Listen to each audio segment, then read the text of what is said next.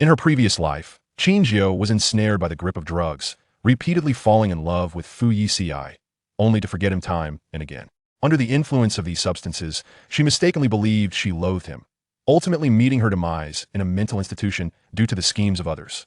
Upon her rebirth, Qin Jiu gained clarity regarding her emotions and wed Fu Yeci, knowing his obsessive and brooding nature. She aspired to love and cherish him deeply, providing him with the security he yearned for. Yet, the deranged magnate from her past seemed transformed. This incarnation of Fu Yeci exuded gentlemanly elegance and gentle humility, devoid of any trace of his former self. He endeavored to love her in the ways she cherished. The once aloof Mr. Fu now lavished upon Mrs. Fu diamond rings and jewelry, willingly offered her a black card, and even presented her with a bouquet of jasmine after his morning jog. Fu Yeci was the epitome of tenderness, intent on bringing joy to his little wife. Just as Qin Jiu believed he was entirely different from before, Fu Yeci grasped her waist, raising an eyebrow in a manner reminiscent of his former self, revealing the same deranged smile from their past life. Mrs. Fu, I have masqueraded long enough. Isn't it time for a reward? He had made every effort to become the man Qin Jiu desired. In this life, she was not permitted to leave him again. Chapter 1. I will love you well. Within the confines of the mental institution, dim lights cast a chilling atmosphere that permeated every corner. Qin Jiu, clad in a patient uniform, leaned against the iron door, her body marred with scars. Her hands and feet were shackled by iron chains, granting her a mere 2 meters of movement. Weakly, she murmured a singular phrase. Mom, Dad, don't leave me. The woman, emaciated from months of torment, bore the weight of immense physical frailty. The psychological anguish of losing all her family in a single night rendered her life unbearable. She was deemed insane and stripped of her dignity, her pride shattered. The iron door creaked open, a blinding beam of light assaulting her vision. Qin Jiu instinctively raised her hand to shield her eyes, the chains clinking ominously with her movement. Upon recognizing the visitor, she stumbled toward her, yet her legs faltered and she collapsed once more, clutching the woman's pant leg. Where are Mom and Dad? What has happened to them? Qin Jiu's eyes were swollen and red, but devoid of tears. She had cried dry during this harrowing ordeal. They're dead. Qilon looked down on her with a chilling smile. I personally administered the drugs. Before dying, they begged me to spare you. Qilon gripped her chin. Qin Jiu, I owe you my gratitude. You provided me the opportunity to usurp the Qin family. Over the years, Qilon had controlled Qin Jiu with drugs, ensuring her compliance. The Qin family treasured their daughter and would willingly sacrifice everything for her. Qilon had murdered Qin Jiu's parents, framing her for the crime, and subsequently confined her to the mental institution, thereby acquiring the Qin family fortune. Originally, I could have let you go, allowing you to live out your days in this asylum, but Fu Yeci insisted on rescuing you. He even sought to save your family. You two are divorced, and after all the harm you inflicted upon him, why would he still wish to help you? Upon hearing Fu Yeci's name, a flicker of change crossed Qin Jiu's tortured expression. Fu Yeci, he was the one she had wronged the most over the years. Under the influence of drugs, she had repeatedly betrayed Fu Yeci, stealing company secrets and causing significant damage to Fu's enterprise. While everyone suspected her, Fu Yeci steadfastly stood by her side, protecting her even as she lost her status as an heiress, falling from grace, in a selfless act to save her from poisoning. Even at the brink of death, Fu Yeci had signed the divorce papers, granting her the freedom she had long desired. Qin Jiu's mind conjured the image of Fu Yeci, his pale visage tinged with regret. She had committed so many wrongs, inflicting deep wounds upon him. Why would he still wish to save her? He is gravely ill, with doctors at a loss. Yet upon hearing news of you, he remains determined to rescue you. Qilan's voice was frigid, and she cast one last glance at her. Blame his obsession with you. I cannot allow him to find you. You shall be sent to your demise. With that, Qilan coiled the chain around Qin Jiu's neck, yanking the ends tightly. Qin Jiu grasped the chain weakly, her frail body making insignificant attempts to resist, but her strength was insufficient to effect any change. In the final moment before pain dissipated, she ceased her struggles. Her deepest regret in this life was the repeated betrayal of Fu Yeci. If she were to die, he would no longer be threatened by her, and no one would harm him. She had hurt him profoundly. This was the only act she could offer in atonement to Fu Yeci. If there's an afterlife, I will love you well, for all eternity. I shall love only you. Ah. In her bedroom, Qin Jiu jolted awake from a nightmare.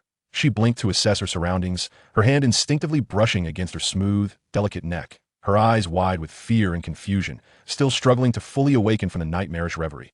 Once again, she had been plagued by a nightmare. To be precise, it was not merely a dream, but a vivid recollection of her past life. In her previous life, she had been destroyed by Qilon.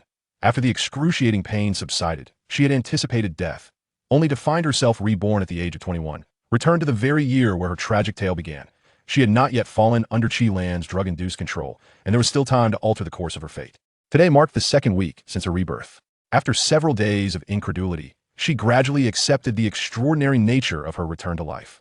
Qin Jiu rose from her bed and opened the bedroom window. The dawn's light barely illuminated the sky, and a few dim streetlights cast a solitary glow. The June breeze drifted through the window, ruffling her hair, and as the wind brushed against her, she began to shake off the remnants of her nightmare. She was no longer in the mental institution. Her parents were alive and unharmed, not victims of Qi Lan's malevolence. If her memory served her correctly, Fu Yeci would arrive to take her to the Fu family tomorrow. Qin Jiu remained baffled as to why she had been granted a second chance at life. Such narratives typically belong to the realm of novels, yet here she was experiencing it firsthand. Regardless of the reason, she vowed never to succumb to Qi Lan's control again. She would safeguard her family and love Fu Yeci wholeheartedly. As thoughts of the man she had wronged flooded her mind, a sense of guilt and regret swelled within her. In their 5 years of marriage, Fu Yeci had bestowed upon her love and devotion, while she had repaid him with betrayal and disdain.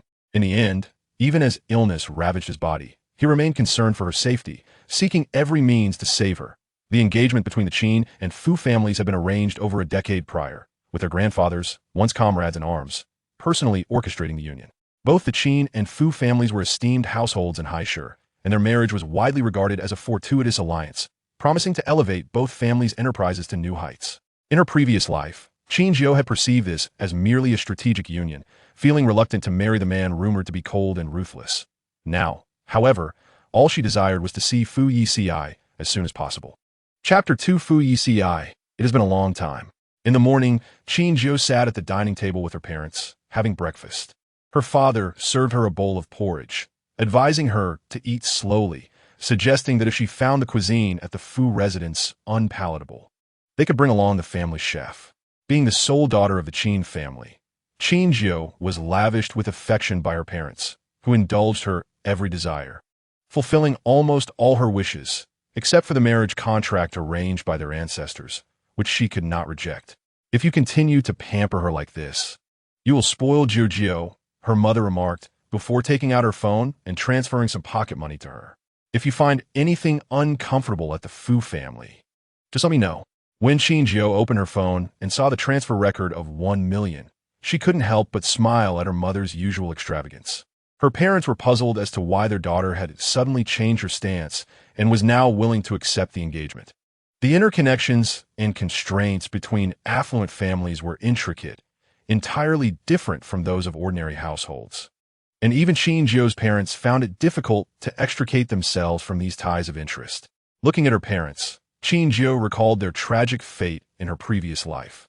If it weren't for her, how could such proud individuals as her parents have begged Qi Lan to spare her in their final moments? Mom and Dad, please remember what I said. Do not have any further contact with Qi Lan. Despite having repeated this several times, she felt compelled to reiterate it. Qi Lan was a student sponsored by the Qin family, who, in her past life, had used her tragic circumstances to become a foster daughter, ultimately bringing ruin to the entire Qin family. Qin Jiu's parents exchanged glances, unsure why their daughter had been emphasizing this matter for days, but they nodded in agreement. No matter how fond they were of Qi Lan, she was ultimately an outsider, and they could not allow her to hurt Jiu's feelings. Not long after breakfast, the Fu family's representatives arrived. Upon seeing the driver emerge, Qin Jiu's expression dimmed. She recalled that in her previous life, Fu Yeci had personally come to fetch her. Why wasn't he here this time?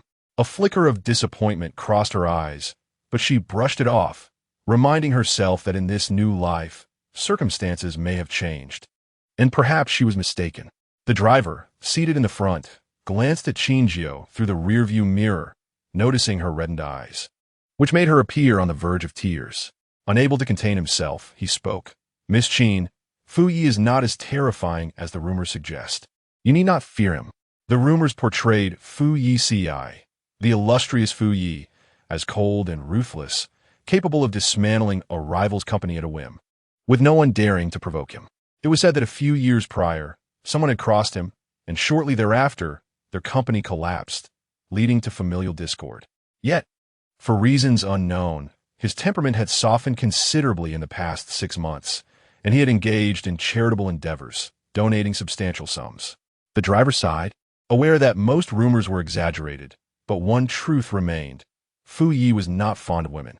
Having worked in the Fu household for many years, he had never seen a woman by Fu Yici's side. Even at various social events, he appeared alone. Some unknowing clients had attempted to send women to his bed, all of whom were promptly discarded. The driver speculated that Fu Yi might simply not like women, and thus, Miss Qin would likely not capture his interest, leading to marital discord. However, in such high society unions, maintaining a respectful distance was considered a success. Yet, the reason for Qin Jiu's reddened eyes was not, as the driver presumed. It stemmed from her overwhelming excitement at the prospect of seeing Fu Yeci again, yearning to rush into his embrace.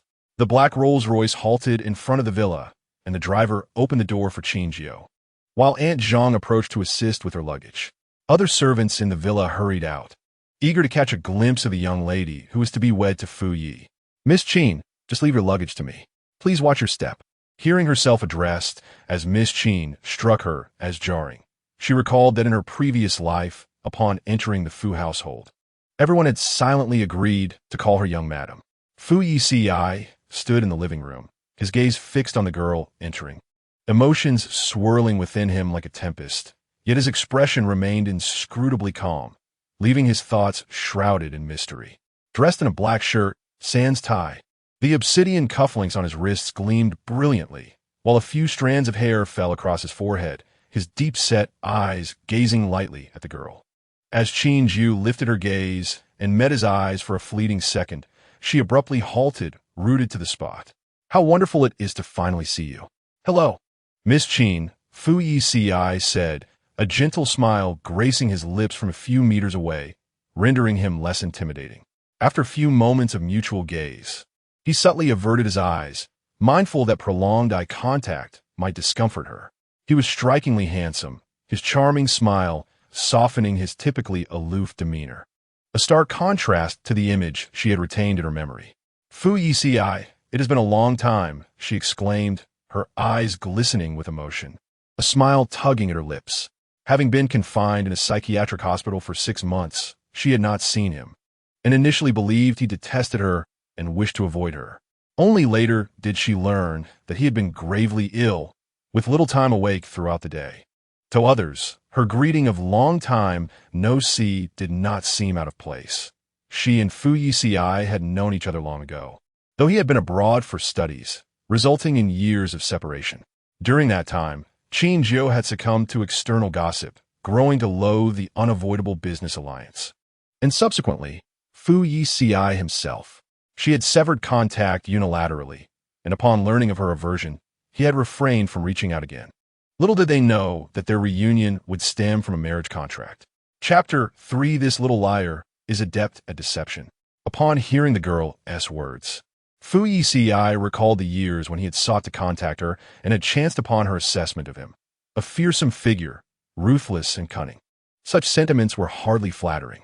His little wife clearly harbored a strong dislike for him. Seeing the tears in her eyes, Fu Yici's suspicions were confirmed. Qin Jiu was indeed fearful of him. Is my appearance truly so daunting? He pondered, furrowing his brow. Wasn't it said that a smiling face evokes warmth? Despite his efforts to appear approachable, Qin Jiu still seemed intimidated. "No." Qin Jiu shook her head. "I'm just so happy to see you."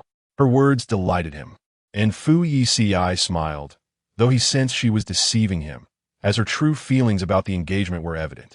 "This little liar is quite the deceiver," he mused. "Your expression would lead others to believe I have mistreated you." Qin Jiu pressed her lips together, summoning her courage. "What is there to fear? You want to eat me?" Her voice was soft yet laced with a feigned fierceness, reminiscent of a restless kitten, easily lifted by its scruff. Fu Yeci chuckled lightly, amusement dancing in his eyes. His little wife likely had no inkling that were she to truly marry him, he would metaphorically consume her. "The bedroom is on the 2nd floor. Let the servants handle your luggage. If you need anything else, feel free to inform Aunt Zhang." As Aunt Zhang helped carry the luggage upstairs, Qin Jiu stood still, momentarily resisting the urge to rush into Fu Yici's embrace before following Aunt Zhang up the stairs. Once she turned away, Fu Yeci lifted his gaze, his eyes fixed intently on her retreating figure. Had she turned back at that moment, she would have witnessed the longing and desire swirling in his eyes, the depth of his affection threatening to envelop her. It was only when her silhouette vanished from view that Fu Yeci withdrew his penetrating gaze, concealing his smile, his fingers lightly tapping against his knee, leaving his thoughts inscrutable. On the second floor, in the bedroom, Qin Jiu gazed around the unfamiliar bedroom, her brow gently furrowing as she surveyed her surroundings. "Miss Qin, is there something you find unsatisfactory here?" Zhang Ma inquired, her tone laced with confusion. Everything has been meticulously arranged by Master Fu. The walk-in closet was stocked with the latest seasonal garments. Master Fu knew of Qin Jiu's fondness for kipeos and had commissioned several exquisite designs from a tailor. The comforter was soft and inviting, the floor adorned with a plush carpet, and the balcony featured a selection of flowers carefully chosen by Master Fu. "I have no complaints," Qin Jiu replied with a soft smile, acknowledging the splendid arrangement. Yet, it was regrettable that this room was not shared with Fu Yeci. In her previous life, upon entering the Fu residence, had she and Fu Yeci not slept in separate bedrooms? The details eluded her, save for the memory of being locked in bed by him, his forceful actions and kisses leaving an indelible mark on her mind. The nights spent in the presence of such fervor, by the floor-to-ceiling windows, in the bathroom, on the sofa, were vividly etched in her memory, causing her cheeks to flush. "Where is Fu Yici's bedroom?" she inquired. "Next door," Zhang Ma answered attentively. Master Fu was concerned that you might feel uneasy in a new environment, so he prepared a separate room for you. All the household staff were instructed to address you as Miss Qin, as Master Fu hoped to avoid any abrupt changes that might upset you. "Thank you, Zhang Ma. I would like to rest for a while," Qin Jiu said, and Zhang Ma exited, closing the bedroom door behind her. Qin Jiu opened the glass door to the balcony, where an abundance of jasmine flowers greeted her, their delicate white blooms charming and delightful. They were planted by Fu Yeci himself, who understood her fondness for jasmine. Observing the impeccable decor of the entire bedroom, it was evident that the person behind it had devoted considerable thought and care.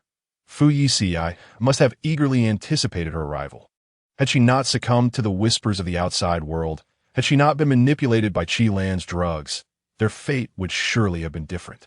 In her previous life, she had long harbored feelings for Fu Yeci, only to have her mind clouded, leading to a cycle of forgetting and rediscovering her affection for him, resulting in a series of misguided actions. After refreshing herself with a bath, Qin Jiu donned a light blue qipao. She recalled how Fu Yeci had particularly enjoyed seeing her in such attire, often indulging in playful games of tearing her qipao in the privacy of their bedroom. Once dressed, she stood before the mirror, admiring her reflection. The qipao, elegantly simple and falling just below her knees, accentuated her slender legs and lamentably thin waist. Her figure was nothing short of perfect, slim, yet curvaceous where it mattered. The qipao enhancing her natural beauty. With a striking visage, bright eyes, and a delicate face framed by fair skin, her slightly upturned nose added a touch of adorableness. Qin Jiu was taken aback. The qipao fit her impeccably, leading her to wonder if it had been tailored specifically for her. While the other garments were satisfactory, achieving a perfect fit with a qipao necessitated precise knowledge of one's measurements, waist, bust, and hips. How did Fu Yeci possess such intimate knowledge? Chapter 4. Don't move, it will be over soon.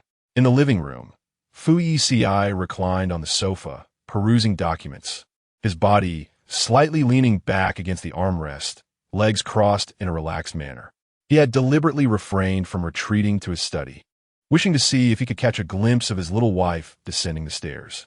The sound of footsteps echoed from the staircase, prompting Fu Yeci to set aside his papers and look up.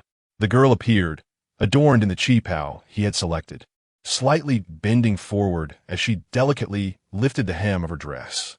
She was enchantingly beautiful, exuding a gentle yet lively grace.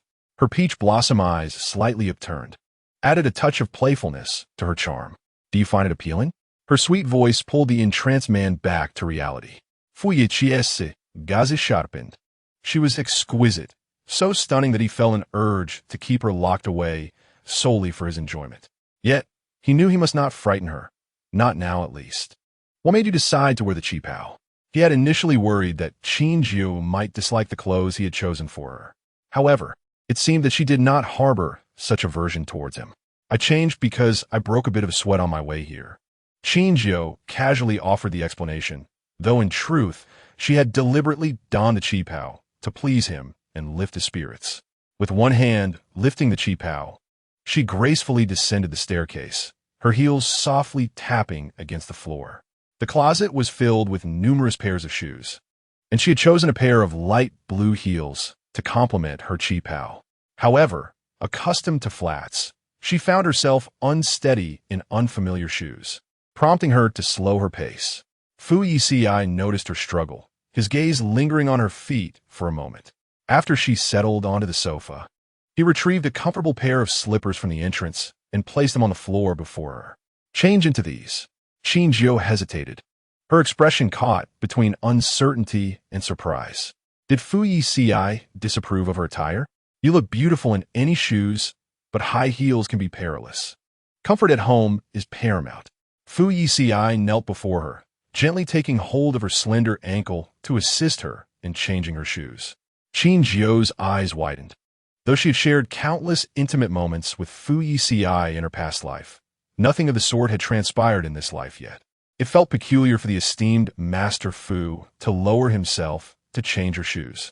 As she bent her knee slightly, attempting to change them herself, Fu Yeci grasped her ankle, and the warmth of his palm sent a shiver through her. Don't move. It will be over soon, he murmured in a low voice. After removing her heels, he indeed discovered that the skin at the back of her heels had reddened. Continuing to wear them would surely lead to injury. A flicker of concern crossed Fu Yeci's eyes. In the future, could you refrain from wearing high heels at home? Qin Jiu nodded, for she too preferred the comfort of flats, though like many girls, she enjoyed dressing beautifully, often suffering blisters on her heels as a result. Fu Yeci stood and settled onto the sofa opposite her. Qin Jiu glanced beside her. There was ample space on the couch, yet he chose to sit across from her. Is there anything about the bedroom you find unsatisfactory? If anything is lacking, I can arrange for it. Fu Yeci turned over a teacup that had been upside down on the coffee table and poured 2 cups of fresh tea. His long, graceful fingers with distinct knuckles were a sight to behold. Qin Jiu found herself momentarily entranced, suddenly recalling a memory from her past life when Fu Yeci had used those very hands to grip her waist, pinning her against the wall for a kiss. As he placed the teacup before her, the sound of porcelain meeting glass broke her reverie. It was inevitable. In her previous life, she had been captivated by hands, particularly those of Fu Yeci. Thus, despite the drugs clouding her mind, she had never resisted his touch. She swiftly grasped the teacup, seeking to redirect her thoughts and force herself to abandon those memories. Is this jasmine tea? She inquired, her eyes sparkling as she set her cup down. Though she was not accustomed to tea, finding it somewhat bitter compared to sweet beverages, she had always cherished jasmine tea for its delicate and refreshing aroma. However, jasmine tea was not particularly rare or exquisite, and she doubted someone as refined as Fu Yeci would favor such an ordinary choice.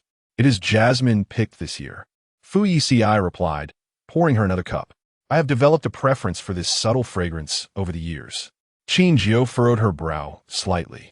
She distinctly remembered Fu Yeci's preference for Longjing tea after the rain.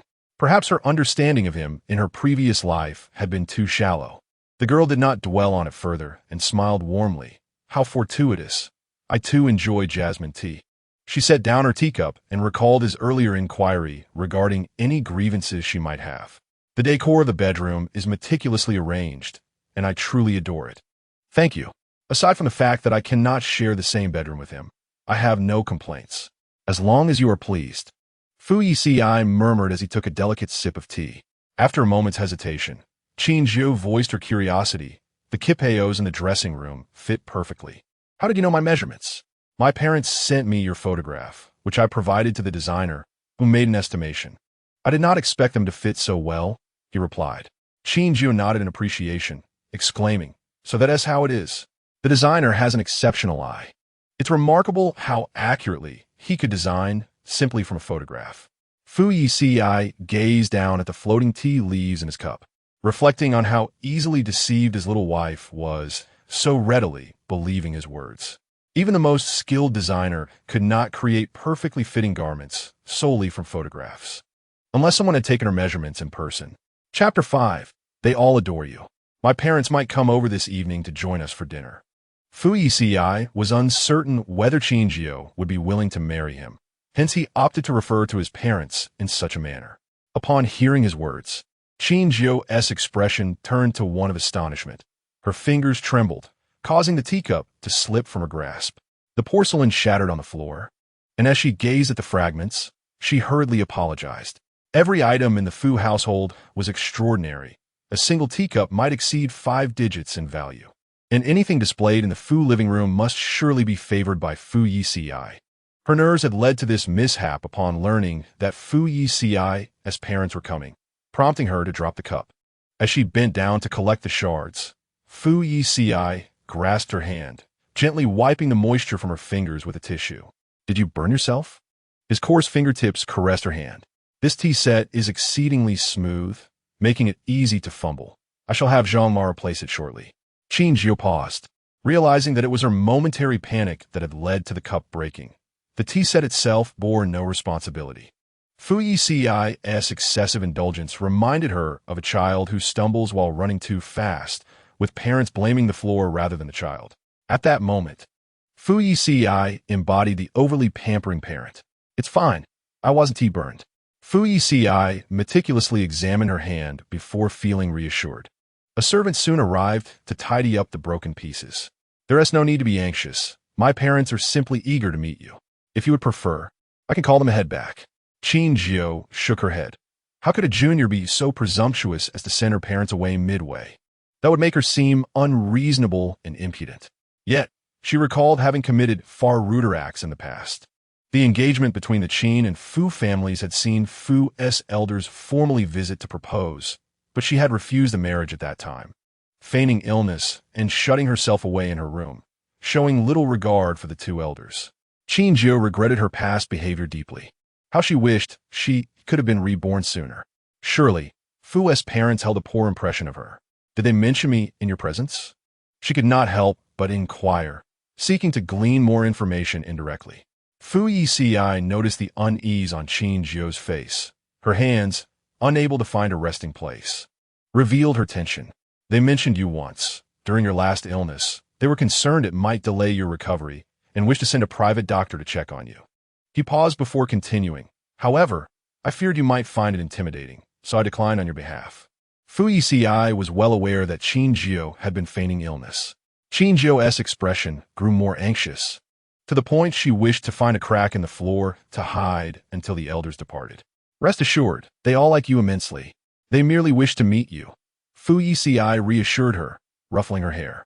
No, I must quickly inquire about the preparations required for meeting the parents.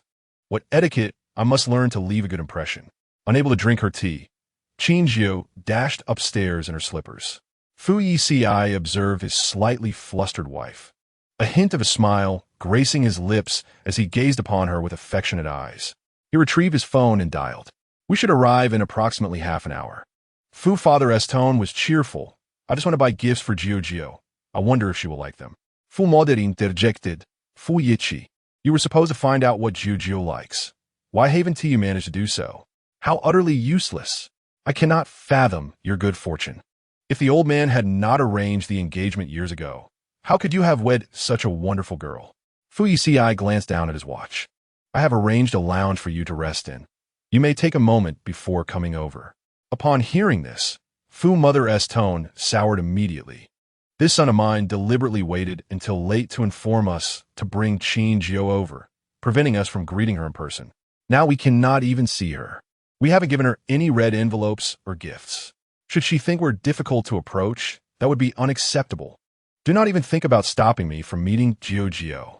With that, she instructed the driver to accelerate. Fu Yeci countered.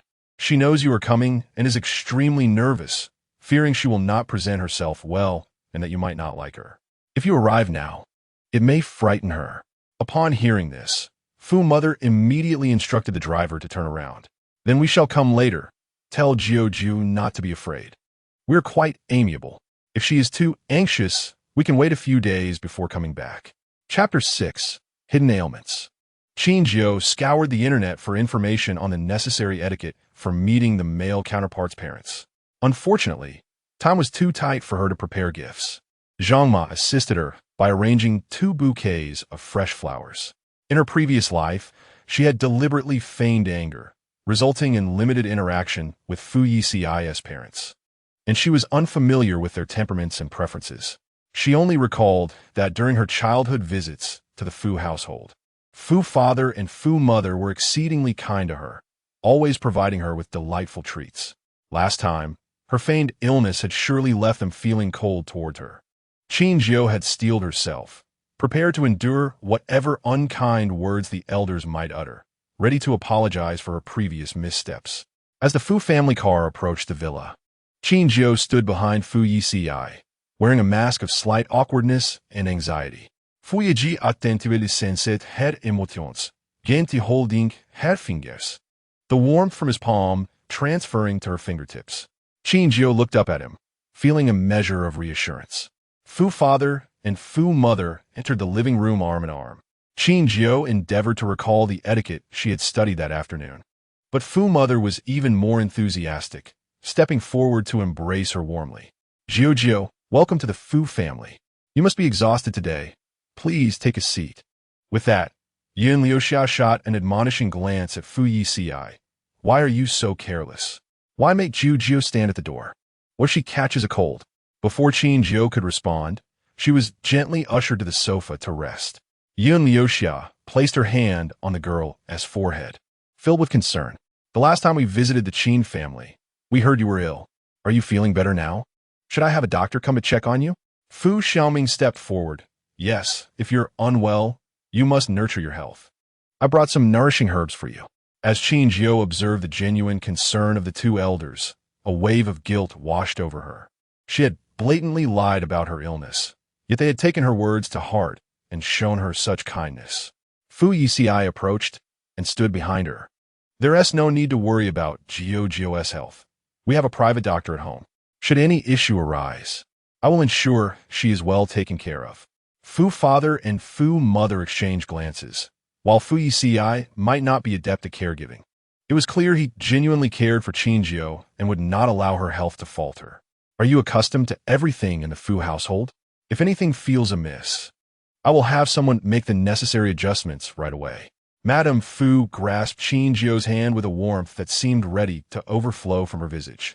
After years of anticipation, she finally welcomed her daughter-in-law into the family. In previous years, rumors had circulated regarding Fu Yeci's health, with even more exaggerated tales suggesting his preference for men over women, leading Liuxia to almost believe in such fabrications. One couldn't help but wonder if her son harbored some hidden ailment. At 25 years of age, Fu Yeci was 4 years senior to Qin Jiu, making this union appear to be a considerable gain for him. It was evident that the elder had meticulously arranged this engagement in advance. Otherwise, how could he have found such a remarkable young lady? She must take good care of Qin Jiu. If the young lady were to become discontented and depart, there would be no way to retrieve her.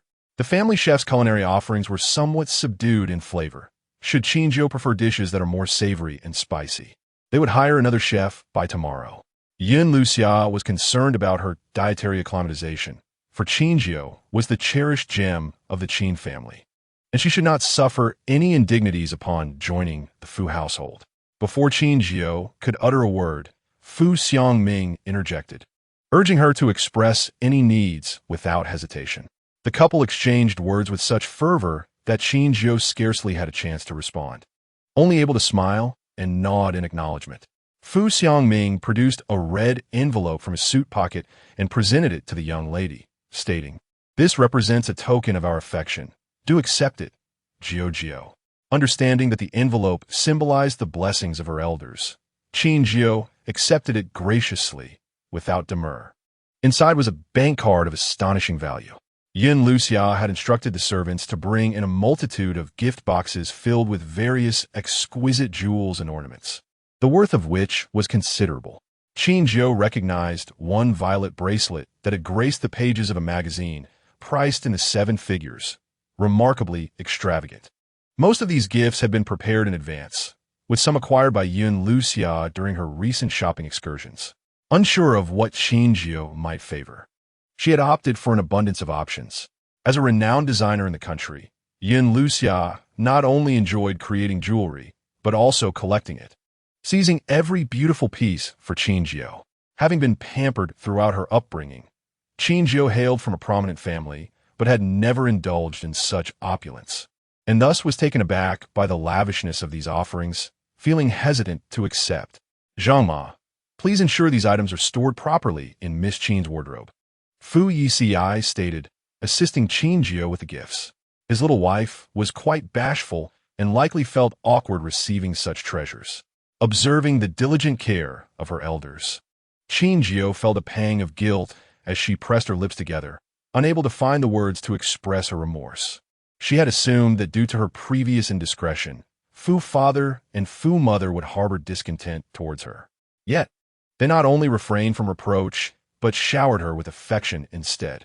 "Thank you, Mom and Dad," she murmured softly. "Excellent, excellent." Fu father and Fu mother beamed with delight. Jiu's willingness to address them as parents indicated her acceptance of the marriage. This tactic proved effective, as having accepted their gifts, it would become increasingly difficult for her to withdraw from this commitment. Chapter 7. Mutual Respect. Fu Yeci sat beside the sofa, his gaze momentarily pausing at Qin Jiu's words. Was the red envelope and the gifts truly so influential? Perhaps he should employ this strategy to foster her affection for him sooner rather than later. Yin Luxia held Qin Jiu's hand with warmth, as she and Qin Jiu's mother were longtime confidants. Absent the engagement, she had intended to raise Qin Jiu as a goddaughter. Observing the delicate, youthful countenance of the girl before her, she felt a sense of guilt for the young lady of the Qin family. Jiu, this engagement was arranged by our 2 esteemed fathers. It is not merely a union of interests. We agreed to your previous wish of not holding a wedding, and it is indeed time for the 2 of you to get to know one another. If you do not wish to be with Fu Yeci, we should not impose." Upon hearing Yin Luxia's words, Qin Jiu lowered her head in remorse. A few months prior, the Qin and Fu families had proposed the engagement and wedding arrangements, and everything had been set in motion, but her prolonged refusal had disrupted the entire process. Several invitations had been sent out and could not be retracted, causing both families considerable embarrassment. "I was too willful before. I apologize," she said, feeling the weight of her actions despite no one holding her accountable. "It is all right, we were too hasty. You must have time to adjust," Yin Luxia reassured her. She understood Qin Jiu's predicament well. Her own marriage to Fu Xiangming had been a business arrangement, and her resistance had proven futile, yet fortunately, they had eventually fallen in love. Qin Jiu yearned to convey that there was no need for adaptation, for she would never depart from Fu Yeci. Yet she held her tongue. It seemed peculiar to change her mind so quickly after previously being obstinate about the engagement. After spending some time in the living room, Yin Luxia ascended the stairs to inspect Qin Jiu's bedroom, curious to see how Fu Yeci had prepared the space. Initially anticipating numerous oversights from this straightforward man, she was pleasantly surprised by his meticulousness, leaving no room for criticism. Upon spotting the jasmine flowers on the balcony, she halted in her tracks. Recalling his past attentiveness to gardening, she had wondered why he had suddenly developed such interests, only to realize now that they were all for Qin Jiu. How cunning of him to keep it a secret. Qin Jiu's eyes widened in disbelief. These flowers had been cultivated by Fu Yeci? She had always assumed they were tended by a gardener. How could a man so busy find time for such endeavors? Indeed, he has nurtured them for several months. Likely yearning for your arrival, Yin Luxia remarked. A chill ran through Qin Jiu. Why had Fu Yeci never revealed these gestures to her? Downstairs, Fu Xiangming meticulously washed strawberries before placing them on the coffee table, casting a glance at Fu Yeci, who was engrossed in paperwork. "Learn from me. Do not constantly bury yourself in work. Prioritize your wife's needs." Yin Luxia had a penchant for strawberries, and Fu Xiangming knew how to please her. Born into a prominent family, many matters intertwined with self-interest, and Jiu likely perceived this engagement as a mere business alliance. You must show her more care and gradually cultivate your feelings. Fu Yici's expression remained cold. He was all too aware that, without this engagement, Qin Jiu likely would not wish to be associated with him at all. Yet this time, he was determined to make her fall for him. I understand, Fu Yeci replied, popping a strawberry into his mouth with a semblance of cheer. He reluctantly considered imparting some wisdom. For many years, Luxia believed we were a case of love blossoming post-marriage. However, that was not the case. I harbored a silent affection for her for a decade, employing every strategy to win her heart. Shifting his tone, the man displayed a proud demeanor. However, not everyone is as fortunate as I. Fu Yeci mused. If love cannot be achieved, then at the very least, we must maintain a courteous coexistence. He returned to his documents, dismissing the notion of mere civility. He desired Qin Jiu's heart to belong solely to him. If that proved unattainable, he would confine her, ensuring she became his possession, compelling her to embrace his love. Chapter 8. Unwrapping Gifts. As dinner approached, Qin Jiu sat at the table, her plate overflowing with food, resembling a small mountain, as she had not taken a single bite. Yin Luxia incessantly piled her plate with dishes. Jiu, do try this sot ed beef tongue. It is the chef's finest creation. Observing the eager anticipation on Yin Luxia's face, Qin Jiu found herself in a dilemma. She had an aversion to beef tongue, which made her nauseous upon consumption. Yet, given the enthusiasm from her hostess, refusing to eat felt inappropriate. Just as she lifted her chopsticks, Fu Yeci took her plate, placing it before himself. Mom, please enjoy your dinner. Do not focus solely on serving Jiu. Zhang Ma, please fetch a new plate, he instructed, leaving Yin Luxia to glare at him in exasperation, abandoning the issue of the beef tongue.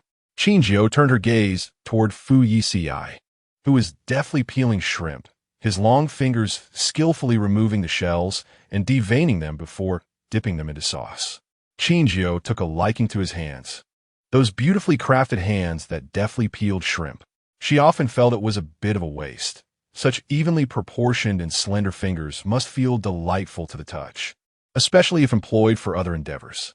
It wasn't until Fu Yeci placed the peeled shrimp in her bowl that the young girl regained her senses. Is this for me? Do you not like it? I do, she replied, lowering her head to eat the shrimp, a gentle smile gracing her lips. Fu Yeci continued to peel shrimp for her, pausing after the fifth one. Qin Jiu bit her lips slightly and gave him a playful wink, indicating her desire for more. She had a natural affinity for shrimp, and those peeled by Fu Yeci were even more delectable, making her appetite flourish. Eating too much isn't good for your stomach. How about I peel some for you tomorrow instead? His tone carried a sense of coaxing. The little girl obediently nodded as Fu Yeci began serving her other dishes, all of which were her favorites. As Qin Jiu focused on her meal, a hint of confusion flickered across her expression. Was it truly a meeting of minds? How was Fu Yeci so attuned to her taste? As if they had lived together for a considerable time? After dinner, the Fu family's car came to a halt at the entrance. Fu's parents did not reside here. Mom, Dad, it's getting late.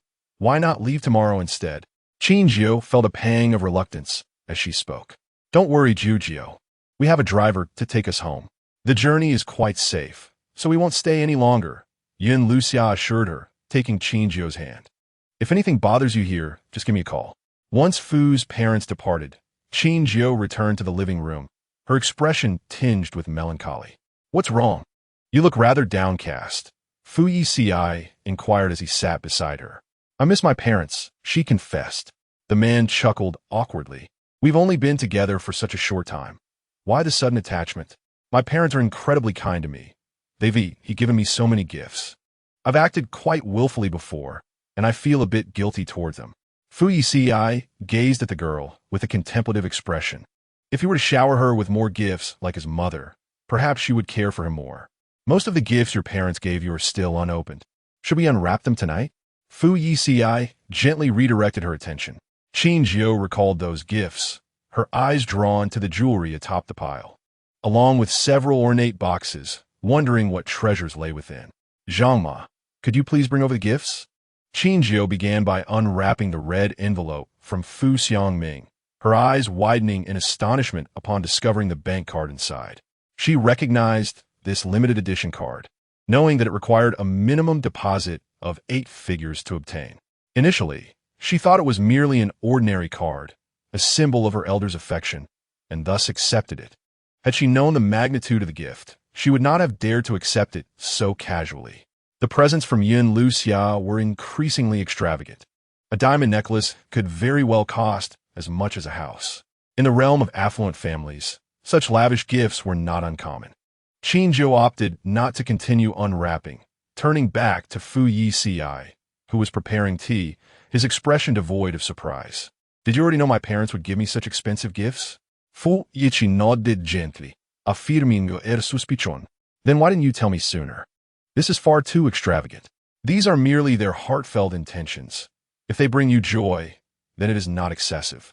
Had he known that spending money could win over his little wife, he would have done so long ago. As Qin Jiu reflected on her past missteps, guilt began to wash over her. The betrothal between the Qin and Fu families had garnered the attention of all the prominent families in Haishu. The union of these two illustrious lineages would tighten the web of relationships and affect many interests. Almost everyone assumed the wedding would be grand, only to be shattered by her actions.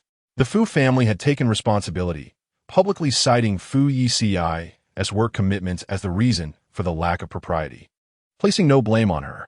Fu Yeci, I'm so sorry. Qin Jiu turned to the man.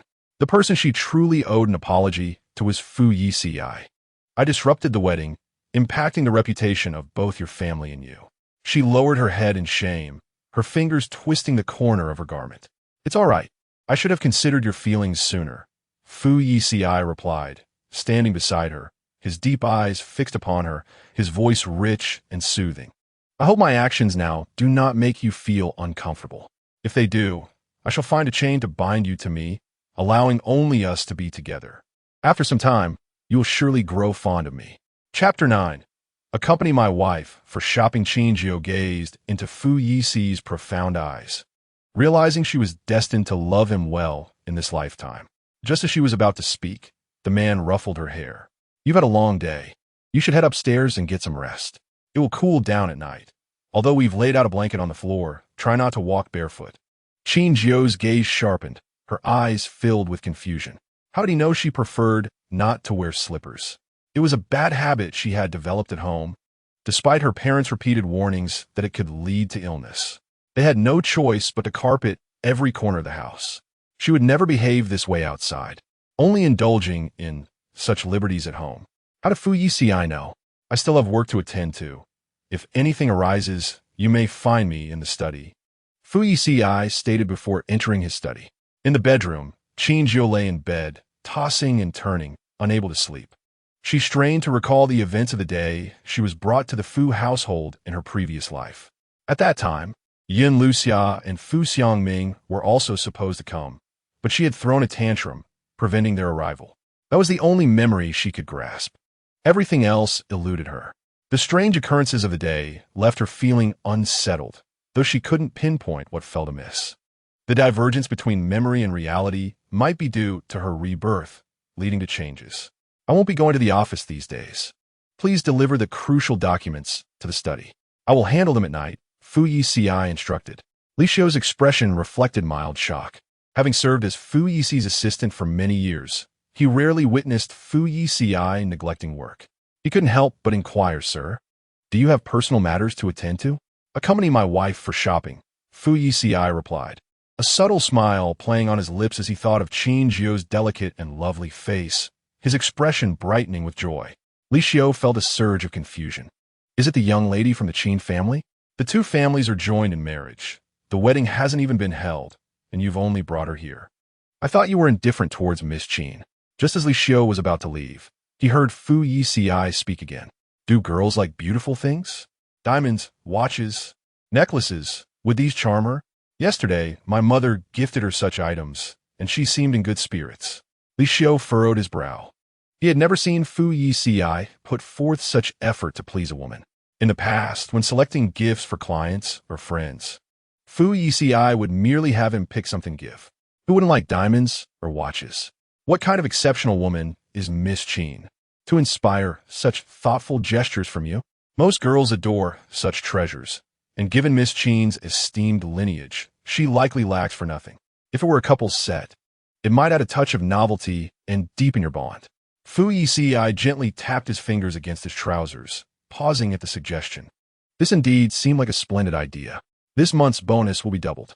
An assistant like Li Xiu, who provided such thoughtful suggestions, certainly deserved a raise. After all, one must not waste talent. Thank you, sir, Li Xiu replied, gathering the documents as he exited the villa. When Qin Jiu finally rose, it was already 9 in the morning. Having slept poorly the previous night, she had awakened late. Initially, she assumed Fu Yeci would have left for the office long ago, only to find him waiting downstairs for her. Upon seeing her descend the staircase, Fu Yeci instructed the servant to bring breakfast. Have you been waiting for me to eat breakfast? Qin Jiu felt a twinge of embarrassment at the prolonged wait. The girl, clad in her pajamas, spoke in a sweet, soft voice tinged with the remnants of sleep. You needn't wait for me. I woke up rather late. Not at all. I wish to have breakfast with you, Fu Yeci replied, observing the girl's adorable demeanor. Do you have time today? I would like to take you shopping. Qin Jiu paused for a moment, ensuring she had not misheard, before nodding her head. Yes, I have time. A look of disbelief crossed Qin Jiu's face. In her previous life, she had cohabited with Fu Yeci for 5 years, and he seldom accompanied her on shopping excursions, not out of unkindness, but rather due to his obliviousness to how to make her happy. His gifts of clothing and jewelry were delivered directly to their villa from the mall or chosen by models for her selection. Why this sudden change? Then after breakfast, let's go shopping. I'll have the driver wait outside for us. All right. Chapter 10. No longer so estranged after breakfast. Qin Jiu and Fu Yeci stepped into the car for their shopping trip, which came to a halt before a grand shopping mall. Fu Yeci exited first, then opened the opposite door, shielding Qin Jiu from bumping her head. Miss Qin, please be careful. The formal address struck Qin Jiu as odd, prompting her to gaze into Fu Yeci's eyes, which reflected no awareness of any awkwardness. You needn't call me that. Our relationship is not so distant. Setting aside their family's engagement, they had known each other since childhood. Such formality felt unnecessary. Qin Jiu would prefer it if Fu Yeci simply called her by her name. Very well, Jiu, Fu Yeci replied with a gentle smile. He had long been prepared for this. Now that Qin Jiu had taken the initiative to suggest a more intimate address, he would certainly oblige. As they moved forward, Fu Yeci took her hand, causing Qin Jiu to pause momentarily. Didn't you say we needn't be so estranged? Holding hands should be permissible, no? His words left Qin Jiu with no room for refusal, nor did she wish to decline. Of course, inside the mall, the striking couple attracted countless glances. Their beauty was simply irresistible. Qin Jiu typically shopped with friends and had seldom ventured out with a male companion, especially not with Fu Yeci. She thought she should choose items he would like. Just as she intended to lead him toward the men's clothing section, Fu Yeci guided her into a boutique. Upon seeing their attire, the sales associate immediately recognized them as affluent clientele. May I assist you with anything? She asked warmly. Just browsing, Fu Yeci replied. After perusing the store, he recalled Li Xiu's earlier suggestion that couple outfits would add a refreshing touch. Qin Jiu stood before a row of suits. Uncertain of what to buy Fu Yeci, none seemed suitable, as the suits were all bespoke and he had never owned anything ordinary. Jiu, why not try this one? Fu Yeci suggested, finding a matching couple's outfit, a white shirt paired with a short skirt, looking quite complimentary. The sales associate promptly retrieved the clothing, and Qin Jiu, though unsure why he selected this, complied with his choice. Ladies' clothing was often more complex to try on. Fu Yeci managed to change into his outfit before her. Waiting outside the fitting room, he sat, anticipation building as he awaited Qin Jiu's emergence. When she finally stepped out, seeing him in the couple's outfit, she grasped the concept behind his choice. A flicker of surprise crossed her features. When had this straightforward man become attuned to such nuances? I think it fits well, so I decided to try it on. Fu Yeci said, his hands clasped behind his back, tightening slightly, revealing a rare moment of insecurity in the otherwise confident Fu Yeci. You look great, Qin Jiu remarked, admiring their reflections in the mirror. Clad in matching outfits, they appeared surprisingly well-matched. Fu Yeci typically donned black shirts, seldom wearing white. Standing beside him in her white skirt, they resembled a true couple. I'll take this set. I really like it, Qin Jiu declared with a smile. Fu Yeci proceeded to the counter to pay, coincidentally encountering a couple at the register, the woman preparing to settle the bill. Fu Yeci did, puzzled by the sight of a woman paying while shopping. The man opposite him grew uncomfortable under his gaze. Surely, after marriage, surrendering one's salary was a basic expectation? He didn't clarify his thoughts, fearing others might misconstrue him as a kept man. Just then, the sales associate returned with the packaged clothing, saying, "Sir, here you go." Fu Yeci accepted the bag, glancing back at the couple, mulling over the situation for a few moments before departing. After exiting the clothing store, Fu Yeci led Qin Jiu into a jewelry shop. "Shall we see if anything catches your fancy?" Qin Jiu wandered about, ultimately selecting a bracelet, then announced, "Fu Yeci, I'm feeling a bit tired. I'd like to rest for a moment." He assisted her in sitting down, and the sales associate promptly brought her a glass of water. "You sit and rest. I'll take a look around." Fu Yeci approached the jewelry display. He had little knowledge of jewelry, typically relying on lightnovel to procure gifts, and was unaware of which designs appealed to women. Yet, buying more pieces would surely lead him to something that Qin Jiu would adore. This one, he pointed to two extravagant necklaces in the display. The sales associate stood by, asking, "Sir, would you like to see them up close?" "Pack everything else up, except these few," he instructed. "Pack them all?" The sales associate questioned, incredulous. In her years of service, she had never witnessed someone purchase like this. Each item in the display possibly exceeded 6 figures. She wouldn't dare to be so extravagant even at a discount store. Qin Jiu approached, a look of confusion on her face. "Why buy so many? Who are you giving them to?" "To you," he replied, recalling how pleased she had been with the gifts she received the previous night. He believed this might be a way to win her over. "But I already have plenty of jewelry. My mother gifted me a lot yesterday," she interjected. "What does that matter?" Fu Yeci questioned, perplexed. What harm was there in her having more jewelry? With each day offering a new pairing, how could it be excessive? "Those are gifts from my mother. These are from me. They do not conflict." He had finally discovered a method to please his little wife. He could not abandon it so easily. Qin Jiu found it futile to stop him. Wealth afforded one the luxury of whimsy, and for Fu Yeci, this money was merely a byproduct of a contract signed without a second thought. Chapter 11. Follow me to the study while Fu Yeci proceeded to pay.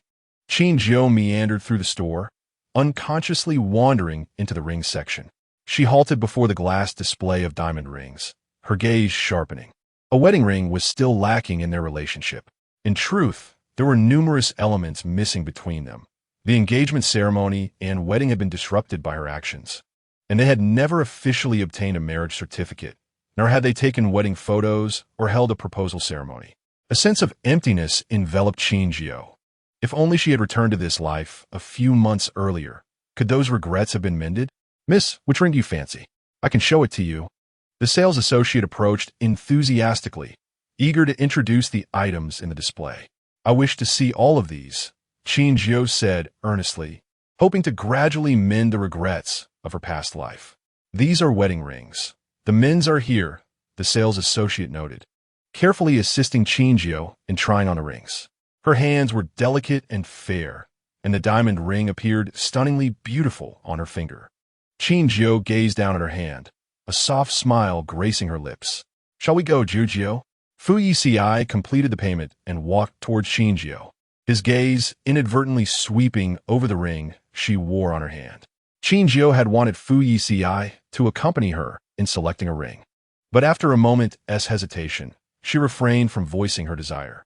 She clearly saw him observing her trying on rings, yet he chose not to address the matter. Since he was unwilling, she felt it inappropriate to press the issue. "Let us go." The girl removed the ring and placed it in front of the display case, her eyes gradually dimming. Qin Jiu quietly lifted her gaze to the dashing man beside her, who, as usual, exuded a noble and aloof demeanor, seemingly oblivious to her feelings. Though he had witnessed her wearing the ring, why did he not purchase it? Did Fu Yeci not wish for her to wear a wedding ring? His refusal to forgive her previous capriciousness weighed heavily on her heart. A myriad of emotions washed over Qin Jiu in her past life. It was Fu Yeci who had taken her to select a wedding ring, yet she had deliberately thrown a tantrum and refused to wear it. Now, the roles had reversed. All of this was of her own making. She could not blame Fu Yeci. As a black Rolls-Royce pulled into the villa, Qin Jiu and Fu Yeci alighted from a vehicle. After sipping tea in the living room for a while, she excused herself, claiming fatigue, and wished to retreat to her room. "Are you feeling unwell? Shall I call the doctor to have a look?" Fu Yeci observed the delicate features of the girl, his brow furrowing in concern. "No need. I'm just a bit tired from wandering about all day." Fu Yeci failed to detect the hint of grievance in her tone. "Then you should head back to the bedroom. If you're really feeling unwell, a warm bath might help." It seemed his little wife had a rather frail constitution. He would need to find opportunities for her to exercise more in the future. As Qin Jiu ascended the stairs, she clenched her fist and pounded it against her rabbit plushie in frustration. Fu Yeci, that oblivious man, had no idea how to comfort her. When she said she was tired, did he not understand? They both knew she was wearing the ring. Why not buy it? Even if just to please her, she could wear it occasionally. Her rebirth had altered many things. Perhaps this incarnation of Fu Yeci did not cherish her as much as before. She could not blame anyone but herself. All of this was her debt to Fu Yeci. She merely lacked a wedding ring. In her past life, Fu Yeci had endured countless heartaches due to her actions. When feeling troubled, Qin Jiu found solace in painting. Fu Yeci had thoughtfully set up an easel on the balcony, and the girl sat beside it, brush in hand, attempting to forget her discontent. When she painted, she became especially engrossed, easily losing track of time. Before she knew it, several hours had slipped away. At 9 o'clock in the evening, a knock echoed from outside the door. "Weren't you told not to send me fruit?" With her brush still in hand, the girl spoke through the door. "Please take it away." "Thank you." Assuming it was a servant, Qin Jiu was perplexed as to why they persisted in sending things despite her previous request. The knocking continued, and she reluctantly set down her brush to open the door. Before she could finish her sentence about not needing deliveries, she was greeted by Fu Yeci's striking face, leaning casually against the doorframe, his expression languid, with the top buttons of his shirt undone, exuding an extra hint of charm. "Do you have a moment? I wish to discuss something with you." "What is it?" Qin Jiu found his voice alluring, deep and magnetic. Her gaze inadvertently drawn to the skin revealed beneath his neck. The man held an irresistible allure for her. "We are soon to be married, and naturally, there will be more matters to address than before." Fu Yeci bent slightly to meet her gaze, his lips curving into a smile, the corners of his eyes lifting with a playful glint, a stark contrast to his usual seriousness. The sudden closeness quickened Qin Jiu's breath, and she recalled his words. Was the discussion of post-marital obligations meant to imply something more intimate? In the deep of night, with just the two of them, it seemed fitting for something to unfold. Qin Jiu felt no aversion. After all, in her previous life, all manner of wild and reckless events had occurred between them. They were married, and such matters were inevitable. Yet, the rapidity of their progression took her by surprise. "Follow me to the study, shall we?" Fu Yeci lifted slightly. The girl froze momentarily at a loss for words. A study play? How thrilling! Though Fu Yeci had been quite audacious in their previous life, it had not started off this boldly. This was beyond her expectations. "I'll be waiting for you in the study." Fu Yeci lowered his gaze and turned toward the study. Chapter 12. Wasn't for a bath together? Inside the study, Fu Yeci sat on the sofa as Qin Jiu entered slowly, locking the door behind her. Hearing the sound of the lock, he glanced up at her direction. Why did his little wife appear so anxious? Had he inadvertently startled her? Noticing her paint-stained fingers, Fu Yeci frowned and approached, taking her hand and guiding her towards the bathroom. Qin Jiu stiffened. Was he taking her to the bathroom for the next step? Fu Yeci turned on the faucet at the washstand, rolling her sleeves up to cleanse her hands of the paint. This paint contains additives. Prolonged contact with your skin isn't advisable. All done. Fu Yeci dried her fingers with a tissue, letting her sleeves drop back down. Just washing your hands. Not bathing together? Qin Jiu gazed at Fu Yici's noble and reserved face, feeling as if she had misinterpreted something. All right. She dashed out of the room and settled onto the sofa outside the study. You mentioned needing to discuss something with me. What is it? Fu Yeci placed a black card before her. This is a bank card linked to my assets. The password will be sent to your phone shortly. While making the payment today, he had encountered a couple whose words prompted him to reflect.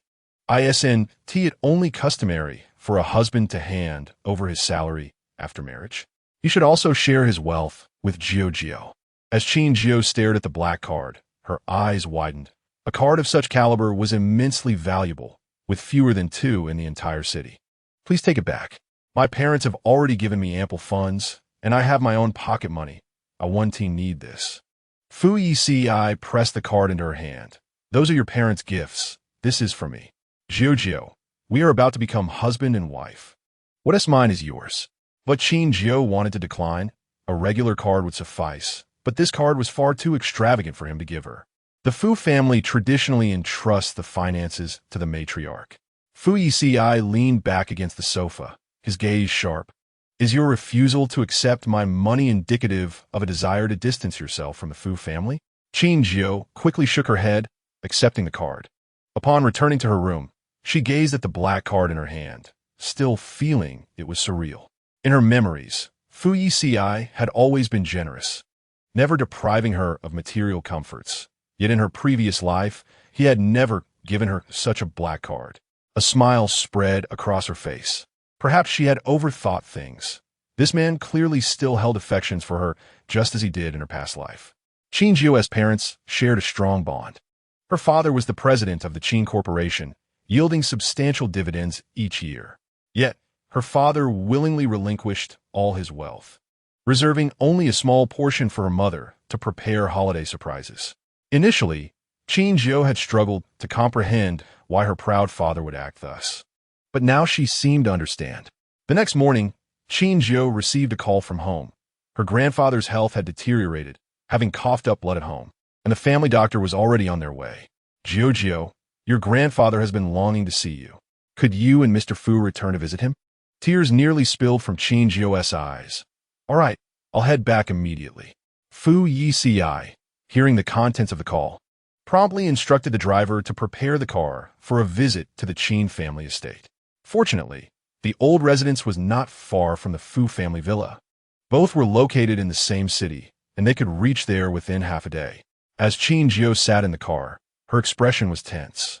Her grandfather's health had always been frail, and this incident of coughing blood was surely serious. In the previous life, after a severe illness, the old gentleman succumbed to a deteriorating condition and ultimately passed away during surgery. Qin Jiu was unwilling to endure the agony of losing a loved one once more. Thus, I contacted the finest medical team from the Fu family, who promptly arrived. Surely, grandfather would be fine. Fu Yeci grasped Qin Jiu's hand, the warmth from his palm extending to the tips of her fingers. Chapter 13. Grandfather is merely aged. At the Qin family's ancestral home, the elderly Mr. Qin lay listlessly on his sickbed. After several family doctors examined him, they exchanged glances, puzzled. His health appeared unchanged. He was simply older, his constitution not as robust, which raised concerns about the unexpected symptom of coughing up blood. Unable to identify any issues, they prescribed only restorative tonics. Once the doctors departed, Mr. Qin abruptly sat up in bed, his spirit invigorated, and inquired of Butler Wang, "How do I appear? Do I resemble an ailing man?" "Indeed, you could win an Oscar for your performance," Butler Wang replied as he approached to close the door. "But why feign illness? If you miss Jiu, simply call her. She holds you in such affection. She has never failed to visit you. I just called her, and she was nearly in tears. I couldn't bear to deceive her." Mr. Qin sighed. Were it not for the lack of alternatives, he wouldn't resort to such ruse. Jiu had always been reluctant to marry into the Fu family. having evaded the wedding altogether. This time, her entry into the Fu household would undoubtedly lack sincerity. I must devise a plan to foster their affections. This betrothal was arranged by him and the elder of the Fu family, and naturally, he wished to see the two children united. Leaning against the bed, Mr. Qin reflected, I may not have many years left. Before I close my eyes, I wish to see Jiu wed to a trustworthy protector. Fu Yeci has grown up before my eyes. Given the camaraderie between the Fu and Qin families, I am at ease with Jiu marrying into the Fu family. In these tumultuous times, the world of commerce is rife with deceit. Mr. Qin had witnessed too many noble families plummet from grace during their zenith. The Qin family, a prestigious lineage, could have shielded Qin Jiu from the storms of life, yet they had adversaries. When she was young, Qin Jiu had been kidnapped by their enemies, narrowly escaping a dire fate, leaving a shadow over the entire Qin family. As the adversaries grew increasingly formidable, Mr. Qin felt compelled to prepare for the worst. If it weren't for the threat of retaliation, I would never hasten Jiu's marriage, he lamented gravely. Butler Wang stood by. Your noble intention, sir, will eventually be understood by Jiu. Feigning illness was a tactic he had learned from the old man of the Fu family. It proved effective indeed. Quickly, pour red ink onto the handkerchief. Ensure Jiu doesn't discover it. A black Rolls-Royce halted at the entrance of the ancestral home, and Qin Jiu alighted from the vehicle, rushing inside. Qin father and Qin mother awaited her in the living room, unaware of the old man's charade. Jiu, go see your grandfather. Qin Jiu dashed upstairs, with Fu Yeci trailing behind her. Grandfather, are you feeling better? She asked, gripping the old man's hand, tears glistening in her eyes. It's my fault. I should have returned sooner to visit you. Do not worry. Seeing you has already alleviated half of my ailment, mister. Qin replied, his lips pale, turning to scrutinize Fu Yeci beside him. The last time he had seen him was before his studies abroad. Years had passed, and he now possessed a maturity and steadiness. He had not erred. The children raised by the Fu family were indeed exceptional. Grandfather, Fu Yeci nodded slightly. Mister. Qin gestured for Qin Jiu's hand to be placed atop Fu Yeci's. You both have come. Stay with this old man a while longer. I have missed you. Grandfather, I will wait until you recover before leaving, Qin Jiu insisted, fearing that Qin Jiu would feel distressed remaining by the bedside. Fu Yeci assisted her into a chair. I've summoned the doctors from the Fu family. They are waiting downstairs. I will have them come up to examine you.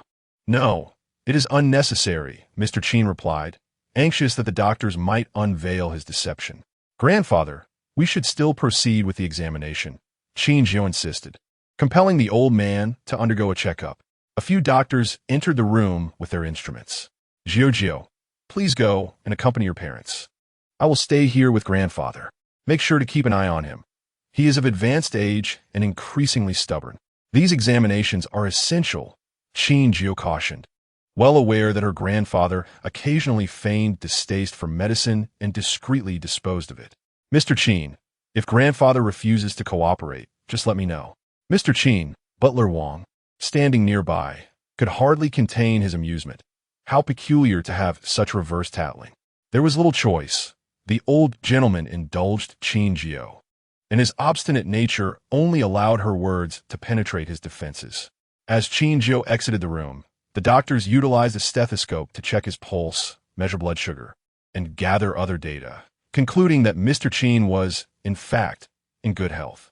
Mr. Qin, there appears to be nothing wrong with your health. Upon hearing this, Mr. Qin, fearing exposure, hastily retrieved the blood-stained handkerchief from beneath his pillow and began to cough. The doctors, upon witnessing the bloodstains, were taken aback, casting doubt on their years of medical training.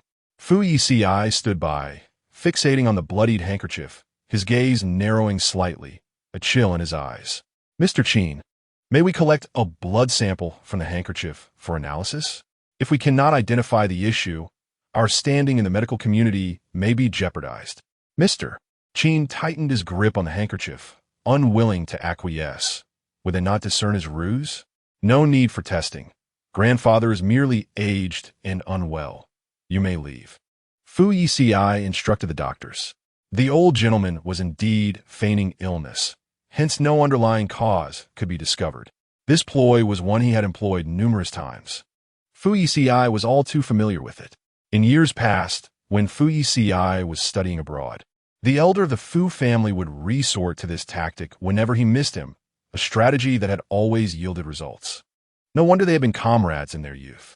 Chapter 14, Tattling. After descending the stairs, Fu Yeci was immediately approached by Qin Jiu, grandfather as well. ISNT, rest assured, he is simply experiencing age-related weakness. His health is sound. He refrained from mentioning the feigned illness, suspecting that Mr. Qin wished to see Jiu. The doctors have advised a period of recovery. We shall remain here to keep him company. Very well, Qin Jiu nodded, then recalled Fu Yeci's responsibilities. As the president of the Fu Corporation, his pivotal tasks were demanding. Could he truly afford to take so many days off? Fu Yeci, if your work is too overwhelming, you need not stay with me, she said, winking at him, her voice sweet and soft. Fu Yeci's expression darkened, reminding her of their relationship. We are soon to be husband and wife. If I leave, it may displease grandfather. What saddened him was that whenever Qin Jiu faced challenges, she instinctively sought to distance herself from him, never considering relying on him. I merely worry about your workload. I wouldn't dream of impeding your time, Qin Jiu quickly clarified, recognizing Fu Yeci's worth, knowing he could generate immense wealth in mere minutes. How could she dare delay his work? To be with you is not a waste of time, Fu Yeci said, taking her hand, leaning to whisper in her ear. If you push me away again, I shall tell my parents and grandfather that you wish to rid yourself of me. Though it was a threat, it carried a hint of tenderness. Qin Jiu looked up at him, her lips pressed together, surprised that Fu Yeci would use such a tactic against her. Then stay here with me to care for grandfather. His assets are abundant. Losing a few days of income is inconsequential. Now that is more agreeable. Fu Yeci gently squeezed her fingers. Seated in the living room, Qin's parents observed the intimate gestures exchanged between the two, their faces lighting up with satisfied smiles. They had previously feared that Qin Jiu might not be fond of this engagement, yet it appeared their worries were unfounded. Qin's mother lowered her voice, remarking, I told you so. Fu Yeci is such an exceptional man, it won't be long before Jiu develops feelings for him. After all, Fu Yeci had been someone they watched grow up. They had known his affections for Jiu from the very beginning. Otherwise, despite the many enemies of the Qin family, they would never have allowed Qin Jiu to marry and endure such hardships. Jiu Yeci, come sit with us. Upon hearing her parents' words, Qin Jiu felt akin to a student caught in a secret romance by the strict principal, nervously releasing Fu Yeci's hand. The man glanced down at the empty space where her hand had been, his brow furrowing slightly. It seemed his little wife was not quite comfortable walking alongside him in front of her parents. He felt compelled to take action. Qin Jiu intentionally sought to maintain some distance from Fu Yeci, not due to any emotional discord, as she genuinely enjoyed his company, but rather because in her parents' presence, she still felt like a child. The presence of another person made her feel as though she were experiencing a youthful crush. Yeci, how has life been with Jiu these past few days? She has been quite spoiled at home. I hope she hasn't caused you any trouble. Fu Yeci settled beside Qin Jiu, wrapping an arm around her waist and deliberately displaying their closeness before her parents. Jiu is very well behaved. Everyone in the Fu family adores her. The old man is always urging me to bring my granddaughter-in-law to visit him. However, she does have a habit of kicking off the covers at night, and I worry she might catch a chill. The man tightened his embrace, drawing them closer together. Qin Jiu stiffened, looking at Fu Yeci with disbelief. Why would he say such things that could lead her parents to misunderstand? Qin's parents froze at this revelation. Fu Yeci was aware of Jiu's midnight cover kicking, suggesting they had already shared a bedroom, and their relationship was progressing far more rapidly than they had anticipated. Before either could fully process this, Fu Yeci added, Jiu's stamina is not that robust. She must avoid excessive exertion. Don't worry, I will take good care of her. Sitting on the sofa, Qin Jiu felt akin to a startled quail. Poor stamina. Excessive exertion. What kind of alarming words were these? They had not even reached that stage yet. That's good. As long as you both are getting along. Qin's mother gradually recovered from her shock and picked up her teacup to sip tea. This outcome was not entirely unexpected. It was simply unfolding faster than she had imagined. After all, Fu Yeci had cherished her for many years and deserved to have his wishes fulfilled. Yeci, you returned to the country a few times while studying abroad. You must have seen Qin Jiu back then, right? Fu Yeci nodded slightly. The old man had feigned illness to lure him back. He had known it was a ruse, but still bought a plane ticket home almost as if by instinct. Even now, he could not discern whether he had returned to accompany the old man or to see Qin Jiu. At that time, Qin Jiu had already fallen prey to external rumors and had distanced herself from him, deleting all means of contact. When he attempted to reach out, he was compelled to return to the country personally to seek her out, hoping to inquire why she had severed their connection, only to hear from her lips, "Fu Yeci is that ruthless, cunning business prodigy. I wouldn't even want to be friends with him, let alone marry him.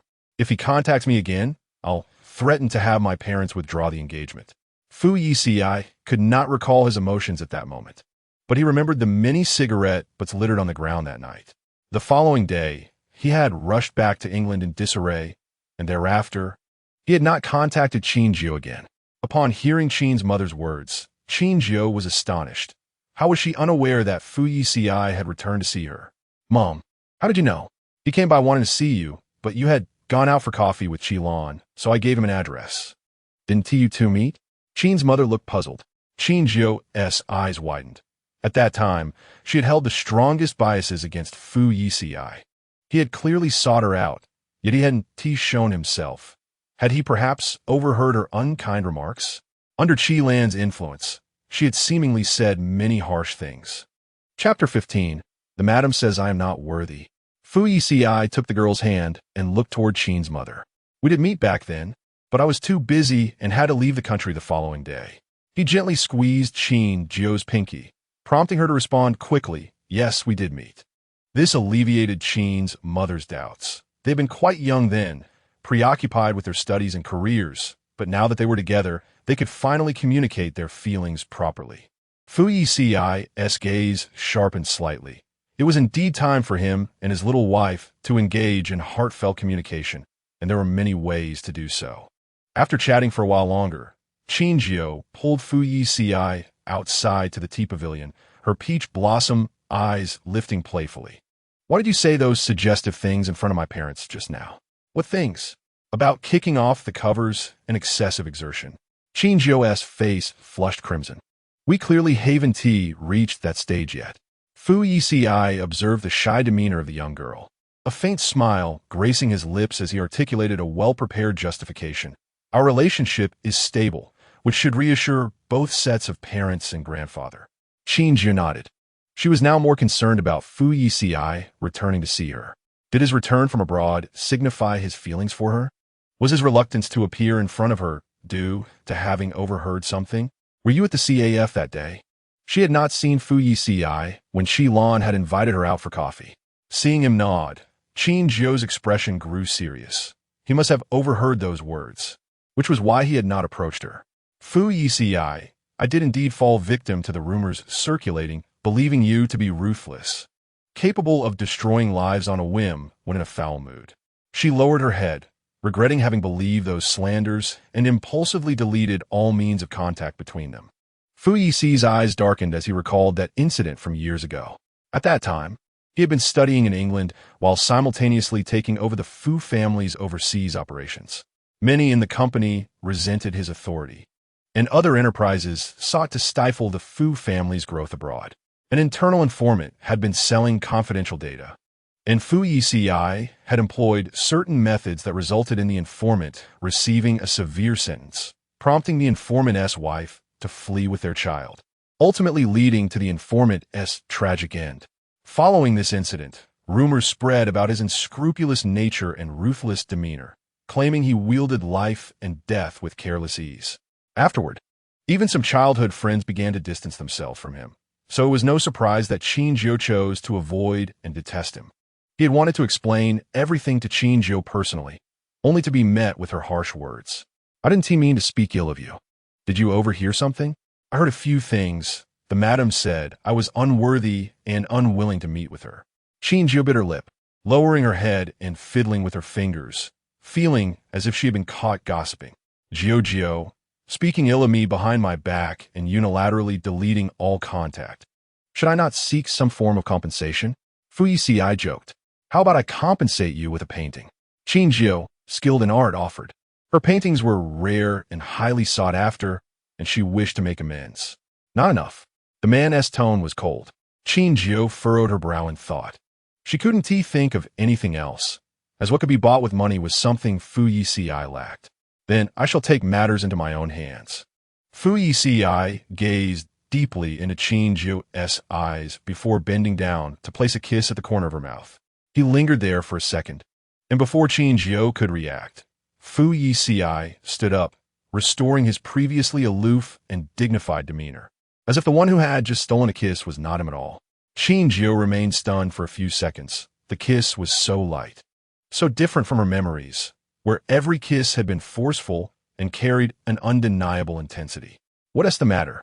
Fu Yeci sat on the bench of the tea pavilion, contemplating whether his previous actions had frightened the girl, who remained unresponsive. After masquerading as a virtuous gentleman for so long, seeking some reward did not seem unreasonable. I am merely still adjusting. The girl, with her sweet and soft voice, reached up to touch her flushed cheek, her heart racing so rapidly that she could nearly hear its throbbing through her chest. Having experienced everything in her past life, she ought to be well versed in such matters. Yet, encountering the calm and restrained Fu Yeci elicited such a profound reaction from her, even a mere kiss. Qin Jiu lifted her gaze to meet his, observing the man across from her, holding a teacup, his expression devoid of any signs of tension. A sense of indignation welled up within her. How could he maintain such composure? Fu Yeci, have you kissed many girls? She asked, biting her lip. Only you, he replied, leaning closer to her ear, and in the future, I shall engage in even more intimate matters solely with you. His words rendered Qin Jiu's ears completely flushed, and she hurriedly raised her teacup to sip, attempting to dispel the chaotic thoughts swirling in her mind. Fu Yeci, seated beside her, let out a gentle laugh, his gaze always filled with affection. Chapter 16. No need for her to examine. Qin Jiu and Fu Yeci lingered in the tea pavilion for a while when a servant from the old residence approached to inform them that Miss Qi Lan had arrived. Upon hearing Qi Lan's name, Qin Jiu's expression tightened, a surge of animosity swelling within her. In her previous life, Qi Lan had orchestrated her downfall, leading to the loss of all her loved ones. Where is she? Qin Jiu inquired. In the living room, resting. She said she wants to examine the old gentleman's health. The servant replied. Qin Jiu, upon hearing this, dashed toward the living room. Although her grandfather's health was not robust, he had never suffered any serious ailments. In her previous life, he had succumbed to a sudden illness, leaving this world prematurely. She had always suspected that Qi Lan was involved in that incident, and she could not allow her to harm her grandfather in this life. In the living room, old Master Qin sat on the sofa, leaning on his cane, his tone amiable. Lan pleasitake osa. His kindness toward Qi Lan stemmed from a past incident in his youth. Her father had been the Qin family's driver. Lured into drug abuse, a fact the old master discovered too late. Having lived a principled life, old Master Qin could not tolerate such vices, leading him to report the family driver. He had hoped for the man's reformation, but the pain of withdrawal had driven him to self-harm in the hospital. Qi Lan's mother abandoned her daughter to remarry, leaving Qi Lan to fend for herself. This incident remained a thorn in old Master Qin's heart. Though he never regretted reporting the driver, he felt immense guilt toward Qi Lan, believing his actions had rendered her orphaned and destitute. Thus, the Qin family had supported her over the years. Grandfather, you should have informed me sooner about your illness, Qi Lan said, sitting beside the old gentleman. After years of studying medicine, my goal is to alleviate the suffering of those around me. The pursuit of medicine had been financially burdensome, with expenses reaching tens of thousands over the years, all borne by the Qin family. Despite this, the old master still felt a sense of guilt and endeavored to treat her well. Lan, in a few months, your training will conclude, and I will have Dr. Wang personally guide you. Dr. Wang, being the Qin family's private physician, held a distinguished status in the medical field. and Qilan was pleased with this arrangement. Thank you, grandfather. Once I am accomplished, I can take care of your health. Let me feel your pulse, she said, extending her hand toward the old gentleman. As Qin Jiu entered the living room and witnessed this scene, she hastily pushed Qilan aside, her tone icy. Step aside. Old Master Qin was taken aback, puzzled by Qin Jiu's strong reaction. Jiu, Lan is merely checking my health. No need for her to examine, Qin Jiu retorted, her gaze fixed intently on Qilan. Why not? Qin Jiu paused for a moment, realizing that the doctors from the Qin and Fu families were already highly skilled. They did not require another physician. What if her medical skills are lacking and she misdiagnoses you? Qilan stood frozen, her face paling at the doubt cast upon her abilities. Sister Jiu, I have treated numerous patients and am capable of taking grandfather's pulse. That is still unacceptable, Qin Jiu asserted, her tone leaving no room for negotiation. A true healer possesses a benevolent heart. If one's character is flawed, no amount of skill will suffice. This statement unequivocally undermined Qilan's integrity as a healer, causing her expression to darken. Observing the escalating tension between the two women, old Master Qin interjected. We are all family. Lan's presence brings me joy, and at my age, it is only natural to experience minor ailments. Qilan, adhering to his words, seated herself nearby, a practiced smile adorning her face. Then I shall heed grandfather's wishes. What family? As long as she and Qin Jiu held differing opinions, she would undoubtedly side with Qin Jiu. Fu Yeci, arriving just behind Qin Jiu, entered the living room as old Master Qin stood to introduce him. This is my granddaughter's fiancé, Fu Yeci, and this is the daughter of an old friend, Qilan. Mr. Fu, it is an honor to meet you. I have long admired your reputation, Qilan remarked, smiling at the man. I often see your name in business magazines and have great respect for your capabilities. Fu Yeci remained silent, bypassing her to sit beside Qin Jiu. The atmosphere instantly chilled, prompting old Master Qin to bring up the flowers and plants outside the old residence to shift the conversation. I have learned how to cultivate seedlings. I will come often to accompany you in gardening. Keeping active will surely improve your health. Qilan feigned understanding, her demeanor seemingly obedient. Your visits would be most welcome. Old Master Qin genuinely cherished Qilan, his affection deepened by guilt over her past. Qin Jiu observed this interaction, unsure how to caution her grandfather about Qilan's true nature. The notion of reincarnation felt too surreal. If she claimed to possess foresight into the future, no one would believe her. She could warn her parents, but how could she approach her grandfather? The events of the past had become an enduring burden for the old master, which explained his continued care for Qilan over the years. Convincing him to cease contact with her was implausible, as his conscience would never allow him to abandon her. As Qilan chatted with old Master Qin, her gaze subtly drifted toward the sofa beside her. Years ago, when she learned of Fu Yeci's return to the country, she had deliberately orchestrated events for him to overhear Qin Jiu's words, believing that the two would never reunite. Little did she know, they had come together once more. The illustrious Fu Yi, the head of the Fu family, required no introduction. Regrettably, she lacked the fortunate circumstances that Qin Jiu enjoyed, with no advantageous lineage or parents to support her. In the world of commercial unions, mutual benefit was paramount, no matter how well old Master Qin treated her. She would never be able to marry into such a prestigious family. Chapter 17, Betrayal of Kindness. Old Master Qin invited Qilan to stay for lunch, while Qin Jiu kept a vigilant watch on her, anxious that she might do something detrimental to her grandfather. She could not fathom how the Qin family's kindness had become a weapon wielded against them by Qilan. Old Master Qin bore no responsibility for Qilan's father's fate.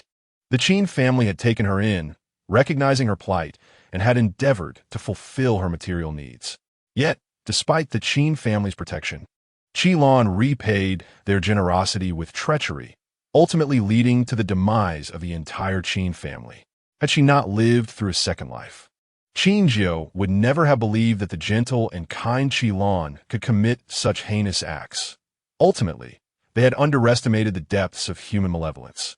Sister Jiu, Qilan called out from the corridor, halting Qin Jiu in her tracks. Have I done something wrong? You have not responded to my messages or acknowledged me lately. Not only had Qin Jiu grown distant, but so had her parents, their interactions with Qi limited to mere civility. Qin Jiu recalled the harrowing 6 months she had spent in a mental institution during her previous life, where her parents had pleaded with Qi to spare her before their demise. If one were insatiable, perpetually discontent, and even ungrateful, how would one perceive such a person? Qi pondered for a moment. Naturally, she sought to distance herself from him as much as possible. Yet, could there truly exist such a heartless and treacherous individual in this world? Fortuitously, thanks to the Qin family's support, she had been raised in a nurturing environment, untouched by the malevolence of the outside world. Faced with someone like him, she felt utterly at a loss. With a smile that radiated innocence, she resembled a naive little rabbit, oblivious to the machinations of the world. Qin Jiu's brow furrowed as she observed Qi, who was putting on an act so convincingly that no signs of deceit were discernible. Perhaps the current Qi merely desired to extract more benefits from the Qin family, without harboring any ulterior motives. Seeing you marry into the Fu family brings me genuine joy. It turns out that a business marriage is not as dreadful as it seems. She deliberately reminded Qin Jiu, highlighting the nature of their union. Qin Jiu, proud and haughty, had always detested such remarks. Indeed, unlike certain individuals who have never been afforded such opportunities, regardless of their endeavors, Qi's expression faltered momentarily, taken aback by the unexpected shift in Qin Jiu's demeanor. Everything had seemed well before her marriage into the Fu family. Why now was there such palpable hostility? It appeared that the next step needed to be executed promptly. She retrieved a vial of medicine she had prepared in advance from her bag. Sister Jiu, you mentioned feeling fatigue last time, so I brought you some tonics to help restore your vitality. Qin Jiu gazed at the vial, all too familiar with its contents. This was the very medication that could manipulate her mental state, causing disorientation and a lack of focus. In her past life, it had gradually eroded her spirit until she was completely under its control, leading her to commit numerous misdeeds. As Qin Jiu accepted the vial, she recognized it as evidence of Qi's illicit drug production, yet it was insufficient to incarcerate her. Qi would undoubtedly concoct excuses to evade punishment. She needed more leverage. Observing Qi's relief as she accepted the vial, she was reminded, Sister Jiu, you must remember to take it daily. If you experience any discomfort, just message me. I shall take my leave now. Upon exiting the corridor with the vial in hand, Qin Jiu stepped into the living room, only to find Fu Yeci, his expression grave, his gaze fixed intently on the vial, his brow furrowed. Did Qi give you that? Yes, Qin Jiu replied, eyeing the vial.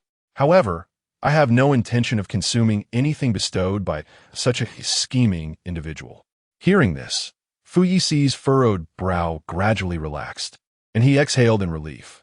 Concerned that Fu Yeci might be unaware of Qi's true nature, she cautioned him to remain vigilant.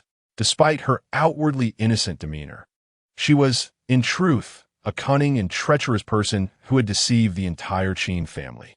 It was absurd to think that in her previous life, she had genuinely considered Qi a family member. Her grandfather felt immense guilt towards her. If she were to reveal this, he would undoubtedly be incredulous. If Qi truly intended to harm her grandfather, it would be alarmingly easy for her to succeed. Deep in thought, Qin Jiu struggled to devise a solution. Fu Yeci, seated on the sofa, gently tapped his fingers against the armrest. Although her grandfather might not believe her, they could approach those closest to him, eliminating any opportunities for Qi to strike. Suddenly, enlightenment dawned upon Qin Jiu. Of course, the person closest to her grandfather was Butler Wang. She promptly sought out Butler Wang to divulge the situation regarding Qi. He appeared astonished. Miss Jiu, have you perhaps misunderstood? Miss Qi has always held the utmost respect for the old gentleman. How could she wish to harm him? Qin Jiu was not surprised by Butler Wang's response. Qi's acting prowess was unparalleled, having deceived their family in her previous life. But what if she harbors ambitions for more? What if she desires the entirety of the Qin family? Her words immediately alerted Butler Wang. Qi had indeed arrived at the old residence several times with demands. If her grandfather hesitated even slightly, she would exhibit displeasure. Ultimately, she was not a member of the Qin family, whereas Jiu was the old gentleman's beloved granddaughter. Assuredly not one to bring harm to the Qin family. Though Butler Wang remained somewhat skeptical, he resolved to remain vigilant regarding the safety of the old gentleman. When Miss Qi visits the old residence in the future, I shall remain steadfast in guarding the old gentleman.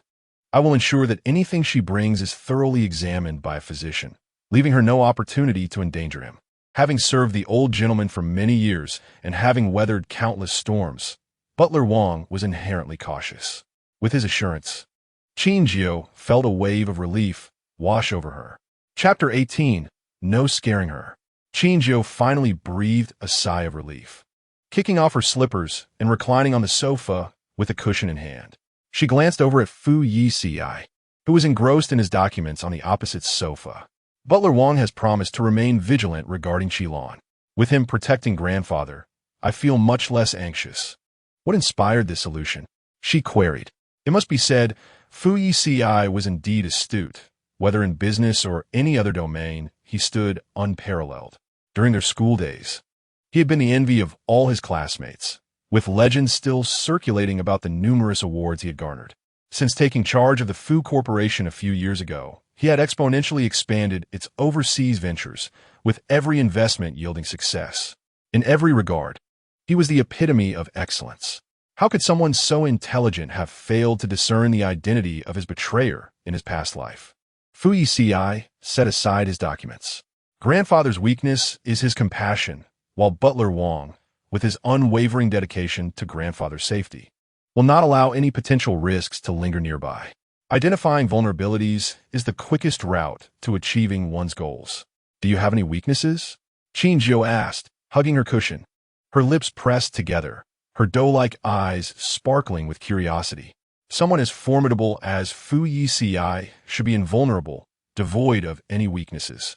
Indeed, Fu Yici's expression turned serious, but she is already in my presence. I shall not permit anyone to harm her, nor will I allow her to be deceived or exploited.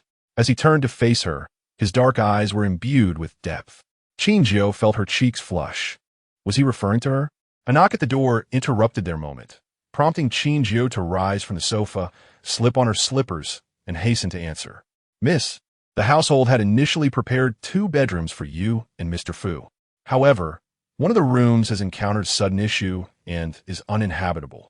The old gentleman has requested that you and Mr. Fu share a room for the night. The maid, Xiao explained from the threshold. How could there suddenly be a problem? Qin Jiu inquired, puzzled. Aren't there other rooms available? Those have yet to be cleaned, and it is too late now. You should rest early. As she watched Xiao depart, Qin Jiu quickly deduced that this was a scheme orchestrated by her grandfather, intended to ensure she and Fu Yeci shared a bedroom. Lying in the same bed as Fu Yeci made it difficult to guarantee that nothing would occur. In her previous life, the first night they shared a bed had led to everything that was meant to happen, and she still vividly recalled the pain from that night. As Qin Jiu and Fu Yeci stood before the bathroom mirror, his movements were assertive, devoid of any gentleness. Qin Jiu closed the bedroom door behind her, turning around with a heavy heart. Though she was willing, fear still lingered. Emerging from the bathroom, Fu Yeci rolled up his shirt sleeves, droplets of water adorning his forearms. Jiu, I've prepared the bathwater. Could you check the temperature for me? The girl gestured towards the door, her ears flushed. About that, I heard what you said earlier. Let us follow grandfather's wishes for tonight. He approached her, gently tucking away a stray lock of hair from her shoulder, a playful smile gracing his lips. However, I still have some work to attend to. You go ahead and bathe. I will rest after I finish.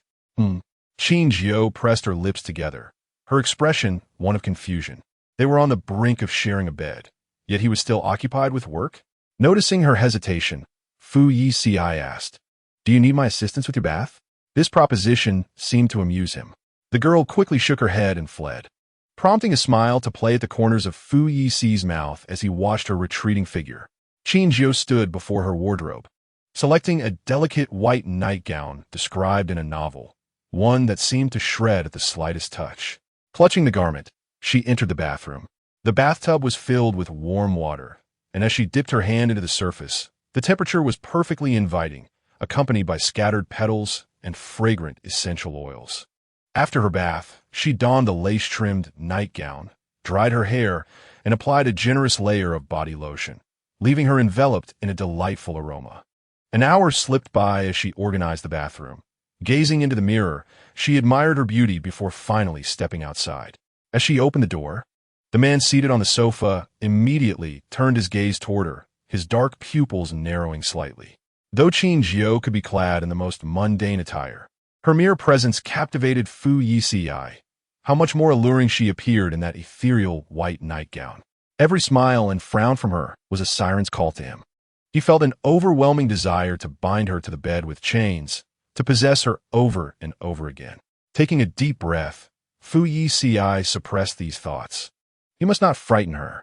He had yet to secure Qin Jiu in the household register, and he would wait until she felt trapped before proceeding with any plans.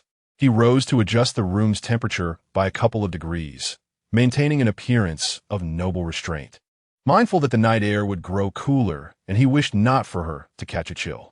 Qin Jiu lingered in place for a moment, bewildered. Did Fu Yeci truly intend to refrain from any advances, even with her standing before him in such attire? It seemed that this lifetime's Fu Yeci was indeed a paragon of virtue. "Why don't you go take a shower? Your pajamas are in there," he suggested with a slight nod. "All right," she replied. Chapter 19. The Goodnight Kiss. Once Fu Yeci entered the bathroom, Qin Jiu promptly flopped onto the bed, cocooning herself tightly in the blanket. She relished the sensation of being enveloped, as it provided her with a profound sense of security. What would she do when he emerged? Would he behave as he had in their previous life? The painful memories from that time filled her with trepidation. Fu Yeci had been far less accommodating, employing forceful methods that brooked no refusal. Any act of defiance resulted in her being shackled, yet he often displayed tenderness afterward, kissing away her tears. These mixed emotions left her both enamored and fearful, prompting her to burrow deeper into the blanket, rolling about on the bed. The bathroom door swung open, and to her surprise, the man emerged much sooner than she anticipated. Hearing the sound, Qin Jiu quickly poked her head out, only to see Fu Yeci, prompting her to hastily tidy the rumpled bedding. Leaning against the bathroom door, he donned a black bathrobe that hung loosely around his waist, revealing glimpses of skin as he bent down. His gaze fell upon her expression, which resembled that of a kitten caught in mischief, exuding an undeniable cuteness. He approached, smoothing out the bedding for her. The bathrobe was rather loose, and as he bent over, Qin Jiu couldn't help but steal a glance, quickly averting her eyes as she feared being caught. The room contained but a single bed. He uttered a soft and Qin Jiu was perplexed by the implication. Did it suggest they would share the bed for mere conversation beneath the covers? Her grandfather had deliberately arranged for them to occupy the same bedroom. She doubted Fu Yeci was oblivious to the intent behind this. With trepidation, she lifted her gaze, her long, thick lashes fluttering like the wings of a butterfly. Fu Yeci noticed her nervousness. His little wife was evidently apprehensive. "Are there extra blankets in the room?" he inquired, his voice low and melodic. "Yes." She pointed to the upper shelf of the wardrobe. Fu Yeci reached up, retrieving a blanket and spreading it over the sofa. "Are you planning to sleep on the sofa tonight?" she asked, her face a picture of astonishment. "Indeed," he replied, turning back to her, sensing a hint of disappointment in her expression. "If you prefer, I could also share the bed with you." "I would not want that," she retorted, resembling a feisty little kitten. He lacked any gentleness in that regard, and she had no desire for it. Fu Yeci chuckled softly, moving to sit on the edge of her bed. He reached out, gently touching her flushed earlobe. "Qin Jiu, I initially tried to restrain myself, but I now find it exceedingly difficult to maintain this virtuous facade. May I ask something of you?" Her earlobe flushed an even deeper shade of red, and she fiddled with the blanket, giving a slight nod. Leaning down, he cradled the back of her head and pressed his lips against hers. After a few seconds, he released her, his fingers brushing against her lips to wipe away the imprint of the kiss. "Good night kiss," he whispered near her ear, wishing her sweet dreams for the night. His little wife had yet to fully embrace him, particularly regarding this aspect, and he dared not frighten her. Hearing his words, Qin Jiu felt a wave of relief, wash over her. The memories of her past life were fraught with unpleasantness, and she still harbored fears. After all, they had ample time together, and there was no need to rush. Fu Yeci tucked her in, extinguished the bedroom lights, and settled down on the sofa to sleep. The following morning, Fu Yeci descended to join the elderly gentleman for breakfast. The family gathered for their morning meal promptly at 7:30, and Qin Jiu had a penchant for sleeping in, often unable to rise at such an early hour. Yeci, did you sleep well with Qin Jiu last night? The elderly gentleman inquired with a broad smile, having intentionally arranged for the two to share a room, curious about the outcome. Very well. Thank you for your concern, Grandpa. Fu Yeci replied with a slight nod. I'll go wake Qin Jiu shortly for breakfast. No need. Let her rest. She must be exhausted and deserves to sleep a while longer, the elderly gentleman said with an ambiguous smile. But you youngsters must exercise restraint. Overindulgence can be taxing on the body. Fu Yeci lowered his head to sip his porridge, only to choke at the elderly man's words. Grandpa, we did not. I understand, the elderly gentleman responded knowingly, recalling his own newlywed days when he and his beloved had also slept in late. He had been considerate of her modesty, bringing her meals in their room. I immediately inquired. You young people should make your own decisions, he added, as Fu Yeci watched the elderly gentleman's thoughts spiral into misinterpretation, unable to extricate himself from the situation. Any further explanation seemed futile. So he chose to remain silent and continued to eat. Chapter 20. You're quite beautiful, Fu Yeci gently pushed open the bedroom door, stepping inside with utmost care, as if fearful of disturbing a slumbering maiden. The figure on the bed remained motionless, Qin Jiu clutching a plush teddy bear, her seaweed-like hair sprawled across the pillow. He sat on the edge of the bed, listening to the soft rhythm of her breathing. When she resided with the Qin family, her parents would rouse her early. But now that she was with the Fu family, Fu Yeci indulged her, allowing her to sleep as late as she desired. Gradually, she had developed a habit of sleeping in. As her lashes fluttered and her eyes slowly opened, she beheld the man at the bedside. Why are you awake so early? She murmured, her sweet voice laced with the remnants of sleep. I have already had breakfast with Grandpa, Fu Yeci replied, glancing at his watch, the hour hand pointing precisely to 8 o'clock. Is it so late? Qin Jiu, still clutching her teddy bear, stretched languidly beneath the covers, though she spoke as if surprised. She felt no urgency. Breakfast had already been served, and a few extra minutes mattered little. If you do not rise soon, Grandpa may begin to suspect that we engaged in some unsavory activities last night, leaving you in such a state of exhaustion, he remarked in a relaxed tone. Upon hearing this, Qin Jiu sprang upright, rubbing the sleep from her eyes and dashing toward the washroom. Wait, Fu Yeci called after her, put on your slippers. This was not her home, and the bare floor could lead to illness. She turned back to don her slippers, arriving at the sink to find that Fu Yeci had already squeezed out the toothpaste and prepared warm water for her. She held an electric toothbrush in her hand while Fu Yeci tidied the disheveled bed covers. Sunlight streamed through the gaps in the curtains, casting a warm glow upon his face, softening the coldness that usually enveloped him. As Qin Jiu gazed at Fu Yeci in this moment, she couldn't help but feel as if they had been living together for many years.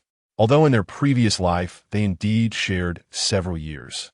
Most of it was filled with quarrels and coercion, leaving precious little time for such tender moments. Jiu, why do you keep staring at me? The man suddenly turned around, meeting her gaze. You're quite handsome. In her past life, she had been captivated by his appearance more than once. Even under the influence of drugs, she found herself falling for him time and again. Are you complimenting me, Jiu? Fu Yeci chuckled lightly, raising a hand to touch his face. He was not one to concern himself with looks, yet he felt a sense of gratitude to the heavens for endowing him with such a handsome visage. After all, how else could he have made his little wife fall in love with him? Then I shall take good care of this face from now on. Qin Jiu turned away to continue her grooming, too shy to keep staring at him. After leaving the bedroom, Fu Yeci accompanied Qin Jiu to breakfast. He wasn't particularly hungry and consumed very little, but Qin Jiu was accustomed to having breakfast with him. Fu Yeci, if I sleep in tomorrow morning, could you wake me up? She implored. She had come to the ancestral home to spend more time with her grandfather, and sleeping in so late was truly inexcusable. However, she was used to sleeping in at home, and even when she set an alarm, she would unconsciously turn it off, leaving her no choice but to rely on Fu Yeci. "If I don't wake up, just pinch me." Fu Yeci frowned. He was reluctant to do so. "Can I wake you up in my own way? Perhaps with a kiss?" The moment he uttered those words, Qin Jiu immediately grasped what he meant, stammering her response. Okay. Fu Yeci smiled, having finally earned a modicum of trust from the young lady after all this time.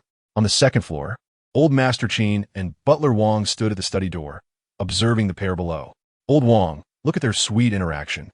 This engagement was indeed a wise decision," Old Master Qin remarked. He had arranged the marriage between their families to ensure Qin Jiu's safety, but had always feared it might lead to her unhappiness. "You possess great foresight. How could you be mistaken?" Butler Wang concurred. "Jiu and Mr. Fu are in love. Yet I can't shake the feeling that something is amiss."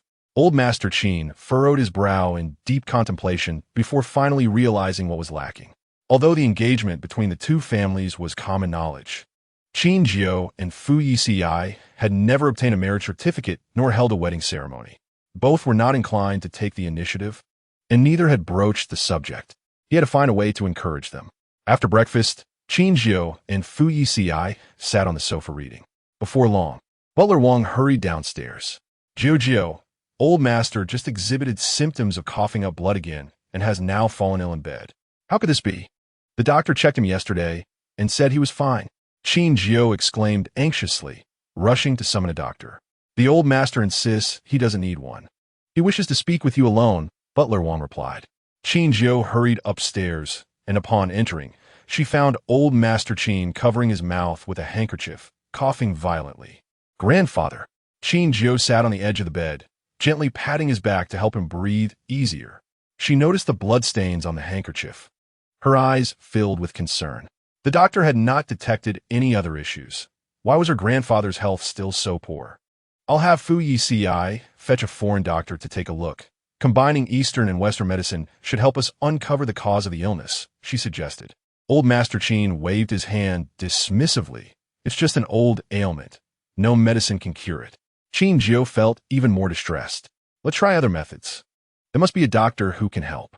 Butler Wang interjected, "Jiu, the Old Master is suffering from a heartache that no doctor can remedy." The girl blinked, holding Old Master Qin's hand. "Grandfather, what weighs on your heart?" In his youth, Old Master Qin had devoted himself entirely to his beloved wife. Her passing had struck him the hardest, and his health had gradually declined since then. He had endured immense pain. Qin Jiu could not fathom what other heartaches he might harbor. Old Master Qin coughed again. "The engagement between the Qin and Fu families was personally arranged by me. As I grow older, I wish to see Jiu married into the Fu family, so someone can protect you. Otherwise, I shall remain uneasy. I am already with Fu Yeci, and our relationship is strong. With him by my side, you need not worry about me, grandfather." Qin Jiu's expression turned remorseful, blaming herself for her previous recklessness that had strained their family's relationship, leading to her grandfather's heartache. Butler Wang spoke again. "Jiu, the older generation tends to be stubborn. The old master believes that merely living together does not constitute a marriage. There is always the possibility of separation. Only when you share the same household register does it signify true commitment." People from that era valued lifelong bonds, unlike today's casual approach to relationships. Only those on the household register are deemed truly in love. The old master has long been eager for you and Mr. Fu to solidify your union, which is why he has been troubled. If he could obtain your marriage certificate soon, his health would gradually improve. Qin Jiu quickly agreed, tending to the old master, ensuring he took his medicine, and watching him settle down before exiting the room. In the living room, Fu Yeci sat on the sofa engrossed in a book. He had refrained from interrupting, knowing Old Master Qin wished to speak with Qin Jiu privately. Hearing footsteps on the staircase, he set down his book and turned to see Qin Jiu with red-rimmed eyes, her lips pressed tightly together. She hesitated for a moment before lifting her gaze. "Fu Yeci, let us obtain our marriage certificate." Qin Jiu conveyed her grandfather's condition and the root of his heartache. "I should have realized it sooner. Grandfather has been worried about me." fearful that I might encounter the same troubles I faced in childhood, which has caused him to fall ill. Fu Yeci embraced her, gently patting her shoulder to soothe her emotions. He was aware of the kidnapping incident from her past when enemies had plotted her demise, and it was only through the combined efforts of the Qin and Fu families that she had been rescued. The true adversaries of the Qin family had yet to be apprehended, and they had remained cautious over the years, fearing retaliation. Otherwise, given the affection the Qin family had for Qin Jiu, they would never have allowed her to marry. Grandfather wishes for me to find someone who can protect me, so he can rest easy. Fu Yeci helped her sit down, carefully wiping away the tears from her cheeks with a tissue. With me here, with the Fu family standing beside us, I will ensure that the past will never repeat itself. He had spent years investigating the enemies of the Qin family, but that individual lurked in the shadows, deeply entrenched in dark forces, making it nearly impossible to trace. The girl lifted her gaze, her lashes trembling with unshed tears. Fu Yeci, I want to get the marriage certificate as soon as possible, to put his mind at ease. Jiu, have you made up your mind? The step of obtaining a marriage certificate was unexpected for him. He had initially planned to take their relationship slowly, starting with holding hands, progressing to dating, and eventually proposing when she was ready to be with him. But now, I have made up my mind. Qin Jiu grasped his hand tightly. Grandfather's health cannot wait. Can you help me? Had she not been so reckless in the past, they would have already obtained their marriage certificate and held a wedding. However, given her previous foolishness, she was uncertain whether Fu Yeci would still indulge her. If it burdens you, we can. There's no need to feel burdened. Fu Yeci interrupted her before she could finish. I'm sorry. I know this is sudden, but grandfather's condition is dire, and I want him to recover quickly. She simply could not bear the thought of losing another loved one. Fu Yeci gazed upon the girl's expression of concern, hesitating on whether to disclose the old gentleman's feigned illness to her. Should she be made aware, perhaps her current distress would dissipate. The man pressed his lips into a thin line, and after a few moments of contemplation, chose silence. Deep down, he harbored a selfish desire to expedite the process of inscribing his beloved into the household registry and bringing her home. If it meant securing her presence forever, Fu Yeci would not balk at employing such a disreputable means. No need for apologies. Fu Yeci leaned down, his warm breath cascading over her neck. Jiu, to marry you sooner rather than later is my fervent wish. Chapter 22. Obtaining the marriage certificate at Fu Yeci's words. Qin Jiu felt a flush creep over her cheeks, her earlobes blooming a delicate pink. Was he confessing his feelings by expressing his eagerness to marry her? In this new life, their time together had been brief. This incarnation of Fu Yi was starkly different from the last, his demeanor marked by an austere elegance and restraint. His every action was imbued with meticulous attentiveness, yet he had never formally declared his feelings. When shall we obtain the marriage certificate? Fu Yici's deep voice interrupted Qin Jiu's reverie. After a moment's thought, Qin Jiu responded, getting the certificate requires selecting an auspicious day. The elders often refer to auspicious dates. Their previous wedding, which had been forced to cancel, had been meticulously chosen by her grandfather and the old gentleman after 3 days of scrutinizing the almanac. Fu Yeci retrieved the calendar and perused it for a moment. Today was indeed an auspicious day. The girl's face registered shock as she incredulously consulted the almanac, discovering it to be a fortuitous date after all. Seize the opportunity. My grandfather's health is paramount. Let's proceed with today. Upon hearing Qin Jiu's affirmation, Fu Yeci promptly summoned a makeup team. A bride naturally wishes to present her finest self for photographs, especially since the image on the marriage certificate would endure a lifetime. Though time was of the essence, nothing essential could be overlooked. Within half an hour, 4 makeup artists arrived at the old residence, wielding their brushes to enhance Qin Jiu's beauty. Her complexion was impeccable, requiring little adornment. The artists merely tidied her hair. Clad in a white shirt, Qin Jiu emerged from her bedroom to find Fu Yeci had also donned a white shirt, a departure from his usual dark attire. The two stood together, a remarkably harmonious sight. As Qin Jiu perched at the staircase, her gaze met Fu Yeci's, her almond-shaped eyes sparkling with mirth, her brows arched in delight. This brought to his mind their first encounter, when Qin's mother had brought little Qin Jiu to visit the Fu family. She had been clad in a white dress, her hair styled in two playful braids, her smile radiant as a blooming flower. Fu Yeci had never encountered such a charmingly innocent girl. Little Qin Jiu, in her mischievousness, accidentally damaged one of his toys. In jest, he had asked how she intended to compensate him. She had searched her person, finding nothing, and had looked up at him, declaring, "I'll give myself to you as compensation. How about that?" Thus began the bond of this lifetime. This little trickster had always been unreliable. After his departure abroad, they had drifted apart, entirely forgetting the promises made in their youth. "Quite lovely," Fu Yeci remarked, moving closer to naturally take Qin Jiu's hand. "The driver awaits us outside. If there are no objections, we may embark now." Qin Jiu nodded, following the man to the car. The black Rolls-Royce exited the old residence, and through the window, the jasmine blossoms in the garden receded, sunlight spilling over the grass in a golden hue. As Qin Jiu sat within the vehicle, she felt a lingering sense of unfamiliarity regarding the impending acquisition of their marriage certificate. In her previous life, she and Fu Yeci had bypassed this process altogether. After cohabiting for several months, an assistant had delivered their marriage certificate to her. It was then that she realized the extent of Fu Yeci's power. Such matters could be resolved without one's physical presence. She glanced sideways, noting Fu Yeci's fiend smile. His countenance softened with warmth. He was not one to openly display emotions, and she found it unexpected to witness such outward affection from him. After a moment's hesitation, she decided to voice her thoughts. "When shall we arrange for the property notarization?" Fu Yici's expression faltered momentarily, the smile fading significantly as his profound gaze fixed upon her. "Jiu, we are husband and wife." Qin Jiu blinked, understanding that property notarization was customary for marriages between esteemed families, safeguarding the interests of both parties.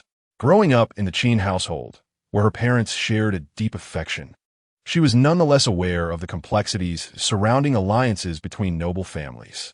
Even when two individuals cherished each other, property notarization was often a prerequisite before marriage, intertwining not just their lives but their respective enterprises. "I harbor no desire to calculate against my wife," Fu Yeci replied with an air of dignified coldness. "I'm concerned that the Fu family and the Fu Corporation might be implicated. If we do not notarize beforehand, you could suffer losses," Qin Jiu countered. The Qin family had previously faced retaliation from enemies, resulting in her abduction and significant losses for the Qin Corporation. The Fu family could easily opt to remain uninvolved, extricating themselves from the turmoil. "Fu Yeci, it is not that I wish to scheme against you. I enjoy being calculated against." Fu Yeci interlaced his fingers with Qin Jiu's. "I will not pursue property notarization. I have informed my parents, and they fully support my decision. Should the Qin family encounter further retaliatory actions, the Fu family is prepared to shoulder any consequences." Qin Jiu wished to contest further, but the man was obstinate. Usually amenable to negotiation, he was unwilling to entertain her perspective this time. The black Rolls-Royce came to a halt before the Civil Affairs Bureau. As Qin Jiu stood outside the office, she glimpsed the lengthy queue within, her brow furrowing in dismay. Everyone aimed to select an auspicious day for their marriage, and naturally, many were in line. It seemed unlikely they would be attended to today. "Shall we return next week?" Qin Jiu hesitated to suggest, noting that tomorrow was the weekend, and it appeared they would have to wait until the following Monday. "No need. Let us wait here a moment." Fu Yeci stepped outside to make a phone call, and before long, two staff members emerged to attend to them. "Mr. Fu, Mrs. Fu, please follow us this way." Qin Jiu was momentarily taken aback, her astonishment evident in her gaze towards Fu Yeci, but she quickly regained her composure. For someone like him, who could procure a marriage certificate without personal attendance, this was hardly surprising. Yet, she couldn't help but wonder how the couples waiting in line would react to their apparent favoritism as a model citizen. Qin Jiu felt a twinge of guilt over their queue jumping. Jiu, let us go inside." Within the office, those waiting to be served regarded the couple with displeasure, their expressions revealing their discontent. Li Xiu, accompanied by several assistants, distributed wedding gift bags to the crowd, each containing a generous red envelope. In an instant, All resentment evaporated. Chapter 23.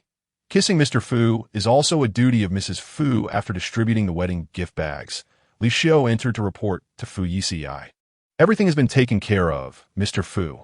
His gaze was filled with curiosity, puzzled by Fu Yici's urgency to acquire the marriage certificate when there were other auspicious days available this month. Fu Yeci, typically reserved and not one to wield his power frivolously, was behaving unusually today. However, this was not a matter Li Xiu should question. Wishing you and Mrs. Fu a happy marriage. Fu Yici's spirits lifted at this sentiment, a smile gracing his lips as he replied, "Well done. The company has arranged for a new car for you. You may use it for your travels henceforth." Li Xiu's eyes widened in disbelief, astonished for a considerable time. Today, Mr. Fu was decidedly out of character, almost unrecognizable. They often say the hearts of capitalists are dark. Could it be that Mr. Fu had been possessed? Li Xiu raised his gaze, scrutinizing Fu Yeci for a moment. "Is there anything else?" Fu Yici's expression hardened slightly. "No." Li Xiu promptly averted his gaze, intending to step outside when he heard Fu Yici's reminder. "Don't forget to inform everyone about my marriage to Mrs. Fu. This month, all employees will receive double bonuses." Ah, so it was not a matter of possession, but rather a case of being love-struck. This was not merely an increase in their salaries. It was clearly an announcement to the world of his nuptials. "Fu Yeci, could you come here for a moment?" A young girl stood at the doorway, peeking in with a sweet, soft voice calling to him. "You should head back to the company. I am off to accompany my wife." Fu Yeci replied to Li Xiu before turning to leave. Li Xiu lingered at the entrance, quietly musing about the unremarkable appearance of his colleague. "What's wrong?" Fu Yici's voice noticeably lowered. "I seem to have run out of lipstick. Could you help me check?" Qin Jiu wanted to look her best for the upcoming photo shoot, but there was no mirror in the room, and her phone was entrusted to someone else, leaving her unable to see her reflection. "It has faded a bit." Fu Yeci took the lipstick from her and meticulously applied it, treating the act with more care than if he were signing a multi-million-dollar contract. He recalled having overheard Qin Jiu mention that lipstick should be blended with a finger or cotton swab, as pressing the lips together would accentuate the lip lines. Fu Yeci lifted his hand, his cool fingertips lightly caressing her lips, blending the red hue outward. Qin Jiu gazed at him, the distance between their fingertips so minimal that she could discern the fine hairs on his chiseled face. Would it not be lovely to leave a lipstick mark on such a defined visage? As he lifted his gaze, their eyes met, and both paused in their actions. All done, the man spoke first, breaking the stillness of the moment. "Oh, all right." Qin Jiu's cheeks flushed, resembling a boiled shrimp, and she hurriedly sought to divert the attention. "I have some wet wipes. Do you need to clean your hands?" "Sure." Shortly after, the photographer entered, capturing their images before moving on to the next task. Qin Jiu held the red marriage certificate for a moment, her expression in the photo appearing somewhat unnatural. The embarrassment from the lipstick application had added an unusual flush to her cheeks, resembling peach blossoms adorning either side of her face. She could not forget the photographer's comment. "Mrs. Fu, you seem to have applied a bit too much blush today, but you still look lovely." Yet, she had not applied any blush at all. In the photograph, Fu Yeci stood behind her in a white shirt, partially obscuring his shoulder, with a gentle smile that softened his usual seriousness. "Jiu, let us be on our way." Fu Yeci took her hand, leading her out of the Civil Affairs Bureau. In the car, Fu Yeci drove, while Qin Jiu informed her grandfather and parents about their marriage certificate. Both sets of parents were delighted. They initially intended to invite both families for dinner, but reconsidered due to Mr. Qin's illness. "Jiu, have you really gotten your marriage certificate?" Mr. Qin called to inquire. "Yes," Qin Jiu affirmed. "I was being willful. This marriage should have been settled long ago. Today is a propitious day, so we can register." "Very well, drive safely, and don't forget to show the marriage certificate to grandfather when you get home." The old man, overwhelmed with excitement, began to cough, not feigning illness, but genuinely elated. After hanging up, Qin Jiu turned to the man beside her. "Fu Yeci, thank you for accompanying me to bring joy to grandfather." Fu Yici's tone deepened, his gaze profound. "My actions are not solely for grandfather's happiness." Qin Jiu looked puzzled. Were they in such a hurry to marry because of her grandfather's illness? to alleviate his worries. Mrs. Fu, you were destined to be my wife, he asserted, a promise made by that young girl long ago to dedicate herself to him. The shift in address made Qin Jiu suddenly aware that they now shared the same household registration, a new reality distinct from a past. Even if grandfather were not ill, we would still be getting married. The young girl nodded gently. I will strive to fulfill my duties as Mrs. Fu. As the Rolls-Royce glided into the old residence and came to a halt, Fu Yeci caught her words, casting a sidelong glance with a glimmer of profound light in his eyes. She acknowledged her identity as Mrs. Fu, no longer merely Miss Qin. It seemed there were other matters to explore. As Qin Jiu was about to open the door to exit, she discovered it was locked. Turning to remind the man to unlock it, she found Fu Yeci embracing her waist and leaning in to kiss her. Wasn't she supposed to strive to be a good Mrs. Fu? Kissing Mr. Fu was also part of her responsibilities. He whispered in her ear, their temples brushing together. Open your mouth. He gently grasped her chin. Qin Jiu gazed into his dark eyes, momentarily enchanted, obediently returning his kiss. Chapter 24. Did I startle you? Fu Yeci held her waist, his arms firm, yet offering her the opportunity to refuse. If she did not wish to kiss, she could push him away. Qin Jiu looked at the man before her and suddenly recalled their kisses in a previous life. Those forceful embraces. Fu Yeci would trap her on the sofa, toss her into the bathtub, kissing her repeatedly, compelling her to utter the words I love you. Time and again, she fell for him, only to resent him repeatedly due to the effects of medication. Fu Yeci released her, observing the girl before him with reddened eyes, his gaze slightly stern. Why was his little wife so easily frightened? He had kissed her so gently. Did I startle you? Qin Jiu feigned anger. Yes, I'm quite upset. Fu Yeci furrowed his brow, unsure how to appease her. Would you like to hit me? Then close your eyes.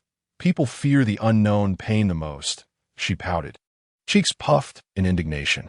Fu Yeci closed his eyes, a shadow darkening his blackened vision.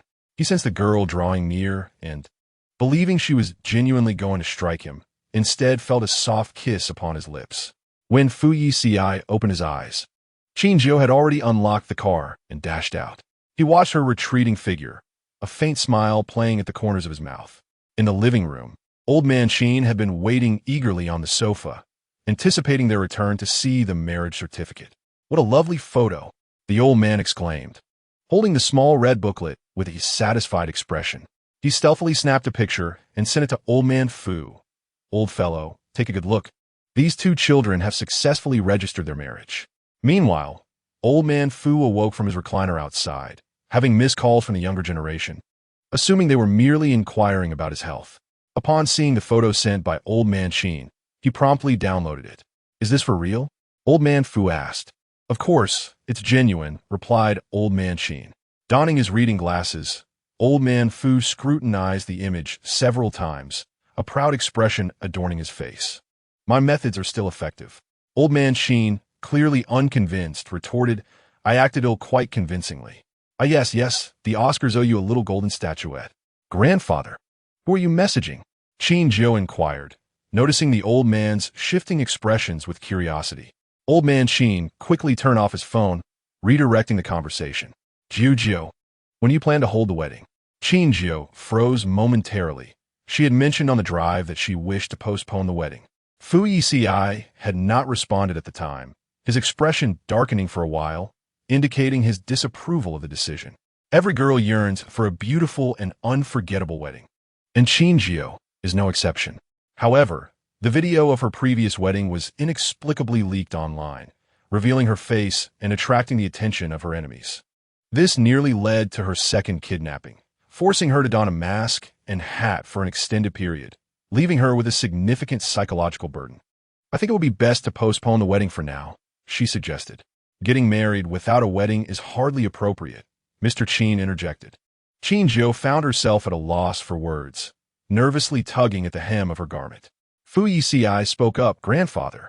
I share the same sentiment as Jiu. Qin Jiu cast a sidelong glance at him, her eyes slightly lifting at the corners. She recalled how solemn he had appeared when a matter was raised in the car. It was perplexing that he had suddenly changed his stance.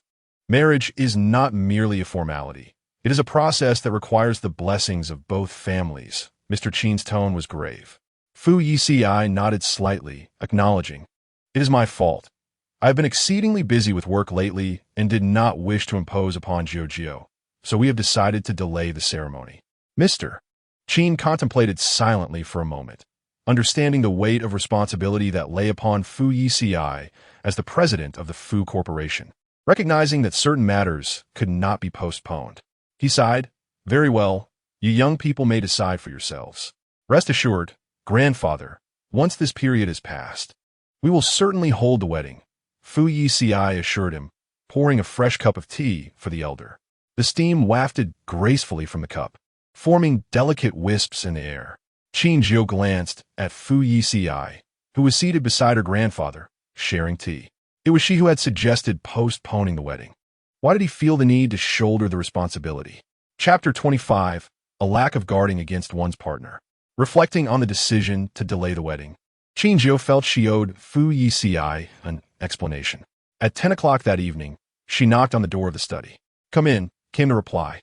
She slowly pushed the door open. Fu Yeci, fearing that working in the bedroom might disturb her rest, had borrowed the study from Mr. Qin. The desk, once sparsely occupied with the elder's jade artifacts, was now cluttered with various documents. Seated at the desk, Fu Yeci was engaged in a video conference, conversing in English with an overseas client. Upon entering, Qin Jiu realized he was in the midst of a meeting and contemplated leaving. But the man gestured for her to take a seat on the sofa.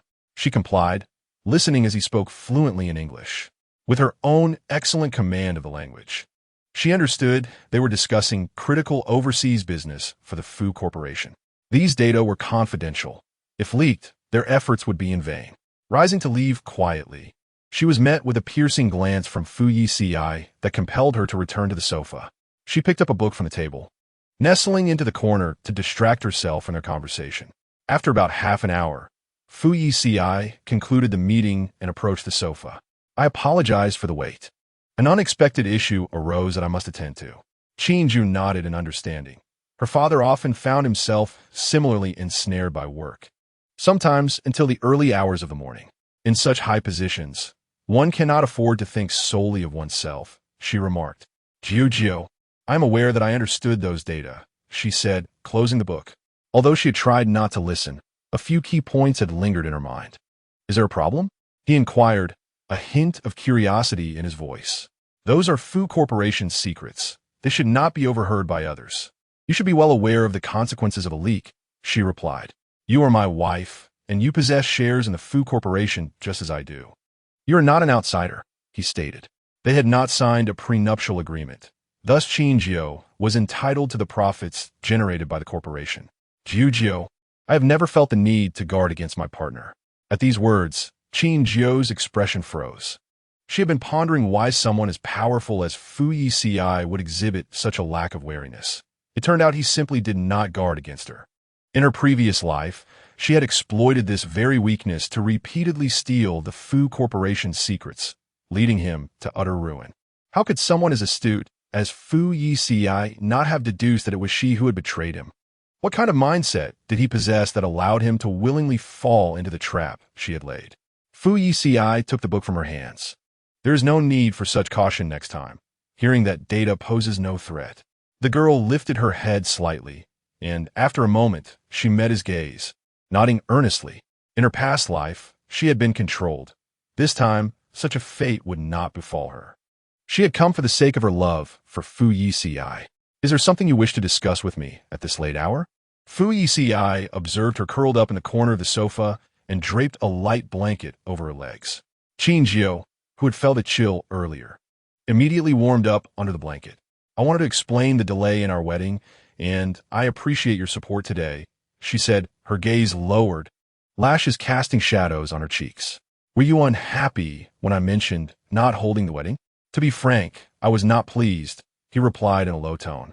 Qin Jiu had anticipated some comforting words from him, but his directness left her momentarily at a loss for a response. Noting her innocent expression, Fu Yici's lips curled into a slight smile. "However, it matters not. We are already listed under the same household registration, so the wedding is merely postponed." Do you not wish to inquire why I am not holding the wedding at present? She pressed, having devised numerous responses to address this question. Yet, Fu Yeci appeared unperturbed, not fixated on a singular answer. His calm demeanor even led Qin Jiu to wonder if he had already discerned the true reason. Jiu and I are still getting to know each other. I respect your decision, he said after a pause. But I promised grandfather today that we would hold the wedding after some time. You would not want to make me go back on my word in front of him, would you? He was concerned that this little trickster might forget the promise made. Of course not, Qin Jiu quickly affirmed, once her enemies were dealt with. She too wished to celebrate a splendid wedding with Fu Yeci. The two exchanged a few more words before Fu Yeci's phone rang, an incoming work call. His brow furrowed, clearly reluctant to answer. It would not do for his young wife to feel neglected by his demanding career. Just as he contemplated hanging up, Qin Jiu stopped him. Please take it. I will return to my room to rest. If I stay up late, I can say good night to you in person. Chapter 26. A Wise Decision. The following morning, Qin Jiu noticed that Mr. Qin's health had improved significantly. He seemed more energetic during breakfast, indicating that his worries had eased. After finishing their meal, she bid him farewell. Fu Yeci had spent considerable time away from the company. The backlog of work was overwhelming, and lingering any longer would be impractical. You must remember to visit grandfather often. I'm alone at home and can only stare at Butler Wong, Mr. Qin lamented, gripping Qin Jiu's hand tightly. In his youth, he had preferred solitude and was a serious and unsmiling man, but with age, he had become much gentler and developed a fondness for the company of others. Just one visit from Qin Jiu was enough to brighten his spirits for days. Do not worry, grandfather. I will certainly come back to see you often, Qin Jiu said, her eyes brimming with tears. Having experienced the pain of losing loved ones, she understood the importance of cherishing them. Family bonds can only be severed by the distance of life and death, and once severed, there is no opportunity for mending. If you miss me, just give me a call, and I will rush back to keep you company as swiftly as I can, Mr. Qin emphasized. But do not deceive grandfather. Fu Yeci approached and handed a wooden box to Butler Wong. Grandfather, I came here in such haste that I forgot to bring you a little gift. Butler Wong opened the edge of the box, and Mr. Qin squinted at the emerald placed in the center. He had always enjoyed playing with jade, and encountering such exquisite quality naturally delighted him. The sorrow of parting was alleviated by half. Uncle Wong, I prepared a gift for you as well. Fu Yeci presented a similarly sized wooden box. No, Mr. Fu, there is no need for such formality. Who is Fu Yeci? The illustrious Fu Yi, revered by all, surrounded by those eager to curry favor. It was unnecessary for him to flatter others. This is merely a token of my respect. I hope you will like it. He referred to himself as a junior, his tone respectful and courteous, devoid of any condescending demeanor. Butler Wong had once harbored doubts about sending Jiu to the Fu family for her safety, questioning whether it was a wise decision. Noble families often harbored their own temperaments. With someone like Fu Yeci in such a high position, their marriage might encounter many discordances. But now it seemed the elder had indeed made a sagacious decision. On the way back to Fu Garden, Qin Jiu opened the car window, allowing the gentle warmth of the breeze to caress her face, a most delightful sensation. The car played her favorite melodies, and she leaned against the seat, closing her eyes for a brief respite, unknowingly falling asleep, her head tilting right, resting perfectly against Fu Yici's shoulder. The sight of the girl, sleeping, resembled a sunbathing kitten, radiating warmth and tranquility. Fu Yeci turned off his phone, casting a sidelong glance at her delicate face, her eyes as deep as ink, like an abyss gazing into the light. After watching for a while, he slowly closed the car window and instructed the driver to turn off the music. Qin Jiu slept more soundly, and when she awoke, the car had already entered the city. We'll be home in about 10 minutes, Fu Yeci remarked. Hearing his voice from above, she realized she was leaning on his shoulder and quickly lifted her head, reaching over to massage the man's shoulder. Did I make it numb? Fu Yeci moved his arm, relieved. You should have woken me up sooner, Qin Jiu said, her tone filled with self-reproach. Fu Yeci remained silent, enjoying the closeness of his little wife resting against him. As they entered the city, the car slowed down. Qin Jiu leaned against the window and spotted a familiar shop, requesting the driver to pull over. "Could you wait for me? I want to buy something. It won't take long." "I will accompany you," Fu Yeci replied. "No need. I will be back shortly." Qin Jiu opened the car door and stepped out, heading towards Zhou Ji pastry shop, once bustling with patrons. Today, it had only a few customers. "I would like 2 portions of peach blossom pastries and 1 green bean cake." "Of course," the owner replied. "Ah, it's you again, little girl." Qin Jiu frequently visited this pastry shop. Their repeated interactions had fostered familiarity. The owner, a kind-hearted man in his 40s, steadfastly adhered to traditional handmade pastries, offering authentic flavors that Qin Jiu adored. The owner retrieved the requested pastries from the display case and added a few pieces of lotus cake and pineapple pastry. "I'll pack you some extra. You won't find this flavor again." "What do you mean?" Qin Jiu asked, puzzled. "In a few days, I will be moving. This shop has been rented out to the bakery next door." Over the years, many novel pastries had emerged, and his traditional creations were no longer in demand. Coupled with fierce competition from nearby shops, he could no longer sustain the business and planned to sell the shop and return to his hometown to continue his craft. As he chatted with Qin Jiu while packaging her order, his technique was unique. He folded a piece of yellow-brown paper meticulously to secure the pastries, finally tying it with a piece of twine. Fu Yeci entered the pastry shop just as he heard Qin Jiu sigh. He had caught snippets of her conversation with the owner. "All done, little girl," the owner said, handing her the pastries by the twine. Fu Yeci accepted the package, taking Qin Jiu's hand as they exited the shop. Chapter 27. Not a Child. Upon returning to Fu Garden, Qin Jiu eagerly unwrapped the packaging, the enticing aroma wafting to her nose.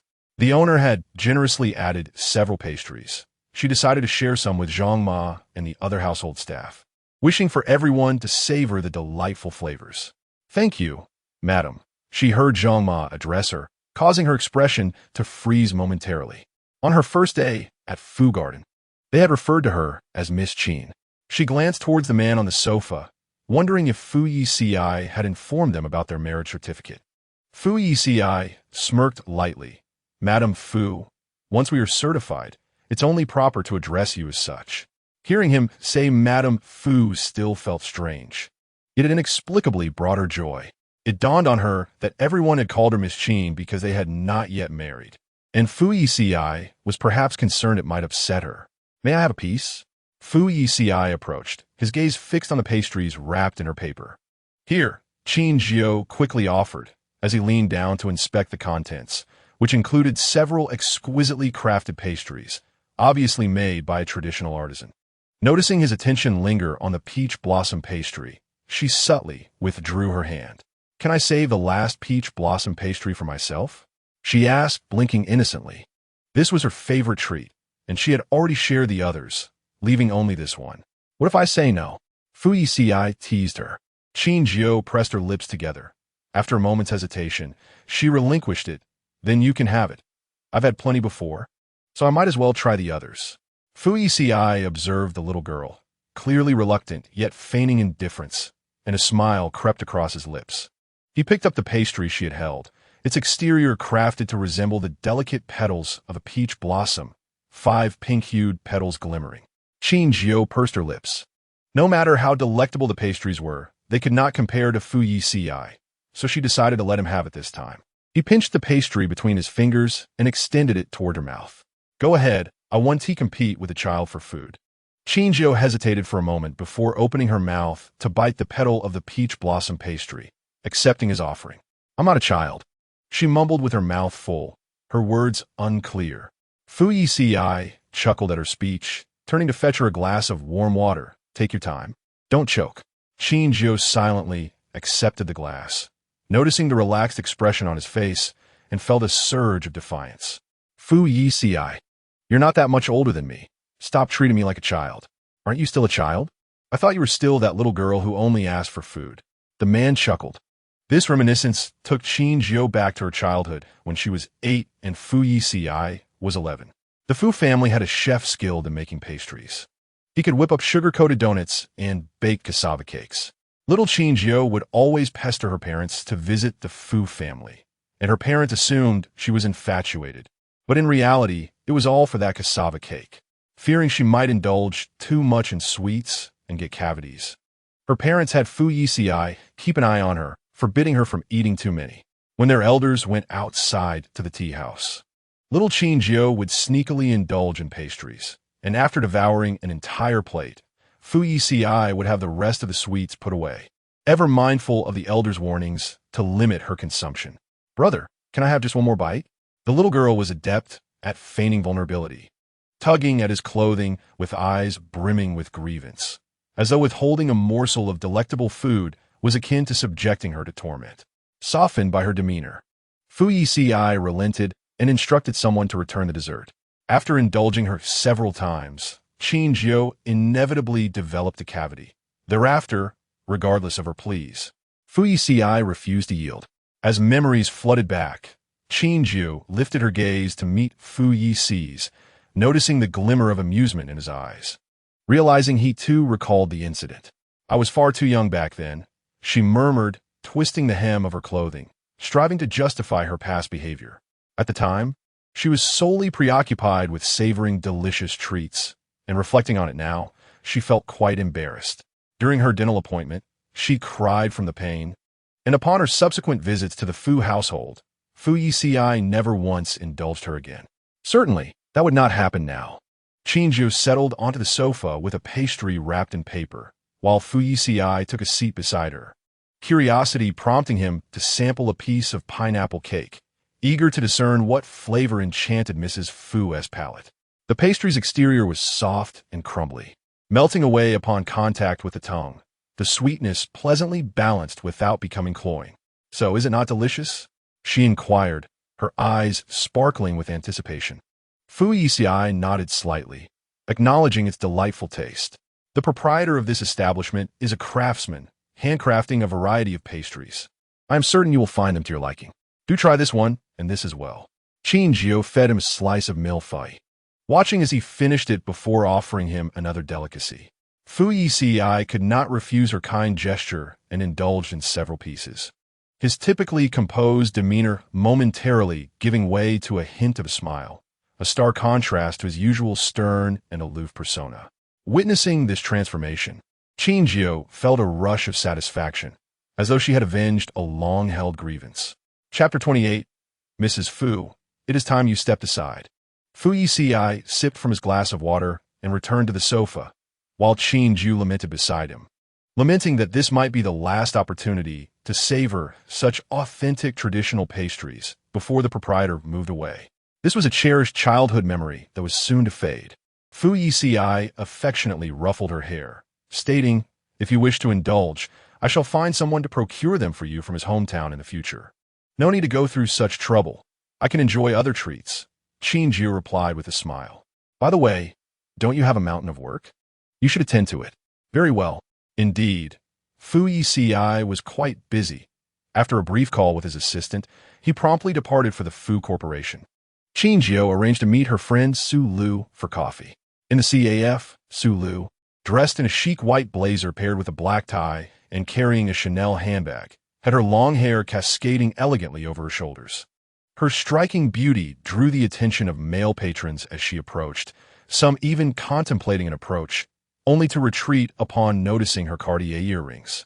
Realizing she was not easily won over, "Qin Jiu, you finally remembered me," Su Lu exclaimed, placing her bag aside and sitting opposite Qin Jiu.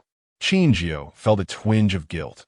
Although she and Su Lu had been close friends for many years, she had been preoccupied with becoming familiar with Fu Yeci, inadvertently neglecting her friend.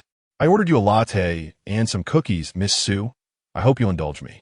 Seeing an array of her favorite treats laid out before her, Su Lu's mood brightened as she stirred her coffee gently. "Now, this is more like it. How has work been lately? All smooth sailing?" "Don't even get me started. I'm being driven to madness," Su Lu replied, her expression growing weary. "I accidentally damaged a car, and now my father is insisting I work at the company or he cut off my allowance." A few months prior, she had been involved in a car accident while racing, fortunate to escape with minor injuries. Her father forbade her from driving again, insisting she focus on her studies at the company. "Your father must be hoping to groom you to inherit the family business," Qin Jiu remarked. Su Lu shook her head. I have no desire to inherit anything. The Su family is affluent beyond measure. The wealth could last generations. But if I were to inherit, it would all come crashing down on me. My father simply fails to grasp that. Taking a sip of her coffee, Su Lu looked up at Qin Jiu. What is it like being married? Although Qin Jiu and Fu Yeci had not held a wedding, the elite circles of Haishur were well aware of their union. A powerful alliance. Su Lu had been astonished to hear the news, but soon accepted it. In such high society circles, arranged marriages were commonplace, outwardly appearing as a couple while leading separate lives behind closed doors. Qin Jiu had intended to respond that it was quite pleasant, but Su Lu interjected, producing a key from her bag and presenting it to Qin Jiu. This is for a small apartment near the city center that I secretly purchased without my father's knowledge. If you're unhappy with Fu Yeci, you can move there. Qin Jiu stared at the key, tears of gratitude welling in her eyes. In her past life, after being controlled by drugs, she had quarreled with Su Lu, uttering many cruel words. Yet Su Lu had relentlessly tried to rescue her, ultimately suffering a tragic accident that left her dependent on a wheelchair. The thought of Su Lu, such a free spirit, having to endure such pain was heartbreaking. Lulu, you are truly wonderful, Qin Jiu said, her voice trembling. What else could I be? I am your closest confidant. In Su Lu's eyes, Qin Jiu was the person she cherished most after her parents. Navigating the same elite circles, Su Lu had interacted with Fu Yeci on several occasions. Aware of his ruthless business acumen, Fu Yeci is rigid and austere, emotionally detached. You must be enduring great hardship with him, Su Lu remarked. Expressing concern for a friend, Qin Jiu hesitated, pondering if this was truly her husband being described. As long as you both lead your own lives, there is no need to suffer over a man unworthy of your tears. I can find you someone far more handsome and better suited. No need. Qin Jiu attempted to clarify, but Su Lu was already lost in her own narrative. Her friends were wealthy, beautiful, with exceptional education and family backgrounds. This was the archetype of a classic second lead in a romantic drama. The CEO typically favored the delicate, pitiful heroine, showing little interest in intelligent and attractive women. If Fu Yeci were to follow suit during their marriage, he might bring home another woman and declare, Mrs. Fu, it is time you stepped aside. Su Lu shuddered at the thought. She glanced down at Qin Jiu's hands, devoid of a ring, and realized how little Fu Yeci valued their marriage. Do not harbor any expectations of him. Otherwise, you will be the only one left hurt. Lulu, please listen to me. Qin Jiu grasped her hand, pulling Su Lu from her fanciful thoughts. This engagement is not a business arrangement. Fu Yeci is not as you perceive him. He treats me well. Qin Jiu shared the moments they had spent together in recent days, leaving Su Lu astounded. It was difficult for her to fathom that the formidable Fu Yeci could exhibit such warmth and thoughtfulness in the presence of Qin Jiu. Those actions do not seem characteristic of him. Chapter 29. Direct investment will suffice. It was Fu Yeci who proposed postponing the wedding, taking full responsibility before his grandfather, never pressuring her into anything she disliked. Their interactions have been genuinely pleasant. Qin Jiu continued to explain to Su Lu, we have known each other for quite some time, but I was misled by rumors about him and deleted his contact information. In high society circles, various gatherings were frequent, and Su Lu recalled having seen Fu Yeci at many of them during her childhood, though she had never warmed to his aloof nature, preventing a friendship from forming. Upon hearing Qin Jiu's account, Su Lu suddenly recalled the detail. At most events where Qin Jiu was present, Fu Yeci seemed to appear as well. She had previously assumed it was mere coincidence, but now realized it was likely one of them had developed feelings first. It appears I have overthought the situation. Su Lu offered an awkward smile, quietly reclaiming her apartment key. The young couple was doing well, and she had almost incited them to divorce. Had Fu Yeci overheard her earlier comments, it would surely have resulted in her father's wrath. Thank you, Lulu, Qin Jiu expressed, feeling a sense of gratitude she had never conveyed in her past life. What for? I'll make up for your wedding gift next time. The two engaged in light conversation until Su Lu received a work-related phone call. An issue had arisen with a project she was overseeing, necessitating her immediate return to address it. These cunning old foxes really think I'm their workhorse, she thought to herself.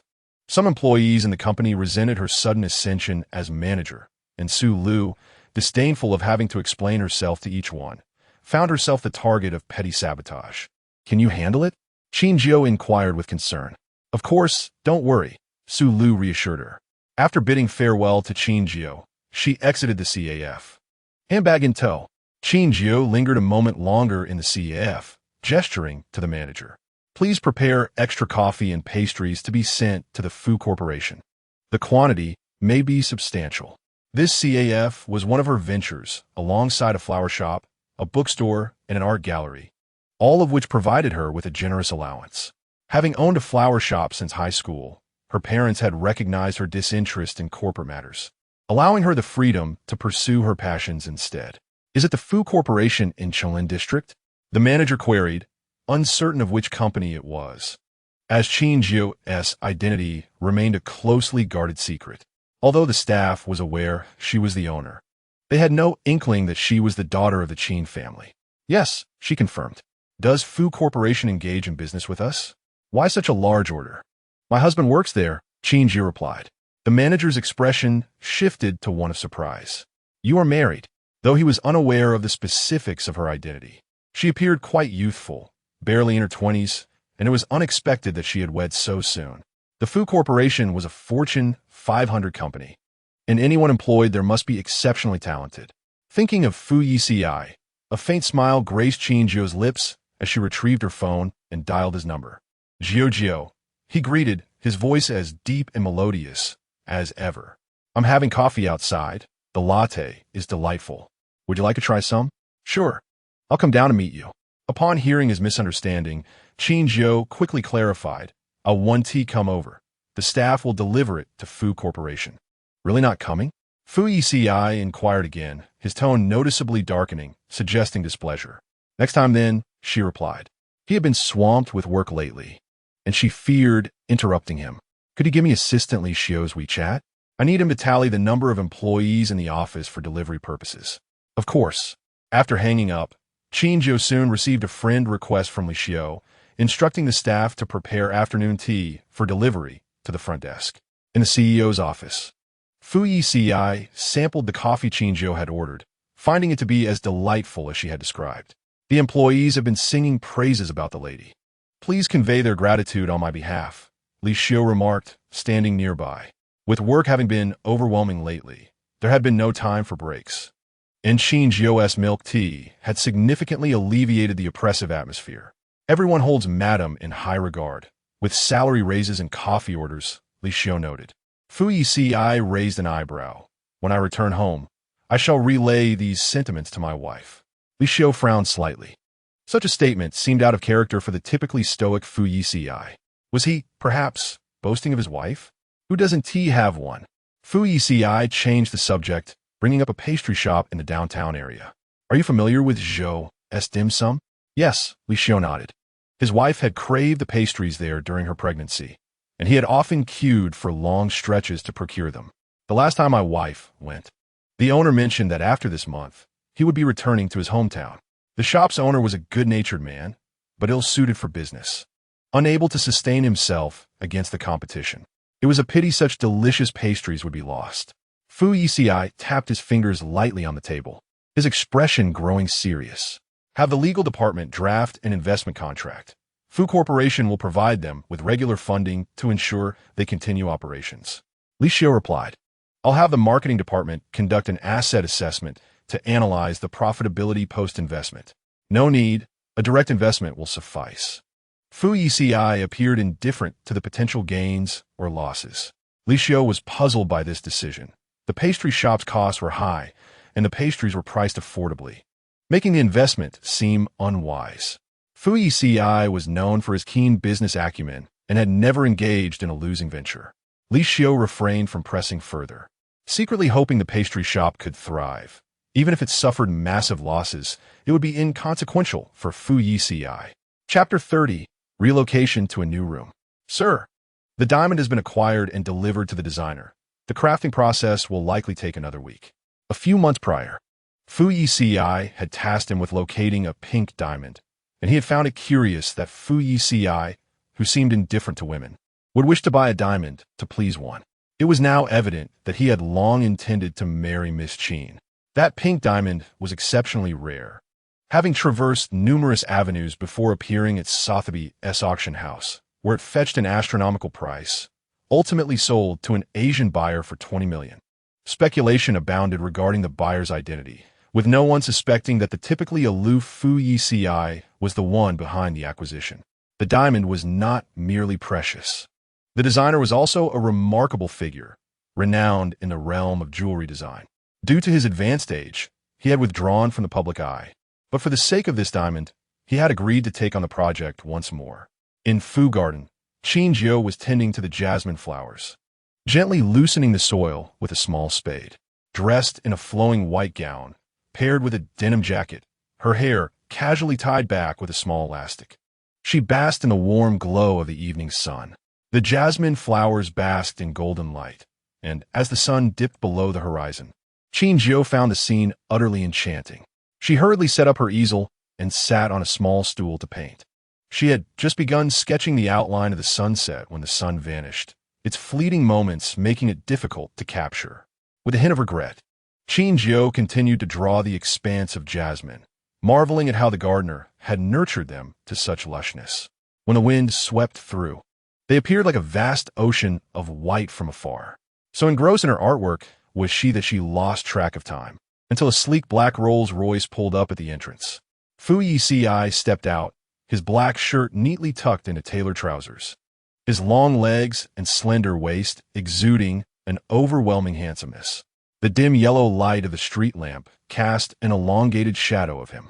As Qin Jiu lifted her gaze to meet his, she promptly set down her pencil and ran towards him, nearly losing control and falling into his embrace. If she were to be honest, they had been apart for less than 8 hours, yet seeing his face sent her heart racing, a beat quickening in her chest. "You're back," she exclaimed, realizing she sounded rather childlike. Her father often worked late, and, as a child, she would sit by the door waiting for him to return, rushing to him with joy upon his arrival, exclaiming, "Daddy, you're home. I've been busy lately, but once I clear my backlog of work, I want to be coming home so late," Fu Yeci explained. In the bustling mall, one can find numerous individuals utterly engrossed in their work, neglecting the warmth of home. However, for him, having a wife has transformed everything. Spending time with her beneath the blooming flowers and the moonlight is far more significant than the wealth he might accumulate. Fu Yeci cast a glance at the easel stationed on the grassy ground. Had the painting been completed? The sunset had eluded capture, leaving the artwork lacking something essential. Yet, Qin Jiu had just contemplated adding another element to enhance its perfection. There remained but a slight finishing touch to be addressed tomorrow. Fu Yeci uttered a soft acknowledgement and approached Qin Jiu, naturally entwining his fingers with hers, only to realize her hands were cold. She had painted for far too long, her blood circulation stifled by the chill in the air. Wrapping her delicate hand within his, he transferred warmth from his palm to hers, and upon entering the living room, he promptly instructed Zhang Ma to fetch a coat from her room. Zhang Ma brought back the coat, and upon seeing Qin Jiu don it, hesitated before speaking, "Sir, madam, now that you have registered your marriage, do you still intend to sleep in separate rooms?" Qin Jiu understood Zhang Ma's words, her cheeks flushing a delightful pink. She longed to share a room with Fu Yeci, yet such matters felt too delicate for her to voice first. Stealing a glance at Fu Yeci, she found him reclining on the sofa, exuding a relaxed and languid charm, his teasing smile suggesting, "I shall defer to Mrs. Fu." Qin Jiu's blush deepened. Then she consented. "Then let us move to the same room." Hearing her agreement, Fu Yeci directed, "Please transfer my belongings to Mrs. Fu's room." His bedroom, steeped in traditional Chinese decor, bore a somber ambience that he doubted would appeal to his young wife. Zhang Ma dutifully moved Fu Yici's clothes and toiletries into Qin Jiu's room. Though the items were few, they filled a small corner of the bedroom. The cup by the sink, the pillow on the opposite side, the books on a nightstand, all served as reminders to Qin Jiu that they truly were living together now. "Madam, it is quite late. Let us leave the remaining items for tomorrow, and not disturb your rest with the sir," Zhang Ma remarked with an ambiguous smile, before closing the bedroom door. In the quiet of the bedroom, Qin Jiu found herself restless, her mind swirling with thoughts of what might transpire next. They would embrace, share kisses, and eventually take a bath together. Chapter 31. A beautiful evening at 10 o'clock that night, Fu Yeci emerged from his study after half an hour of work, reluctant to linger in the office. The thought of Qin Jiu, merely a wall away in their bedroom, brought a smile to his lips. It promised to be a delightful evening. Upon hearing the door open, Qin Jiu sprang upright from the sofa, her bare feet tucked beneath her. With her enchanting eyes fixed on him, she stumbled for words, her mind momentarily blank. "I've finished my bath," she blurted out, only to realize the implications of her statement. Had she inadvertently hinted at something? Fu Yeci responded with a nonchalant, his tone unchanged, seemingly oblivious to the subtle undertones. He opened the wardrobe for his sleepwear and discovered a row of garments hanging within, mostly her kipayos and dresses, with his shirts and suits on the right side. This sight pleased him. It felt as though they were beginning to embody the essence of a married couple. He stepped into the bathroom, closing the door behind him. Once alone, Qin Jiu exhaled a heavy breath, feeling as though she had been holding her breath in Fu Yeci's presence. A light sheen of perspiration graced her skin, and she sniffed her wrist, relieved to find the lingering scent of perfume rather than any unpleasant odor. A breeze from outside brushed against her face, prompting her to rise and close the window. Just as she pulled the curtains shut, Fu Yeci emerged from the bathroom, his voice low and husky as he called her name. He wore nothing but a white towel cinched at his waist, revealing a trim waist and defined abs. Qin Jiu gazed at him for a moment before hastily averting her eyes, fearing he might think her impertinent. Turning back to the curtain in her hands, she furrowed her brow. The act of closing the curtain was meant for privacy, unless they were to engage in something intimate in the bedroom. Would Fu Yeci misconstrue her actions as an invitation? "It's quite warm. I'll open the window for some fresh air," Qin Jiu declared, pulling the curtain open and fanning herself. Though the gesture felt almost like a feeble attempt at deception, her thoughts plainly written across her face. Fu Yeci chuckled, choosing not to expose her intentions. Instead, he agreed, "It is indeed a bit warm. A natural breeze would be refreshing." His little wife was adorably endearing. "Did you finish your bath so quickly? It's only been a few minutes." Fu Yeci added, "I'm unfamiliar with the shower in the bathroom. Perhaps you can instruct me?" Recalling that her shower was indeed different from the ordinary, Qin Jiu stepped into the bathroom, pointing out the controls. This button regulates the water flow, and the other adjusts the temperature. While she earnestly explained, Fu Yeci's attention remained fixated on her, and he wondered if she felt no attraction towards him despite his current attire. Qin Jiu hardly glanced his way. Not that she didn't want to look, but rather she was too shy. Who knew what might unfold in the bathroom? After all, something similar had transpired in her past life. Once she had finished explaining, she turned to exit the bathroom, closing the door behind her without a moment's hesitation. Fu Yeci observed her retreating figure with a playful smile, adeptly operating the shower. Qin Jiu poured herself a glass of water, striving to calm her racing heart, when it suddenly struck her, wasn't he this Fu Yeci's home? Surely, he would know how to use the shower. Yet, in this life, he was so self-restrained and courteous that he would not deceive her. Perhaps she was overthinking it. With so many features in the furniture, it was reasonable to be momentarily bewildered. She turned on the television, hoping to ease the impending awkwardness. If conversation faltered, she could always discuss the show with Fu Yeci. The television displayed a drama she typically enjoyed, yet her mind was elsewhere, repeatedly replaying the image of Fu Yeci standing at the bathroom door, his damp hair, the white towel around his waist. He had a habit of rising early to run, frequently exercising. She knew well his physique from her past life. Reflecting on that previous life, her memories of intimacy were far from pleasant, as he had been oblivious to the emotional needs of a girl. A cool breeze wafted in through the window, causing her shoulders to shiver, leaving her uncertain whether it was the chill of the air or her own trepidation.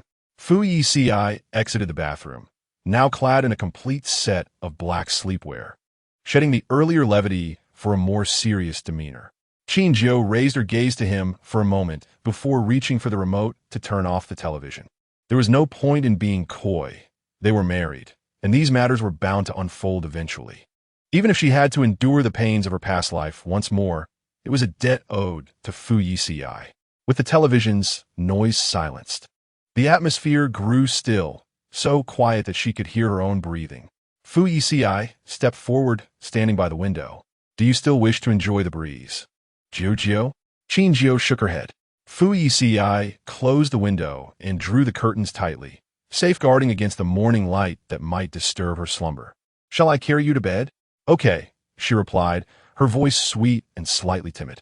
Nestled in the sofa, she nodded, wrapping her arms around Fu Yici's neck as he lifted her effortlessly. He gently placed her on the bed, pulling the covers back for her. Mindful of her habit of walking barefoot, Fu Yeci turned to tuck away the slippers beside the sofa, placing them neatly by the bed. Chapter 32. Fulfilling a husband's duty with the lights extinguished in the bedroom. Only a dim yellow nightlight flickered in the corner. One side of the bed sank slightly under Qin Jiu's weight, and she caught a whiff of a familiar cool fragrance. Fu Yeci rarely wore perfume, yet he always seemed to carry this alluring scent. She had tried searching for it in perfume shops, but to no avail. Qin Jiu blinked, recognizing that now was not the time to be entangled in the nuances of fragrance.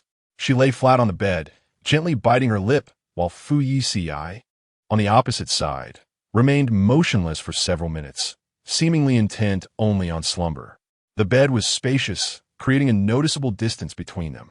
Turning onto her side, under the dim glow of the nightlight, she could just make out his figure. Fu Yeci lay facing her, his arm curved beneath his head, his elongated eyes gently closed. Qin Jiu could hear the faint sound of his breathing, but she was acutely aware that he was not truly asleep. Aren't we going to do something tonight? She could no longer endure the stifling atmosphere and had decided to speak up. As her words faded into the air, the man in the darkness immediately opened his eyes, leaning closer to her and wrapping his arms around her waist. His little wife was far bolder than he had anticipated. Initially, he had no intention of engaging in any activities tonight, but since she had inquired, he felt compelled to extract some advantage. We are husband and wife. We ought to partake in the affairs that befit our union. Fu Yeci held her close, whispering into her ear, his warm breath sending a shiver down Qin Jiu's spine. The implication of his words was unmistakable. She had heard them countless times in her past life.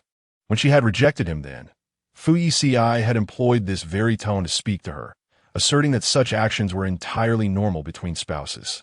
Jiu must allow me to fulfill my duties as a husband. Returning to the present, hearing those words again made Qin Jiu's heart race. Unlike her previous life, she did not push him away. Instead, she willingly wrapped her arms around Fu Yici's waist. Noticing her acceptance, Fu Yeci grasped her wrist and pressed his lips against hers. After a lingering, moist kiss, he released her, his fingers brushing against her lips as he lay back down, enveloping her in his embrace once more. Good night, Jiu, he murmured, tucking the girl snugly under the covers. A wave of confusion washed over Qin Jiu. Was this all he meant by the affairs of husband and wife? Merely kissing? She had expected more. Reflecting on how restrained Fu Yeci had been in this lifetime, she realized that since they had only recently become acquainted, he would likely wait a while longer. Perhaps she was being overly suspicious. As her eyelids grew heavier, Qin Jiu quickly drifted off to sleep. The next morning, upon waking, she found Fu Yeci just finishing his morning run, returning to their bedroom to change clothes. Noticing that she was awake, he did not make a point of avoiding her while changing. Sitting up in bed, Qin Jiu watched as he removed his black sports jacket, then took off his inner shirt, prompting her to shield her eyes with her hand. Why don't you change in the dressing room? She asked, her voice soft and tinged with the lingering drowsiness of sleep. Fu Yeci glanced at her. Do I need to avoid modesty with Mrs. Fu? It then dawned on Qin Jiu that their relationship warranted no such avoidance. Thus, she lowered her hand, watching him change with newfound confidence. Fu Yici's skin was a cool, pale hue, his waist lean, and just below it a well-defined backside. Before she could scrutinize further, he donned a nearby shirt, fastening each button with care. His shirts and suits were of considerable value, with cufflinks crafted from obsidian. Once dressed, Fu Yeci resumed his usual composed and reserved demeanor, his gaze considerably cooler as he approached to wrap his arms around the slender waist of the girl on the bed.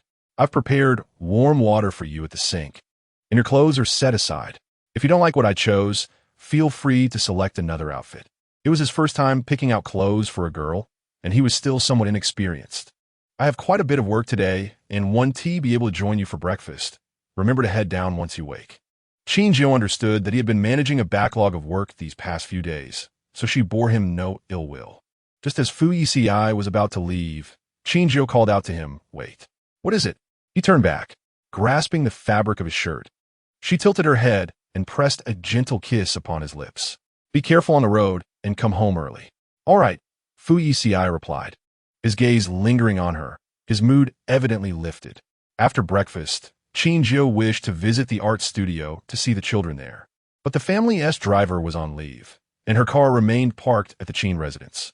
She messaged Fu Yeci to ask if she could borrow one of his vehicles.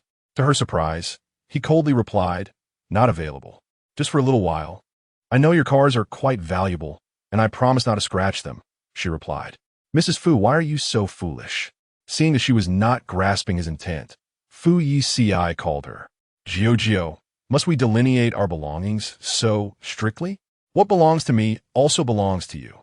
Simply ask for it. There is no need for borrowing." Qin Jiu nodded to herself, realizing that they need not maintain such rigid separations. "Then give me the keys. I'll select a car," she stated confidently.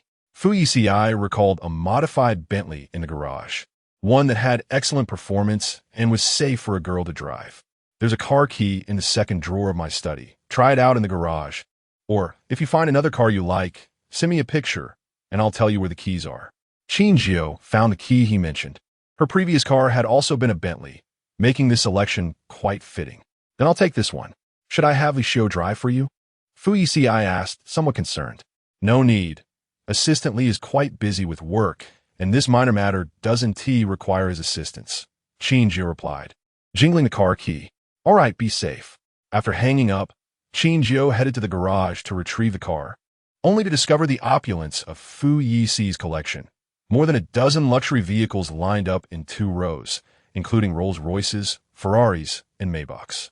These were merely a fraction of the cars he kept at home, most of which were black, but the white Bentley stood out distinctly. Pressing the car key, she drove out from the garage. The Bentley parked outside the art studio, and Qin Jiu entered, retrieving the snacks she had bought for the children from a trunk. "Sister Jiu is here. Everyone come out. Sister Jiu has come to see us." A child's voice pierced through the air, and one by one, the others rushed out to help her carry the items. Seeing the innocent, radiant smiles on the children's faces filled Qin Jiu's heart with warmth.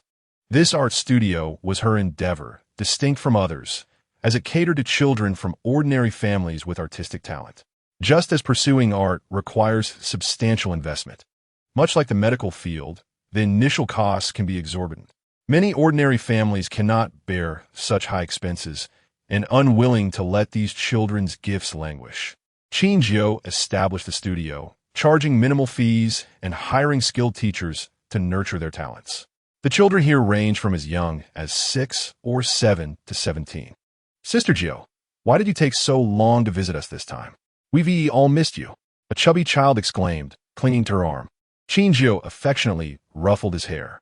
"I came specifically today to see how well you've been progressing with your sketches." The chubby boy promptly released her arm, his expression shifting to one of trepidation, akin to a student fearing a pop quiz from an exacting teacher. "Weren't you just saying you missed me?" Qin Jiu chuckled lightly. "Actually, not that much." He hesitated, yet drew closer to take her hand, thinking that if he could spend more time with her, being quizzed on his work wouldn't be so daunting.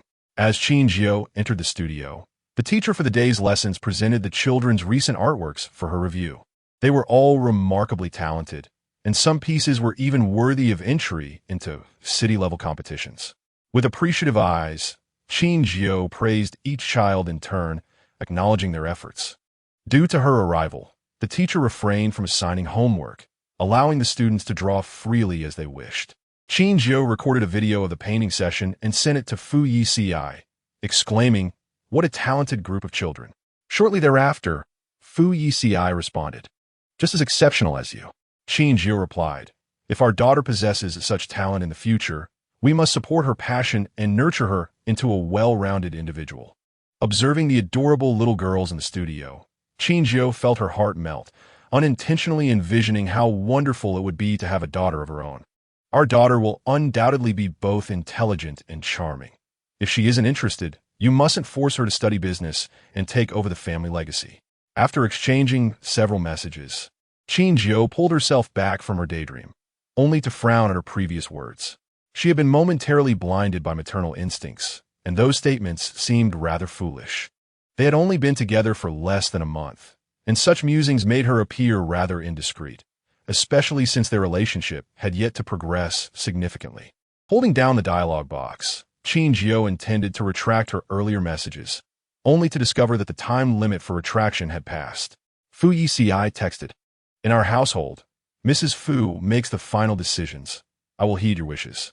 Aside from essential education and life guidance, I shall not compel our child to pursue anything against her will." He followed her earlier thoughts, adding, "Our daughter will surely inherit your admirable traits, beauty, and intelligence." Qin Jiu felt her cheeks flush.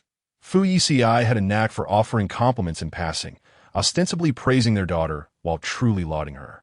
Turning off her phone, Qin Jiu returned her focus to the children painting. In the office, Fu Yeci set down his phone. Reflecting on the conversation he had just had with his young wife, a smile curling at the corners of his mouth. The thought of having a daughter seemed rather delightful. Chapter 34. There is much you need to learn, Sister Qin. Do you think my apple looks like one? A chubby little boy inquired, brandishing his artwork. They had been learning sketching for the past few days, with the assigned task being to draw an apple. How did you draw it so well? You're incredible. Upon closer inspection, the drawing did have some flaws, but given their limited experience, one could not afford to be overly critical. Qin Jiu pinched the boy's cheek, saying, "How are you so talented? I have even more impressive skills." The boy declared proudly, "I can perform magic." He spun around with his drawing and produced a red apple from behind his back, offering it to Qin Jiu. "Thank you," she said, beaming as she applauded him.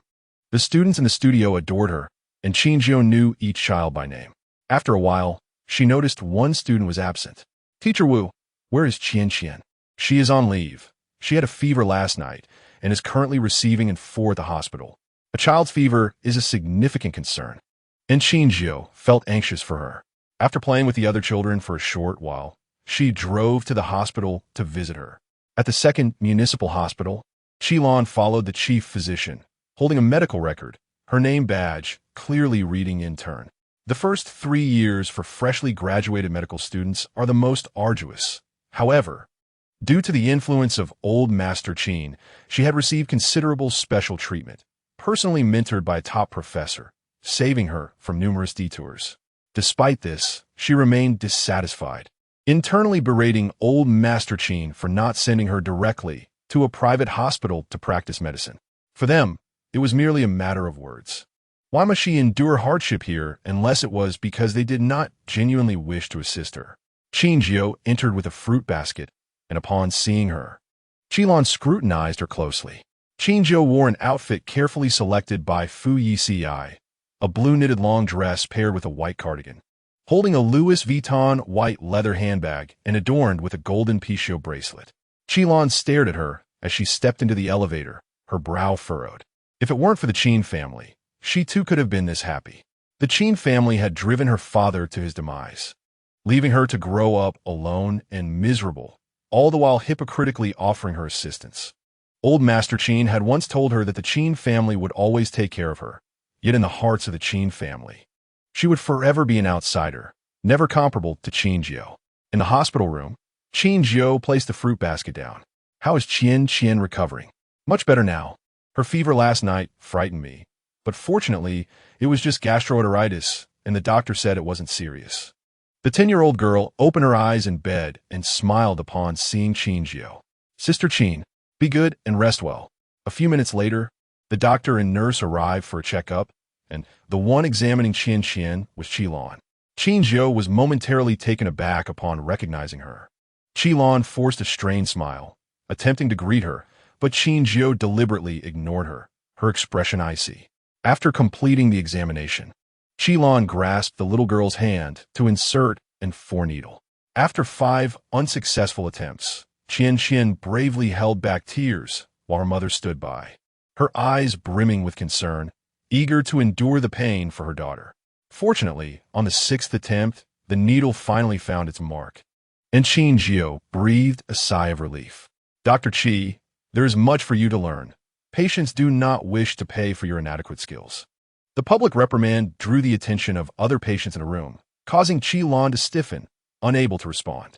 Sister Qin, it doesn't hurt. Once I recover, I want to go back to painting, the brave little girl declared from her bed. Qi, standing nearby and writing in the medical record, scoffed at her words.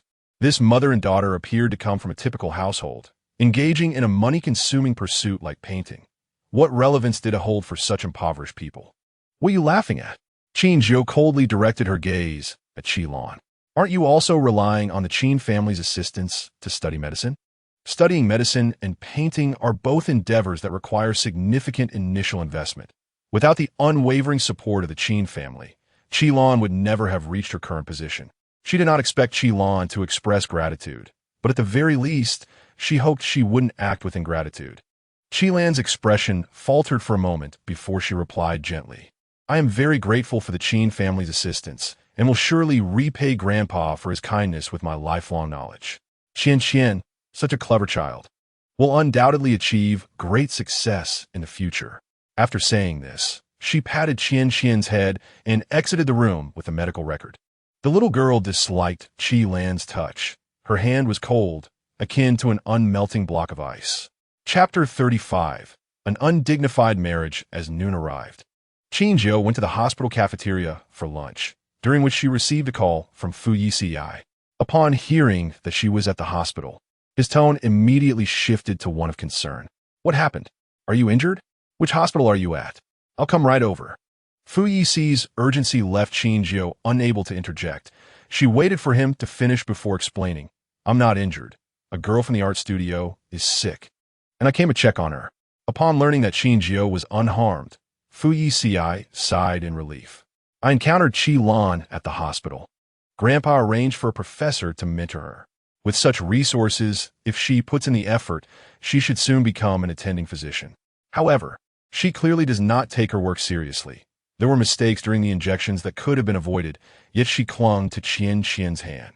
Hearing Qi's name, Fu Yeci paused momentarily.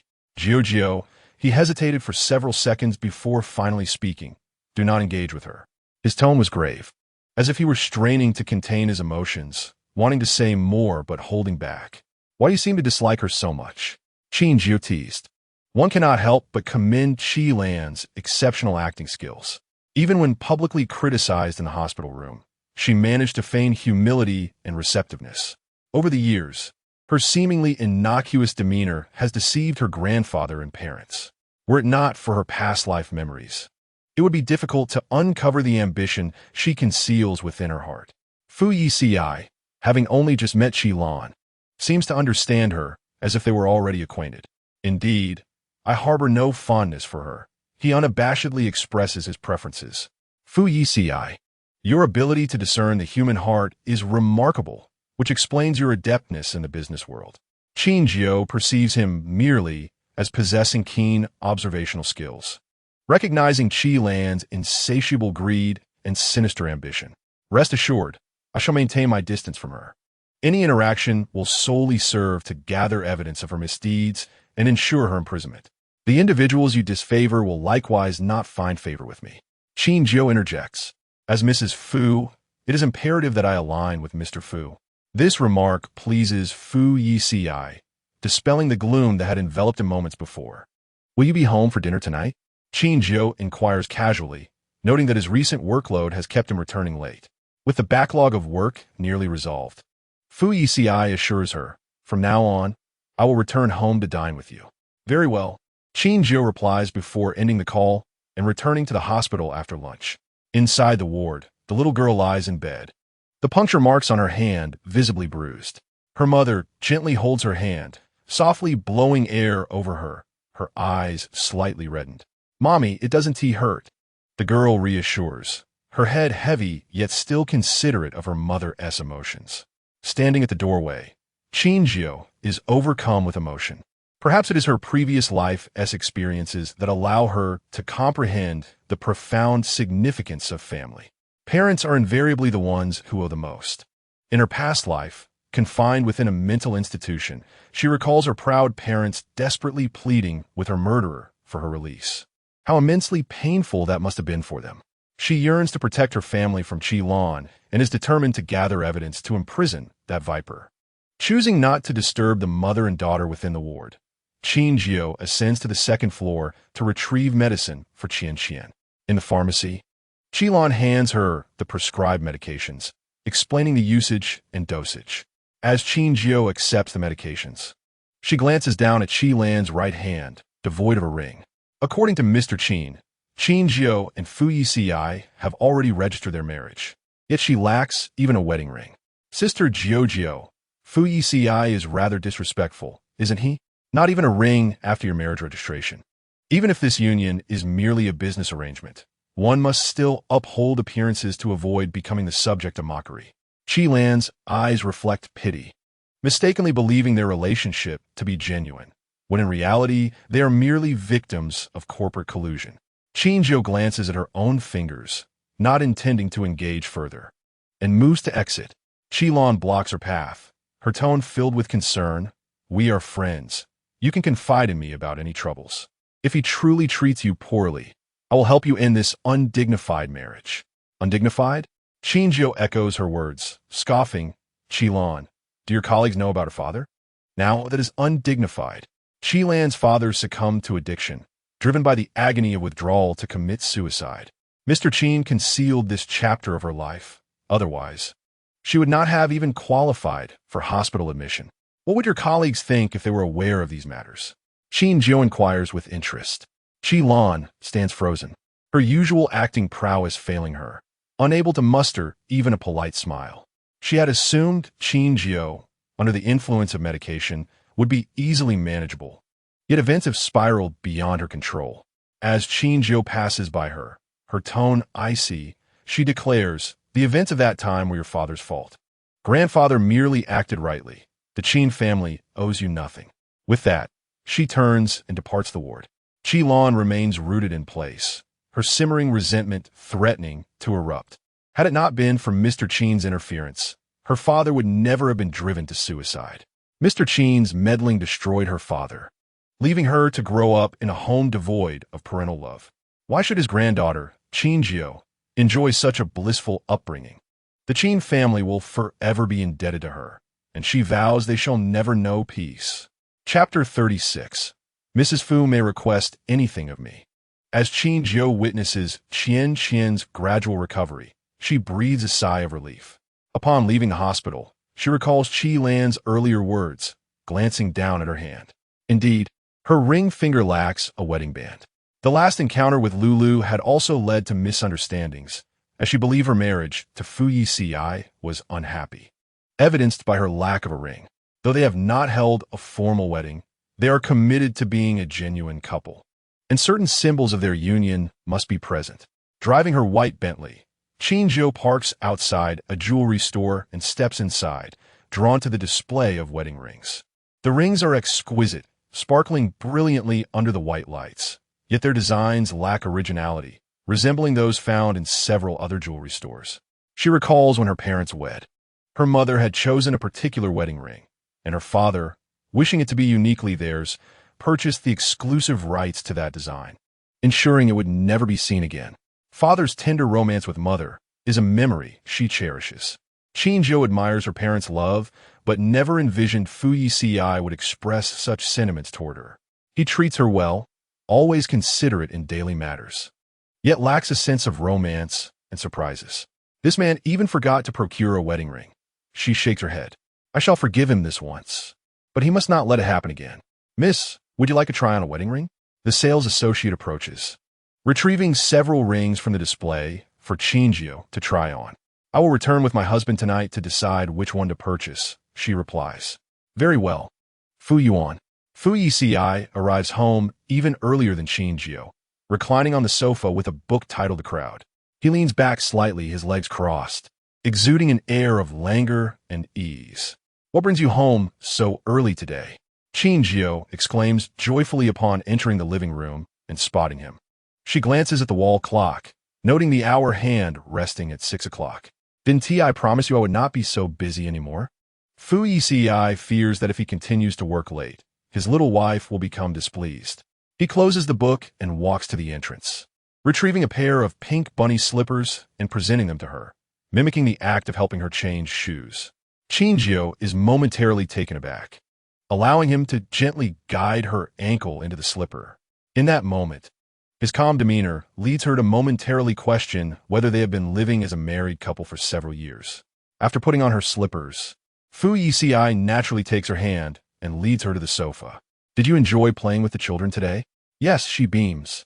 The little chubby one even performed a magic trick for me, pulling an apple out of thin air. As she recounts the amusing events of the morning, she suddenly feels a hand encircle her waist, the roughness of his fingers grazing her skin. And then, Fu Yeci's expression remains unchanged, as if the hand causing mischief at her waist is not his own. Qin Jiu's cheeks flush a delicate pink, akin to the blush of blossoming peach petals. Thankfully, the timely call from Zhang Ma, summoning them to dinner, rescues her from the moment. I'm starving. Let us go wash our hands and eat, she exclaims, darting away to prevent Fu Yeci from continuing his playful antics. Fu Yeci chuckled lightly. His little wife remained as ticklish as ever. After finishing dinner, Qin Jiu discreetly glanced at him, wondering if he had work to attend to that evening. Noticing Fu Yeci shake his head, the girl continued. Would you accompany me for a stroll tonight? We could visit the jewelry store and select our wedding rings. Is there something you feel is lacking? I could arrange for someone to procure it for you. Fu Yeci's gaze turned contemplative, suspecting he may have overlooked some need of his little wife. Qin Jiu quickly shook her head. The items in Fu's estate were the highest quality, and they regularly received gifts of clothing and jewelry. There was no need for her to make any additional purchases. She struggled to find a suitable justification, gently biting her lip. I lack nothing. I merely wish to spend time with you. Her peach blossom eyes sparkled with a hint of mischief. Must there be a reason for you to accompany me on this outing? Her words held a trace of plaintive accusation. Fu Yeci gazed deeply into her eyes, suddenly regretting his previous inquiry. He should have simply acquiesced to her request, accustomed to delegating such trifling matters. He had once deemed shopping a waste of time. Why squander precious moments on such trivialities? Yet, now that he was no longer alone, he realized his little wife did not share his perspective on life. No reason is necessary. He gently leaned down to meet her gaze. Madame Fu may request anything of me. Upon hearing this, a soft smile graced Qin Jiu's lips. In this lifetime, Fu Yeci had truly mastered the art of flattery. As evening descended, the streets were bustling with the throngs of commuters. Fu Yeci instructed the driver to halt the car outside the commercial center, refraining from entering it. They were still 1,000 meters from the city center. He took Qin Jiu's hand in his, their steps strikingly in sync. He walked at a leisurely pace, a stark contrast to the efficiency-driven CEO he typically embodied. Once deemed a waste of time, this slow-paced stroll became enjoyable with his wife's company. At a street corner, an elderly lady adorned with jasmine bracelets caught Qin Jiu's eye. Recognizing her desire, Fu Yeci purchased one for her.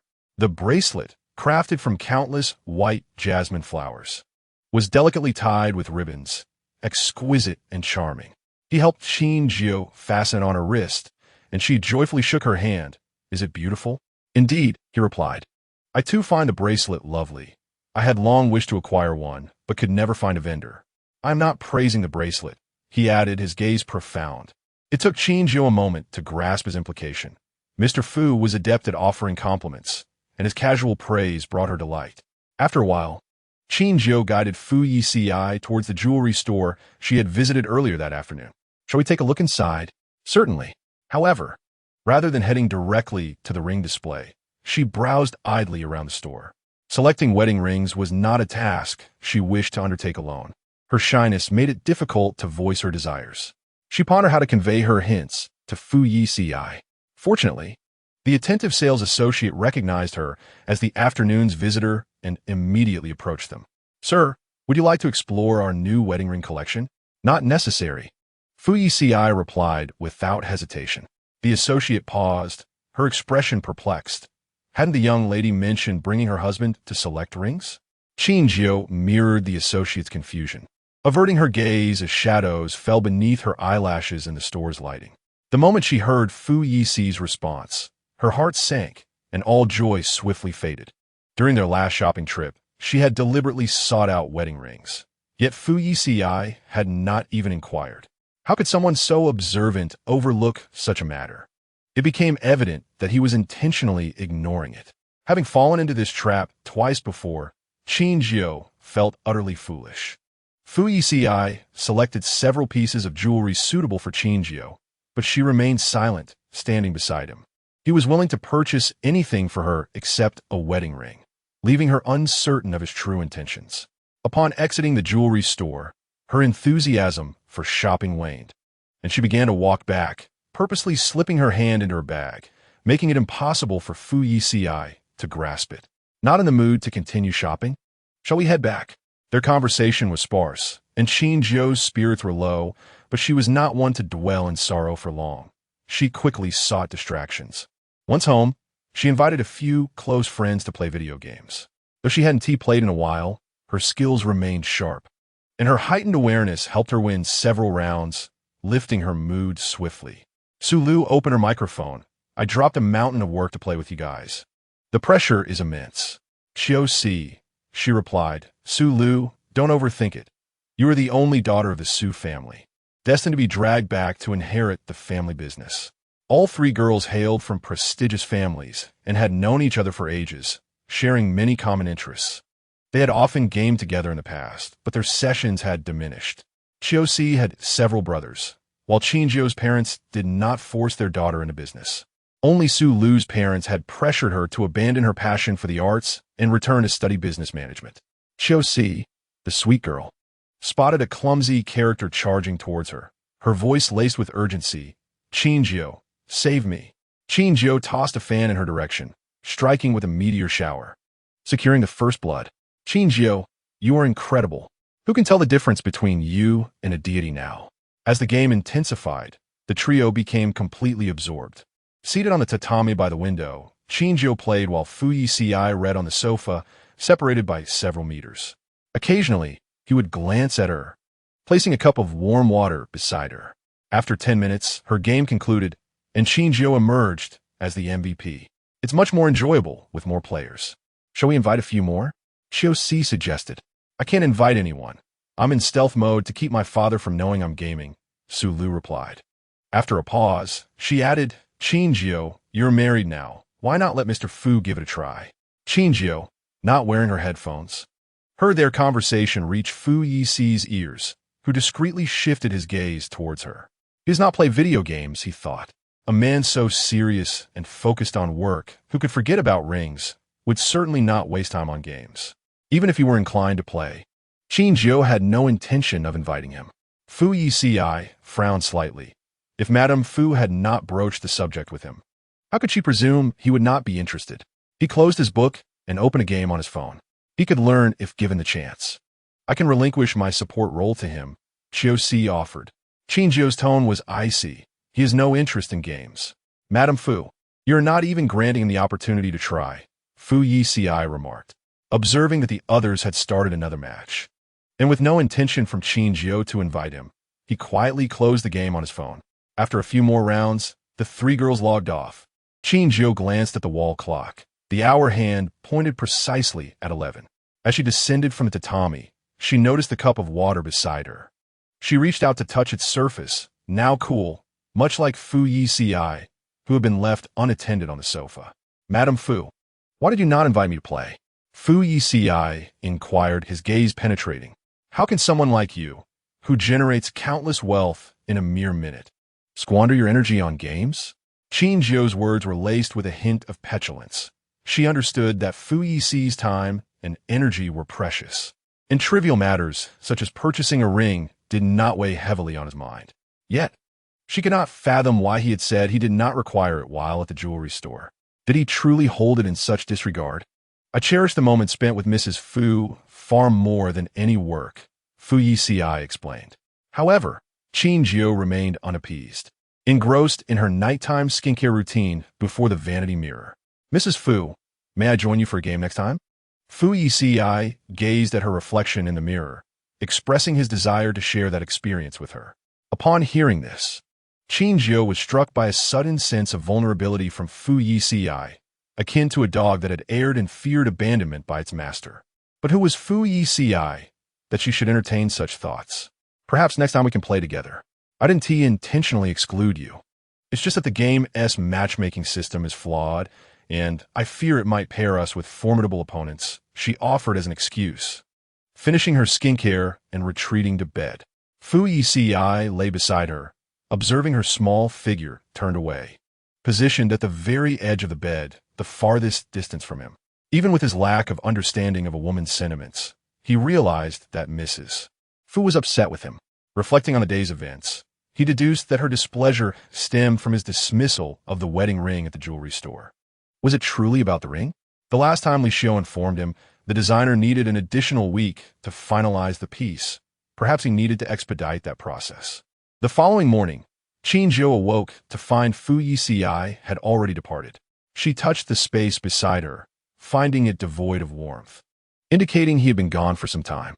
Zhang Ma informed her that he had not gone for his morning run, leaving Fu Yuan early instead. Sitting at the dining table, her appetite was waning. Madam, the sir instructed me to remind you to eat well, Zhang Ma said, unaware of the turmoil between the newlyweds. Not wishing to burden Zhang Ma, Qin Jiu took a slice of toast and nibbled at it. In the painting studio that morning, usually the quickest passage of time, she struggled, producing several unsatisfactory pieces. Occasionally glancing at her phone, she found no messages aside from those from family and friends, leaving her uncertain of what she hoped to see. In the design studio, Fu Yeci placed his briefcase aside, waiting for several hours in the reception area for the esteemed jewelry designer. The designer, a venerable elder with a stellar reputation in the industry, had initially agreed to undertake Fu Yeci's design due to the globally renowned pink diamond, though he had promised to complete the design within a week. Fu Yeci's early visit was unwelcome. Mr. Fu, it would be best if you returned at the agreed-upon time, the elder said, hands clasped behind his back. A well-known designer, he had long since amassed wealth and now pursued jewelry design purely for passion, unconcerned about offending the elite families of Haishur. Interrupting before the appointed time was a show of disrespect from a younger generation. Fu Yeci nodded slightly, explaining, I recently married, and my wife is upset with me for not having prepared the ring. I hope you can understand and make an exception to expedite the process. Yes, you. I will compensate for any time and effort lost. The designer waved his hand dismissively, his displeasure evident. He detested the impulsive marriages of youth. Marriage is a union of two families, a sacred commitment to spend a lifetime together. Surely, one should be adequately prepared before deciding to marry. Did you not even have a ring ready for your wife? Without a ring, that girl must be somewhat naive. She may very well end up eating plain congee. He mused. Fu Yeci replied calmly. There were unforeseen circumstances. You mean to say this marriage is a mere accident for you? He had heard of such matters among the affluent, where marriages could be sacrificed for convenience. Such a frivolous attitude was intolerable to him. He would not design for couples who treated marriage as a game. If that is the case, I shall return the diamond and refund the deposit. Otherwise, Fu Yeci's tone turned serious. The timing of our marriage was unforeseen, yet marrying my wife was a decision made in my previous life. The elder recognized his sincerity. Someone of Fu Yeci's stature would not make such a personal visit without genuine affection. Moreover, the pink diamond had not been easily acquired. He must have been preparing for months. This thought softened the elder's stance. Chapter 39. Petulance at Fu Yuan.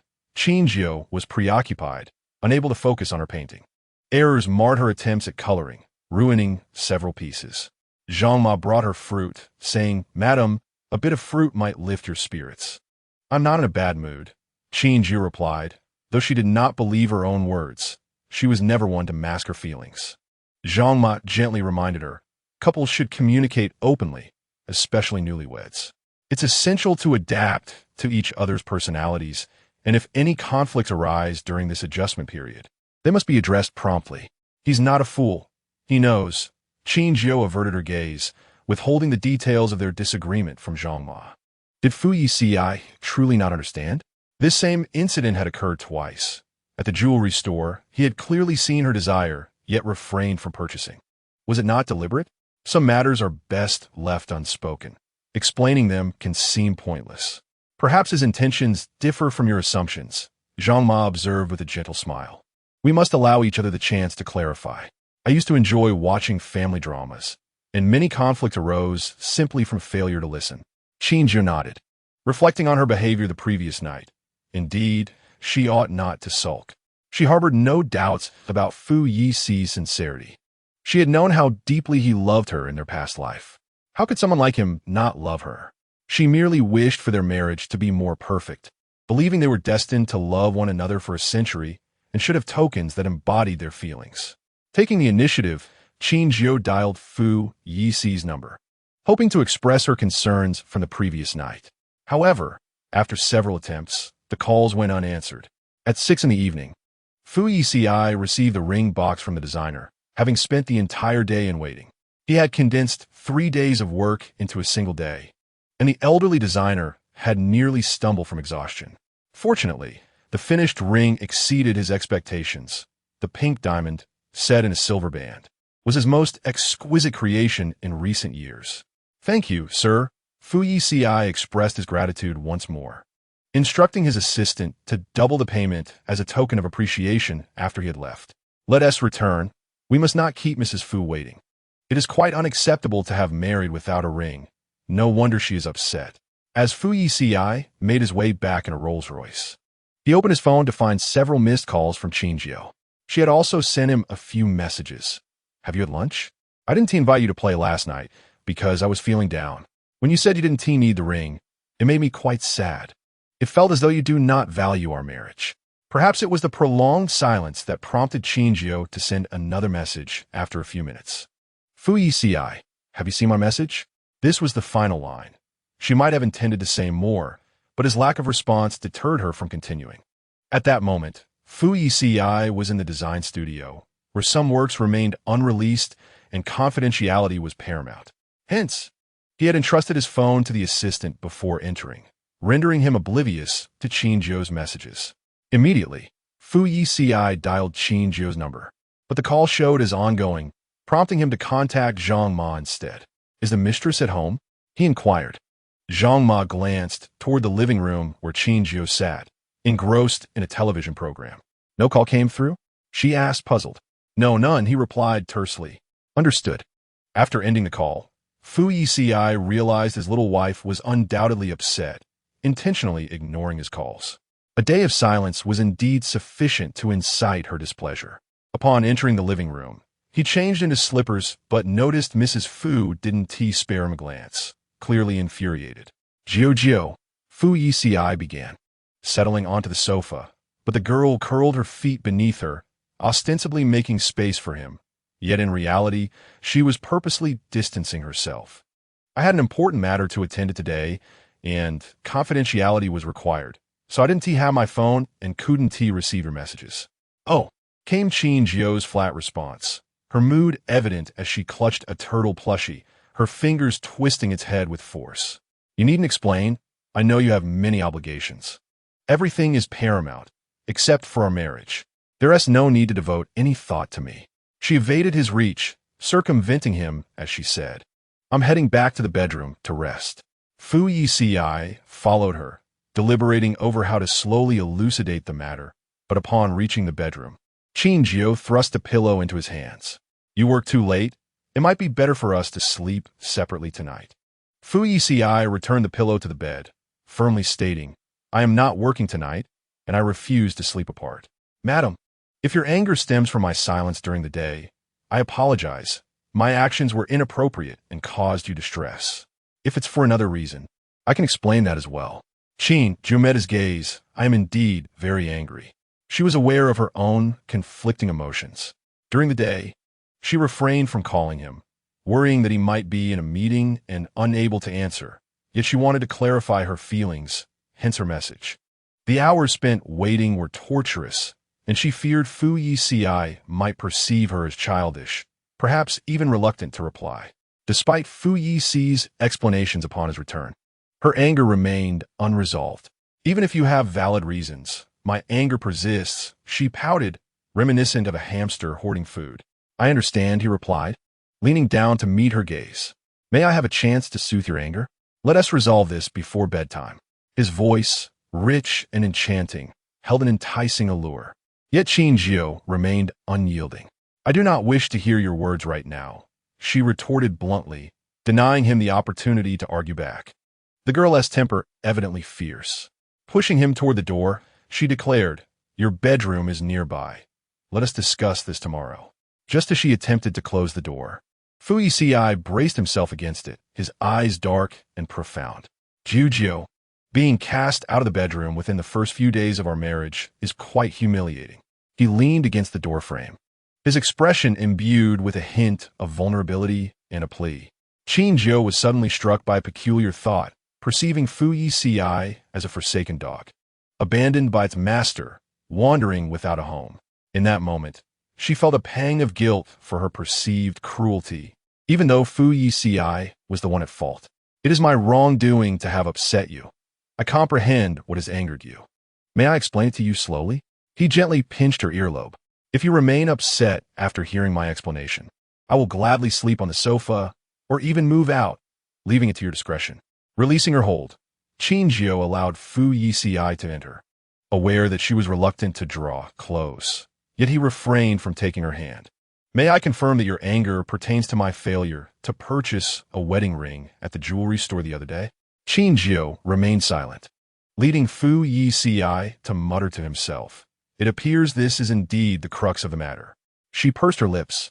Our haste to obtain a marriage certificate stemmed from grandfather's illness, which was unforeseen, and certain preparations may have been overlooked. I can understand that.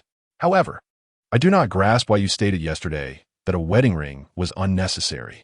While she had no doubts about Fu Yici's affections, the absence of a wedding ring perplexed her. Fu Yeci raised an eyebrow. I truly do not require an excess of rings. One pair of wedding bands suffices. As he spoke, he retrieved a small, exquisite wooden box from his suit pocket. Opening it revealed a pair of wedding rings, their beauty captivating at first glance. Blinking in surprise, Qin Jiu asked, when did you purchase these? 6 months ago, he replied, kneeling before her. Madam, though our marriage certificate was obtained sooner than planned, my love for you was destined long before. Will you grant me the opportunity to accompany you as a devoted partner? Qin Jiu paused, her thoughts racing, before nodding in affirmation as she watched Fu Yeci slide the heart-shaped pink diamond ring onto her ring finger. Initially, she had merely wished for matching wedding bands like other couples, never anticipating such gravity. Fu Yeci gently kissed her finger, noticing her dazed expression, and reminded her softly, will you not place the ring on my finger? Oh, right, she stammered, hastily retrieving the other ring from the box to adorn Fu Yici's hand. Qin Jiu found herself grappling with the sudden shift. Moments ago, she had been furious, yet here she was accepting his ring. You mentioned you bought this 6 months ago. Why present it to me now? She gazed at him, confusion lacing her tone. Had she known of the ring's existence earlier, she would not have harbored such resentment. The diamond was part of my plans 6 months ago. However, it encountered several delays, and I had no inkling that grandfather would fall ill. The ring's design was not completed before our certificate was issued. My visit to the studio today was to expedite the process. Fu Yici's voice was soothing as he continued. I intended to prepare a surprise, but it seems I inadvertently upset you. That was my fault. Hearing his explanation, Qin Jiu's anger dissipated instantly. Reflecting on her earlier spiraling thoughts, she felt foolish for suspecting Fu Yici's commitment to their marriage. Why propose now? She murmured, her voice barely above a whisper. Shouldn't a proposal occur in a romantic setting, adorned with flowers and balloons? I was nearly thrown out by Madame. Do you think I could delay the proposal for several days? Fu Yeci had indeed prepared a romantic proposal in line with her dreams. Yet he feared that failing to clarify matters tonight might cost him her affection by morning. I should not have doubted you. Qin Jiu averted her gaze. Fu Yeci settled onto the sofa, pulling her onto his lap. Then can we agree that you want to expel me tonight? Being cast out of the bedroom merely a week into our marriage would be quite the scandal. Qin Jiu felt her ears flush with warmth, increasingly convinced that she was the one deserving of ridicule. Chapter 41. My Wife. With misunderstandings clarified, the distance between them diminished. Qin Jiu rested her head on Fu Yeci's shoulder, gazing at the ring on her finger. She had once stumbled upon its description in a magazine, renowned for its flawless beauty, earning the title of love symbol. Its mere appearance drew countless admirers. However, due to the exorbitant price, no one dared to place a bid, only to be unexpectedly outbid by Fu Yeci in the end. Qin Jiu gazed at the ring with profound contemplation, her peach blossom eyes narrowing slightly. She was certain that in her previous life, she had never received this ring. At that time, she had been reluctant to even see him. So how could she have accepted his ring? Could it be the butterfly effect brought about by her rebirth? Yet, Fu Yeci had clearly planned to purchase it 6 months prior, a time when she had not yet been reborn. And he could not possibly have intended to gift it to someone else. What are you thinking? Fu Yeci inquired, noticing her serious expression. Qin Jiu replied, I was pondering that you had planned to buy this diamond 6 months ago. If I had consistently refused to marry you, would you have given it to someone else? This ring is meant for Mrs. Fu. I will only present it to my wife, he responded. Qin Jiu found his answer unsatisfactory. Did it mean he would love whoever married him the same? Perceiving her dissatisfaction, the man chuckled softly. I am devoted in matters of the heart. Aside from you, no one else will ever become my wife. Hearing Fu Yeci utter such romantic words in a serious tone caused Qin Jiu to blush. This life is inherently different from the last. She need not dwell too deeply on the matter of the ring. The one certainty is that regardless of the life, Fu Yeci's love for her remained steadfast and unwavering. She tilted her head and planted a kiss on his lips, only to be met with a passionate return from him. Fu Yeci embraced the girl, who was breathing heavily, and wiped her lips with his hand. Jiu, kissing should be like this. If you cannot master it, I shall teach you once more. He leaned down and kissed her again. The following day was the weekend, and both of them awoke late. As Qin Jiu reminisced about the blush-inducing moments from the night before, she realized that kissing could take many forms, not merely lips to lips. Although they had not engaged in anything further, it still stirred her imagination. Fu Yeci reached out, drawing the girl beside him, and kissed her earlobe softly. Jiu, he murmured, his voice husky. Upon hearing him call her name, Qin Jiu involuntarily recalled yesterday's scene, where he had called her name while kissing her.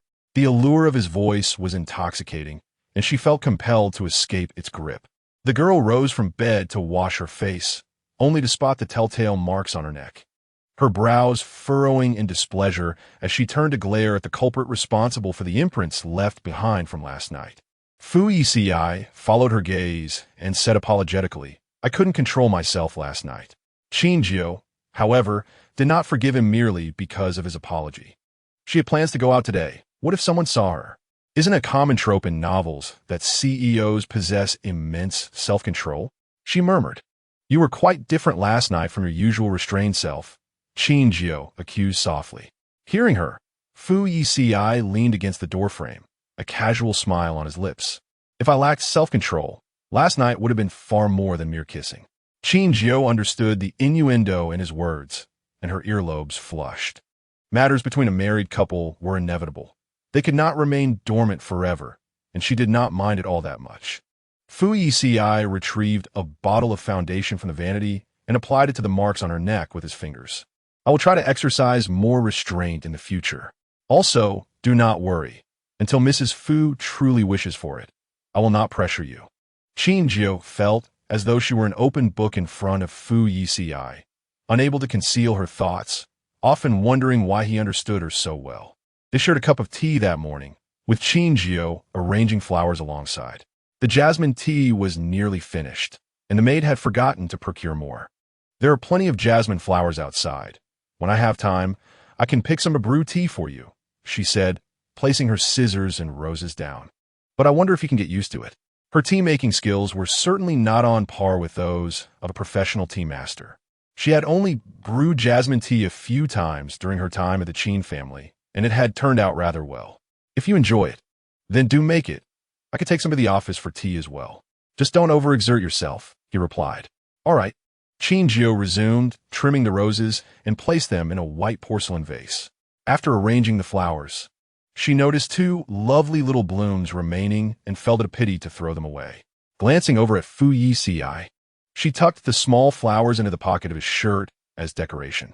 Only then did she realize how audacious her actions were. Are these for me? He asked. Qin Jiu nodded, recalling how she used to pin flowers on her clothes as decoration, yet it felt inappropriate to do so to Fu Yeci. It seemed rather childish.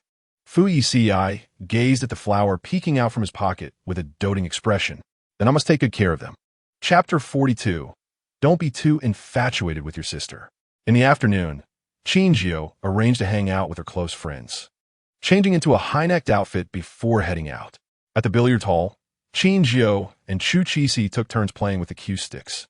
When it was Su Lu's turn, she executed a flawless break, and as the last ball sunk into the pocket, Fu Yeci looked at her in awe. You're incredible. Teach me how you did that. Su Lu blew on her cue stick, striking a pose. Don't be too infatuated with your sister. After tiring from playing, the 3 of them sat on chairs beside the billiards table to rest. Fu Yeci casually noticed the diamond ring on Qin Jiu's finger. What a beautiful ring. Is that a pink diamond? Such diamonds are rare. Fu Yeci stared at the ring for a moment. Isn't that the diamond that appeared at the Sotheby's auction a while back? How do you know, CC? Su Lu looked over. My brother also participated in the auction for that diamond. I heard the competition was quite fierce, though the Chu family was well off.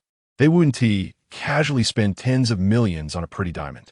When the bidding reached 10 million, many dropped out, leaving only spectators. Fu Yeci's opening bid was for over 10 million. It seems he is truly willing to spend on our Qin Jiu. Fu Yeci shook her head. But diamonds do not equate to true affection.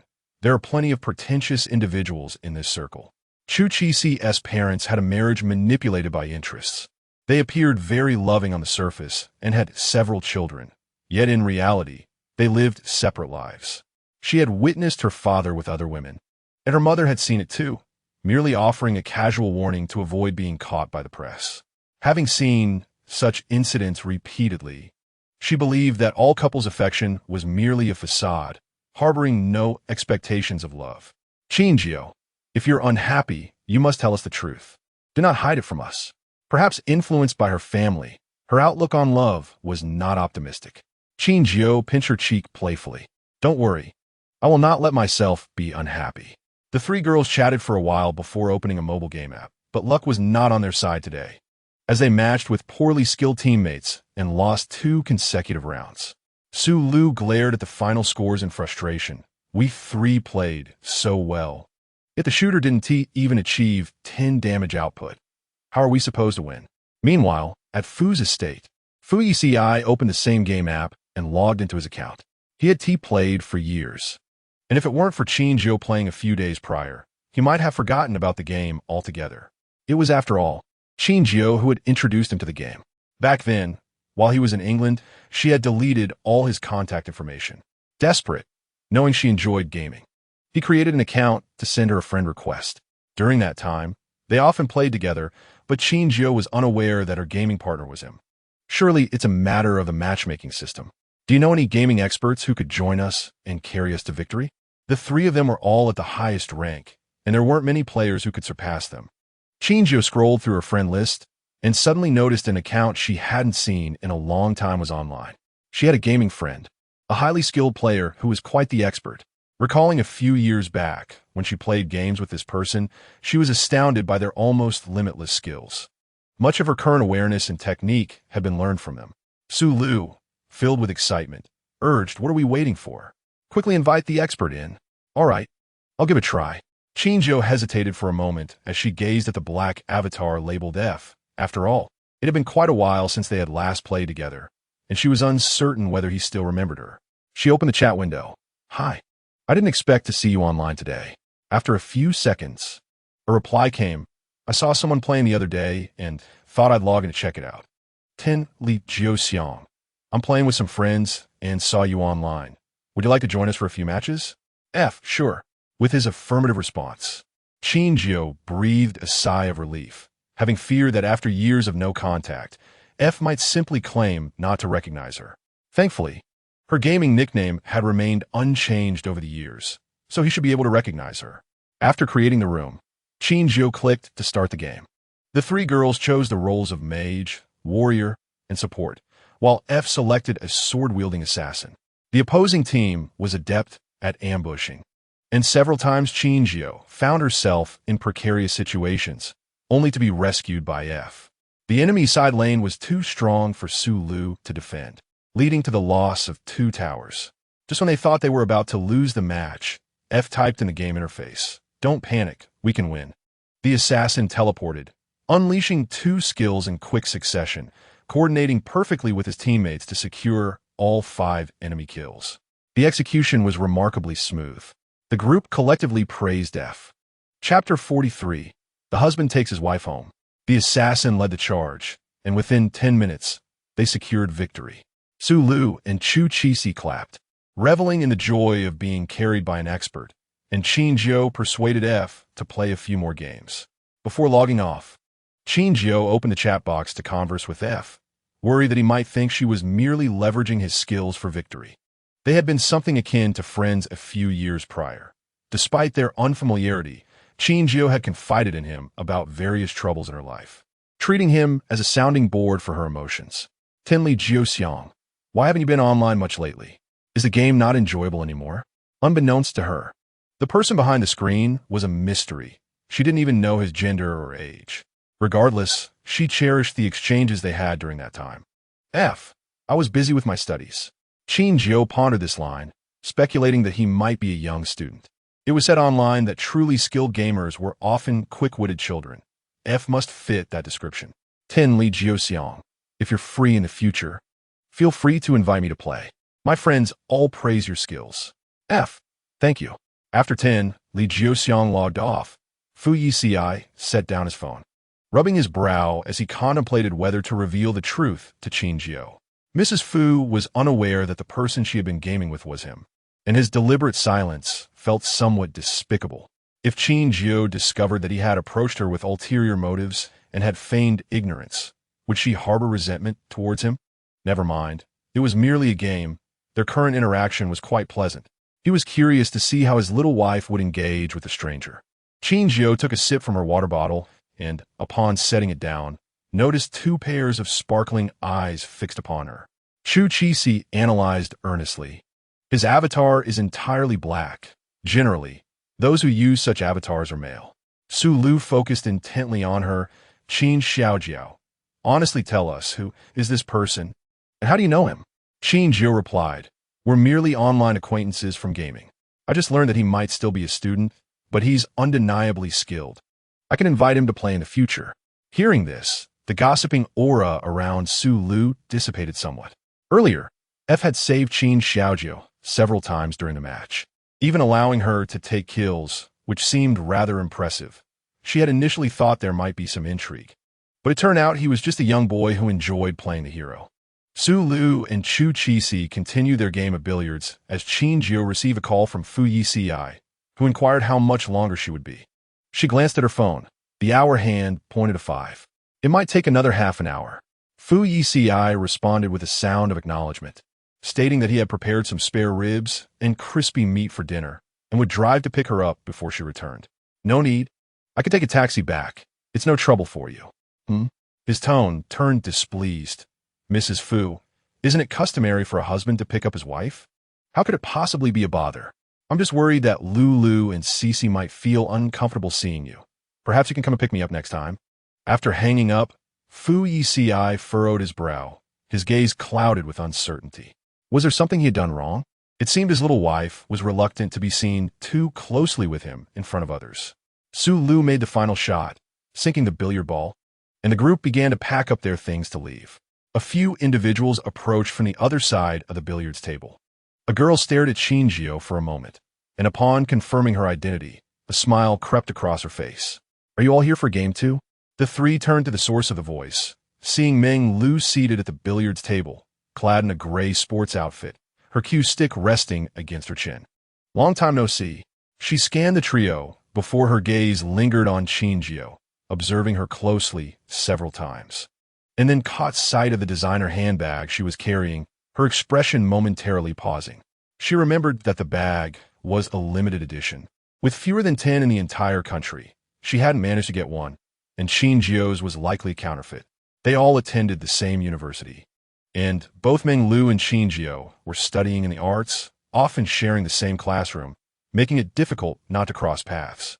Their relationship was not particularly close, and Qin Jiu had no desire to see her. They had lost touch after graduation. What a coincidence! Qin Jiu forced a polite smile, uttering 2 words, wishing to avoid a lengthy exchange. Meng Lu nodded, her tone carrying a hint of arrogance. We should have a meal together next time. You missed the graduation celebration in our senior year. I didn't get to thank you in person. I regret that. This remark prompted Qin Jiu to recall an unpleasant experience. She paused before replying, perhaps another time. I have things to attend to, so I'll take my leave now. As they descended in the elevator, Su Lu and Fu Yeci grumbled. Their relationship was just mediocre in college. Now that they've graduated, I don't want to see her again. How dare she come and bother our Qin Xiaojiao? Qin Jiu shook her head. It's fine. After all, it was merely a superficial relationship. Who knows if we'll even meet again? There's no need to get upset over her. Upon reaching the ground floor, Su Lu noticed that Qin Jiu had no one to pick her up and offered to drive her home. Where is Fu Yeci? Why isn't he here to take Mrs. Fu home? Don't tell me, like Cici said, that these two are just putting on a facade of harmony, and Qin Xiaojiao is too reluctant to voice her grievances. I told him not to come. There's no need to worry about me. My taxi will arrive in 2 minutes. She deliberately withheld the fact that she had instructed Fu Yeci not to come, as well as her family S-driver, simply wishing to return home alone. Before she left, Su Lu handed her a gift bag. This is your wedding gift. No matter what, you must live happily. And mine too, Fu Yeci added, presenting her own prepared item. Qin Jiu accepted the gifts, expressing her gratitude to both. 2 minutes later, a taxi pulled up at the entrance. The girl opened the door and got in, the taxi driving off into the distance. The window on the 5th floor was ajar, and Meng Lu gazed down upon the scene below with a sardonic glint in her eyes. Qin Jiu departed in a taxi, indicating that her family was not particularly affluent and her circumstances were far from comfortable. Once during her university days, rumors had circulated that she was the daughter of a prominent family in Haishur, a belief she had once held as truth. However, it now appeared to be a pitiful falsehood. Chapter 44. I shall become delusional. The taxi driver, adhering to the designated address, delivered Qin Jiu to a watch shop. Master, please wait for me a moment. I shall return shortly. Qin Jiu entered the store and collected the watch she had pre-ordered from the clerk before embarking on her journey back. By the time she returned to Fu Yuan, it was already 6:30, and the servant assisted her in carrying her purchases. Madam, where should I place these bags? Just put them in the bedroom. Qin Jiu replied as she changed her shoes at the entrance, catching sight of Fu Yeci emerging from the study. Why are you home so late? The man took her outer garment with a practiced ease, as if he had performed this task countless times before. At the sound of his voice, Qin Jiu paused for a moment, experiencing a fleeting sensation of nostalgia, reminiscent of her childhood when she would return home late after playing, only to be met with a similar inquiry from her father. The only difference now was the person beside her. I was just playing with Lulu and Cici for a while. Qin Jiu chose not to mention the detour she took to collect the watch, planning to reveal it to Fu Yeci later that evening. After dinner, Fu Yeci accompanied Qin Jiu for a stroll. The summer sunsets in the north lingered longer, and the last golden rays gradually descended below the horizon, leaving an expansive sky that seemed infinite. From dusk to twilight, Fu Yeci held Qin Jiu's hand tightly, gazing into her deep-set eyes, as if their walk was not merely a stroll, but rather a shared journey through the remainder of their lives. As Qin Jiu watched the night sky darken, her thoughts began to drift. She couldn't help but reflect on her past life. The moments spent in harmony with Fu Yeci had been few and far between. She had fought to break free from the constraints of her addiction and love him, only to be coerced into erasing her memories of that love. Each act of forgetting had been accompanied by anguish. Fu Yeci, do you believe in the concept of reincarnation? The girl suddenly turned to him and spoke. Fu Yici's expression faltered for a brief moment before he replied in a measured tone. In Buddhism, it is said that the fruits of this life are the results of the causes sown in the previous life. All the experiences one encounters in this life are intertwined with actions taken in past lives. It is only through debts owed that we meet again. Qin Jiu lowered her gaze, narrowing her eyes. If all encounters were linked to past lives, what then could explain her rebirth? Was it because she owed Fu Yeci too much, thus granting her a chance for redemption? Qin Jiu sighed. Someone like you must be an atheist, right? If she were to disclose their past life to Fu Yeci, would he perceive her as mentally unstable? Such fantastical occurrences could hardly befall an ordinary individual. No, the man replied, pausing momentarily. On certain matters, I become delusional and wish for events beyond the physical realm to transpire. There are indeed phenomena in this world that cannot be explained by science, which is why we encounter each other once more and fall in love again. Intrigued by his words, Qin Jiu had always assumed that someone like Fu Yeci would be a staunch believer in science, only to discover that he shared a semblance of belief with those who seek divine intervention. What matters to you must be of great significance, she pondered. Considering the weight of responsibilities that rested upon Fu Yeci, the continued success of the Fu family, the health of his parents, the presence of family nearby. At that moment, she found it difficult to discern which was of greater importance. Noticing the furrow of her brow, Fu Yeci remarked, I hope to have many lifetimes with Mrs. Fu. Qin Jiu's ears flushed red as she cast a sidelong glance at him. You're becoming quite the flatterer. The man chuckled softly. I made this wish in my previous life as well. Qin Jiu believed he was jesting and did not take his words seriously. If wishes could be easily fulfilled, the world would not be rife with suffering and regret. She was uncertain of the reasons behind her opportunity for rebirth. But since she had the chance to start anew, she resolved to avoid leaving herself with too many regrets this time around. As dusk deepened, Qin Jiu and Fu Yeci made their way homeward. A streetlight flickered, dimming their surroundings. Suddenly, she felt something brush against her leg, an object that felt like a snake. Startled, Qin Jiu took a half-step back, grasping Fu Yici's hand in a panic and attempting to flee, only to twist her ankle in the process. Thankfully, Fu Yeci caught her in time, preventing her from falling. Don't be afraid. I'll check it out, he reassured her, pulling her behind him. It was crucial to identify the type of snake in case of a bite, so that the hospital could provide appropriate treatment. Be careful. The typically vivacious girl now hid timidly behind him, her expression one of trepidation. Qin Jiu's greatest fear was indeed snakes, those slimy, venomous creatures. She had once been bitten by a poisonous snake in her childhood and had spent months in the hospital recovering. Fu Yeci activated his phone as flashlight and approached the snake Qin Jiu had mentioned, his brow furrowing slightly. It's not a snake. It's merely a dry branch. The sensation she felt earlier was simply a scratch from the sharp end of the branch, exacerbated by her deep-seated fear of snakes that led to her misperception. Cautiously, Qin Jiu stepped forward and, upon confirming it was just a branch, felt a wave of embarrassment wash over her as she recalled her earlier panicked reaction. Chapter 45, I will carry you home. Fu Yeci caught the hint of embarrassment on the girl's face, and the corners of his mouth twitched, reflecting on how she had been startled enough to flee. He chuckled. You ran away, but didn't he forget to take me with you? Qin Jiu felt awkward in her haste to escape danger. She had only thought to bring Fu Yeci along because he was her husband. Who could have anticipated that it was merely a dry branch? Observing her awkward stance, Fu Yeci gently frowned. Did you hurt your foot?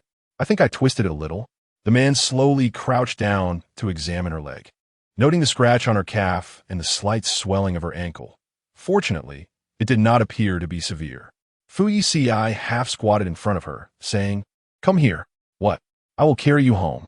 As Qin Jiu looked at his broad back, she slowly leaned against him, wrapping her arms around his shoulders. Fu Yeci walked down the road with her on his back, slightly bending forward to ensure her comfort. Feeling an acute sense of embarrassment, Qin Jiu thought it ridiculous to have twisted her ankle due to a dry branch while out for a walk, and even more so for having attempted to flee with Fu Yeci. Desperate to change the topic, she asked, Is this your first time carrying a girl? Not all. Fu Yeci paused for a moment. I've carried a child before. That was many years ago. On his way home from tutoring, he had encountered young Qin Jiu playing with her friends, only to witness her being bullied by an older boy. After he intervened and taught the bullies a lesson, he had carried her home. As Qin Jiu lay against his back, she observed the elegant line of his jaw. Many of their peers had already become parents. Last year during the new year, I held my cousin's child. She was so adorable, like a soft little dumpling. Hearing her words, Fu Yeci had no doubt that she had completely forgotten the incident of him carrying her. This little deceiver not only speaks without thought, but also has a poor memory. The child I carried wasn't nearly as well behaved, he remarked, lifting her calf slightly. You never remember your promises, and while timid, you are quite cute. Qin Jiu assumed he was referring to a relative child and had no inkling that he was speaking of her. Children, after all, were not fully developed. They might forget what they had said in moments, but they bore no ill intentions. Looking at that soft, cherubic face, even their mischief could not be held against them. Fu Yeci's lips curled into a subtle smile as he observed her presence beside him, as if he had acquired the entire world. The unpleasant memories of the past dissipated like mist. Upon returning to the Fu residence, he gently placed the girl on the sofa and retrieved a first aid kit to tend her scrapes. Qin Jiu watched the man's cautious movements with the cotton swab and remarked, I am not so delicate. You needn't be so careful.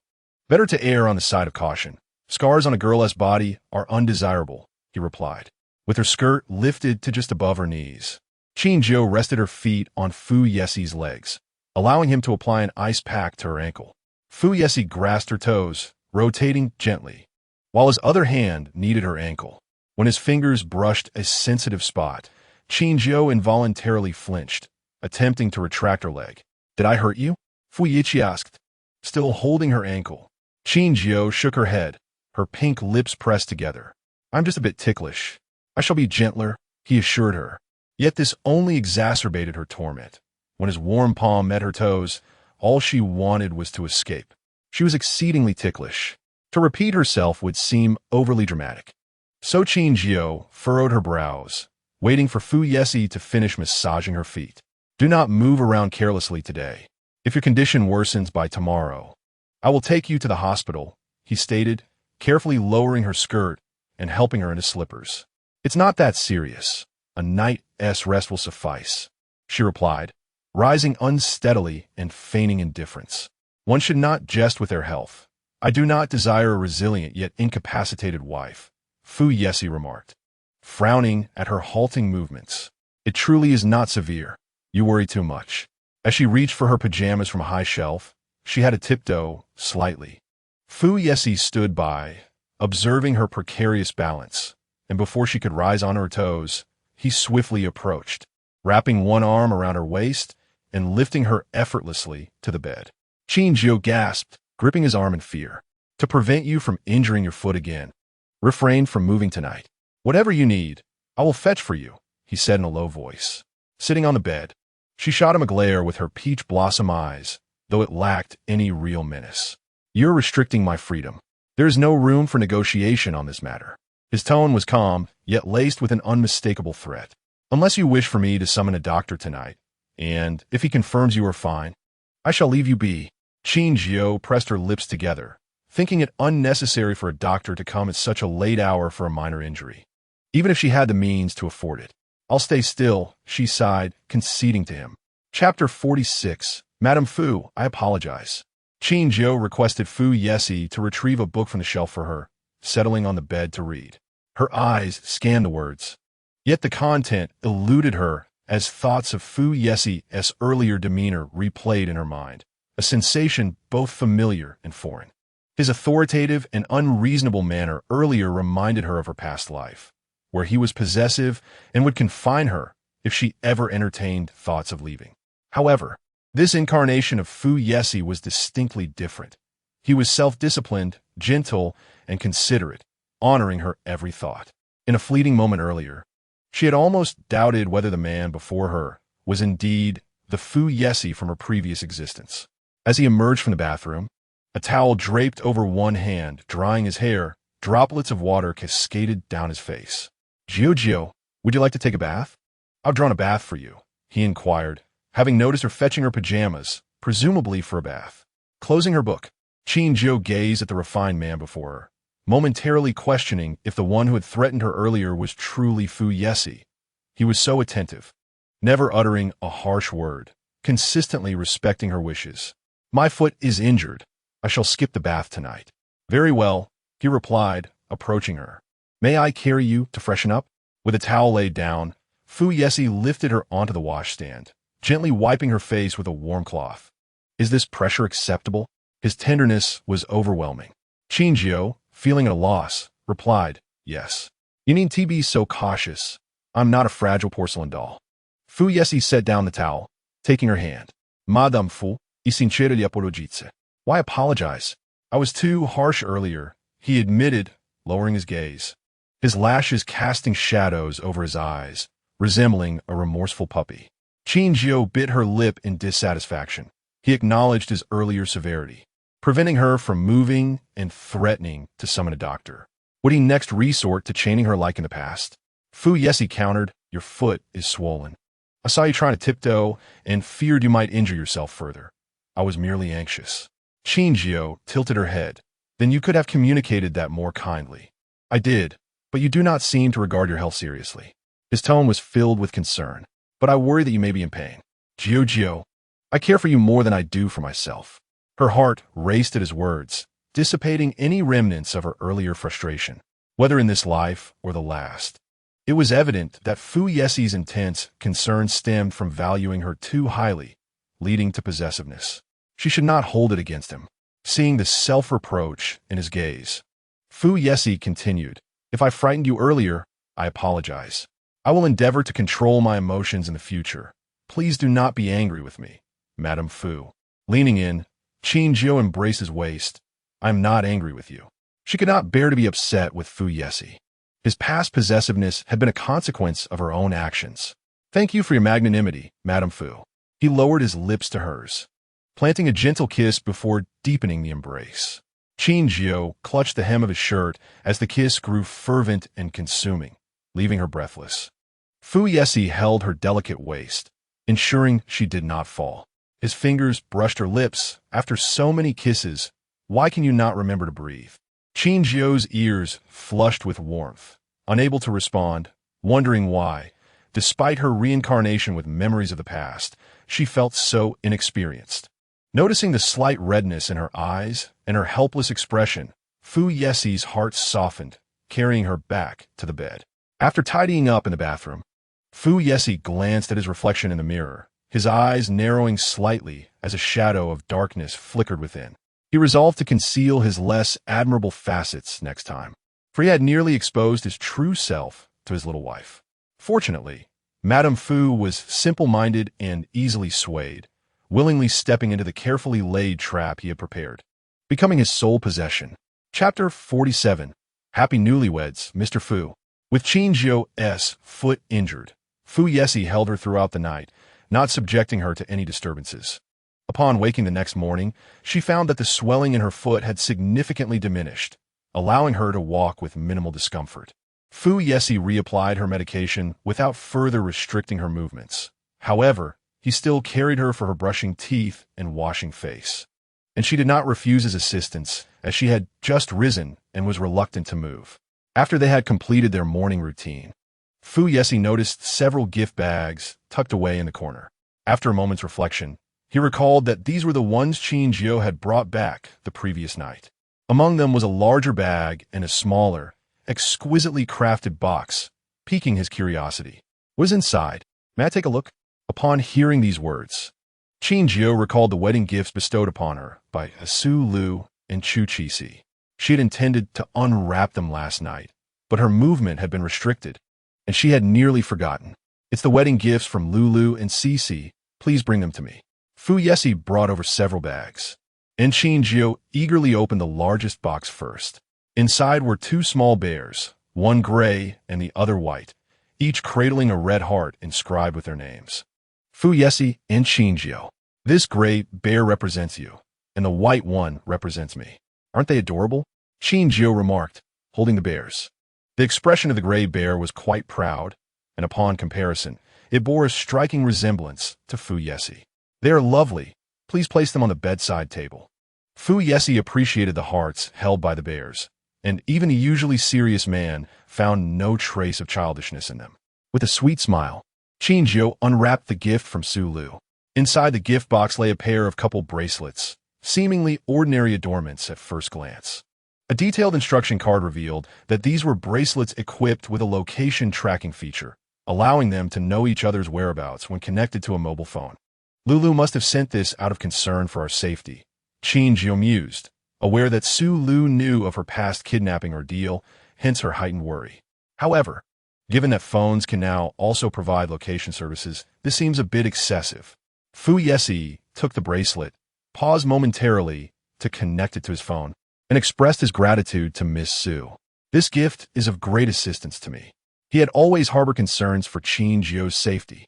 Should she find herself in danger again, an enemy would undoubtedly seize her phone.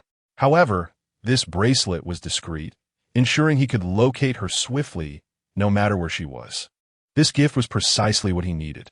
Holding Qin Jiu's hand, he slipped the bracelet on her wrist, which contained a small chip, invisible to the naked eye. "Jiu, please do not remove it carelessly from now on, all right?" Observing the seriousness etched upon his face, Qin Jiu understood his deep-seated worry for her safety and nodded in agreement. After unwrapping the gifts from Fu Yeci and Su Lu, only one box remained on the floor. Qin Jiu opened the lid, and Fu Yeci caught sight of a watch within. "Who is this from?" he inquired. "It is a gift from me to you." A hint of confusion colored his tone, as traditionally, wedding gifts were bestowed by family and friends upon the newlyweds. "You have always given me gifts. It feels inappropriate to only receive. I wanted to give you something, even though you might not need it," she replied, gazing at him with fluttering eyelashes. "Happy wedding, Mr. Fu." Fu Yeci's gaze lingered on her eyes, a gentle smile gracing his lips. The hasty marriage certificate had left him feeling uneasy, as he was aware of that old mister. Qin feigned illness, but had withheld this from her, perceiving it as an unseemly act. He feared that Qin Jiu had been compelled to marry him due to her grandfather's condition, leaving him with a sense of insecurity. Hearing Qin Jiu express her joy at their union made him realize that their marriage was not merely a fleeting illusion. He had genuinely secured his little wife. "Thank you, Mrs. Fu. I truly cherish this wedding gift. Would you be so kind as to help me put on?" His smile remained radiant as he extended his wrist toward her. Qin Jiu unfastened the black strap of the watch, noting that the clasp differed from those of her previous watches. As she held his hand, her gaze lowered in concentration. It took her a while to finally secure it in place. Fu Yeci watched her fluttering eyelashes, feeling a profound satisfaction simply from observing her. Once she had fastened the watch, she admired it multiple times, her expression one of contentment, thankful that she had insisted the designer ship it from abroad. "I was initially worried that this watch would not suit you. After all, Fu Yeci's possessions are often custom-made." Fu Yeci chuckled softly. "I appreciate everything gifted by Mrs. Fu, but I desire something beyond this." "What do you mean?" Qin Jiu's brow furrowed in confusion as she looked up, her doe-like eyes blinking questioningly. Fu Yeci surveyed her petite visage, his gaze half-lidded, finding her irresistibly adorable, imagining locking her away and teasing her repeatedly. "It's nothing. I can always ask for it later. After all, it will eventually belong to me." Qin Jiu assumed he was referring to a material possession. After all, Fu Yeci had no shortage of wealth and could acquire whatever he desired without her assistance, so she dismissed it from her mind. Chapter 48, No Account Hacked. In the afternoon, Qin Jiu carved out some time to continue her unfinished painting. The scene she had envisioned was a white ocean beneath the fading rays of the sunset. The orange-red sun juxtaposed against a sea of white flowers, a breathtaking tableau. Unfortunately, the sun set too quickly for her to fully capture it. Just as she lamented her predicament, Fu Yeci returned home, his silhouette illuminated by a solitary lamp in the night. He stood beneath the light, gazing at her with tender eyes. Qin Jiu replaced the orange-red sunset with a starry night sky, a solitary lamp illuminating her lifelong love as he approached her. Once the paint dried, she framed the artwork and carried it to Fu Yeci's study. "I mentioned I would gift you a painting. It is now complete." "Fu Yeci, aware of her artistic talent, was nevertheless taken aback by the beauty of her work. It was no wonder that Qin's parents had permitted her to pursue her passion instead of following in the family business. Not only did they dote on their daughter, but Qin Jiu possessed an extraordinary gift for art. Pursuing this path would yield accomplishments no less significant than those gained from inheriting the family business. As Fu Yeci examined the painting closely, he initially assumed the scene depicted was purely a figment of her imagination, only to realize moments later that it was indeed the very scene of his return home that night. She had perched on a small stool on the grass, observing him. "Why did you include me in the painting?" Qin Jiu bit her lip. The scene of Fu Yeci's return home that evening was not particularly remarkable. It was one she had envisioned countless times in her youth. Having witnessed her parents' love, she had imagined the fairy tale ending, where her eternal love would approach her on a summer night, telling her they would return home together. Such warmth and beauty were far more enticing than a passionate romance. Qin Jiu chose not to disclose this to him, playfully teasing, "You look quite handsome under the lamp." Fu Yeci's eyes were filled with affection. "If you wish to see, I will show you for a lifetime." He cherished the painting, capturing a photo with his phone, cropping it to showcase only half of his profile, and posted it on his social media with the caption, "Under the lamp with my wife, embracing twilight." Fu Yeci rarely posted updates. The last time had been on their wedding registration day, when he could only share photos of their marriage certificate, proudly announcing to the world that he had married Mrs. Fu. Those within their social circle were not surprised, as they were aware of the engagement between the Fu and Qin families. Many speculated that since they had only registered their marriage without holding a ceremony, it indicated a lack of affection and merely a strategic alliance.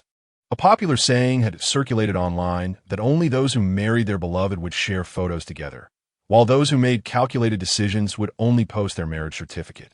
Thus, some speculated that Mr. Fu and Mrs. Fu harbored mutual disdain, merely going through the motions of marriage. Fu Yeci's post dispelled those rumors effortlessly.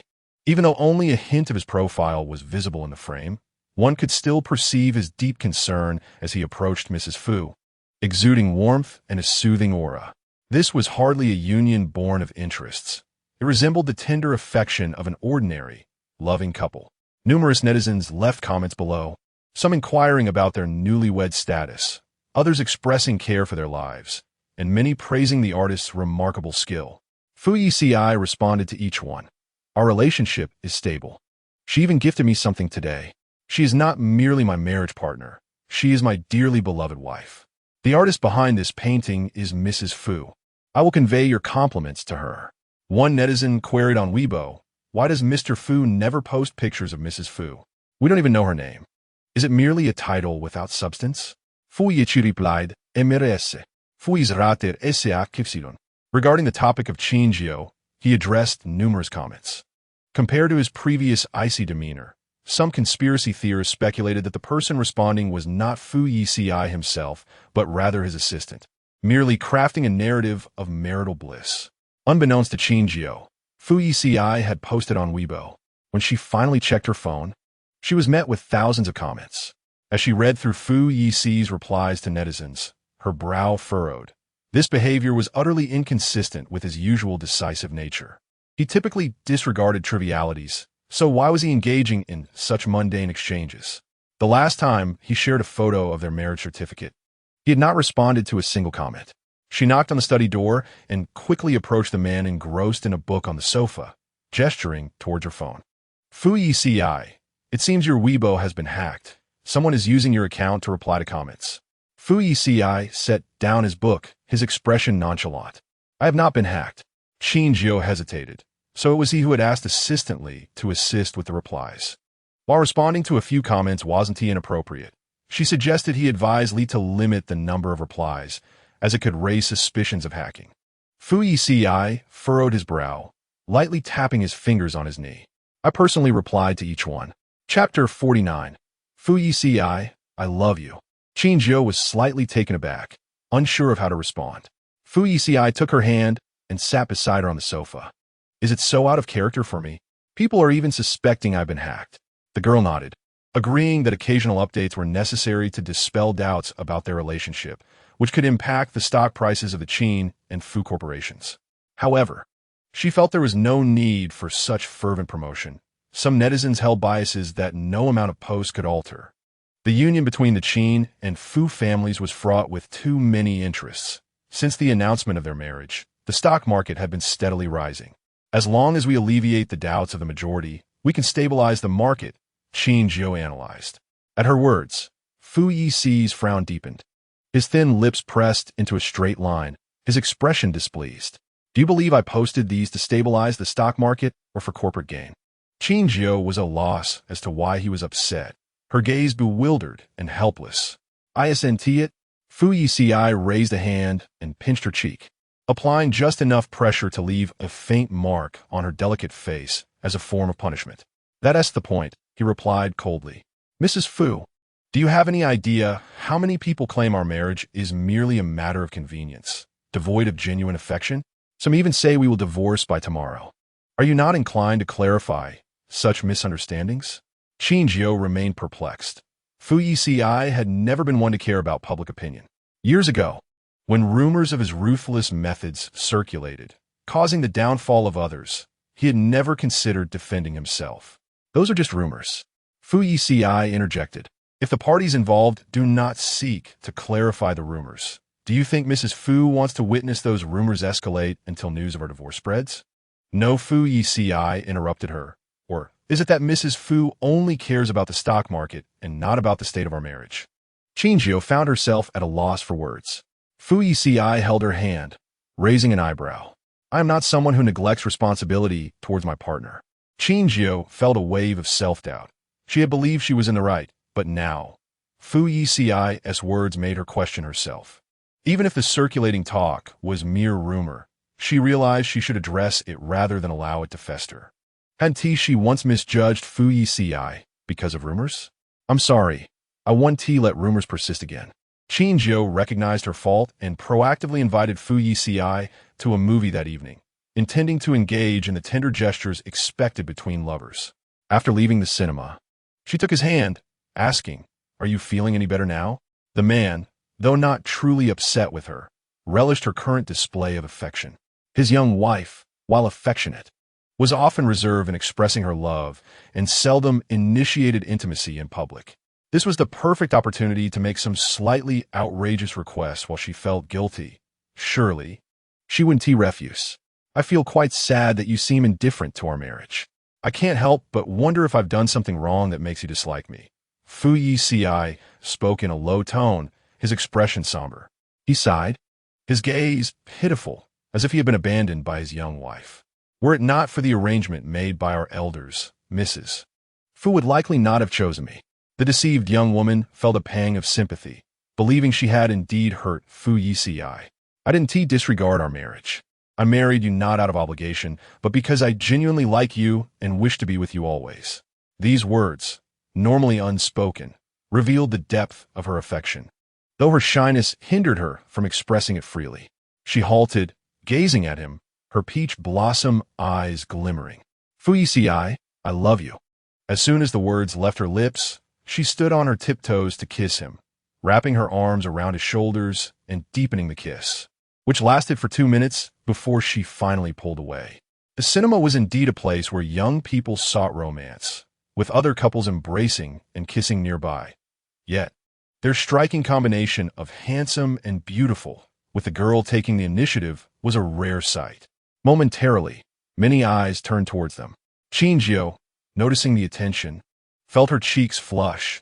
She was not accustomed to such boldness in love. Fu Yeci swept her into his embrace, guiding her swiftly into the car. Inside the vehicle, as Qin Jiu sat in the passenger seat, she recalled the public display of affection and felt her heart race. Fu Yeci tousled her hair, handing her a bottle of water. Qin Jiu, I love you very much. He earnestly echoed her earlier declaration. Qin Jiu turned her gaze to meet his, the atmosphere around them thickening with heat. As their eyes locked, Fu Yeci's hand found the nape of her neck, and they began to kiss passionately within the confines of the car. She had previously thought that confessions required a tender tone to sufficiently convey affection. Only now did she realize that earnestly addressing each other by name was also a crucial part of love's declarations. Chapter 50. The car window is one way. Driving home from the cinema, Fu Yeci held the young woman's hand as they entered Fu Garden. Qin Jiu's eyes sparkled with a hint of red. Her cheeks flushed with an unnatural warmth. The kiss in the car had lingered far too long.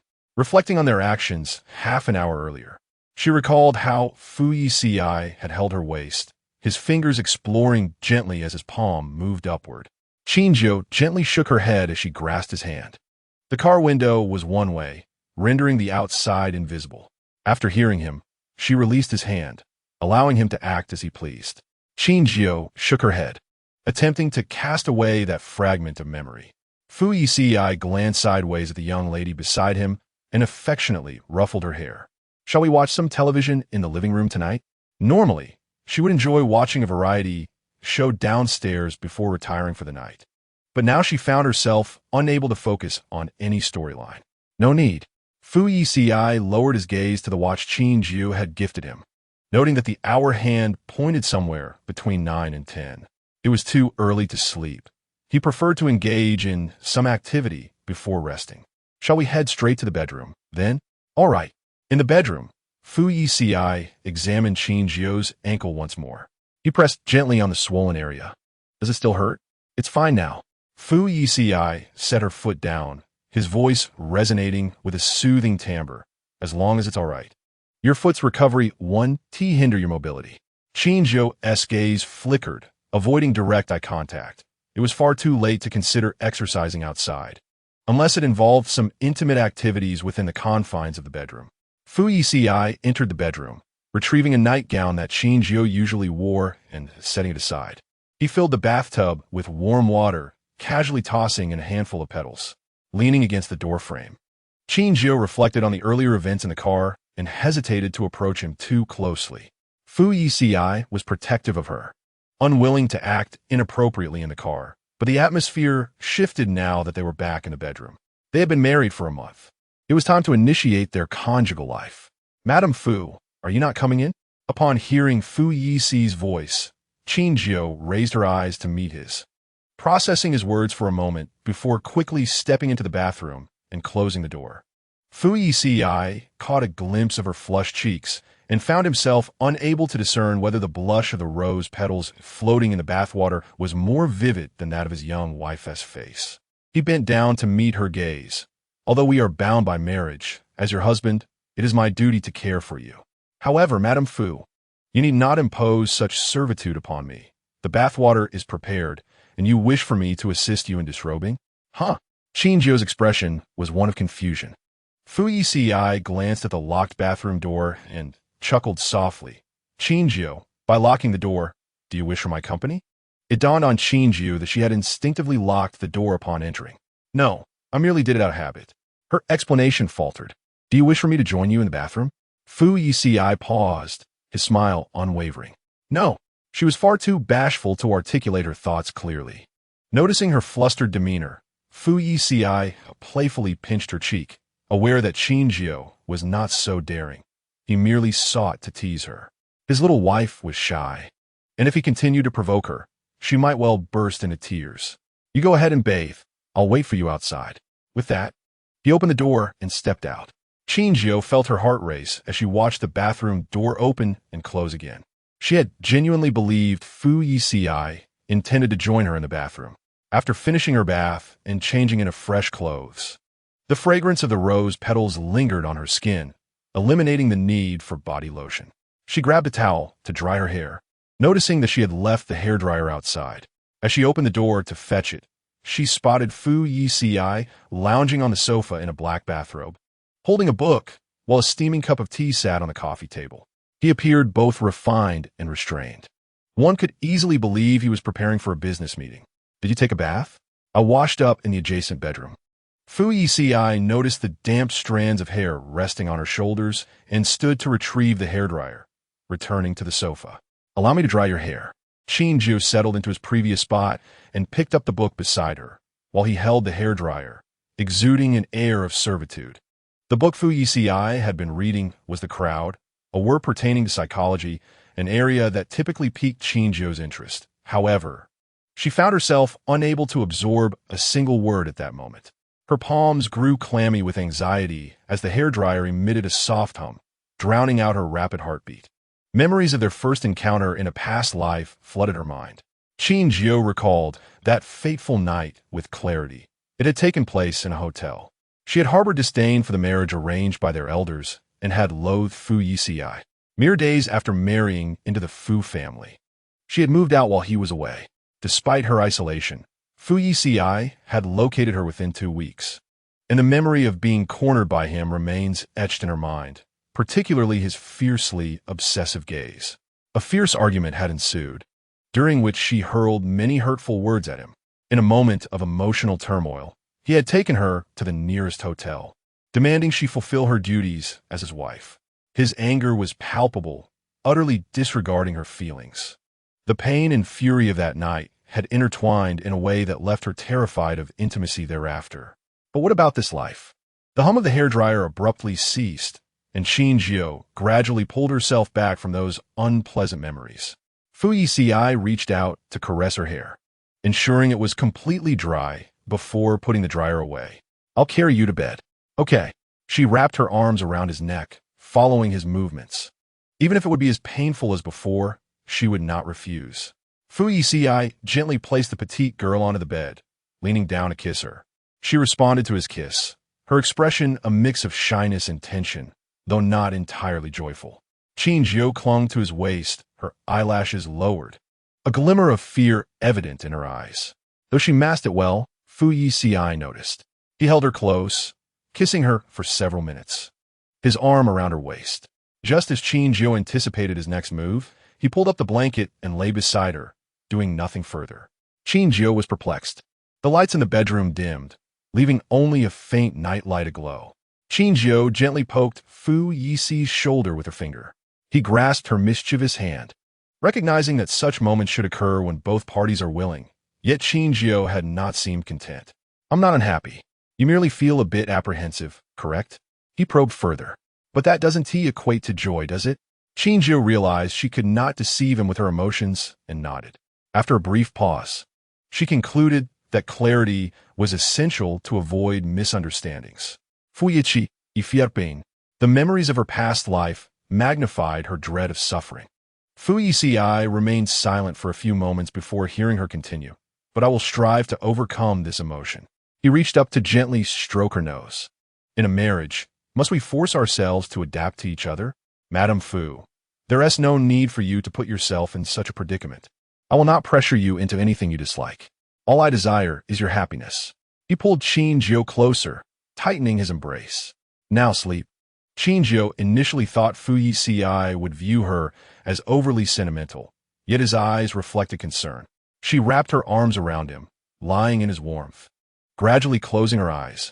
Once she fell into a deep slumber, Fu Yeci gazed down her delicate face, pressing a gentle kiss to her nose.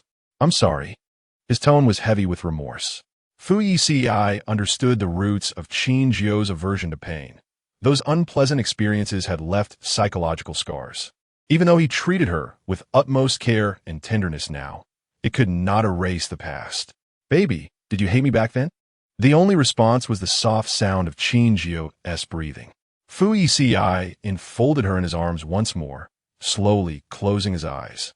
In the morning, after finishing breakfast, Qin Jiu felt a twinge of awkwardness due to the events of the previous night and deliberately avoided making eye contact with Fu Yeci. Standing before the full-length mirror, Fu Yeci noticed her discomfort and beckoned her. "Jiu, could you help me with my tie?" As the esteemed Mrs. Fu, she could not refuse such a request. She selected a gray striped tie from the wardrobe and held it against him, realizing that his usual attire was rather formal. The gray would serve to soften his appearance, lending him an air of approachability. "Is this one suitable?" "Indeed. I trust your judgment, Mrs. Fu," he replied, a gentle smile gracing his lips. Chapter 52. This is my wife. With the tie in hand, Qin Jiu wrapped her arm around the man's neck. Fu Yeci towered over her by half a head, requiring her to rise slightly on tiptoe to reach him. He bent slightly to accommodate her movements. They were so close that they could hear each other's breaths and heartbeats. as Qin Jiu focused intently on tying the knot. She was acutely aware of Fu Yeci's gaze upon her, yet she dared not meet his eyes, deliberately avoiding his stare. "All done," she said, pressing down on the knot. Having tied the ties for women's suits before, she executed the task splendidly. After completing Mr. Fu's request, the girl turned to leave. But Fu Yeci grasped her wrist. "Why are you deliberately avoiding me?" With her thoughts laid bare, Qin Jiu felt like a startled kitten, quickly denying, "I am not."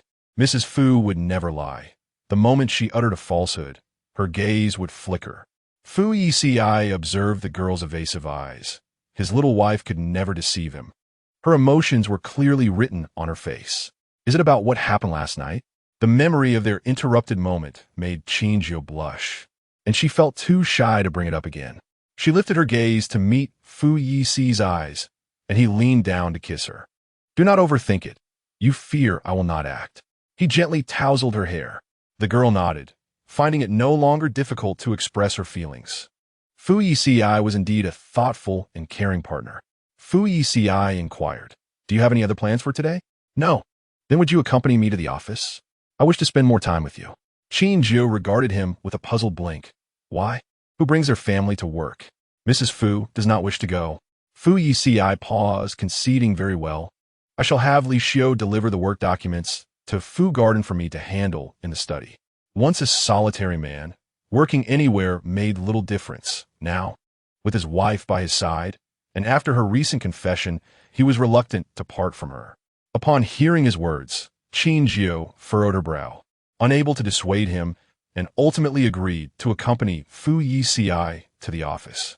Arriving at the Fu Corporation, the surrounding employees cast curious glances at the couple entering through the doors. Dressed in a light green qipao adorned with a white jade tassel on her left chest and her hair elegantly pinned up with a turquoise hairpin, she exuded an air of antiquity. This must be the esteemed Mrs. Fu. She is truly beautiful, her skin radiant. It was rather surprising to see the usually stern Fu Yeci holding Mrs. Fu's hand, clearly enamored with her. He had posted on Weibo just yesterday, showcasing their sweet daily life. This was the first encounter for the employees with the rumored Mrs. Fu, and their curiosity was piqued. Additionally, Qin Jiu had previously served them coffee, earning their goodwill. As Qin Jiu overheard the murmurs around her, she glanced down at her and Fu Yeci's intertwined hands. Realizing the need for discretion in public, she attempted to discreetly withdraw her hand, only to be thwarted by Fu Yeci, who tightened his grip. "This is my wife." He introduced her to the onlookers.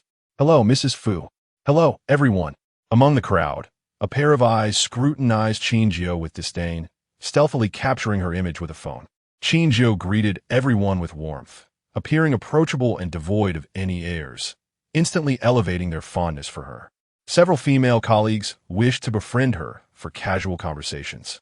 Yet Fu Yeci's presence imposed an undeniable pressure, preventing them from being too forward. In the private elevator, the girl turned to Fu Yeci. "The employees seem somewhat intimidated by you. Do you have a poor temper at work?" The formidable aura surrounding Fu Yeci was palpable. A mere decision from him could shift the tides of the business world. Hence it was no surprise that the staff felt apprehensive. Furrowing his brow slightly, Fu Yeci thought it unwise for Mrs. Fu to perceive him as a tyrant. He clarified, "I am usually busy with work, and do not engage much with the employees, leading to a certain detachment. Fear is hardly the case, and I seldom lose my temper at work." The 28th floor housed the president's office along with several assistants' offices, ever ready to fulfill Fu Yeci's directives. Once the elevator reached its destination, Qin Jiu and Fu Yeci stepped out, only for an assistant to apologize. "I am sorry, Mr. Fu.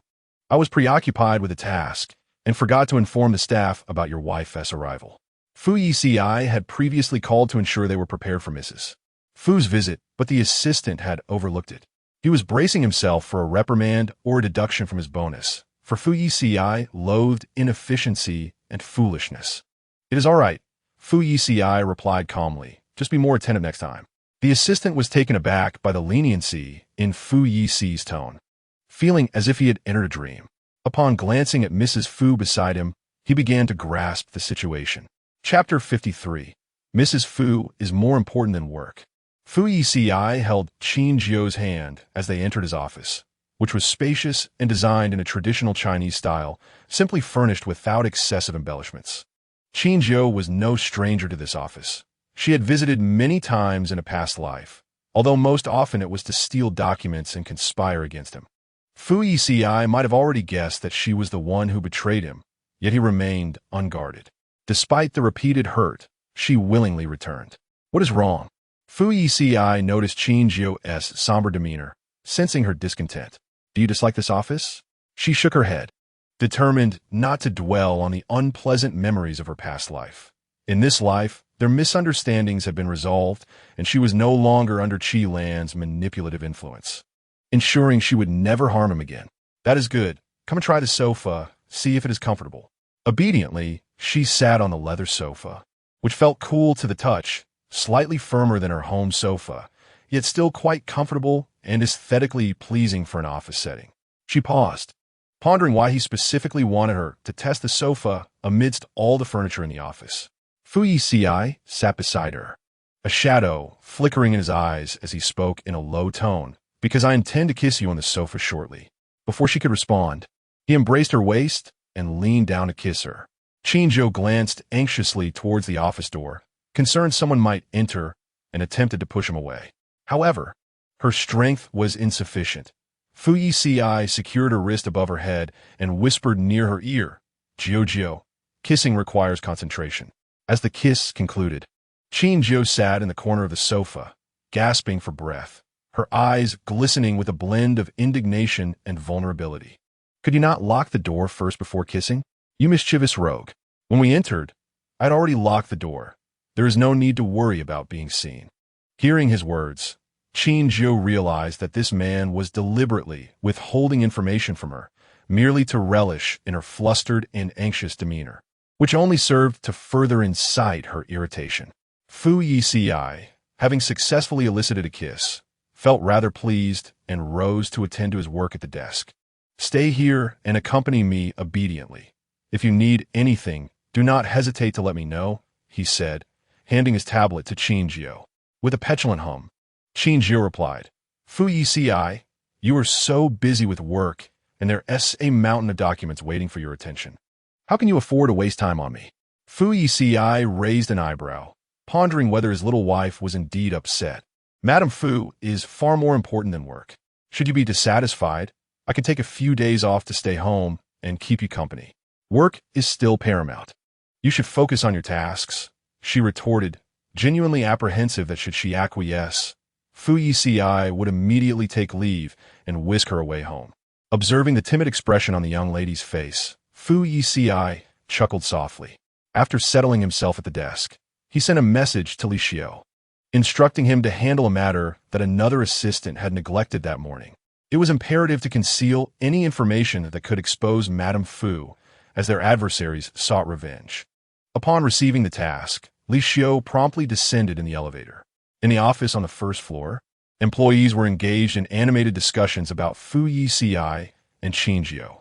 Master Fu has been indifferent to women for years, now suddenly married and so affectionate towards his wife. Could it be that he has long harbored feelings for Madame Fu? Several employees speculated.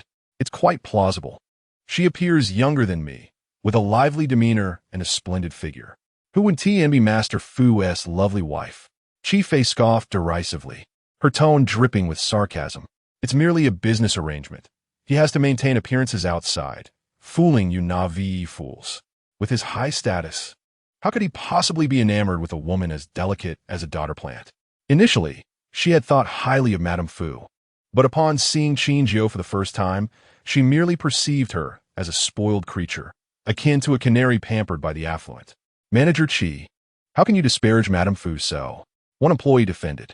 She is the daughter of the prominent Qin family. Such an illustrious lineage makes her perfectly matched with Master Fu. Qi Fei coldly retorted, if it weren't for her esteemed background, Master Fu wouldn't have married her. He must maintain his image. As other employees were about to speak up for Qin Jiu, having enjoyed the milk tea she had treated them to earlier, their conversation was abruptly interrupted by the elevator's arrival.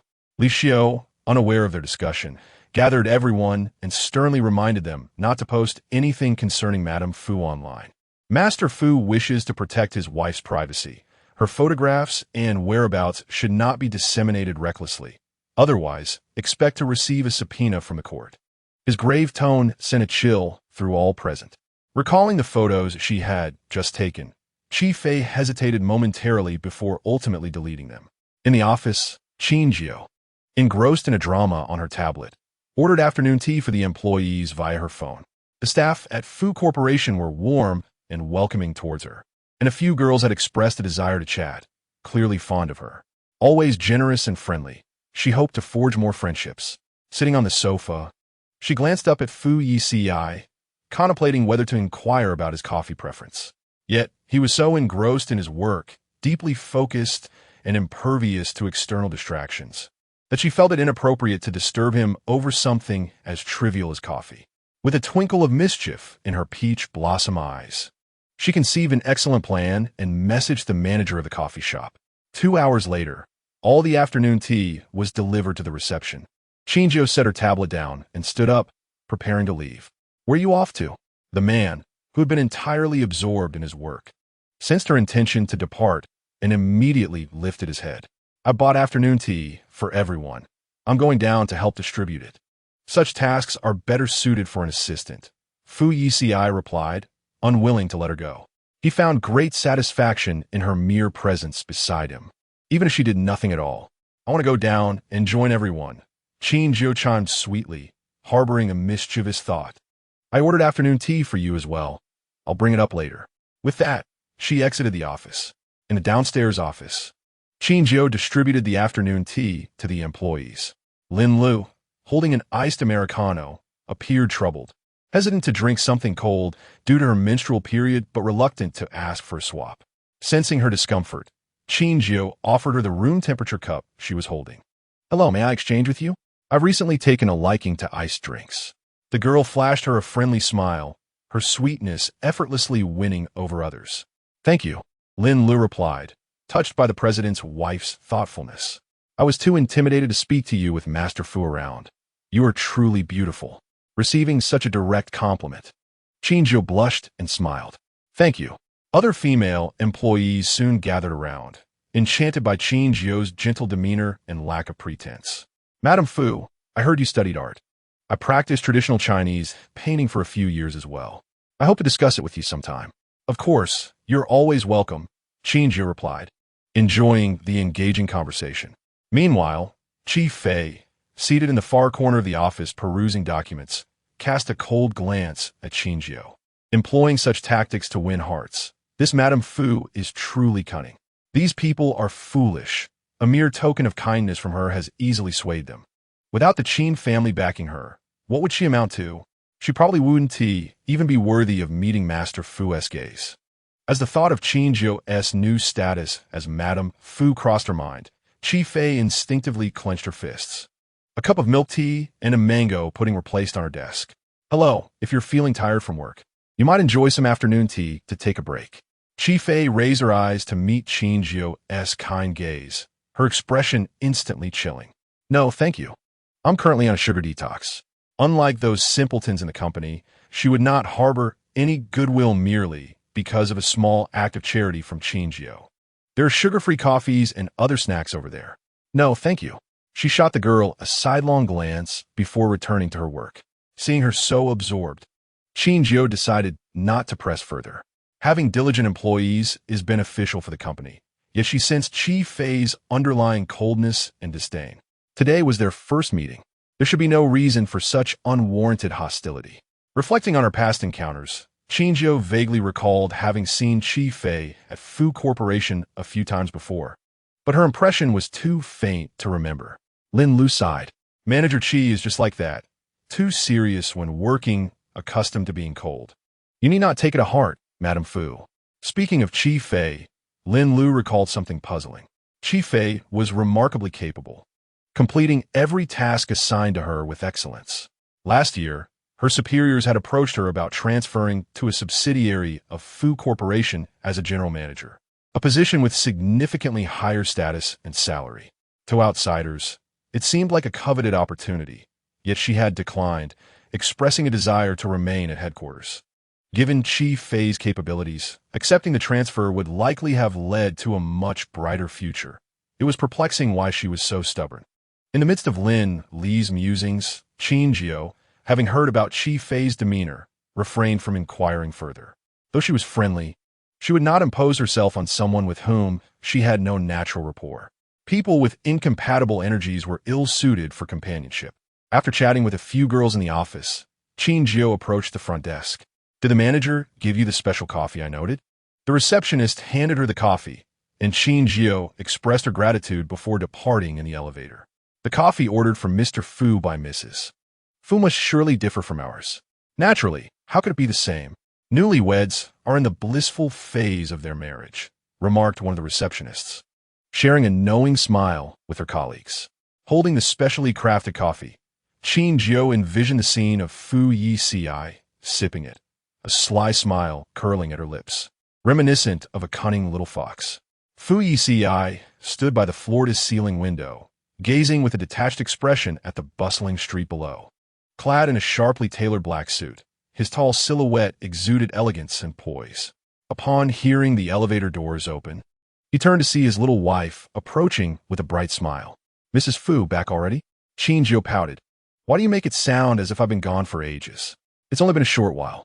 Fu Yeci glanced at his watch, raising an eyebrow. "It's been an hour and 45 minutes. Is that not long enough?"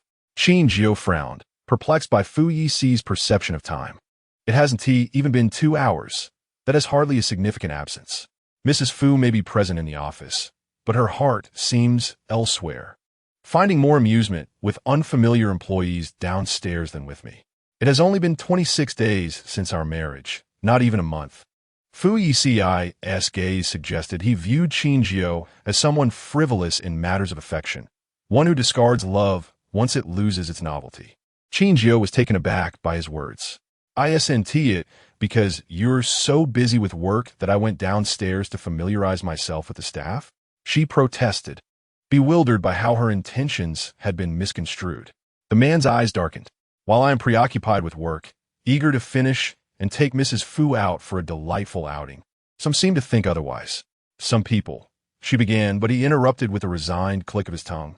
"Fine, if Mrs. Fu is indifferent to me. So be it. After all, who could resist liking you?" Before he could continue, Qin Jiu quickly interjected, "If you keep this up, I might truly seem like a heartless person. What about the coffee I ordered for you?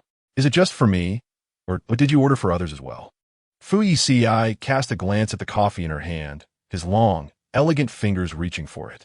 Considering she had just gone downstairs to distribute coffee to other employees, it was evident she could not have ordered it solely for him. His tone turned wistful. "Only after everyone else had theirs did Mrs. Fu think of me." Qin Jiu replied, "It seems you're a bit jealous. The afternoon tea for others was delivered uniformly, but yours was specially crafted at my request." Hearing the distinction, Fu Yici's expression softened slightly.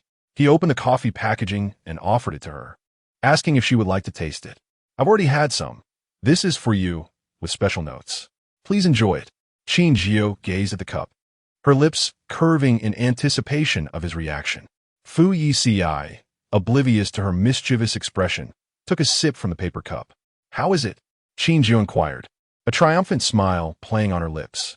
The coffee was her concoction, enriched with an abundance of lemon juice, resulting in an intensely tart flavor. Fu Yeci studied her, his narrowed eyes devoid of expression, as he remarked in a neutral tone, "The flavor is delightful, surpassing that of local coffee shops." Qin Jiu furrowed her brow. "Is it truly delicious?" Had the manager overlooked her instructions, and was it merely a standard cup of coffee? She took the cup from him and sampled it, the sourness of the lemon exploding on her palate, akin to biting into a raw lemon, leaving her grimacing at the bitter acidity. The sour coffee lingered in her mouth, refusing to go down easily. Fu Yeci handed her some tissues to dispose of it and poured her a glass of warm water. After finishing the glass, much of the sourness dissipated. Sitting on the sofa, she caught sight of the man beside her, wearing a subtle smile, and her lips pressed together in irritation. "Fu Yeci, you did this on purpose." The man chuckled. "Good things are meant to be shared with Mrs. Fu." Qin Jiu drank another glass of water.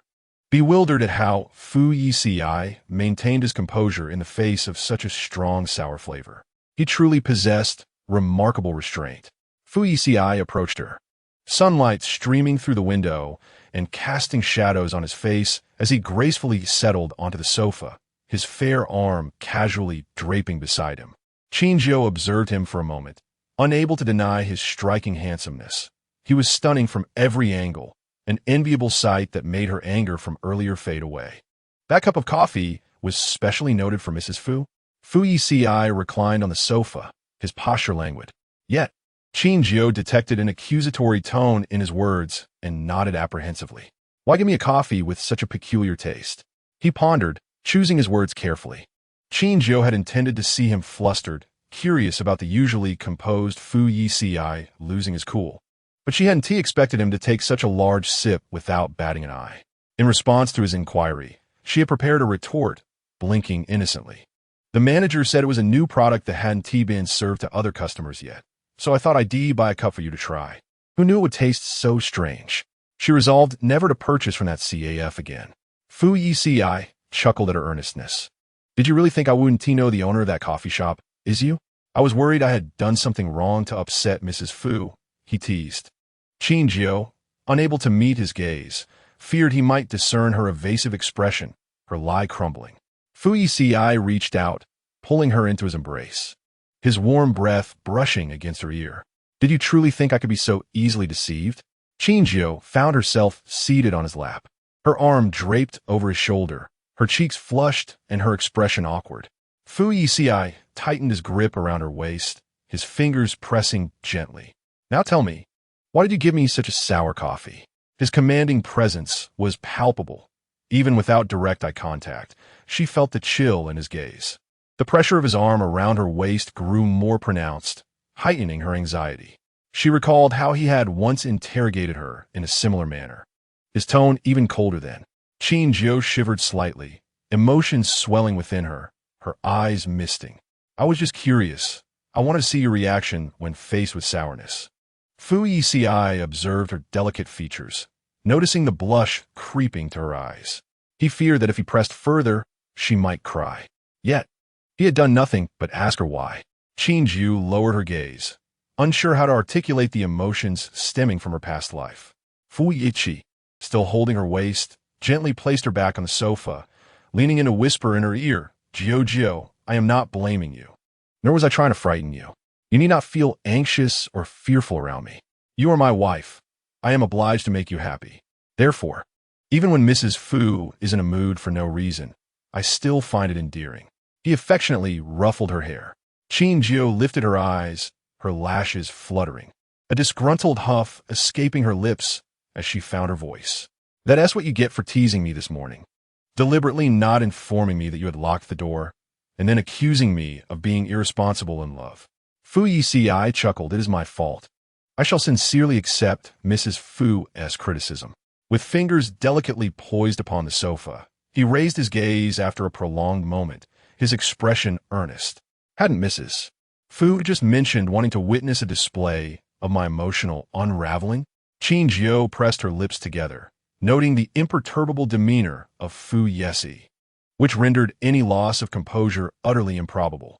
A man like Fu Yeci could maintain his calm even with a blade at his throat, adeptly addressing any predicament that arose.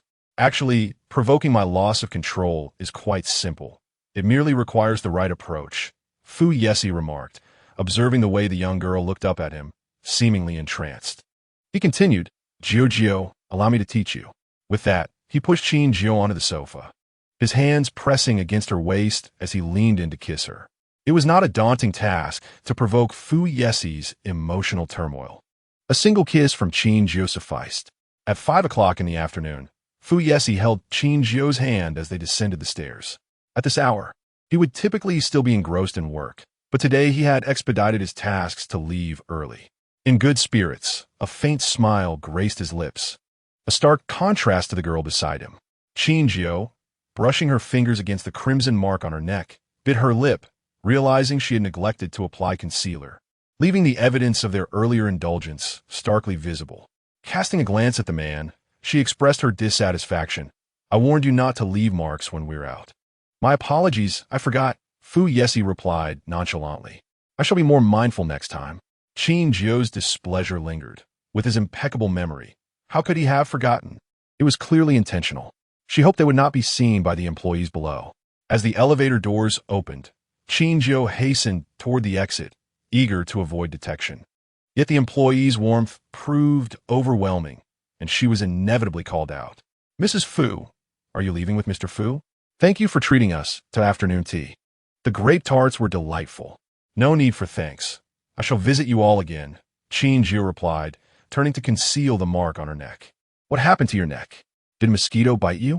Lin Lu, youthful and inexperienced in romance, failed to grasp the nuances of coupledom. The other employees glanced at her neck, most understanding the implications, sharing knowing smiles. Qin Jiu lowered her hand, stumbling over her words. Yes, it was a mosquito bite. Lin Lu, with innocent sincerity, remarked, these mosquitoes are particularly vicious this season. I have some ointment. Would you like me to apply some for you? No, thank you, Qin Jiu said, her face flushing with embarrassment. Fu Yeci chuckled softly, wrapping his arm around her waist as they exited through the main door. Once they departed, laughter erupted among the office staff. Lin Lu, bewildered, questioned their amusement. You'll understand when you experience love, they replied. The tenderness in Fu Yeci's gaze toward Mrs. Fu had been almost syrupy, easily explaining the lingering marks of affection. Fu Yeci had left with his newlywed wife, abandoning them, the beleaguered workers, not only to their tasks, but also to the unsolicited display of romance. As the others laughed, Chi Fei sat at her desk, her fists clenched, disbelief filling her eyes. She had always assumed Fu Yeci would marry Qin Jiu solely for the sake of a business alliance, seeking a partner of comparable lineage. If not Qin Jiu, it would be someone else. Marriages among the affluent were often predicated on such considerations.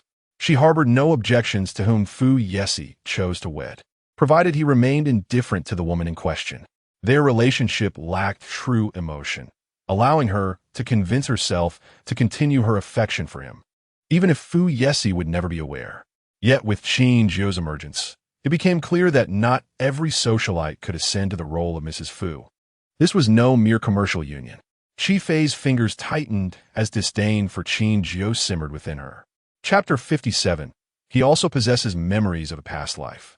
Upon exiting the company, the hour still early, Qin Jiu ventured to the nearest beauty store to purchase a concealer, ensuring the marks on her neck were thoroughly obscured before daring to lower her hand.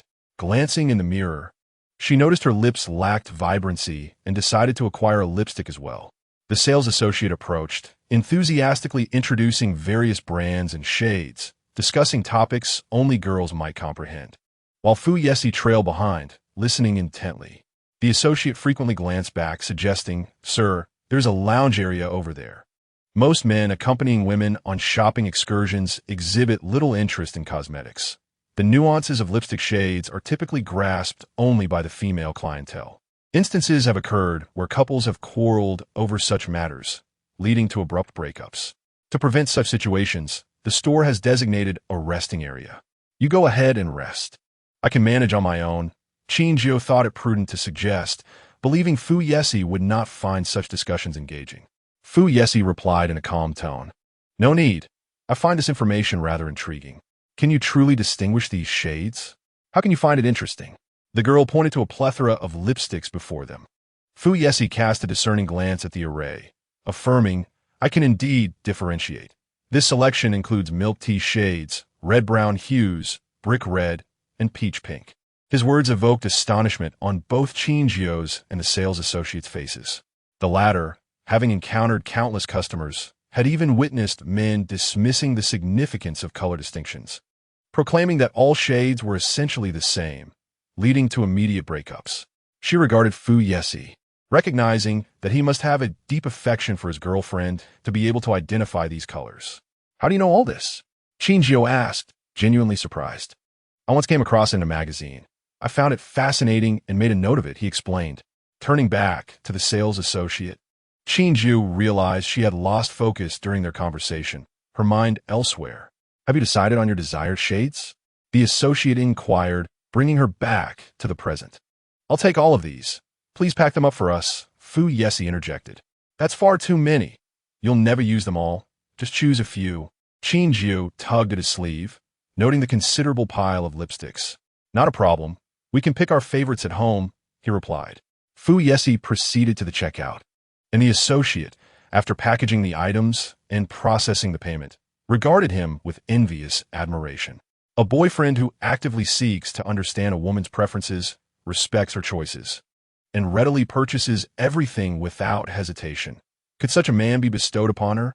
Once in the car, Fu Yeci glanced at his watch, noting it was time for dinner. He parked outside a French restaurant, handing the keys to the attendant before guiding the girl inside. This restaurant was distinctive, with patrons seated in private rooms. The chefs preparing dishes right beside them, allowing for immediate service once the meals were ready. Due to its uniqueness, the establishment commanded high prices and was notoriously difficult to reserve. Yet for Fu Yeci, it was evidently not a challenge. I just called the chef at home. We will dine out before returning, he said, handing the menu to the girl. Qin Jiu perused the menu, noting the extravagant prices, yet knowing Fu Yeci was affluent. She didn't hesitate to order a few dishes. Fu Yeci added a few more selections, and the server promptly relayed the orders to the kitchen. After the dishes were served, Qin Jiu dined with a knife and fork in hand, her mind wandering elsewhere, rendering her less attentive to her meal. What occupied her thoughts? Fu Yeci placed a neatly sliced steak before the girl. Qin Jiu lifted her gaze, inquiring about her lingering doubts, those lipstick shades. Did you truly see them in a magazine? To be frank, she found it hard to believe his response. Fu Yeci typically perused financial journals, rarely indulging in entertainment publications.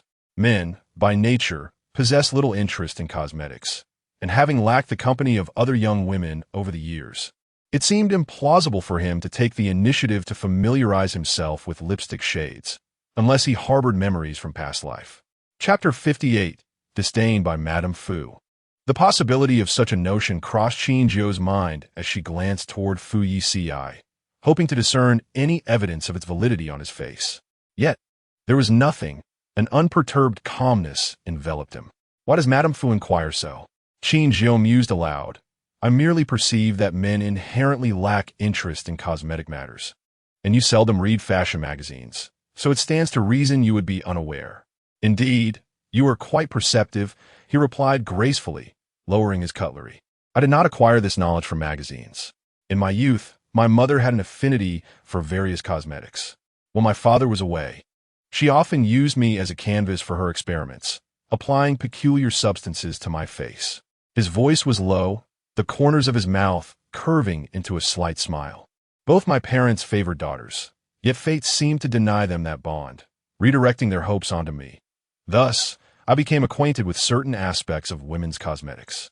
He met Qin Jiu's gaze, acknowledging the lack of pride in this revelation, for he had not been entirely truthful to Madame Fu.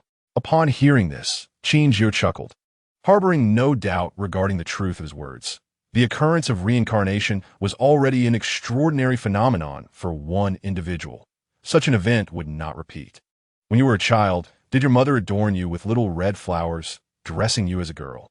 The mere thought of the solemn Fu Yeci being subjected to such whims made her want to laugh.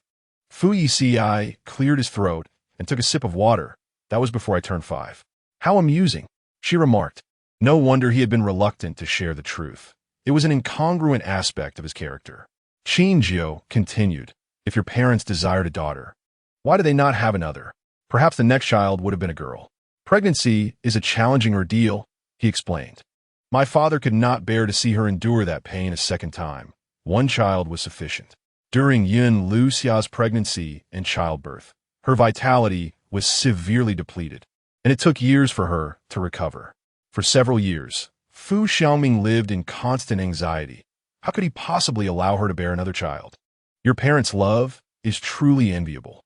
Having grown up in a similar affectionate household, her expectations of marriage were elevated. She aspired to a happiness akin to that of her parents. Fu Yeci perceived the envy in her eyes and gently tapped the tip of her nose. This is merely what a husband ought to do. There is no need for envy. The midday sun cascaded down, enveloping them in warmth. Qin Jiu reclined in a lounge chair in the courtyard, exuding a languid demeanor, akin to a satiated kitten basking in the sun. Observing the blooming jasmine in the garden, she was inspired to collect jasmine flowers for tea.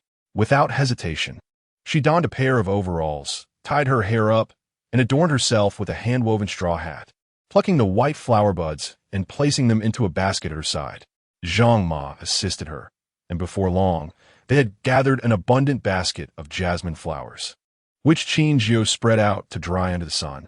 The process of making jasmine tea involves several steps: harvesting, sun-drying, and baking. Fu Yeci emerged from his study, spotting a row of bamboo baskets in the courtyard. He observed Qin Jiu, donning her hat, diligently flipping the jasmine flowers to ensure they received ample sunlight. A few more days of drying, and we can proceed to the next step. Before long, you'll be able to savor the tea I made, she said, turning back to him, her smile radiating warmth even brighter than the sun itself. Fu Yeci approached her, mimicking her actions as he turned the tea, his pale fingers delicately grasping a handful of jasmine. Do not overexert yourself. Laborious tasks can be delegated to others. He understood that tea-making was a leisurely hobby for Qin Jiu, and he did not wish to impede her, only concerned for her well-being. Rest assured, I have made this countless times before, she reassured him. Once the tea is ready, I'll send some to Grandpa. He always enjoys the tea I brew. And I'll also send some to my parents. Fu Yeci contemplated the considerable amount she intended to send, wondering if it might prove too taxing for his young wife. Very well, if it brings you joy, then let it be. I shall simply have the servants assist more.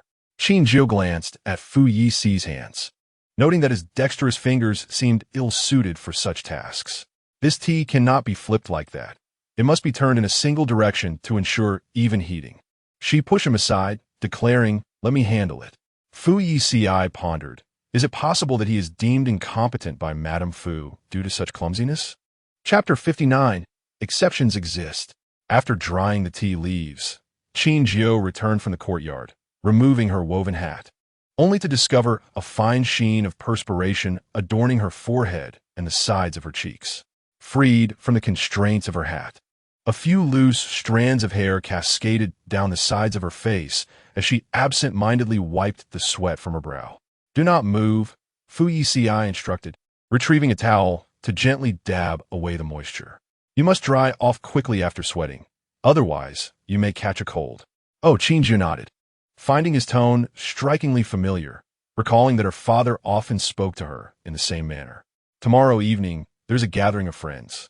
Would you care to accompany me? Fu Yeci broached a new topic, having received a call from Su Chong, who mentioned his newlywed wife expressed a desire to meet her. Though it was labeled a gathering, its true purpose revolved around Qin Jiu. Everyone was aware of his marriage, yet none knew the identity of his wife. The Qin family had shielded their daughter too well, never even disclosing her name, even among the prominent families of Haishur. They remained unaware of this heiress. Having married yet not bringing your wife out is quite curious. If you do not post on Weibo, I might assume you harbor no affection for the young lady, he teased. Fu Yeci was not disinterested in his new wife. Rather, he wished to keep her hidden from view. Reflecting on his friend's jest, he felt it was time to introduce his wife to that circle, lest rumors of discord circulate. Several of my close friends wish to meet you, he softly conveyed to Qin Jiu. Certainly, I too wish to make their acquaintance, Qin Jiu replied, her face adorned with a smile, though a hint of inscrutable emotion flickered in her eyes. She could likely surmise the identities of Fu Yeci's friends, having interacted with them in her past life, and felt a sense of guilt towards them. In her previous existence, she had been manipulated by drugs, entirely losing her will, and had stolen secrets from the Fu family. Those individuals had warned Fu Yeci, suggesting that she might be the traitor, even advising him to divorce her. Fu Yeci had stubbornly cut ties with them for her sake. Those who can become your friends must be remarkable individuals, she remarked. Fu Yeci ruffled her hair. There are exceptions. Those who mingled within such circles were unlikely to come from humble backgrounds. Most were heirs to companies, though some had more lenient expectations, as they had siblings and were not overly constrained, provided they did not cause any scandals. In recent years, Rumors had circulated about Fu Yeci forcing employees to leap from buildings. Many believed the rumors and grew fearful of him, leaving only a few friends behind. Qin Jiu contemplated Fu Yici's friends, her memories hazy. She could no longer recall their names or identities. Yet she thought it mattered little. She would discover the truth when she encountered them tomorrow. On the following evening, Fu Yeci and Qin Jiu had a modest dinner together. Although the club provided meals, he feared they might not suit the young lady's palate. Qin Jiu ascended the stairs, donning a light blue long dress, aware that the night air in Haishur would grow chilly. Thus, she added a thin knitted outer garment. After applying a subtle touch of makeup, she followed Fu Yeci out. A sleek black Rolls-Royce awaited them at the entrance of an opulent building, where a multitude of passers-by and vehicles filled the street. The doorman took the car keys to park the vehicle. Fu Yeci opened the passenger door, shielding the girl's head with his hand, and once she alighted, he naturally took hold of her hand. "Mr. Fu, Mrs. Fu, this way, please." The attendant, evidently familiar with them, gestured for them to follow. This grand edifice was entirely owned by the Ming family and was divided into two distinct tiers. The floors below the 10th were ordinary entertainment venues, KTVs, pubs, and cinemas, catering to the general public. From the 10th to the 20th floor lay private clubs, serving the elite of Haishur, powerful figures, business magnates, and political dignitaries, bestowing them with unparalleled service. The two environments differed vastly, with pricing to match. In the private clubs, a single bottle of wine could cost 6 figures. Some ordinary people would scarcely dare to spend. As they approached the elevator, Qin Jiu felt a tug on her sleeve and turned to find Lin Lo, her face beaming with vivacity. "What a coincidence! Our department is having a dinner gathering today. Are you here with Master Fu?" Qin Jiu nodded, loosening her hold on Fu Yici's hand to chat with the lively girl while waiting for the elevator. Fu Yeci glanced at his empty hand, then at Qin Jiu, who was engrossed in conversation, his brow furrowing slightly. A dozen or so employees from the Fu Corporation greeted them.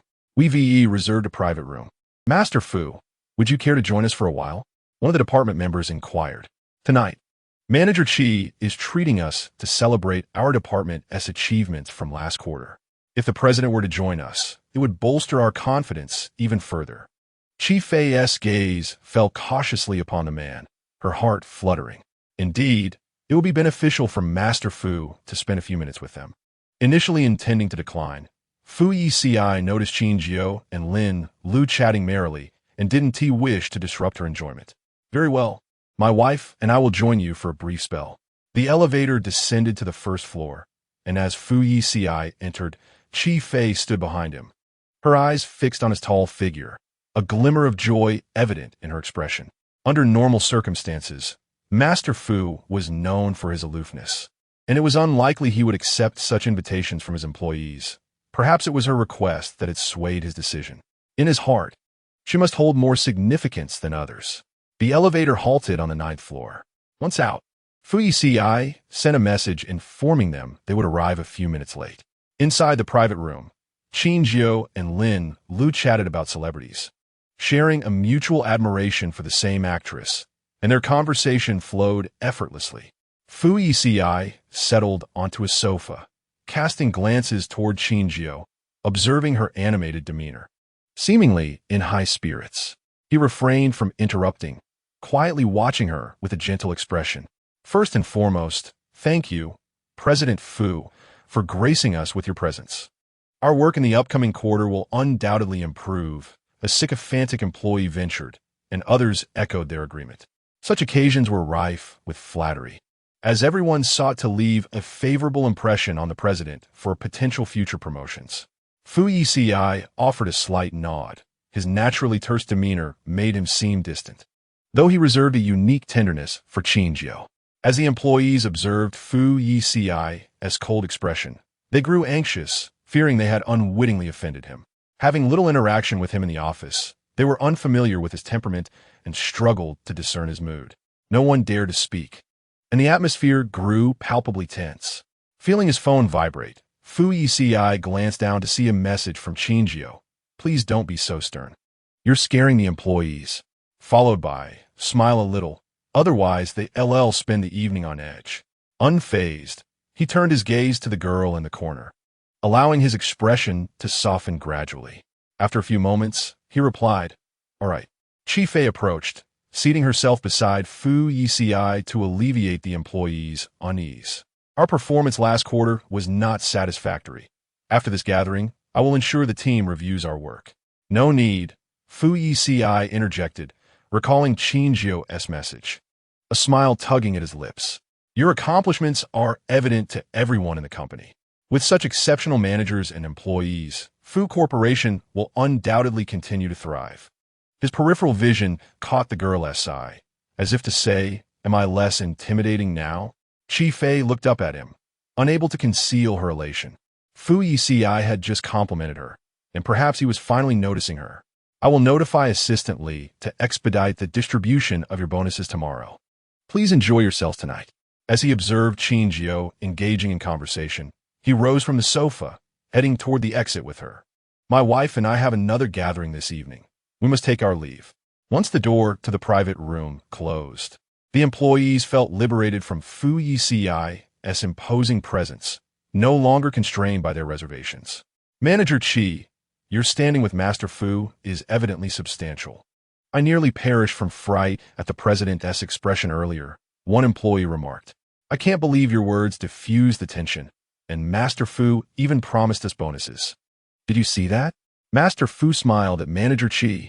"I've rarely seen him smile, even with Mrs. Fu present," another chimed in. Chi Fei recalled the tender smile Fu Yeci had bestowed upon her. She had never encountered such warmth from him, and it was clear that it was directed solely at her. For that smile alone, she could never relinquish her aspirations. In the elevator, Fu Yeci held Qin Jiu's hand firmly, causing her some discomfort. She shot him an annoyed glance. "Why hold on so tightly? I'm not going anywhere." He looked down at her. "Mrs. Fu, do you let just anyone slip from your grasp?" Remembering her excitement upon seeing Lin Lu earlier, she realized he was upset about her momentary release of his hand. "I merely wanted to greet a friend and chat for a moment," she replied, her lips pressed into a thin line. "That is still not acceptable." He tightened his grip, shaking her hand gently. "Next time, don't let go of my hand so casually." The elevator arrived at the 19th floor, the decor outside markedly different from that on the 9th.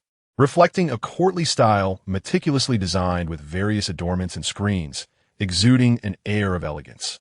Chess rooms, tea halls, and gaming areas were all present. This was not the debauched realm described in novels, but rather one that exuded refinement and grace. Qin Jiu had visited this place a few times in her childhood when her father mingled with company executives. "Right this way," the attendant at the elevator beckoned them forward. Fu Yeci led Qin Jiu ahead, pushing open a door, and a few individuals rose from a sofa. Su Chong discarded his gaming device, exclaiming, "What took you so long? We've been waiting ages." He then feigned nonchalance, casting a glance at Fu Yeci before his eyes lit up upon spotting Qin Jiu's face. "What a stunning beauty she is." The Qin family has concealed Qin Jiu so effectively that they have never encountered the rumored Miss Qin.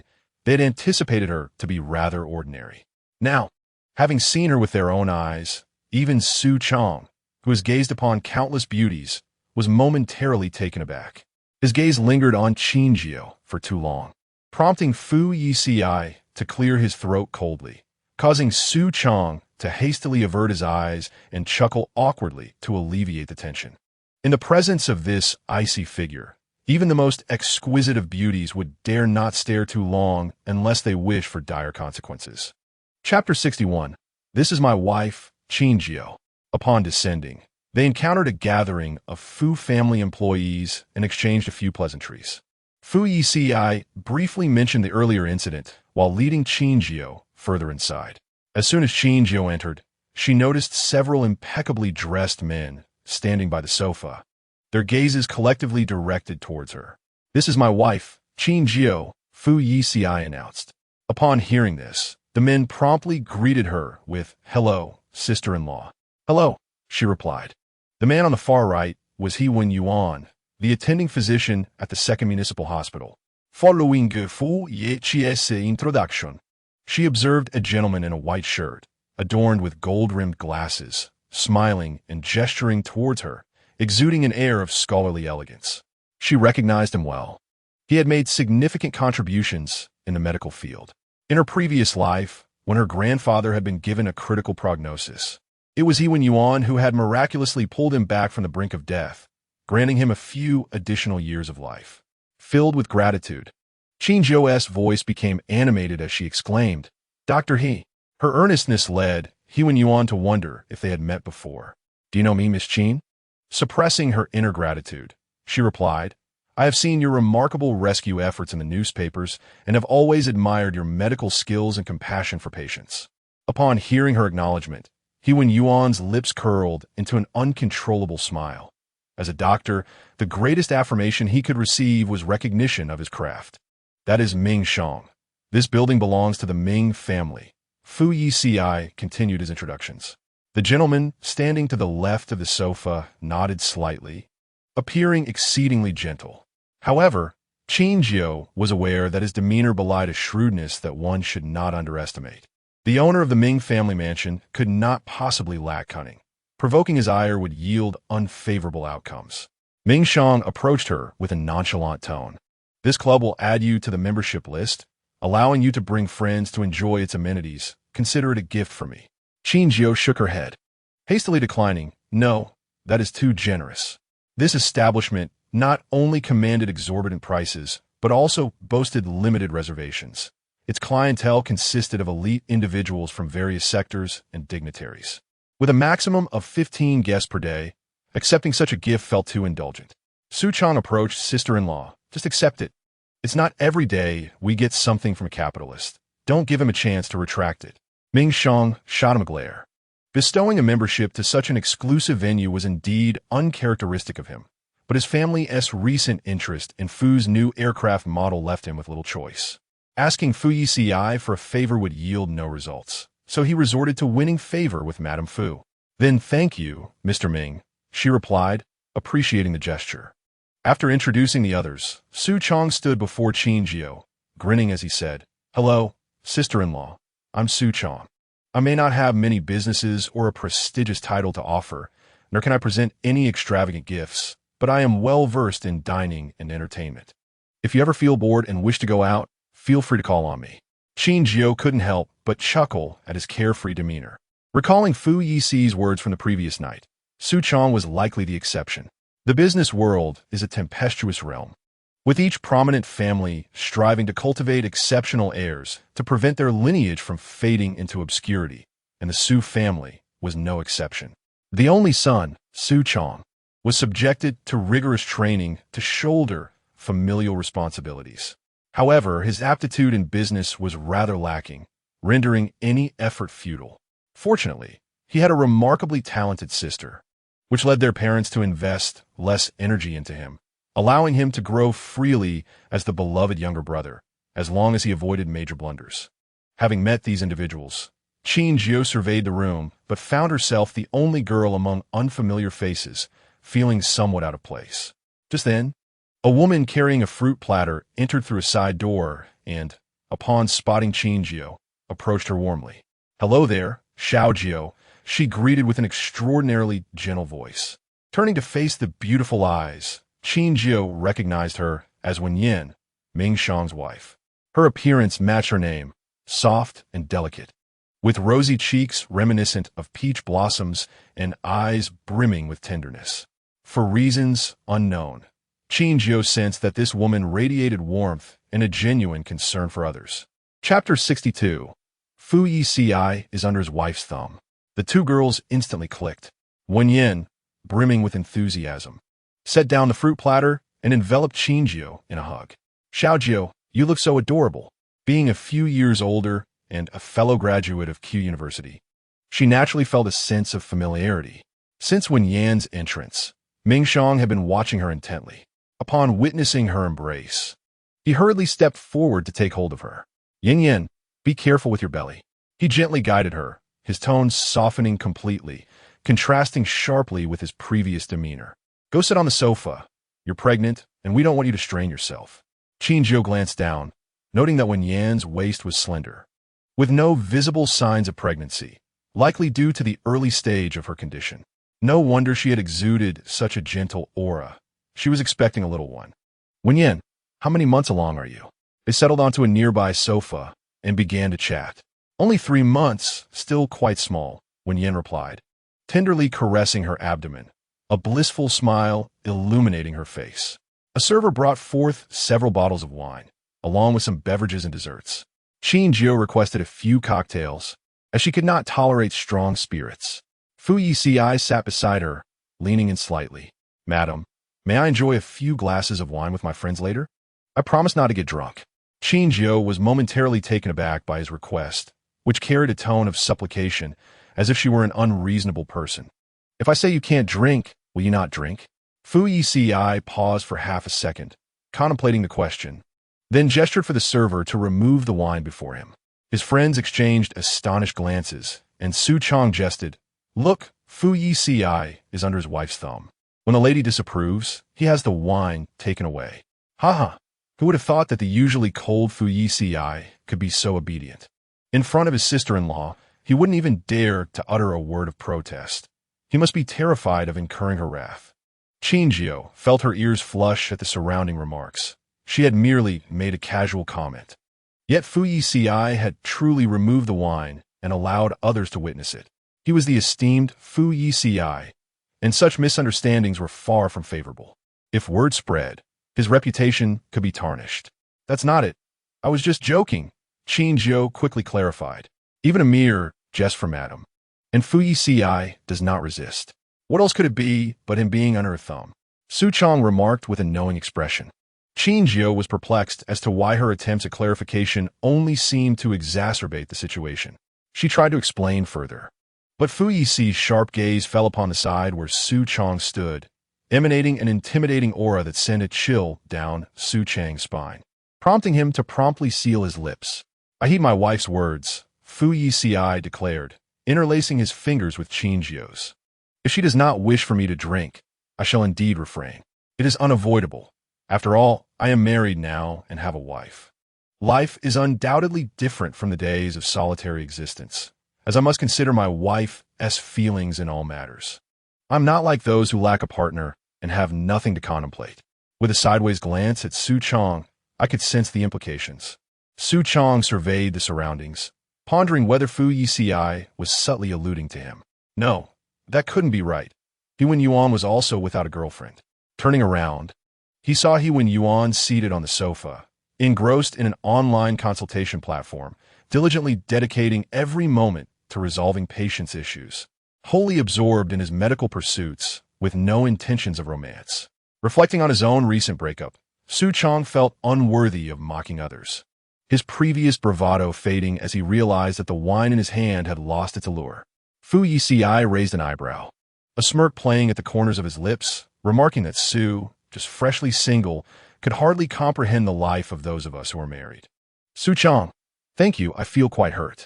Fu Yeci chuckled softly, driving the knife deeper, suggesting that being devoid of a girlfriend offered him unparalleled freedom. Su Chong replied, Would you like to claim that freedom for yourself?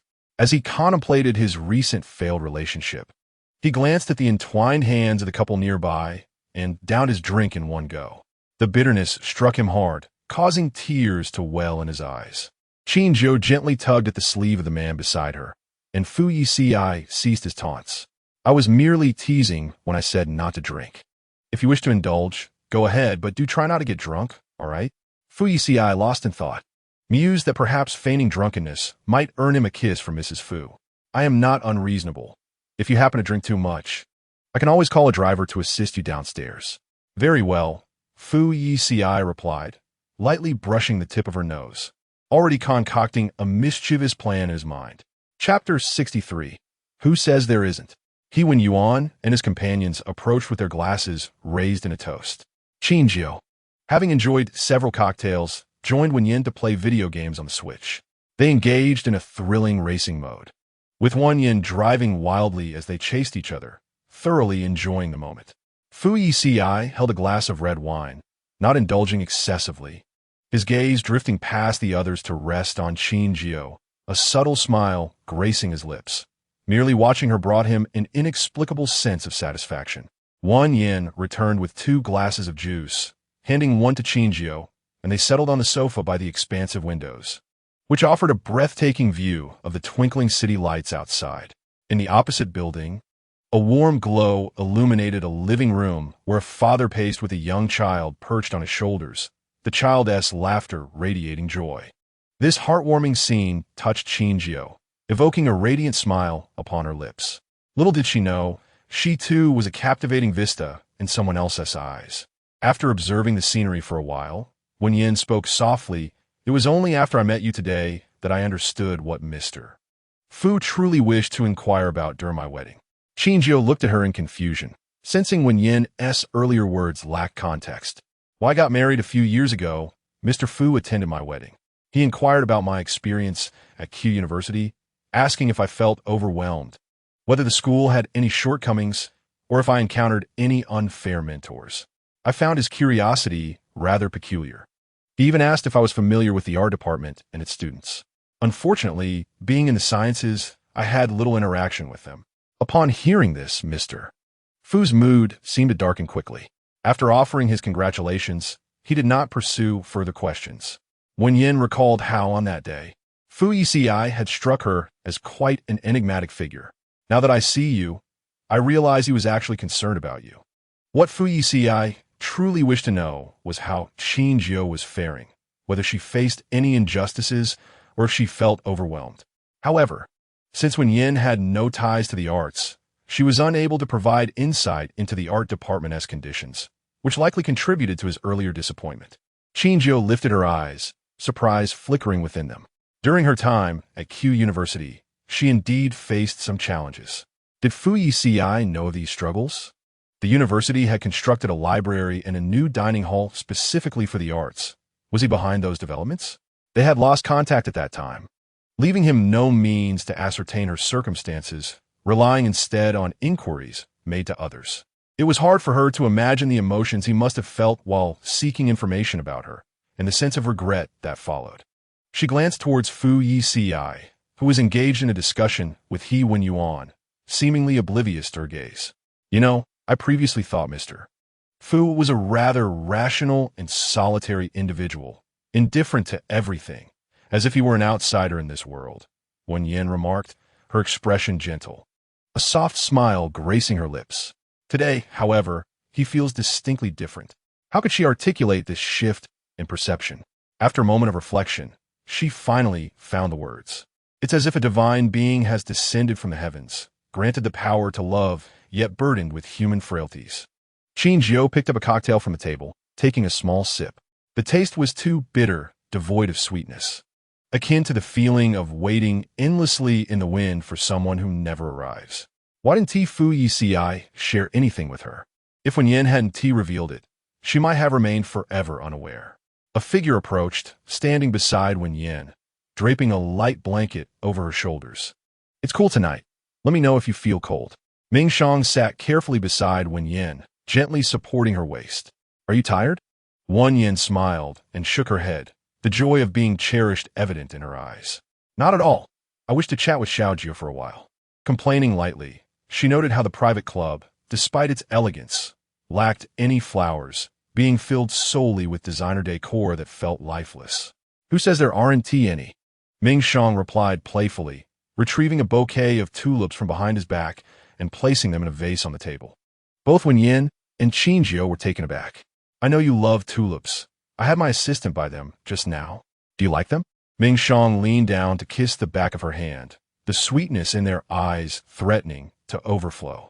Qin Jiu watched their intimate exchange with a hint of envy. Love is akin to nurturing flowers. It was clear that Wen Yin was being cherished with great care. She envied the unabashed affection they displayed, completely unhidden. Fu Yeci approached, resting a hand on her shoulder. "There are desserts over there. Would you like to indulge?" Qin Jiu shook her head, lifting her gaze to meet his, her eyes sparkling like blossoms as she ventured into conversation.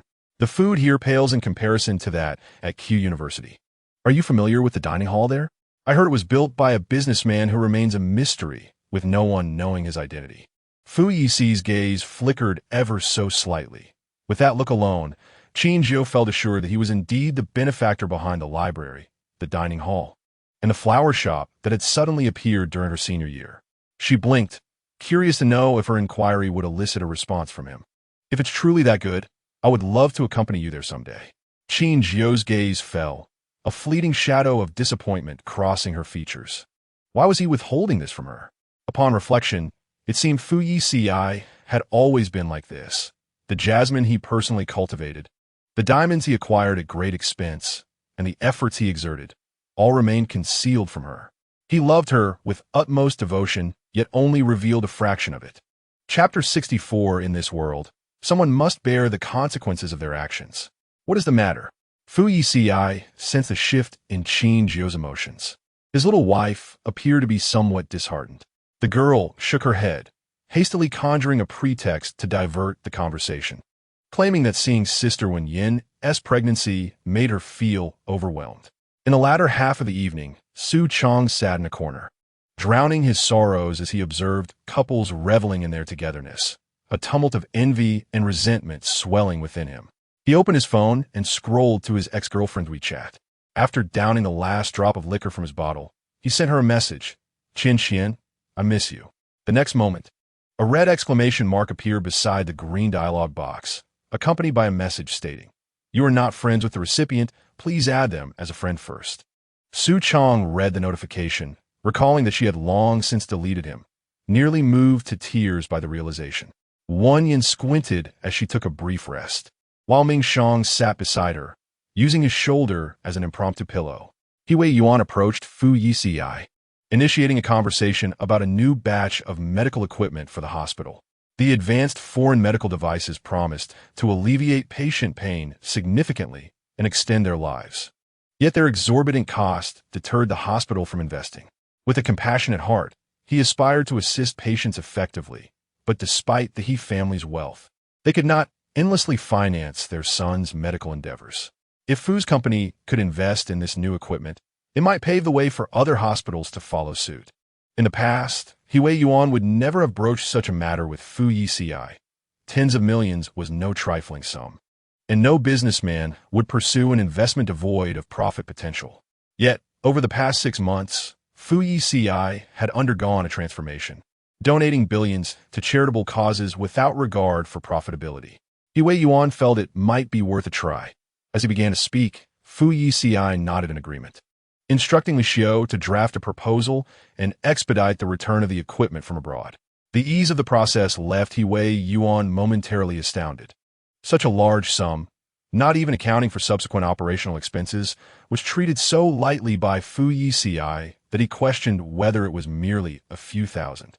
Wei Yuan hesitated before asking, "May I inquire why you have become so passionate about philanthropy in the past 6 months?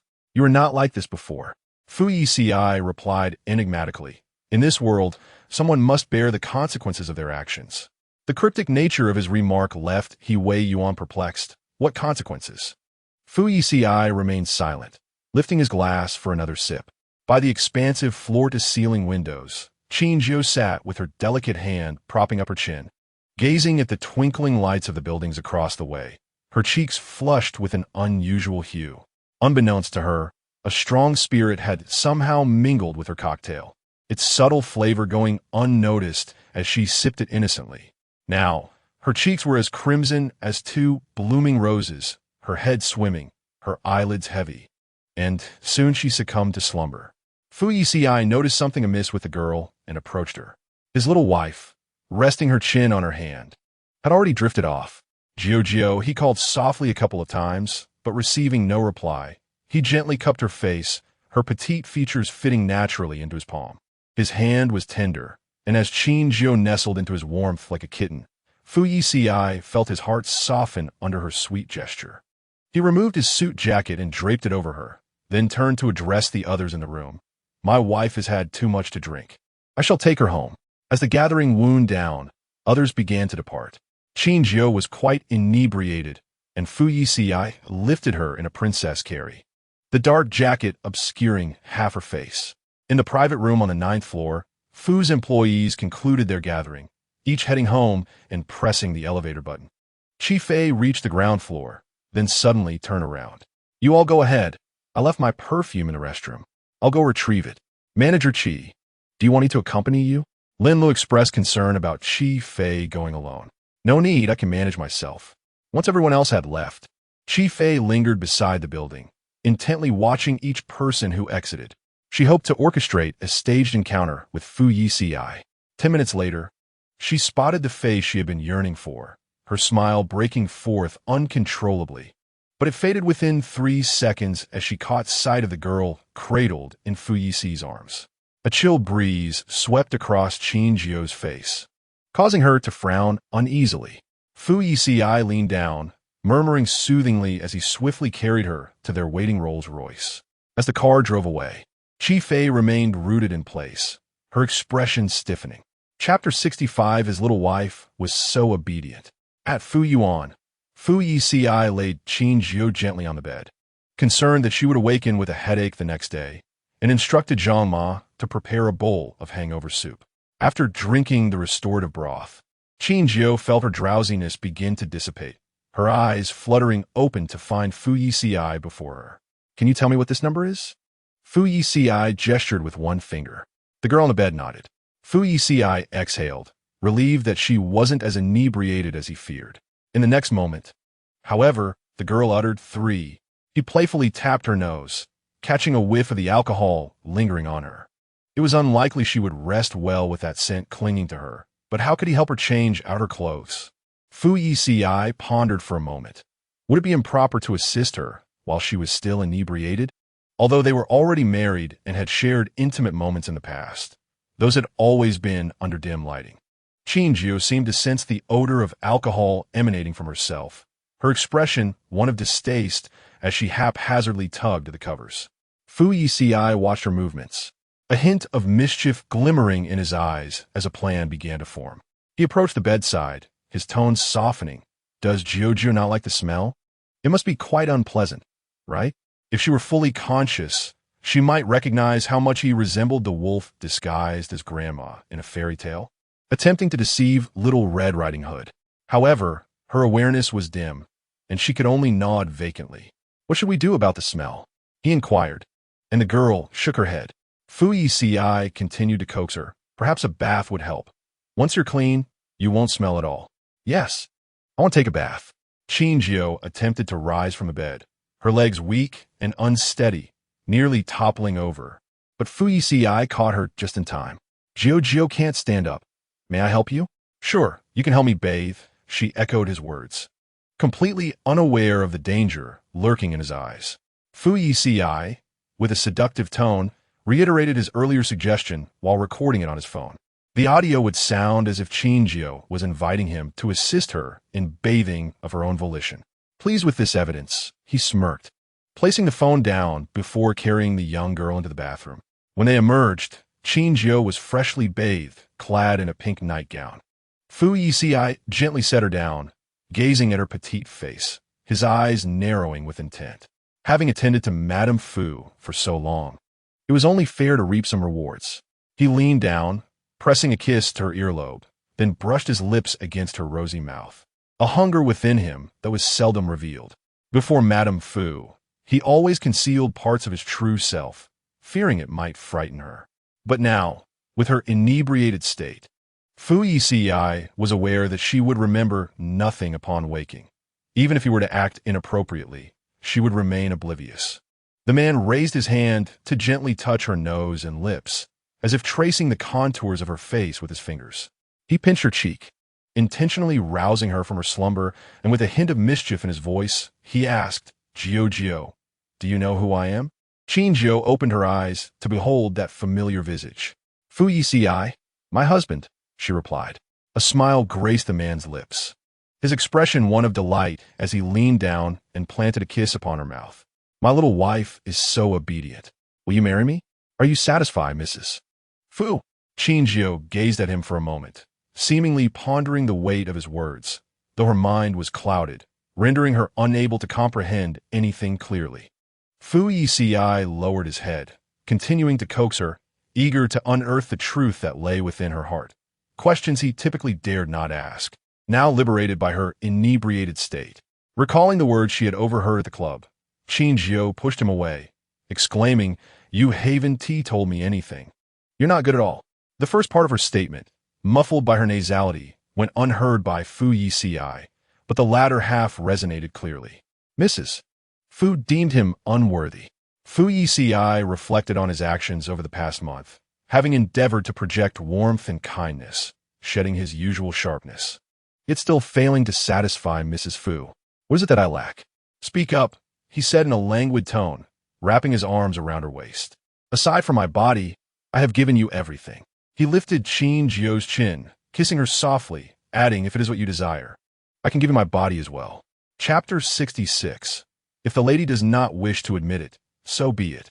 Fu Yeci brushed his fingers against Qin Jiu's lips. What began as a gentle kiss was deepened as she seized his shoulders, deepening their embrace. She wrapped her arms around his neck, leaning in closer.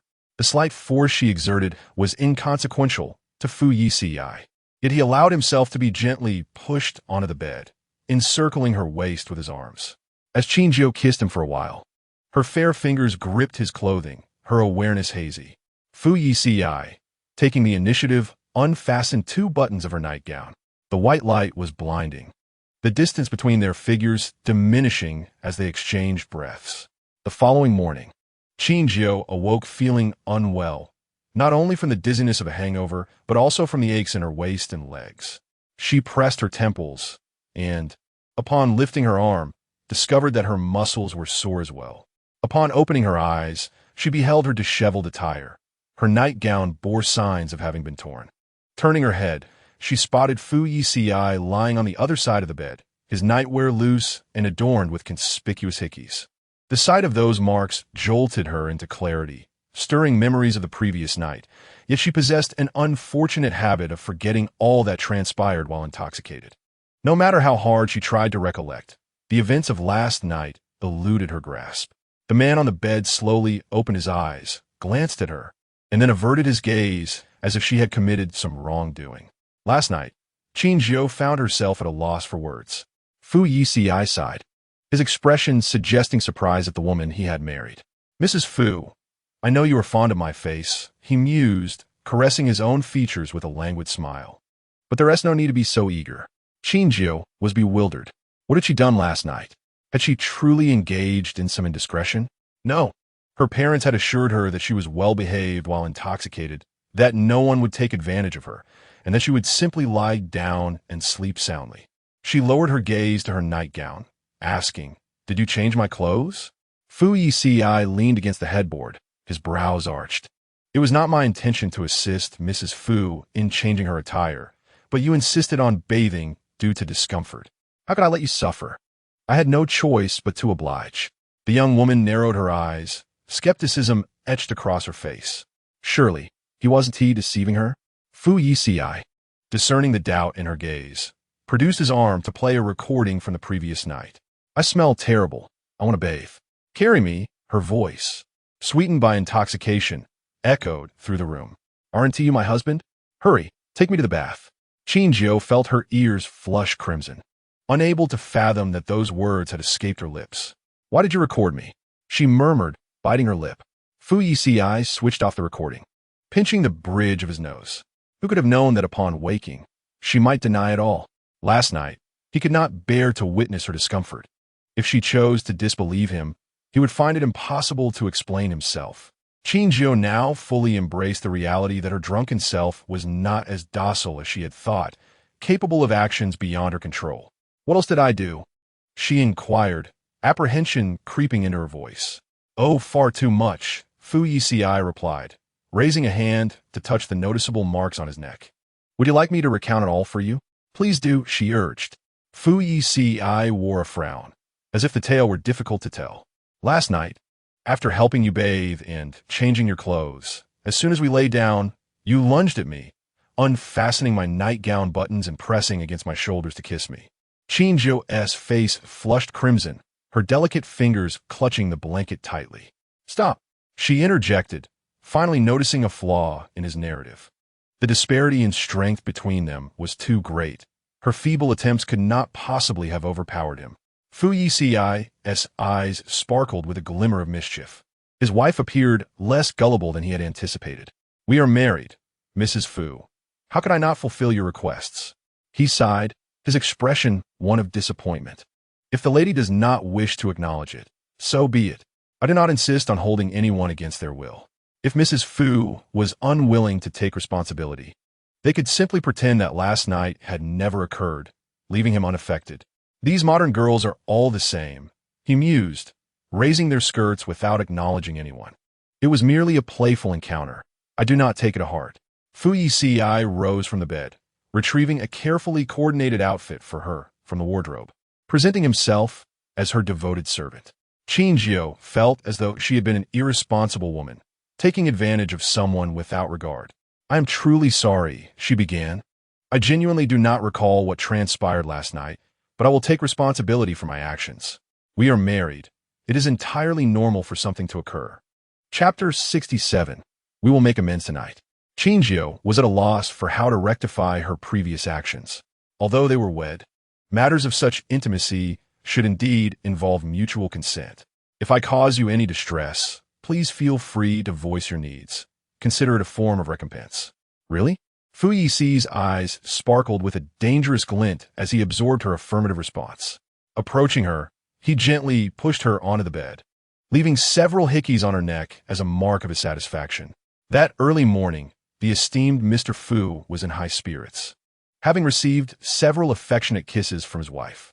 Standing before the full-length mirror, he donned his suit and adjusted his tie, a smile dancing on his lips. The singular hickey on his neck was a result of Qin Jiu's affection, while the others were self-inflicted, as he had deliberately applied extra pressure to ensure the marks were pronounced. Qin Jiu, having dressed, descended from the bed, only to realize that her body was not as sore as she had anticipated. In fact, certain areas felt entirely fine. If last night had indeed occurred, it would not have been like this. Frowning, she shot an indignant glare at Fu Yeci in the mirror. "We did not engage in anything last night." Fu Yeci raised an eyebrow, replying, "We simply did not reach the final step." Qin Jiu, fearing the pain of unpreparedness, understood that an encounter without readiness would only lead to further discomfort.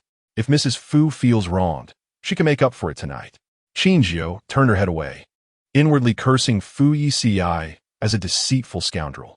She noticed the newlywed gift from CC on the bedside table, a small gray bear symbolizing Fu Yeci, and she reached out to grab the bear, clenching her fist to punch its face. Fu Yeci, observing her adorable antics, couldn't help but smile. "If you're tired, take a nap. I have to go to the Fu Corporation now.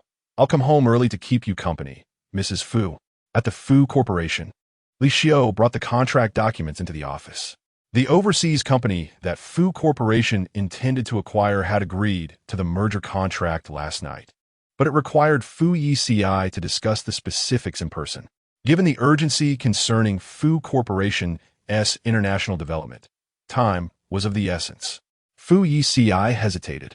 The discussions regarding the merger would take at least a week. He and Mrs. Fu were in the throes of romance, and he was reluctant to handle such matters. "Sir, I've already booked the flight. Should I ask Jean-Ma to help you pack?" Li Xiu inquired. Traditionally, Jean-Ma assisted with packing, but now that Sir was married, it seemed it should be Mrs. Fu's responsibility. "Who told you to book the ticket?" Li Xiu. "Wasn't that the usual arrangement?" Sir prioritized work above all else, rarely allowing personal matters to impede his professional obligations. "Wait, could it be that Sir didn't want to go abroad to discuss the contract?" "Sir, considerable time and effort have already been invested in this merger by Fu Corporation. The other party has finally relented. Delaying further would significantly complicate future negotiations," Li Xiu reminded. Fu Yeci sat back in his office chair, leaning slightly, twirling a black fountain pen in his hand. "Li Xiu, do you have something of great importance on your mind?" It was evident that something substantial was causing Fu Yici's indecision. He needed to be fully alert. Indeed, there was something more pressing. Li Xiu's brow furrowed. Could there be trouble for Fu Corporation, perhaps a joint suppression or a broken financial chain? He considered the worst-case scenarios. Fu Yici's tone was nonchalant, the black pen spinning in his fingers. "My wife is reluctant to part with me. She does not wish for me to leave." Li Xiu. "That's absurd. He had thought there must be a significant corporate issue at hand. Isn't this a major concern? Fu Yeci had transformed from a work machine into a lovesick fool. Assistantly, if you were to travel abroad for work, would your wife worry about you? Li Xiu pondered for a moment. The answer was undoubtedly yes. Sometimes she even bought tickets to accompany him, which motivated him to work harder, wanting to earn plenty to provide for her. My wife is accustomed to the nature of my work. Fu Yeci rested his hand on the desk, his fingertips lightly tapping the surface. My wife and I are newlyweds. She will miss me dearly. Li Xiu, I did not perceive that. From what he knew, while Mrs. Fu was sentimental, she was not the type to disregard the bigger picture. It was Fu Yeci who, after marriage, could hardly speak of anything other than his wife, as if he feared others would remain unaware of his marital status. It was he who was truly reluctant. Fu Yeci called Qin Jiu to inform her of his upcoming trip abroad for the collaboration. Li Xiu had booked the flight too early. He needed to depart that afternoon. I'll help you pack your luggage and have the driver take you to the airport. Fu Yeci was clearly dissatisfied with this response, as he remained silent on the phone. Qin Jiu continued, Then I'll drive you there myself, shall I? All right. He acquiesced reluctantly, though discomfort still lingered in his heart. Mrs. Fu, will you miss me while I am abroad? Fu Yeci wondered. If Qin Jiu displayed even a hint of reluctance at that moment, he would forego the trip and have someone else represent him, even if it meant a few million less in the acquisition price. Of course. At her words, Fu Yeci immediately returned to his office chair, contemplating which senior executive to delegate to attend in his stead. However, this is for work. It is unavoidable. We cannot allow personal matters to hinder progress, and a certain distance can indeed enhance our relationship, Qin Jiu stated. I do not require distance to strengthen my bond with Mrs. Fu. I prefer close contact. Upon hearing this, Qin Jiu recalled their wild night, though she had forgotten everything due to alcohol. The disheveled sheets and her torn dress hinted that last night had been far from ordinary. Perhaps they had only been a step away from consummation. She shook her head, attempting to dispel these thoughts. We have yet to settle last night's matters. Fu Yeci's somber voice emanated from the phone, jolting Qin Jiu from her errant thoughts. Didn't we not reach the final step? She muttered softly, and you owe me compensation for this morning. She was well aware that she was not the only one who had taken the initiative last night. Her torn nightgown could hardly have been her doing. Is that sufficient? Fu Yeci chuckled. Last night, Mrs. Fu acted indiscriminately under the influence of alcohol without my consent. A few kisses are hardly enough. If we are to discuss compensation, it must be, aren't you supposed to be on a business trip? Qin Jiu swiftly changed the subject. I'll go pack your luggage. Very well. Let us discuss this matter fully upon my return from the business trip. His tone was laced with a casual mirth, his voice deep and melodious. I'll leave the luggage arrangements to you, Mrs. Fu. Chapter 68. Thank you for your hard work today, my dear. Qin Jiu opened the suitcase and retrieved several suits and shirts from the wardrobe, carefully selecting ties and cufflinks, appearing as though she had been in the role of Mrs. Fu for many years. Fu Yeci's personal garments were not in the wardrobe, so she ventured into Fu Yeci's former bedroom to search. In the middle section of the wardrobe, she found a small drawer. Opening it, she discovered a small box that, despite not appearing to be a container for personal items, piqued her curiosity enough to open it. Inside the box lay a stack of photographs, all pertaining to Qin Jiu. Her expression faltered momentarily as she pulled out the topmost photo, which captured her during a marathon at Q University. This candid shot, taken by a photographer, had later been shared in the university's sports group, and it had been 3 or 4 years since that moment, making it hard for Qin Jiu to recall clearly. Did Fu Yeci obtain this from the university student forum?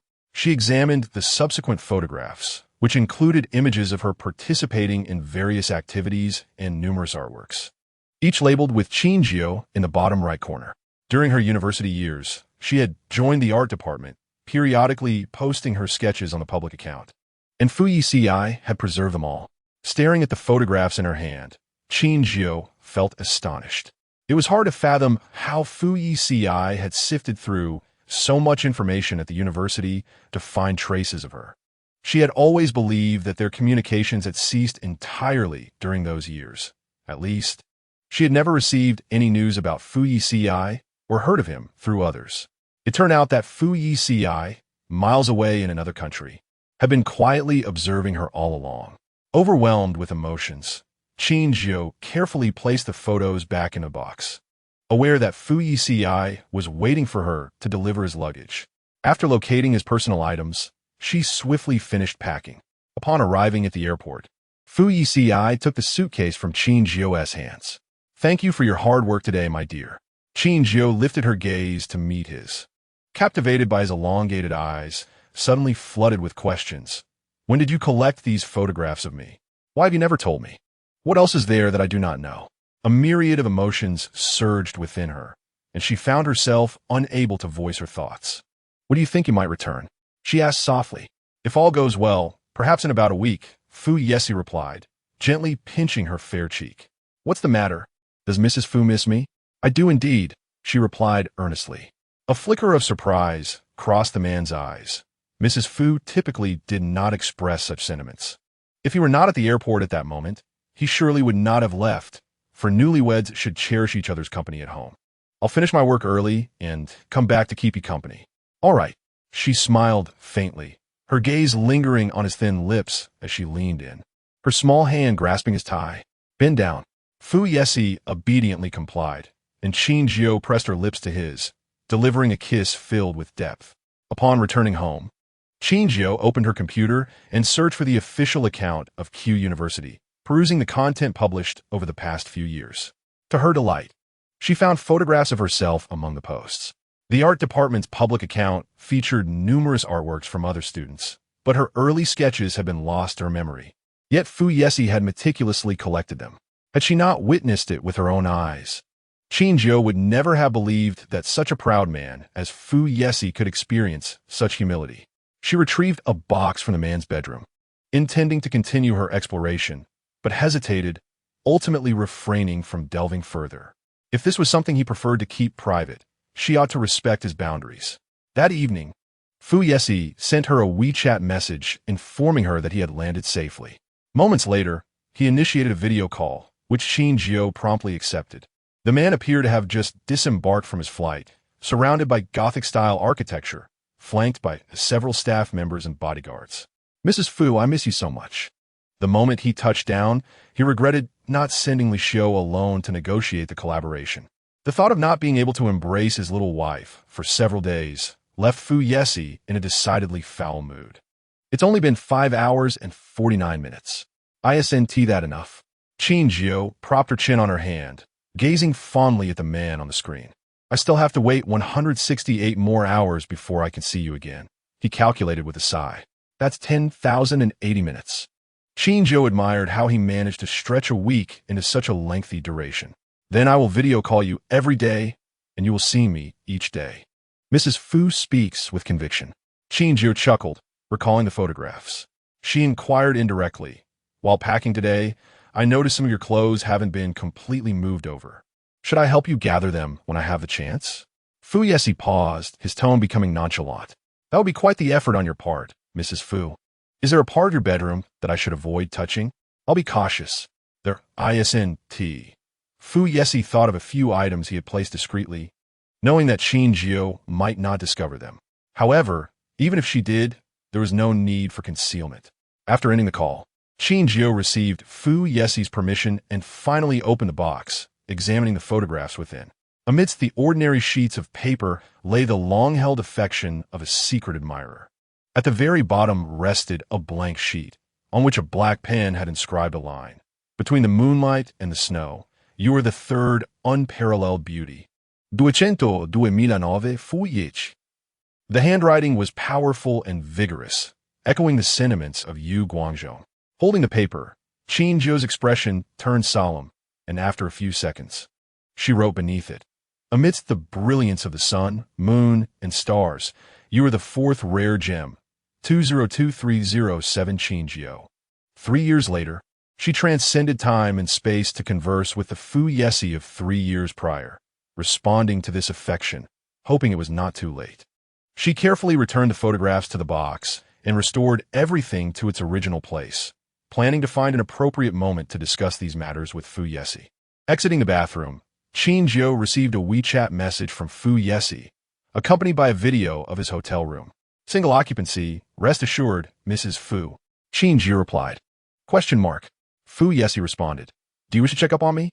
Upon entering the hotel, he had noticed Li Xiu calling his wife to report his whereabouts. Casually asking why he felt the need to do so, Li Xiu replied, a married man must be conscientious while away, ensuring every detail is accounted for, lest the one at home worry. Reflecting on his identity as a married man, Fu Yeci sent a similar video to Qin Jiu. A married man must be self-aware while away. Qin Jiu replied, I wouldn't doubt you. There's no need to send me this. The man paused for a few seconds before messaging back. Fine, I understand. Mrs. Fu does not care for me, is indifferent to my well-being, and thus does not wish to check up on me or know how I am doing. Qin Jiu was baffled as to how her declaration of trust had morphed into a portrayal of an unconcerned wife. This man always managed to twist her words. Qin Jiu initiated a video call, only to realize that she was wearing something rather revealing that evening. A sheer, ice silk camisole that sparked endless imagination. Typically, she would not dress so provocatively in front of him. Once the call connected, she deliberately held the phone higher, obscuring her attire from his view. Fu Yeci activated the rear camera, taking a tour of his hotel suite, seemingly conducting a checkup for her. Aside from the cleaning staff, no other females had entered. Qin Jiu frowned, pondering whether Fu Yeci truly viewed her as such a petty and jealous person, unwilling to permit any other woman to approach him, and whether her expectations were unreasonable. After a brief silence, he remarked, I shall call the hotel manager and request that tomorrow's cleaning staff be male. He assured her that aside from female employees and clients, he rarely had interactions with the opposite sex, and when discussing work with them, he would ensure others were present. Does Mrs. Fu find this acceptable? His expression was serious, devoid of jest. He recalled her earlier words, recognizing that his expectations were not unreasonable. Love itself possesses an inherent exclusivity, and he too wished for Mrs. Fu to have no other men in her vicinity. Qin Jiu couldn't help but chuckle at Fu Yeci's earnest demeanor, settling onto the bed. Tonight, without you here, the entire bed is mine. I can sleep however I wish. She rolled around on the bed, oblivious to the fact that her nightgown had inadvertently entered the frame of the video. Fu Yeci's gaze fixed upon her, his narrow eyes narrowing slightly, a profound look shadowing his expression. His voice dropped to a rich timbre as he inquired, why does Mrs. Fu never dress like this when I am at home? Typically, her nightwear was cute or gentle in style, exuding a sense of grace and warmth. Yet, she had never donned anything as alluring in his presence. By the time Qin Jiu attempted to elevate her phone, it was too late. She lifted the device to her face, insisting, I merely grabbed this from the wardrobe. It's just an ordinary nightgown. When I return home, you must wear it for me. All right? Qin Jiu glanced down at the sheer fabric clinging to her form, recalling that her previous cotton nightgowns had been torn apart. She wondered what might transpire if she were to wear this one. This fabric isn't very comfortable. I plan to wear it once, and then discard it. Then I shall buy Mrs. Fu several nightgowns of the same style, made from more comfortable fabric. Resolutely determined to see her don that delicate camisole nightgown. No excuse would suffice. Fu Yeci was intent on witnessing her wear it. You cannot shred it any further, she lamented, her tone tinged with accusation as she recalled the dress torn apart the previous night. Fu Yeci offered a faint smile. I shall do my utmost. Whether I can achieve it remains uncertain. Chapter 70. Returning to accompany Madame Fu. The following day, within the conference room, negotiations regarding the acquisition contract were on the brink of commencement. Foreign executives sat at the conference table, facing representatives from the Fu Corporation. Each individual presented with a copy of the acquisition agreement. The Fu Corporation had proposed a purchase price of $10 million, meticulously compressed to the lowest feasible extent. The CEO of the company being acquired had spent the previous night preparing, hoping to negotiate a higher price. However, upon observing Fu Yeci, who occupied the chairman's position, his expertise in negotiation instilled a sense of trepidation. The man's commanding presence was formidable, exuding an aura that sent shivers down the spine. Mr. Fu, May we officially commence the meeting in 5 minutes? An assistant inquired.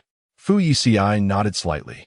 Glancing at his phone to check the WeChat message featuring a small cat avatar, his gaze lingering on the previous night's exchange, particularly the good night message from Qin Jiu. Due to the time difference, his little wife should still be asleep at this hour. He tapped the chat box, dispatching several messages. And when the meeting was ready to begin, he silenced his phone. As the presentation slides illuminated the large screen, executives from the acquired company commenced outlining their current operational status. Leaning back in his office chair, Fu Yeci scrutinized the data, his brow furrowed. Those around him observed his expression with utmost caution, the atmosphere steeped in tension. Back home, at 7:30 in the morning, Qin Jiu, having completed her morning routine, opened her phone to find a cascade of messages from Fu Yeci. Good morning, madam.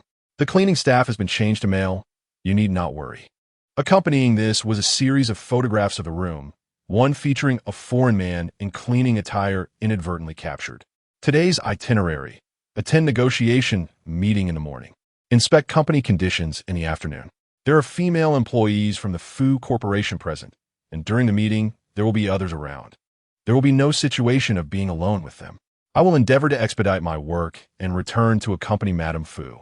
Henceforth, let Li Xiu handle such international affairs. With each message arriving at intervals, Fu Yeci meticulously informed her about everything, from the hotel conditions to the driver on the road to the personnel from the opposing company. Qin Jiu began to doubt whether she had transformed into an overly suspicious and unreasonable wife. She had never requested Fu Yeci to keep her so informed. She opened the chat box and replied, I do not distrust you. There is no need for frequent updates. In the conference room, Fu Yeci, listening to the monotonous data, had long been well acquainted with the actual circumstances of the acquired company.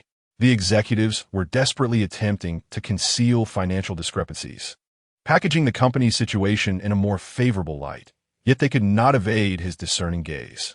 Suddenly, his phone vibrated in his pocket. Upon reading Qin Jiu's message about not needing updates, he typed back, that is not acceptable. A married man cannot behave as he did before. I must ensure Madame Fu's peace of mind. Qin Jiu replied, aren't you concerned someone will see this and label you as henpecked? Fu Yeci responded, having Madame Fu suffices for me. I fear no such labels. Qin Jiu found herself at a loss for words. Initially believing that the term henpecked would prompt Fu Yeci to temper his behavior, as no man wishes to be perceived as lacking authority in the household. Yet, Fu Yeci seemed unfazed. Rather than retreating, he appeared emboldened, as if determined to embrace the label fully.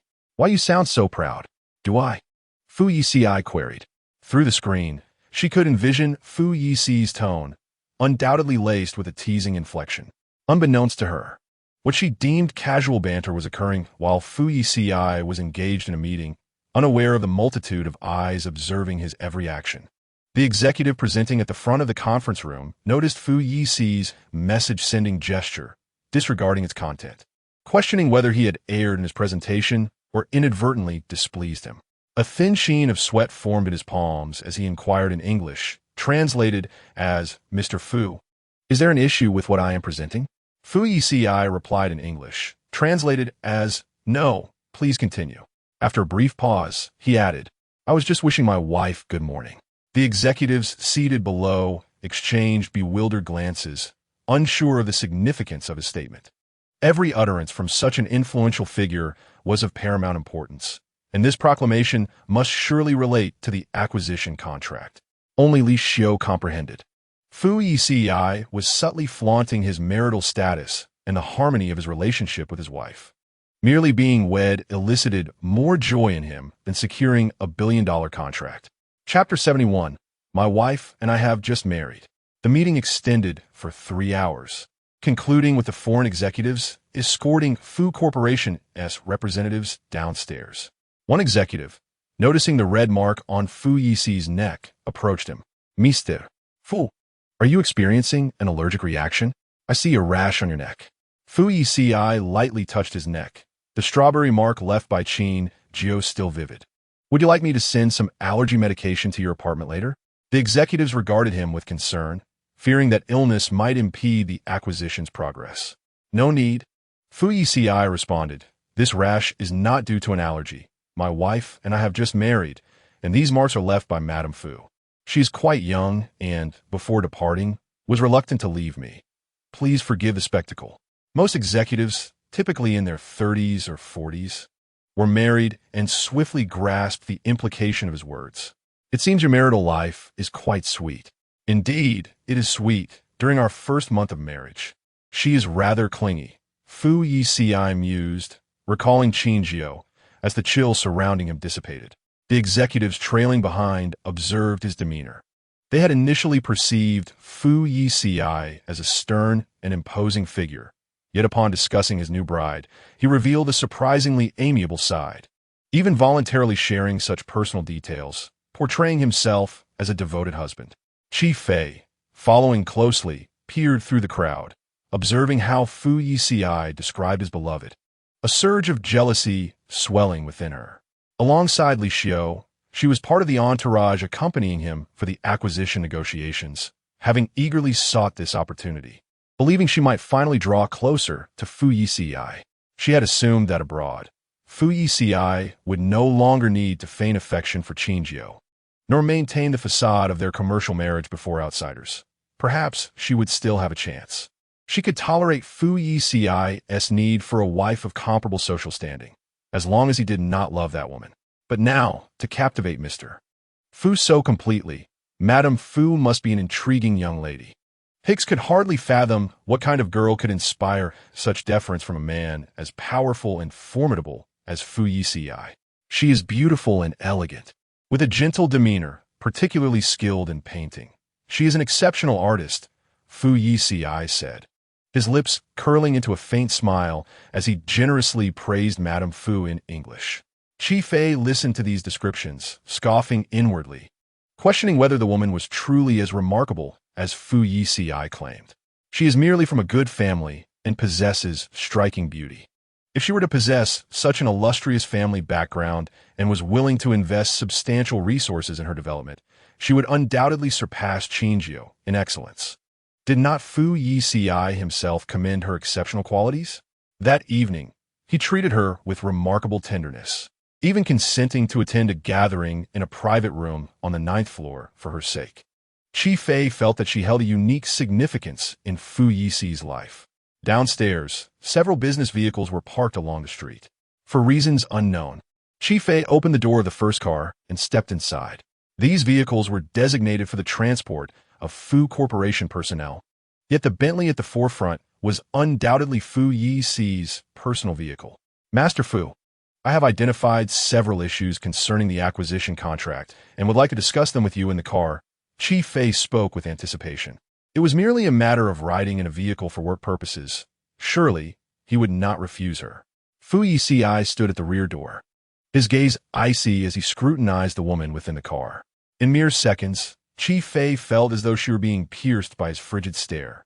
His brows knitted together, his eyes resembling an unfathomable abyss, exuding the authority of a superior, a stark contrast to his earlier casual demeanor when discussing Qin Jiu. Addressed the issues on the contract with Li Xiu, he stated coldly, devoid of warmth. Li Xiu, seated in the driver's seat, was at a loss for how to alleviate the tension. What was wrong with Manager Qi today? She was well aware of Fu Yeci's notoriously cold demeanor. He only softened when discussing Qin Jiu. Did she truly believe that Fu Yeci would treat everyone with such familiarity? "I understand. I will exit the vehicle immediately." Qi Fei's voice trembled as she unlocked the door to leave. The car door was slammed shut, and she turned to see Fu Yeci walking towards another vehicle, one he evidently preferred over the one she had occupied. Despondent, Qi Fei slumped in the back seat. "Manager Qi, Master Fu is currently abroad for work and must report to Madame Fu wherever he goes. The hotel staff has been changed to male personnel, making it impossible for him to share a vehicle with you. It is not that Master Fu harbors any ill feelings towards you. The same would apply to any other female employee." Li Xiu attempted to console her, oblivious to her hidden intentions. "Just refrain from such actions in the future. You need only discuss work matters with me." "Thank you." Assistant Li, Qi Fei managed a pale smile. She had known all along that Fu Yeci could not possibly harbor any resentment toward her. She surely held a special place in his heart. It was merely that Qin Jiu, leveraging her status as Madame Fu, sought to constrain Fu Yeci. Fu Yeci was merely striving to maintain the facade of harmony in their marriage. The audacity of that woman to demand that Fu Yeci report his whereabouts was utterly unreasonable. He would eventually grow weary of her. Chapter 72. Let her in. Qin Jiu had spent the afternoon painting in the courtyard when a servant approached her, saying, "Madam, there is someone outside claiming to be your friend, with the surname Qi." The girl paused, her hand clutching the paintbrush, before setting it down a few seconds later and responding in a calm tone, "Let her in." She was not surprised that Qi Lan would come to seek her out. A few days prior, Butler Wang had informed her that Qi Lan had attempted to deliver supplements to her grandfather, only to have them rejected multiple times. This had led her to suspect that this situation was somehow connected to Qin Jiu, and that Qi Lan might be inclined to visit soon. Recalling Qi Lan's past actions, Qin Jiu's gaze darkened. Since her rebirth, she had refrained from actively seeking trouble with Qi Lan, focusing instead on protecting her family from being ensnared in Qi Lan's schemes. This was not only out of consideration for her grandfather's guilt towards her, but also from fear of altering fate and incurring karmic retribution. In the initial days following her rebirth, she had doubted the reality of her circumstances, even contemplating the urge to eliminate Qi Lan in a moment of rage, believing that doing so might prevent the tragedy of the Qin family from recurring, regardless of the cost. However, her experiences had led her to believe in the existence of divine beings, and when she visited a temple to express her gratitude, a monk had cautioned her against carrying over past karmic consequences into this life, warning that forcibly altering another's fate would disrupt the natural order and yield irreversible repercussions. Upon hearing this advice, she relinquished her terrifying thoughts. Having been granted the fortune of rebirth, once was sufficiently lucky.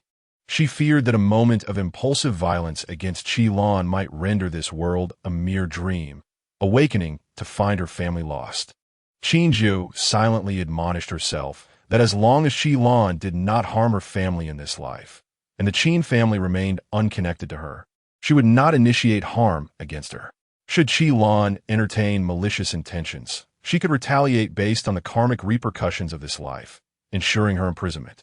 In the living room, Qin Jiu sat on the sofa brewing tea, deftly disposing of the water after the initial rinse and refilling the pot with boiling water. After repeating this process twice, the fragrance of jasmine tea wafted from the teapot. Qi Lan sat opposite her, disinclined to drink tea, with a cup of latte before her. "Sister Jiu, why did Butler Wang refuse the supplements I sent to grandfather?" she asked, suppressing her rising anger after taking a sip of coffee. Qin Jiu lifted her teacup, inhaling the aroma. "That is a question you ought to direct at Butler Wang. You must have acted under your instructions," Qi Lan asserted firmly. It was inconceivable that the old man would guard against her. Only Qin Jiu could command Butler Wang's loyalty. "You need not deflect responsibility. Are you unable to acknowledge your actions?" Qi Lan glared at her, frustration lacing her voice. "The supplements I sent to grandfather symbolize my respect for him, yet now he refuses even these tokens. You are treating me with such suspicion. It is as if I am not regarded as family." At her words, Qin Jiu could not help but emit a derisive laugh. "You bear the surname Qi, while we're the Qins. We have never shared a household registry. How could we possibly be family? Grandfather's willingness to support you stems from his magnanimity. Qi Lan, do you truly believe yourself to be something of significance?" She managed to suppress the fury simmering within her, but maintaining a calm demeanor while conversing with Qi Lan was already pushing her limits. There was no way she could feign cordiality. "Sister Jiu, what do you mean by that?" Qi Lan, seeking to avoid conflict, attempted to placate her. "I must have misunderstood. Grandfather's diet requires caution. He cannot consume supplements indiscriminately. Therefore, I shall refrain from sending them in the future." Afterward, she offered another olive branch. "Sister Jiu, I know you mean no harm. We have grown up together as friends." "I mean precisely that," Qin Jiu replied with a slight smile, her eyes glinting with mockery. "You possess nothing, so why would I wish to befriend you?" She was acutely aware of Qi Lan's deep-seated insecurities. Discussing her lineage felt akin to driving a knife into her heart. Yet this was precisely the effect Qin Jiu desired. Qi Lan's complexion paled as she absorbed Qin Jiu's words. How dared Qin Jiu speak to her in such a manner? If it were not for the Qin family, she would not have been reduced to her current state. Sister Jiu, do you recall our childhood? Grandfather taught us to cherish one another, to trust and support each other. Qi Lan's words triggered memories of the first time Qin Jiu had met her, when her grandfather had brought her home and urged the entire Qin family to treat the girl with kindness, especially instructing Qin Jiu to regard Qi Lan as her sister. At that time, Qi Lan, having been abandoned by her mother, was timid and self-effacing, gradually becoming more cheerful through the kindness of the Qin family. And Qin Jiu had indeed treated her as family. Who could have anticipated that beneath that gentle facade lay a devil's soul? Seeing the shift in Qin Jiu's expression, Qi Lan assumed her words had resonated with her. I understand that everything I possess now is a gift from the Qin family, and I am profoundly grateful to you all. In my heart, we shall always be family. Qin Jiu narrowed her eyes, a smirk playing on her lips, as if she had just heard the most ludicrous joke. Chapter 73. Now, leave my home. What are you laughing at, Sister Jiu? Qi Lan wore a perplexed expression as she lifted a cup of coffee to her lips. Qin Jiu observed her sipping the beverage intently, retrieving a pill bottle from her pocket, the very vial Qi Lan had given her, renowned for its potent effects on mental control. She shook it gently in her hand, the tablets rattling within. This tonic was specially prepared for me.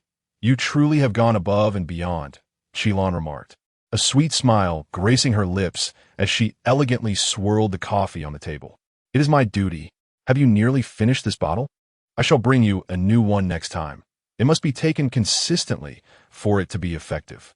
She contemplated in her mind, considering a more potent alternative for the next supply. Really? Qin Jiu queried, her gaze fixed on Qi Lan's coffee-drinking antics. Is the coffee infused with the tonic to your liking? You seem to be relishing the flavor. Qi Lan's hands stilled in mid-motion, her eyes widening in disbelief. What did you say? Did you put my pills in there? Qin Jiu propped her chin on her hand, a sly arch to her brows, as if she were anticipating a performance. Did you not claim it was a tonic? I noticed your pallor. You could use a boost. So I added it to your coffee. Do you dislike it? In a sudden frenzy, Qi Lan sprang to her feet and dashed to the restroom, the sound of retching soon echoing from within. Once she had purged the contents of her stomach and emerged, she realized her true predicament. If it were indeed a tonic, why would she have induced vomiting? A chilling thought struck her. Qin Jiu had known all along. She had withheld the truth to witness Qi Lan's humiliation, to see what ulterior motives she might still possess. You knew all along, didn't you? That is why you kept me away from grandfather. Why did you not expose me? Were you truly scheming, Qin Jiu? Qin Jiu offered no reply, not even a scornful glance, which drove Qi Lan to the brink of madness. The indifference felt like a dagger to her heart, rendering her every action a mere farce. Qi Lan approached her, her voice rising in desperation. What does it matter if you know? My grandfather's guilt towards me runs deep. Regardless of my transgressions, he will always stand by my side. Indeed, mister. Qin harbored a desire to make amends, repeatedly bending the rules to facilitate her medical career. This is a debt your family owes me, one that can never be repaid. You shall never know peace. She gripped Qin Jiu's arm, her eyes ablaze with fury.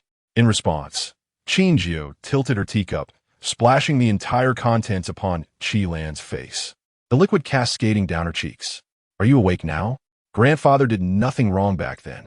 I have reiterated this to you countless times.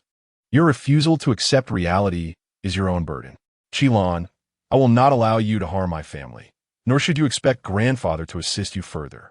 From this day forth, your fate is no longer tied to the Qin family. Her voice was icy. Now leave my home.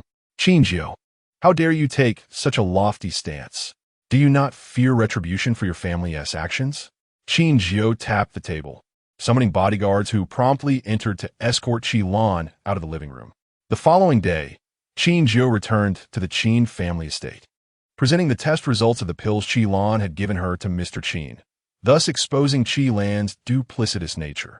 Surely this is a misunderstanding. Lan is a child I have watched grow. She cannot possibly commit such an act. Mr. Qin appeared bewildered, still defending Qi Lan. However, after hearing Qin Jiu's account, he faltered, nearly collapsing without the timely support of Butler Wang. Why would Lan Lan resort to this? Does she harbor hatred for me for the solitude of her childhood? He genuinely regarded Qi Lan as a cherished younger relative. Butler Wang assisted him in sitting down, attempting to soothe his distress. Her parents acted without considering their daughter. This matter has nothing to do with you. Your support over the years has already meant much to her. Qin Jiu approached with a cup of tea, grasping Mr. Qin's hand. Grandfather, Qi Lan has been deceiving you all these years. If she dared to strike at me, she would not hesitate to do the same to you. What she truly desires is the entire Qin family. Mr. Qin sat on the sofa, staring at the test results, his complexion paling as shock and sorrow washed over him, replaced swiftly by fear. If Jiu had truly ingested these pills, her life would be irrevocably ruined. His guilt towards Qi Lan had led him to ensure the family treated her well, but if she were to harm Qin Jiu, his loyalty would lie with his cherished granddaughter. Butler Wang, ensure that Qi Lan is never allowed entry again. Mr. Qin's face was ashen as he sighed heavily, succumbing to despair. Both Butler Wang and Qin Jiu shared worried glances, acutely aware of the heavy toll this revelation had taken on Mr. Qin, fearing for his health. Qin Jiu understood the emotional burden Mr. Qin had carried for years, as long as Qi Lan did not commit a grave error. Grandfather would indeed protect her for a lifetime. Had it not been for their irreparable rift, she had intended to keep this secret hidden. Grandfather, Jiu, I am fine. Mr. Qin waved dismissively, reflecting on the first time he had brought Qi Lan to the Qin residence. Realizing that perhaps some decisions had been misguided from the very start, he could no longer tolerate the presence of someone who posed a constant threat to his beloved granddaughter. Chapter 74. She desired Fu Yeci. Qin Jiu remained at the old estate with Mr. Qin for several days, reassured by his stable condition despite the turmoil surrounding Qi Lan. Upon returning to Fu Yuan, she recounted the entire ordeal to Fu Yeci during a video call. The Qin family has supported me immensely. I never expected to cultivate an enemy from it. If not for that vial of pills as evidence, I would have certainly sent Qi Lan to prison. In the video, Fu Yeci lounged in his foreign apartment, adorned in the white shirt she had chosen and the tie she had meticulously arranged. Without the Qin family's assistance, the hospital staff would not be so lenient.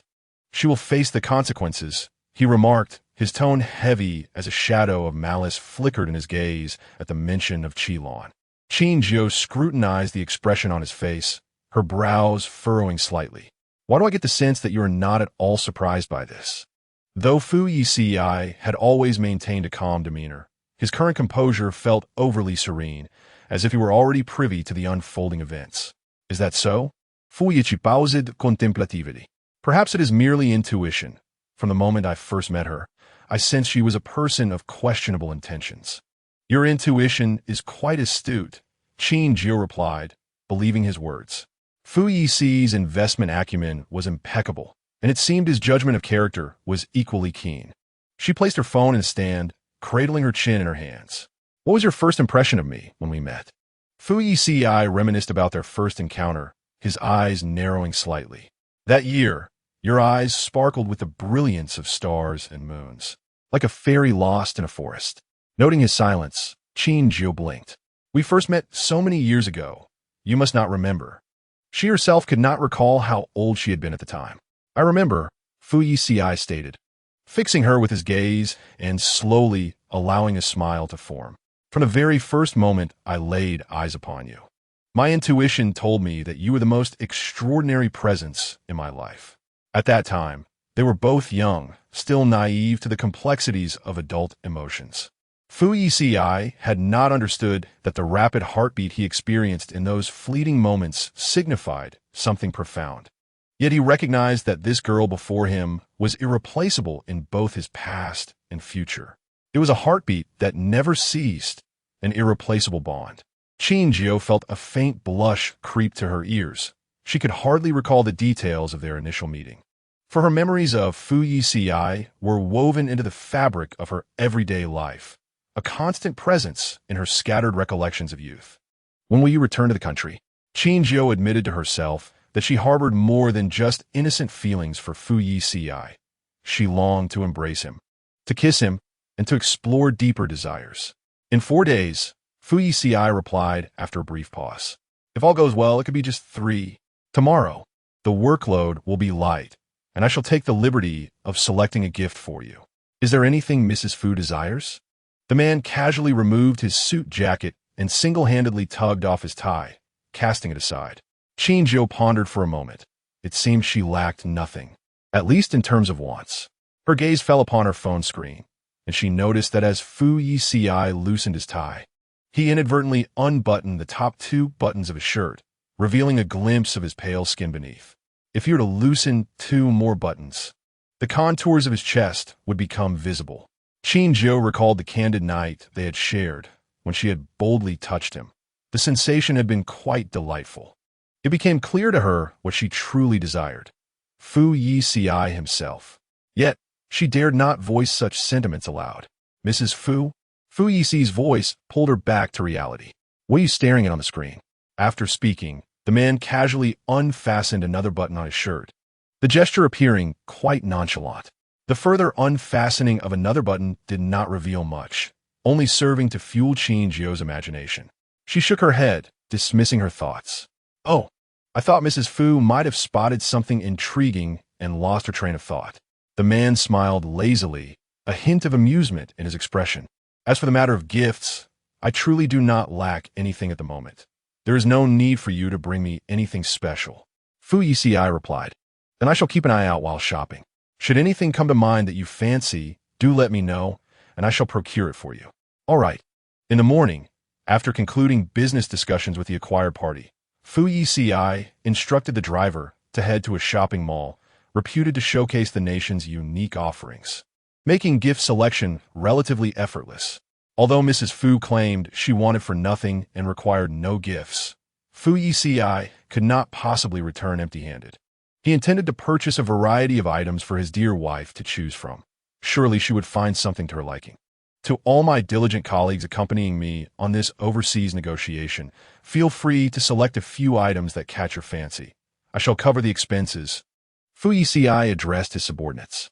His generosity towards employees had always been evident, and since his marriage, he had shown even more warmth.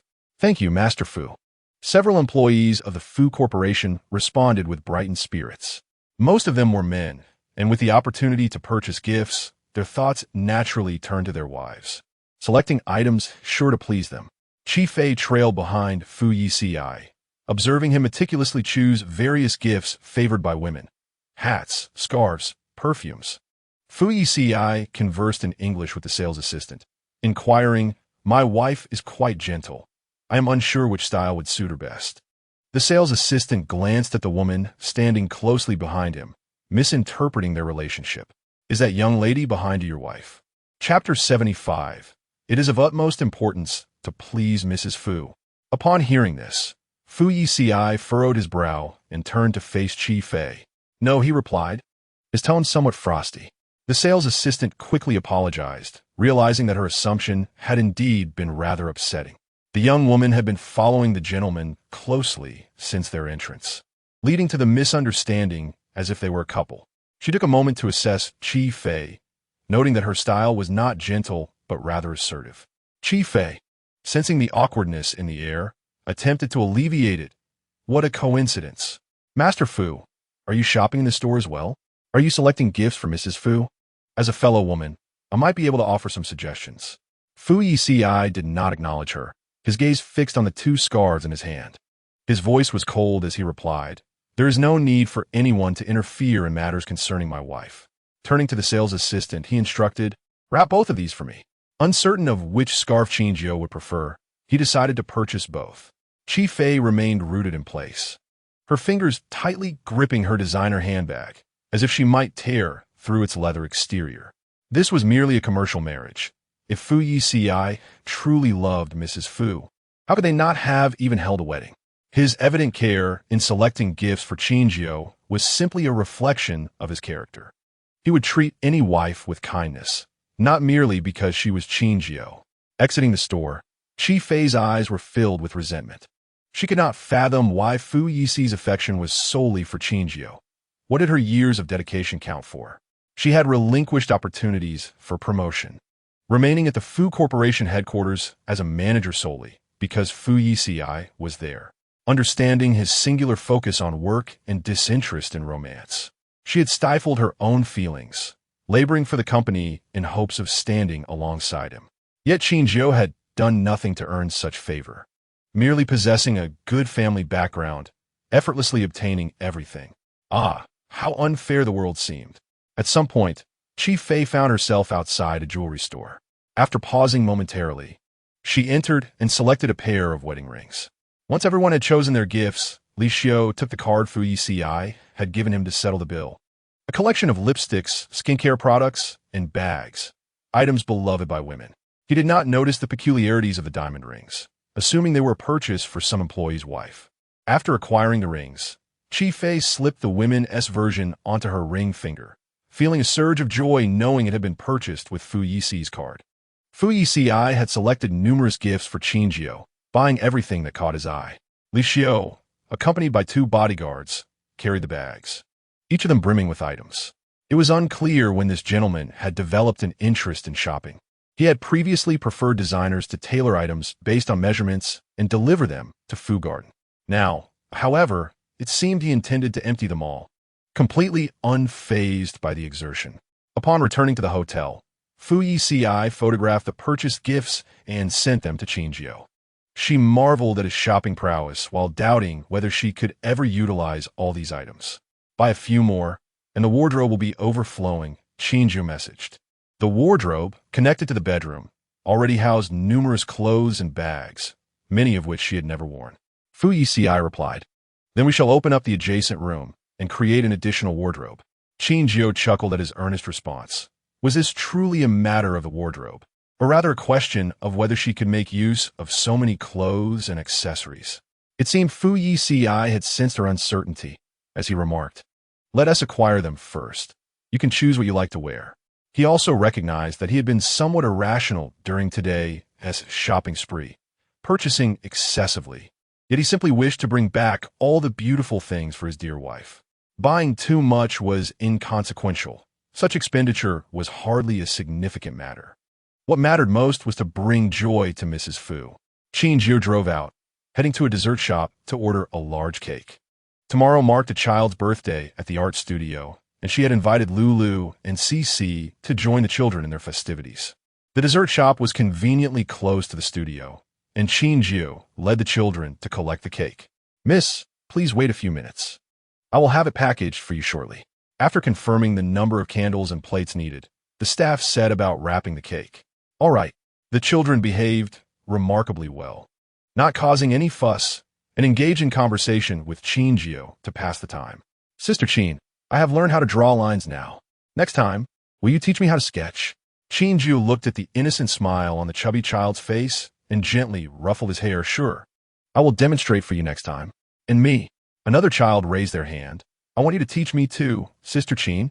Qin Jiu responded with a smile, recognizing that the children's passion for art was precisely what had motivated her to establish the art studio.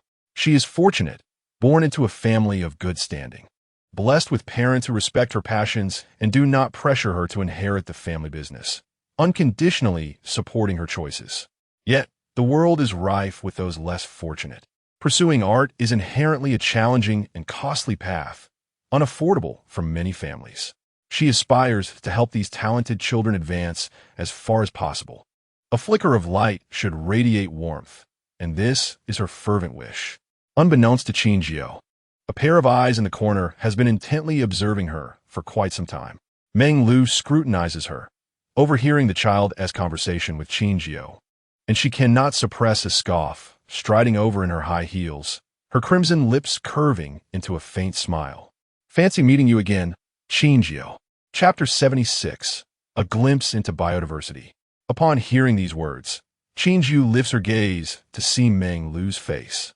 Meng Lu, adorned with an LV handbag, casually tosses her long hair, recalling their last encounter at the billiards room, where they hadn't had the chance for a proper conversation. "I didn't expect to run into you so soon. It seems we are fated, having never truly severed ties since university." Qin Jiu, reminded of unpleasant memories from her university days, memories she had nearly forgotten, finds herself confronted with Meng Lu's unchanged demeanor.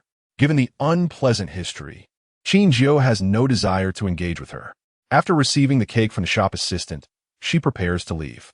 I still have to celebrate the children's birthday, so I must excuse myself. Meng Lu seizes her arm. Don't go. I just heard you mention that you're teaching art to these children. At least you graduated from Q University. It's hard to believe you'd end up teaching a bunch of unruly kids. Meng Lu's smile deepens. In their university days, Qin Jiu was renowned as a aloof beauty, pursued by many, yet she preferred to immerse herself in aesthetics, dismissing all suitors. Meng Lu had thought she would achieve great success after graduation, only to find her working as an art teacher in a studio. She yearns to capture this moment, to show their former classmates how, despite her lofty airs, she still has to earn a living. We were classmates. If you encounter any difficulties, let me know. I can help you find a better path. Qin Jiu gazes at her calmly. These children are quite lovely, not the unruly ones you describe. I find joy in teaching them. She perceives the malice in Meng Lu's eyes, since the visitor is not here with benevolent intentions. There is no need to feign friendliness. Painting with them is far more enjoyable than working with someone like you. Qin Jiu pauses, carefully choosing her words. A person of complex character. What do you mean by that? Meng Lu glares. Nothing much. It's simply a chance to experience biodiversity, which is rather delightful. Qin Jiu assesses Meng Lu with a similar gaze, recalling her mother's teachings to treat others with courtesy, not to regard them with such disdain. It appears not everyone is fortunate enough to have a mother. By the way, that handbag you're carrying is a counterfeit. You might consider replacing it before your next outing. Otherwise, you might become the subject of ridicule. Qin Jiu offers, her tone laced with genuine concern. Feeling exposed, Meng Lu hastily conceals the bag, aware she cannot afford the genuine article. This imitation is close enough to the real thing that someone unfamiliar with luxury brands would be none the wiser. How does Qin Jiu know?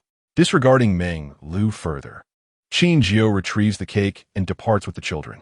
Upon returning to the studio, Qin Jiu shares the small cake and snacks she purchased with everyone, stating that the actual birthday celebration will commence later in the evening. Qin Jiu snaps a photo to send to Fu Yeci. The desserts are delightful, so sweet. Do you know what I discovered while buying a cake today? Fu Yeci quickly replies, What did Madam find? Qin Jiu, do you remember that Zhou's dim sum shop we passed by last time? The owner said he was closing soon, but I saw today that the shop is still open and thriving. The owner has decided to stay, determined to grow the business and allow more people to enjoy traditional delicacies. Fu Yeci lowers his gaze to his phone, although Qin Jiu has only sent text. Devoid of any emoticons, he can easily envision her current expression of joy. It seems investing in that dim sum shop was indeed a wise decision. As long as Madam is pleased, that is what matters. He is eager to engage in endeavors that bring joy to Mrs. Fu. Qin Jiu, why do you speak as if it were your shop? A sense of unease stirs within her. Could this matter somehow involve Fu Yeci? Isn't it? I am merely delighted for Madam. Before she can inquire further, Su Lu arrives to spend time with her, prompting her to silence her phone. It has only been a few days since they last parted, and Qin Jiu is already reluctant to say goodbye. Who is she trying to sweeten up? Chu Qi, enjoying a sweet treat, gazes on with envy. Having grown distrustful of love and marriage due to her family background, she finds herself harboring newfound hope upon witnessing Qin Jiu and Fu Yeci together. Su Lu clicks her tongue, commenting on the strawberry cake. What a sweet scent of dog food. Elsewhere, Fu Yeci examines the documents in his hand, preparing for an upcoming meeting regarding crucial acquisition contracts, which contains sensitive data. All attendees are prohibited from bringing electronic devices. Qi Fei is not a core member of this acquisition and thus lacks the qualifications to attend. She glances at the ring on her ring finger, turning it twice, a subtle smile gracing her lips as a sudden thought crosses her mind. She acquires Qin Jiu's phone number from other employees and sends a photo of her hand adorned with the ring, along with a payment record. Ding dong. Qin Jiu's phone vibrates, and a red dot appears on her messaging app. Upon opening it, she sees the unfamiliar number has sent her a photo. The hand in the picture is delicate, likely belonging to a young woman. But why send her a photo of a hand? Qin Jiu's expression turns perplexed, failing to grasp the sender's intent. Only when she opens the next image does she see an entirely English payment receipt, which translates to item, wedding ring, number, XX679XX. Buyer, Fu Yeci. Chapter 77. Fu Yeci is keeping a woman abroad. The payment receipt contains further details, and initially, Qin Jiu suspects it to be a prank. However, upon comparison, she realizes it is indeed linked to Fu Yeci, with all information aligning perfectly. He possesses a secondary card with this number. Staring at the unfamiliar number on her phone, Qin Jiu confirms she does not recognize the sender. The individual has only sent these 2 photos, leaving her to wonder if this is an act of boasting or provocation, or perhaps an attempt to inform her that Fu Yeci is keeping a woman abroad. Qin Jiu frowns slightly. She refuses to entertain such a possibility. Who could be orchestrating this plot? Momentarily stumped, she saves the images and forwards them to Fu Yeci. Did you buy another wedding ring? A stranger just sent me these 2 photos, and they were indeed charged to your card. After sending the message, several minutes pass without a response from Fu Yeci, prompting Qin Jiu to turn off her phone. Since sending the photos, Qi Fei has been consumed with anxiety, continually imagining Qin Jiu's reaction upon viewing the images. The payment record should be quite convincing. After all, what man would casually buy a wedding ring for a woman unless she were someone he truly loved? Currently, Fu Yeci is in a meeting and has left his phone behind, oblivious to her messages. No woman could possibly endure the thought of her husband purchasing a wedding ring for another woman. Qin Jiu would undoubtedly be consumed by wild imaginings, succumbing to frenzied jealousy and suspecting that Fu Yeci was maintaining a mistress abroad. Qi Fei had prepared herself. She knew that once Qin Jiu received the images, she would surely call, and Qi Fei had already rehearsed what to say upon receiving that call. Yet, as time passed, no call came, nor even a message. It was as if all her efforts had become a mere farce. In the conference room, Fu Yeci sat at the head of the table, pressing his fingers to his temples, sensing something amiss. His intuition warned him that something was amiss. During a break in the meeting, he stepped outside to check his phone. Upon seeing him emerge, Qi Fei was gripped by a chilling fear. Fu Yeci opened the message from Qin Jiu and viewed the payment receipt photo, his expression turning as frigid as a bottomless abyss, dark and foreboding. He dialed Qin Jiu's number, but it went unanswered. Jiu, the wedding ring was not purchased by me. We already possess our wedding rings, and it is impossible for me to buy another. This is not a ring I bought for someone else. You must believe me. I will investigate this matter thoroughly and provide you with an explanation. After sending countless messages, Fu Yici's countenance grew increasingly frigid, the depths of his gaze shrouded in darkness, an aura of icy intensity that deterred anyone from approaching. Li Xiu emerged to inquire whether the meeting could proceed as planned, but Fu Yeci silenced his phone and announced the meeting's postponement, declaring, "I must return to the country." Li Xiu, bewildered, could not comprehend the sudden gravity of the situation. He glanced at the normally unflappable Fu Yeci, now visibly anxious and flustered, his eyes betraying a hint of confusion and fear. Never before had he witnessed such a discomposed state in this man. He immediately explained the situation to the representatives from the opposing company, postponing the meeting and discussing a new time. Fu Yeci booked the earliest flight home, appearing at the airport half an hour later. Before boarding, he checked his phone once more. Qin Jiu still had not replied. Meanwhile, in the domestic art studio, Qin Jiu was busy preparing for a birthday celebration with the children, decorating with colorful lights and folding numerous little rabbits to place on the ground. Not wanting to appear neglectful, she set her phone to silent, spending the entire afternoon playing with them, thus missing Fu Yici's messages. She was aware of his important meeting that afternoon and presumed he would not have time to check his phone. As for the ring, Qin Jiu had contemplated many scenarios, yet she had never once considered the possibility of Fu Yeci betraying her. She held unwavering trust in him. Su Lu and Chu Qi were nearby, arranging for the evening's festivities when Qin Jiu mentioned the provocative photo she had received, hoping they could help analyze who was behind it. "What, mister? Fu purchasing a wedding ring for someone else?" Chu Qi exclaimed, her face a mask of disbelief, as if her cherished couple had crumbled before her eyes. The naive and sweet girl took it at face value, easily misled. Is he really abroad with another woman? Before she could finish, Sulu playfully tapped her on the head, admonishing her, "How foolish. You believe a single photo without any inquiry? What are mouths and ears for if not to ask questions?" Having read countless romantic novels, Sulu had often seen protagonists fall prey to provocation, spiraling into mutual suspicion without communication, allowing conflicts to deepen. The photo could have been digitally altered, or it might have been a ring meant for Qin Jiu. The notion of Fu Yeci keeping a mistress abroad was utterly implausible. Though she had no personal acquaintance with Fu Yeci, she had long heard of the Fu family's strict moral code. Such unethical behavior would be beneath them. Chu Chi-si rubbed her temples, realization dawning after Sulu's warning that this might very well be a scheme, and believing it would only serve to ensnare them. Qin Jiu, the person who sent you that photo harbors malicious intent. She likely wishes to provoke discord between you and Fu Yeci. You must not trust her. At the very least, grant Mr. Fu a chance to explain. Chapter 78. He wanted to confine Qin Jiu.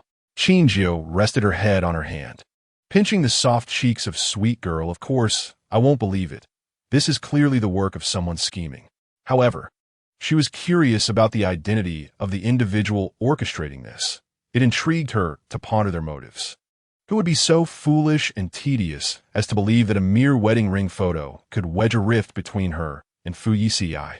Sulu chuckled softly from the side. Perhaps it's the rival families of the Qins and Fuss, attempting to sow rumors of discord or impending divorce to create turmoil in the stock market. After considering it further, she deemed that less likely. If it were indeed the work of a rival family, the photo would have been released online rather than sent directly to Qin Jiu. Those images were undoubtedly provocative. Perhaps it was some woman infatuated with Fu Yeci. A simple inquiry could reveal the truth. The payment receipt bore the ring's identification number, making it easy to unearth the specifics. Meanwhile, thousands of miles away, Chi Fei was a bundle of nerves, her insides crawling as if thousands of ants were gnawing at her. She had thought she had crafted a perfect scheme to create distance between the couple, only to find that Qin Jiu had seen through it all, treating the entire affair as a mere joke. What she had not anticipated was Fu Yici's immediate return upon learning of the situation, offering no opportunity for interference. After arranging the birthday celebration, Qin Jiu finally unlocked her phone, discovering dozens of unread messages on WeChat. As she read through them, she noted how Fu Yici's tone shifted from initial explanations to a growing sense of helplessness. Through his words, she could feel the tension he was experiencing while messaging her. The last few messages read, Jiu, please do not rush to pass judgment. You must grant me a chance to explain. Do not ignore me, nor delete all my contact information as you did years ago. I beg you, answer my call. For one as esteemed as Fu Yeci, who had always been viewed as a deity, it was unprecedented for him to plead. He was genuinely frightened. A similar situation had occurred years prior, leading to rumors of him causing another family's ruin, allegations that he was solely motivated by profit and unscrupulous means. Qin Jiu had taken those claims to heart, initially refusing to respond to him and subsequently severing all means of contact, denying him any chance to defend himself. While Fu Yeci was unperturbed by rumors, he feared the one he loved would come to believe them. Upon finishing the last message, Qin Jiu hurriedly dialed his number, only to find it switched off. She then sent a message. Do not worry. I will not believe that photo. I have never doubted you. The person behind this is merely trying to drive a wedge between us. Once your meeting concludes, please return my call, all right?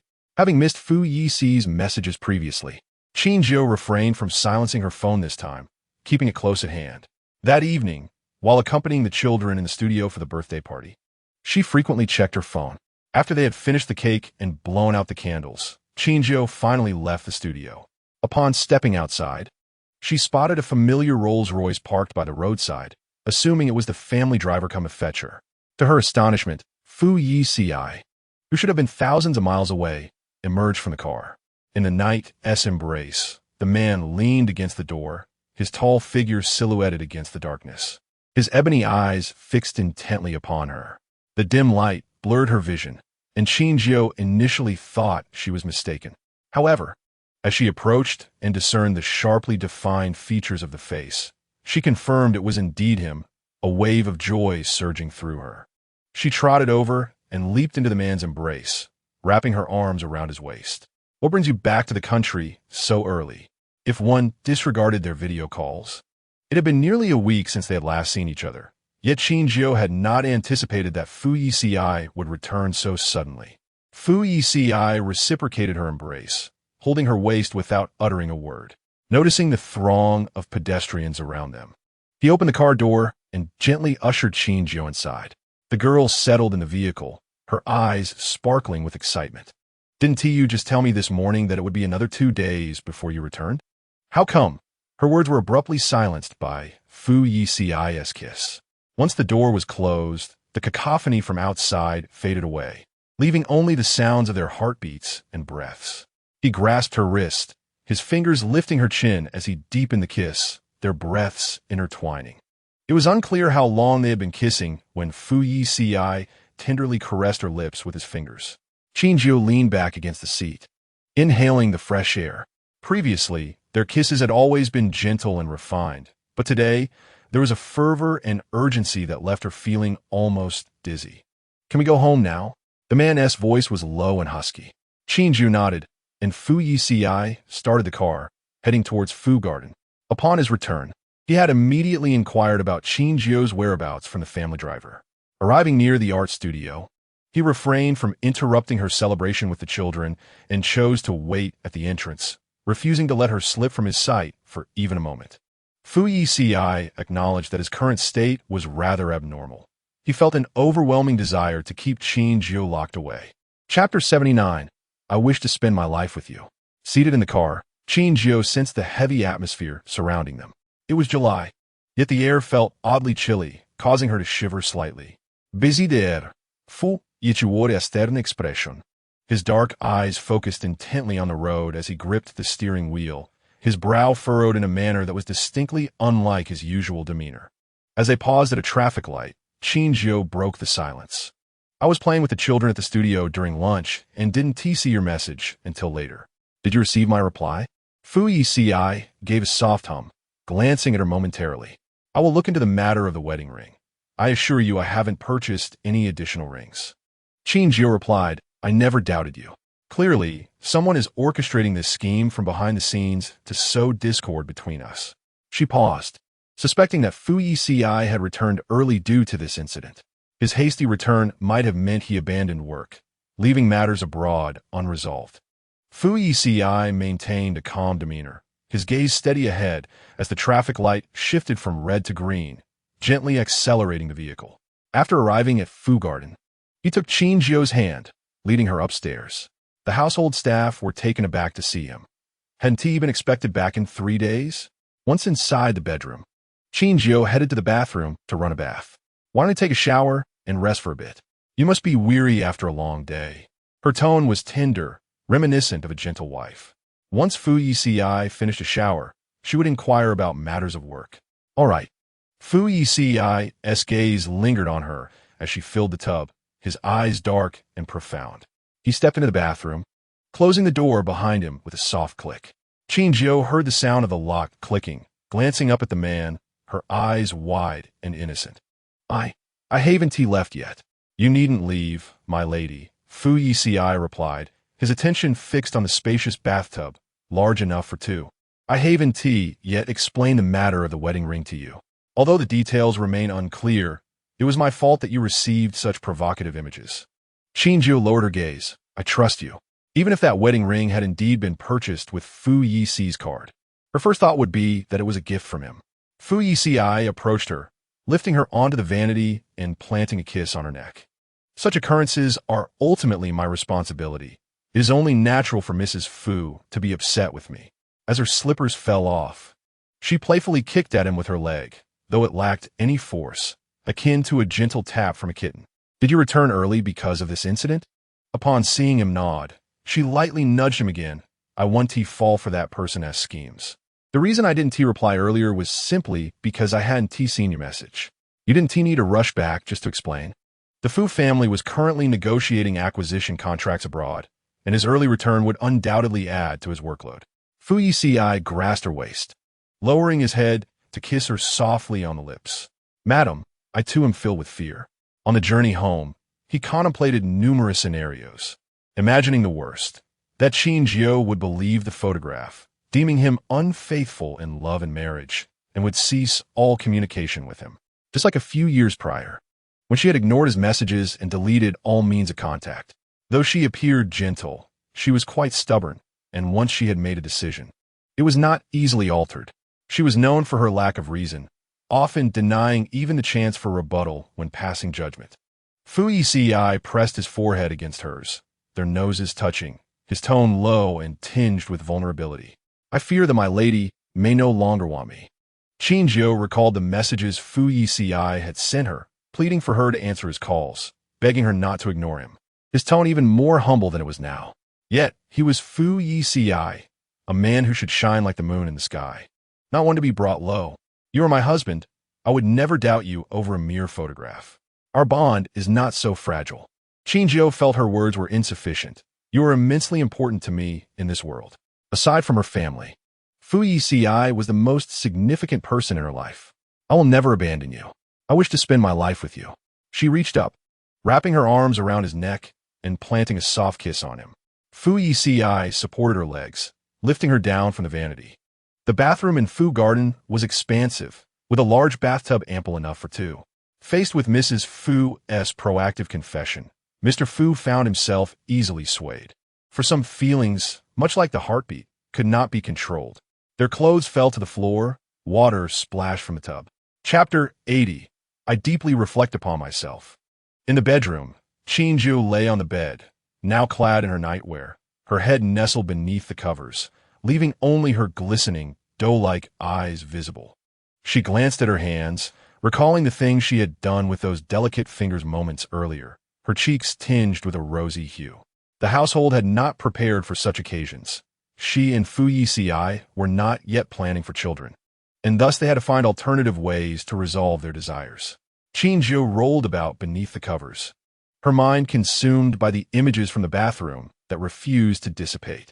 Ahem.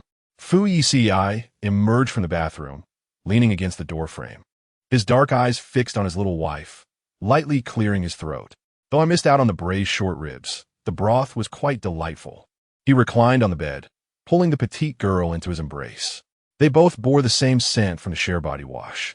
He leaned down, kissing the corner of her mouth. "Regarding the matter of the wedding ring, are you truly no longer upset?" After all, he had yet to provide a satisfactory explanation. He himself was unclear on the origins of that ring. "I've never been angry with you over this." Qin Jiu paused, her hand hovering in the air as she regarded the pink diamond ring on her finger. It must be said that the individual who sent her that photograph clearly did not understand Fu Yeci.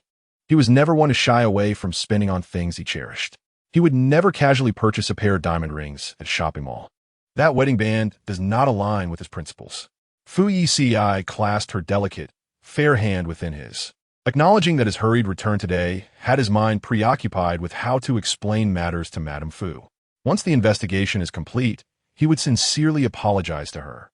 Qin Jiu inquired, "Did you suddenly return midway because the acquisition work is completed?" He replied, "I am well aware of the actual situation of the opposing company.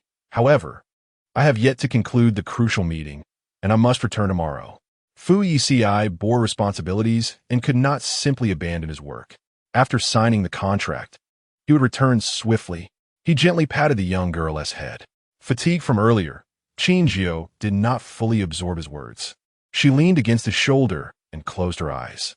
"Sleep," he murmured softly, kissing her tender fingertips before succumbing to slumber himself. The following morning, Fu Yeci rose at 6 o'clock, preparing to fly abroad to address the remaining work. He moved quietly, careful not to disturb the young lady still asleep in bed. Upon emerging, he discovered that Qin Jiu was already awake. "Did I wake you?" he asked.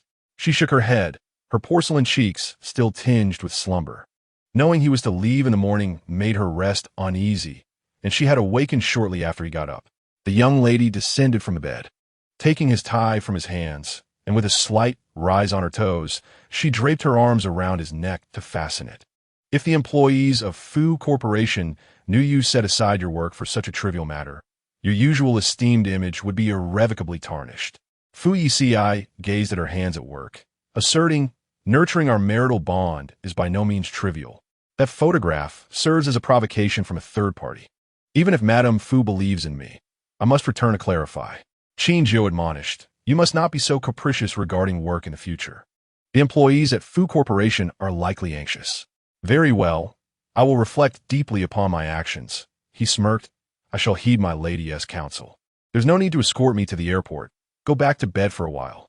Observing Qin Jiu's sleepy demeanor, Fu Yeci couldn't bear to let her suffer further and gently brushed his fingers against her nose. As he was about to depart, Qin Jiu called out to him, wait you. She approached and looked into his impeccably handsome face, planting a soft kiss at the corner of his mouth. I will await your return at home. Very well. He bent down to return the kiss, feeling reluctant to part from her despite knowing he would be back in 2 days. At noon, Qin Jiu dined with Su Lu and Chu Chi Si at a restaurant. Qin Jiu, I think I saw Fu Yeci yesterday. He was waiting outside the art studio for you, Chu Chi Si recalled, having spotted the man in the dim streetlight, though she hadn't seen clearly. Fu Yeci should be abroad on a business trip. Perhaps I was mistaken, she mused. Qin Jiu placed a piece of sweet and sour pork rib in her bowl, stating, he returned early. You did not err. But he has yet to finalize matters abroad and left again this morning. Chu Chi Si sipped her juice, exclaiming, wow, it seems Mr. Fu specifically returned to explain the photograph to you. He must be quite concerned about your feelings. Unlike her own parents, who were consumed by suspicion and had families outside, plotting against one another over financial matters, if not for mutual business interests, they might not wish to see each other for a lifetime. That is how it should be. When issues arise, they should be resolved to ensure lasting affection. Su Lu set down her chopsticks, asking, so who exactly is responsible for the photograph? We have yet to determine that. Results should emerge soon. This is clearly a provocation from someone seeking to ascend. Qin Jiu, you must not be soft-hearted. Qin Jiu chuckled lightly. Fu Yeci cares about this matter even more than I do. There is no need for him to take any action. That individual will likely depart in disgrace. Chapter 81, No Combat. After Chu Chi Si finished her lunch and set down her chopsticks, she inadvertently noticed the marks on Qin Jiu's neck, a red imprint peeking out from beneath her high-collar garment. She stared at the mark for a moment. Qin Jiu, is your clothing material subpar? It has rubbed your skin raw.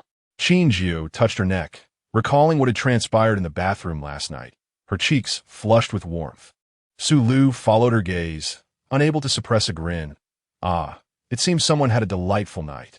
In their first month of marriage, having been apart for a few days, with such a beautiful woman beside him, it was hardly surprising Fu Yeci could restrain himself. Oh, the intensity of the battle.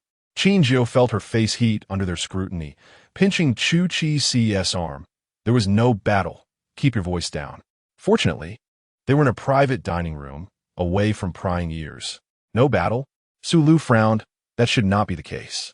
Fu Yeci did not appear to be the type to lack vigor, yet one could not judge solely by appearances. Some men looked robust, but were lacking in certain aspects. Su Lu's expression turned serious. Could it be that Fu Yeci has a health issue? Previously, there were rumors suggesting he was not very capable in that regard. Could it be true? If so, her dear friend would suffer immensely. Noticing Qin Jiu's reluctance to speak, Su Lu became increasingly convinced of her suspicions.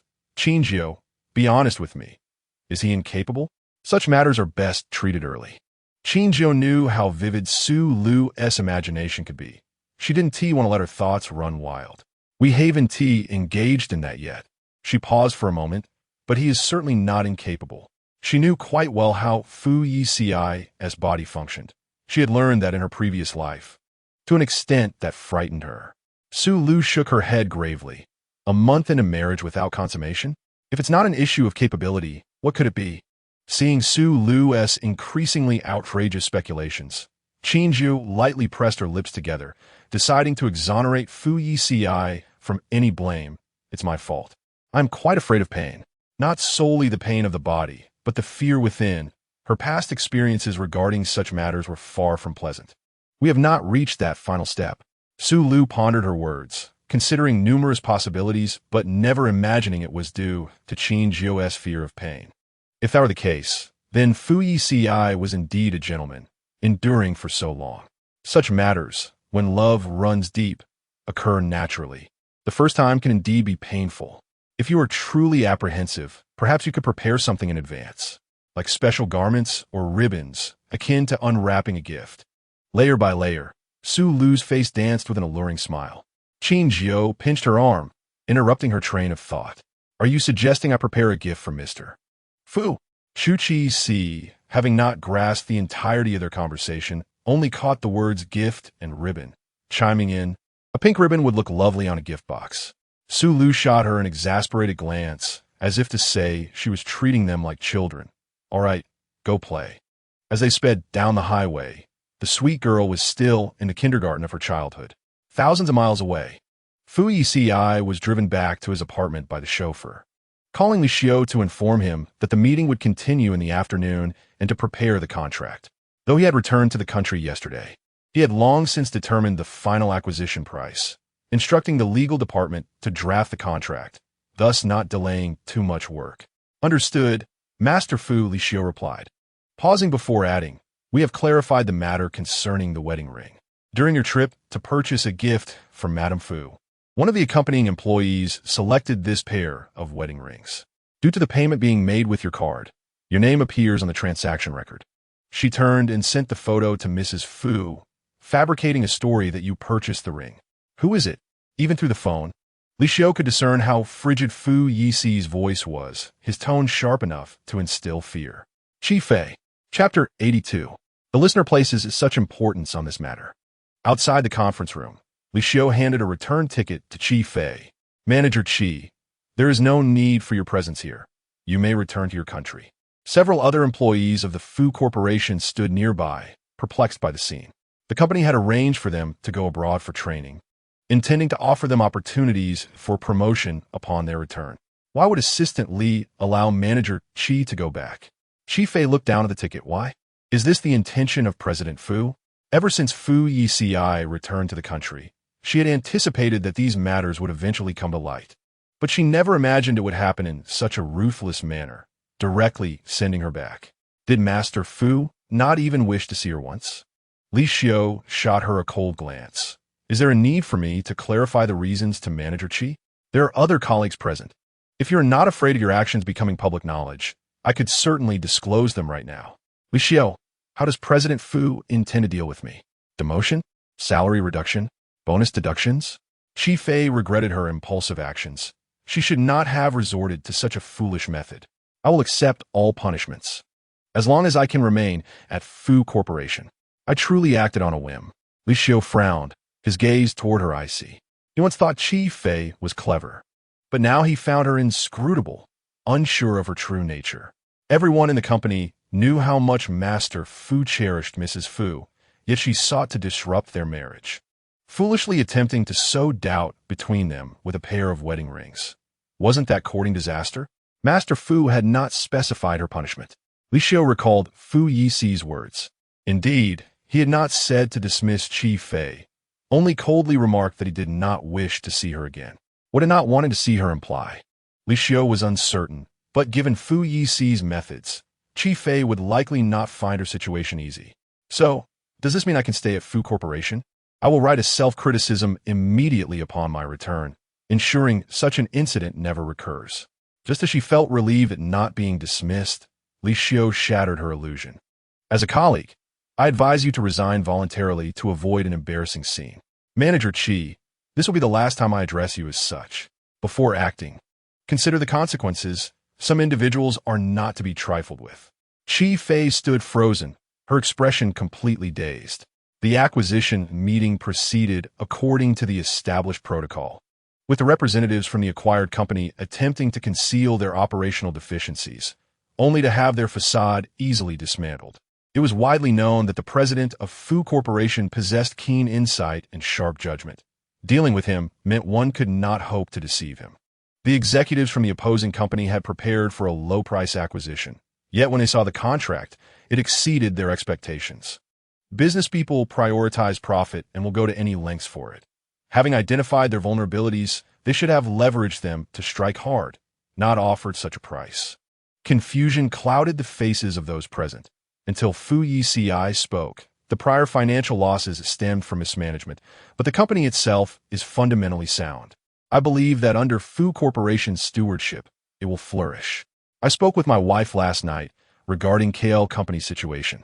She remarked that no shareholder wishes to witness their company decline, especially one they have built from the ground up. KL evidently still holds potential for growth. The shareholders agreed to the acquisition not out of despair, but in hopes of having a better team to develop it. Fu Yeci recalled his conversation with Qin Jiu the previous night, during which she had shared much, including the challenges faced by her family as company. After listening, he contemplated for a moment and refrained from pressing on the acquisition price. Upon hearing Fu Yeci's remarks, the executives from the opposing company realized that it was all due to Mrs. Fu's advocacy on their behalf. They had not anticipated that her casual words would carry such weight.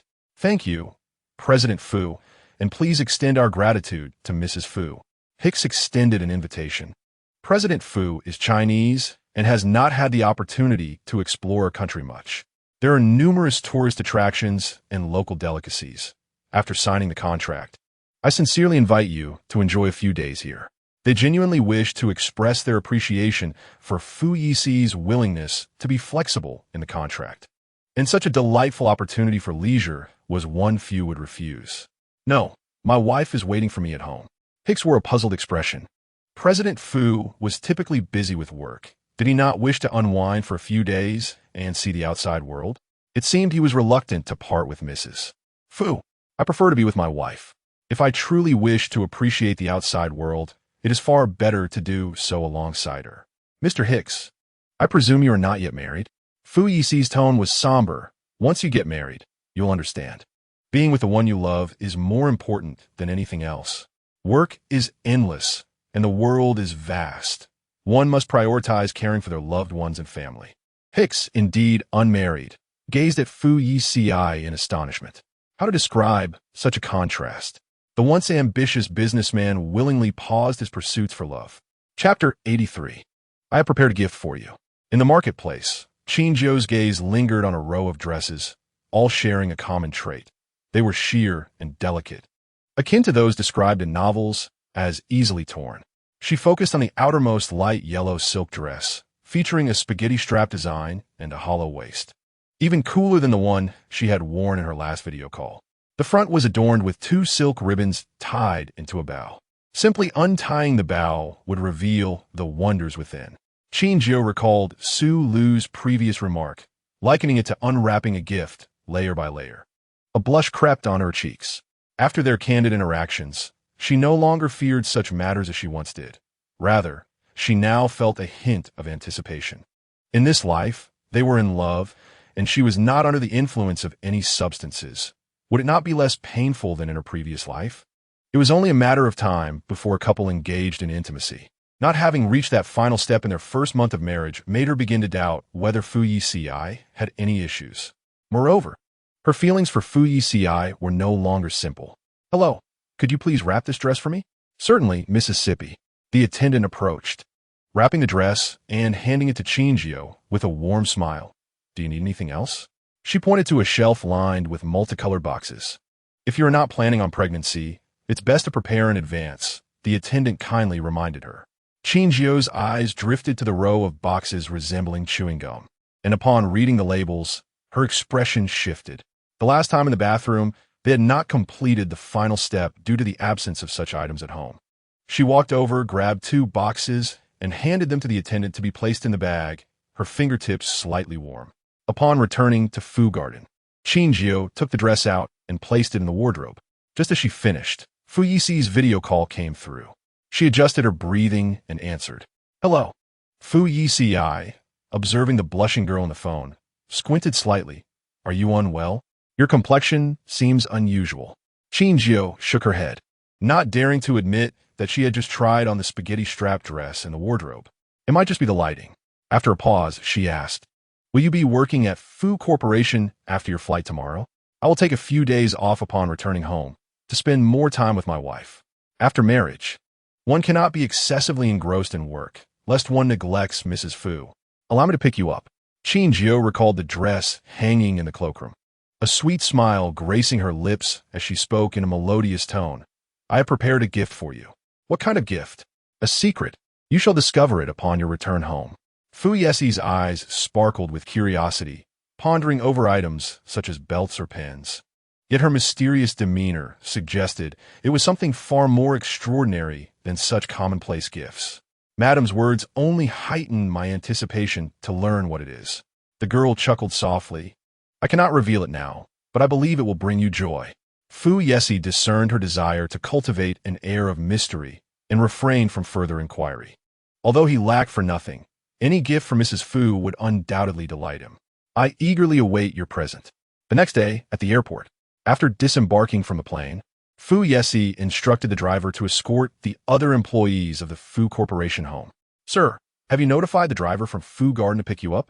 Li Xiu, longing to rush home and reunite with his wife, nevertheless felt compelled to fulfill his duties as an assistant. Is your wife not here? Assistantly? He ought not to have spoken out of turn, Li Xiu thought. Indeed, assistantly, having been married for several years, surely did not crave constant companionship as I do with my wife, who is young and affectionate. Last night, she insisted on coming to the airport to greet me via video call.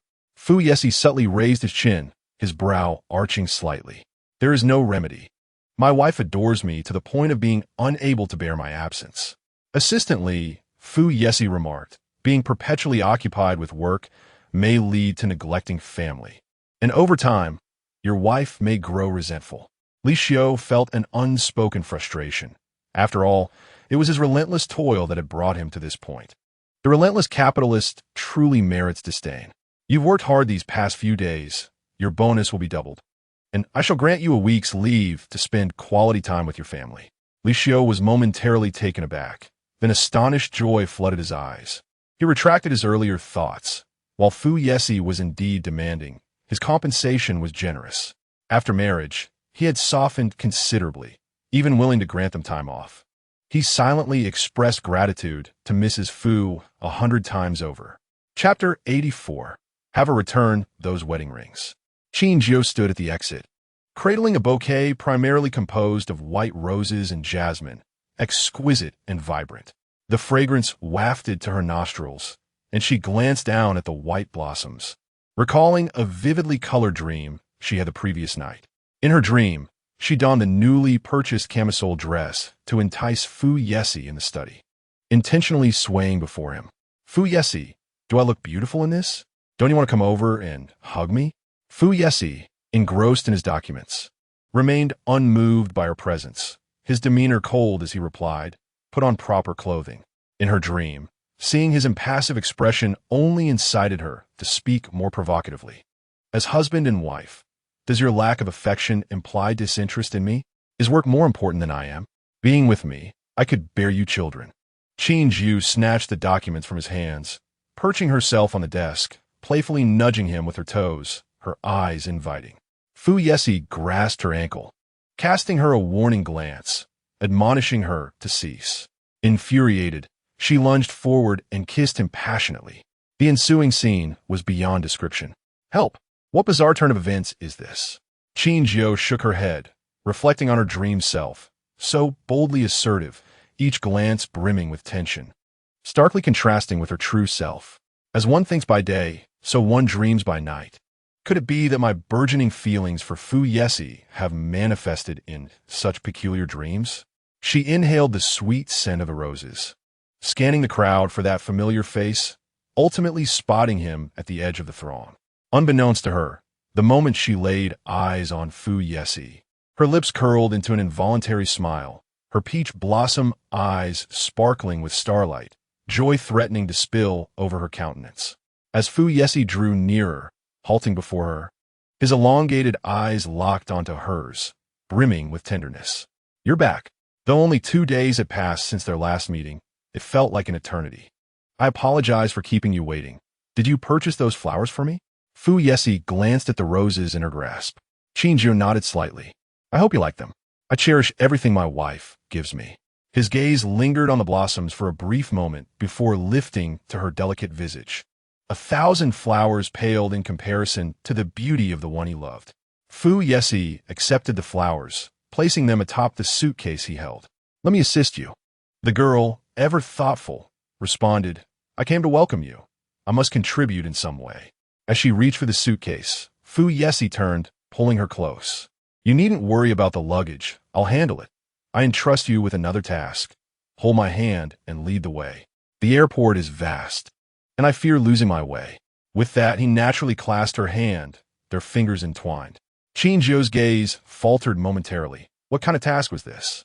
Yet, since he wished to manage the luggage, she would concede. "Did you find any gifts for me that you like?"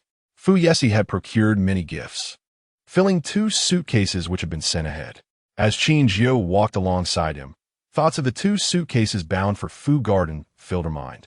She opened one and was already overwhelmed by the array of clothing, bags, and scarves, each adorned with distinct cultural motifs, contrasting with domestic styles. The suitcase brimmed with gifts for her, while Fu Yeci had only a meager selection for himself, a solitary black and white scarf, appearing to be a couple's design. "Mr. Fu has a discerning eye. I adore them all." Remembering how the wedding ring had been misused during the gift exchange, she cautioned, "Next time, before having assistantly use your card for purchases, ensure to review what has been bought to avoid being taken advantage of." Fu Yeci's expression darkened as he recalled the incident involving Qi Fei. He felt guilty that his wife had been provoked. "I will ensure Qi Fei is no longer employed at Fu Corporation. I regret that you had to endure such provocation. I bear no ill will towards you. Shall I arrange for her to come and offer you an explanation in person? Should you have any requests regarding this matter, Mrs. Fu, please feel free to voice them." Qin Jiu pondered for a moment. "I do not wish to see her. There is nothing to discuss with someone seeking to intrude upon another's marriage. Meeting would only cause discomfort. Have her return those wedding rings." She was particularly bothered by the pair purchased with Fu Yeci's card, feeling it inappropriate for them to be adorned upon Qi Fei's hands. Understood. Chapter 85, Kiss Me. Outside the parking lot, the driver observed Fu Yeci and Qin Jiu exiting the airport and alighted to retrieve their luggage. As Qin Jiu settled into the car, still unbuckling her seatbelt, a dark figure descended upon her. Her chin was tilted upwards, and his lips brushed against hers, swiftly claiming her breath in a fervent kiss. The kiss was so sudden that Qin Jiu, taken aback, instinctively pushed against his shoulder. He seized her wrist, pinning it above her head, deepening the kiss and leaving no room for refusal. "Kiss me," he commanded, his tone tinged with assertiveness. Upon seeing the girl with flowers at the exit, he had longed to embrace and kiss her, to immerse himself in her essence. Yet, the throngs of people at the airport had deterred him. She appeared shy, hesitant to engage in such intimacy in public, prompting him to merely hold her hand. He had restrained himself throughout the airport, and the effort had been taxing. Qin Jiu closed her eyes, surrendering to his relentless advances. She thought of the indifferent and emotionally detached man from her dream last night, and the stark contrast with the real Fu Yeci was striking. "Sir, madam, the luggage has been placed. We can depart now." The driver, having set the luggage down, opened the car door only to witness the scene of the 2 kissing in the back seat, the unfinished words hanging on his lips. He remembered the first time he came to pick up Qin Jiu for Fu Yuan. It was he who had driven. Pondering at the time how Fu Yeci had long abstained from female company and surely had a strained relationship with his new wife, at best maintaining a respectful distance. How wrong he was. Fu Yeci was not merely avoiding women. He was almost inseparable from Madame Fu. Qin Jiu sensed the sound of the door opening and pushed Fu Yeci away, breaking the kiss. Her earlobes flushed crimson, and she was too shy to meet anyone's gaze. Fu Yeci wrapped an arm around her waist, pulling her head into his embrace. "Li Shu, let us return to Fu Yuan." "Understood," the driver replied as he climbed into the vehicle and started the engine. Qin Jiu rested her head on the man's shoulder. Recalling his earlier audacious actions, he had heard footsteps yet refused to relent, pressing against her neck as if to steal her breath away. The memory filled her with indignation, prompting her to pinch his waist playfully. Fu Yeci remained unmoved, allowing her playful gesture, his lips curling into a faint smile. almost smug. Upon seeing his expression, Qin Jiu's annoyance intensified. She suspected he was doing this on purpose. Her fingers lingered at the back, attempting to pinch him again. Just then, the vehicle jolted unexpectedly, causing her hand to slip and land on his rear instead. Qin Jiu gasped. Fu Yeci, sitting beside her, appeared momentarily taken aback, a hint of surprise in his eyes. Realizing the awkwardness, she quickly withdrew her hand, but he was quicker, capturing her mischievous fingers. "Madam, no need to rush," he said, glancing down at her delicate hand, his smile casual and relaxed. "My body belongs to Madame Fu. Once we return home, you may do as you please." Qin Jiu stammered. "That was just the car shaking. I didn't mean to pinch your backside." Even if it were intentional, it would be of little consequence. He leaned closer, whispering in a tone meant only for her ears. "If Madame desires, I could disrobe for your enjoyment." Qin Jiu leaned back against the seat, her reputation tarnished by her earlier actions. She half closed her eyes, initially intending to feign sleep, but as soon as she shut them, the image of her hand on his backside replayed in her mind. She had to admit, it felt rather nice. Upon their return to Fu Yuan, Fu Yeci removed his suit jacket, weary from the long flight and journey, seeking a refreshing shower. Qin Jiu recalled the dress she had placed in the closet yesterday, intended to wear it tonight, but she couldn't allow Fu Yeci to discover it prematurely. She hurried into the closet, standing in front of the wardrobe. "Which outfit would you like to wear? I can fetch it for you." Fu Yeci regarded her expression, his brow furrowed slightly as he discerned the underlying issue. "Is there something within that I am not permitted to see?" I mentioned preparing a gift for you last night. It's in there. I'll bring it out later." "Ah, I see." Fu Yeci chuckled lightly, realizing the gift Madame Fu prepared for him was clothing. "A suit, a shirt, or perhaps a sweater. Your thoughtful preparations are indeed a precious gift to me. I shall wait until tonight to see it." Fu Yeci had not considered the possibility of camisole. He retrieved a garment from the adjacent closet and entered the bathroom, allowing Qin Jiu to exhale in relief as she peeked into the wardrobe at the camisole dress. She couldn't fathom how she had mustered the audacity to buy such a revealing dress. Merely gazing at it now filled her with shyness. How could she possibly wear it in front of Fu Yeci tonight? Chapter 86. Engaging in marital duties. Dinner was lavish, featuring Qin Jiu's favorite red shrimp. Fu Yeci peeled several for her, placing them in her bowl. "Once I wrap up this acquisition, I'll take a week off. Is there anywhere you wish to visit, madam? I shall accompany you." Qin Jiu had just popped a whole shrimp in her mouth, her cheeks puffed out like a hamster hoarding food. Fu Yeci found her adorable, a smile gracing his lips. "I haven't thought of anywhere just yet." She chewed thoughtfully on the shrimp, her beautiful eyes turning to him. "After dinner, would you accompany me to the movies?" "Of course, for the next few days. I will heed your wishes, madam." Fu Yuan had a screening room on the third floor, eliminating the need for a trip to a cinema. Qin Jiu had already selected a film, a foreign romance known for its bold scenes, featuring numerous kissing and intimate moments that would never be screened in domestic theaters. Watching it with Fu Yeci felt just right. As the atmosphere thickened, they embraced and kissed, engaging in the marital duties expected of them. In the dimly lit screening room, the only illumination emanated from the projection screen. Qin Jiu leaned her head against his shoulder, her peach blossom eyes fixed on the unfolding story. Concerned Fu Yeci might miss some plot points, she reminded him, "Be sure to pay close attention to the details. Don't overlook any nuances." She had already watched the film once before, well aware of when the passionate scenes would occur, with romantic music accompanying the intimate exchanges. The ambience was perfectly conducive to kissing.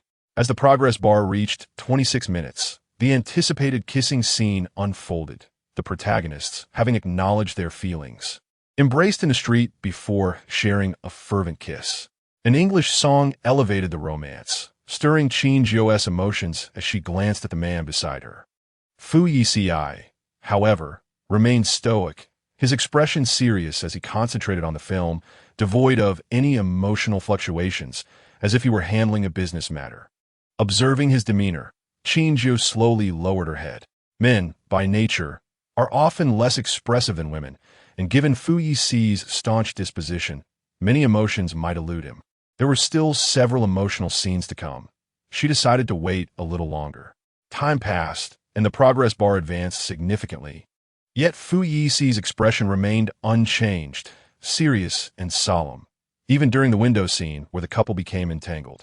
He was solely focused on the task Qin Jiu had assigned him, to pay close attention to the plot. Qin Jiu lifted her head, catching a clear view of his chiseled jawline. Was-he had said that the romantic scenes in films would provoke a desire to kiss? Surely Fu Yeci couldn't be that unresponsive.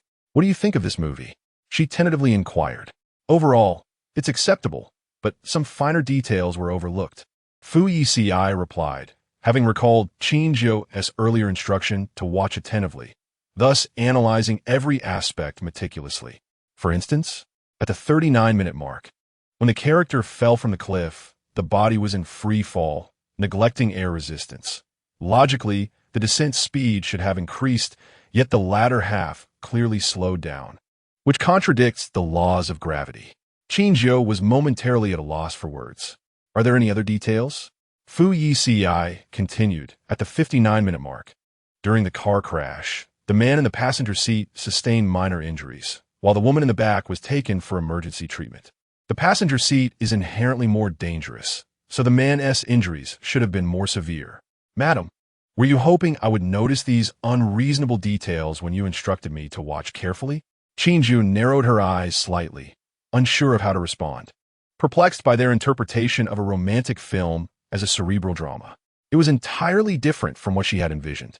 Amid their conversation, the movie reached its conclusion, and the lights in the room illuminated.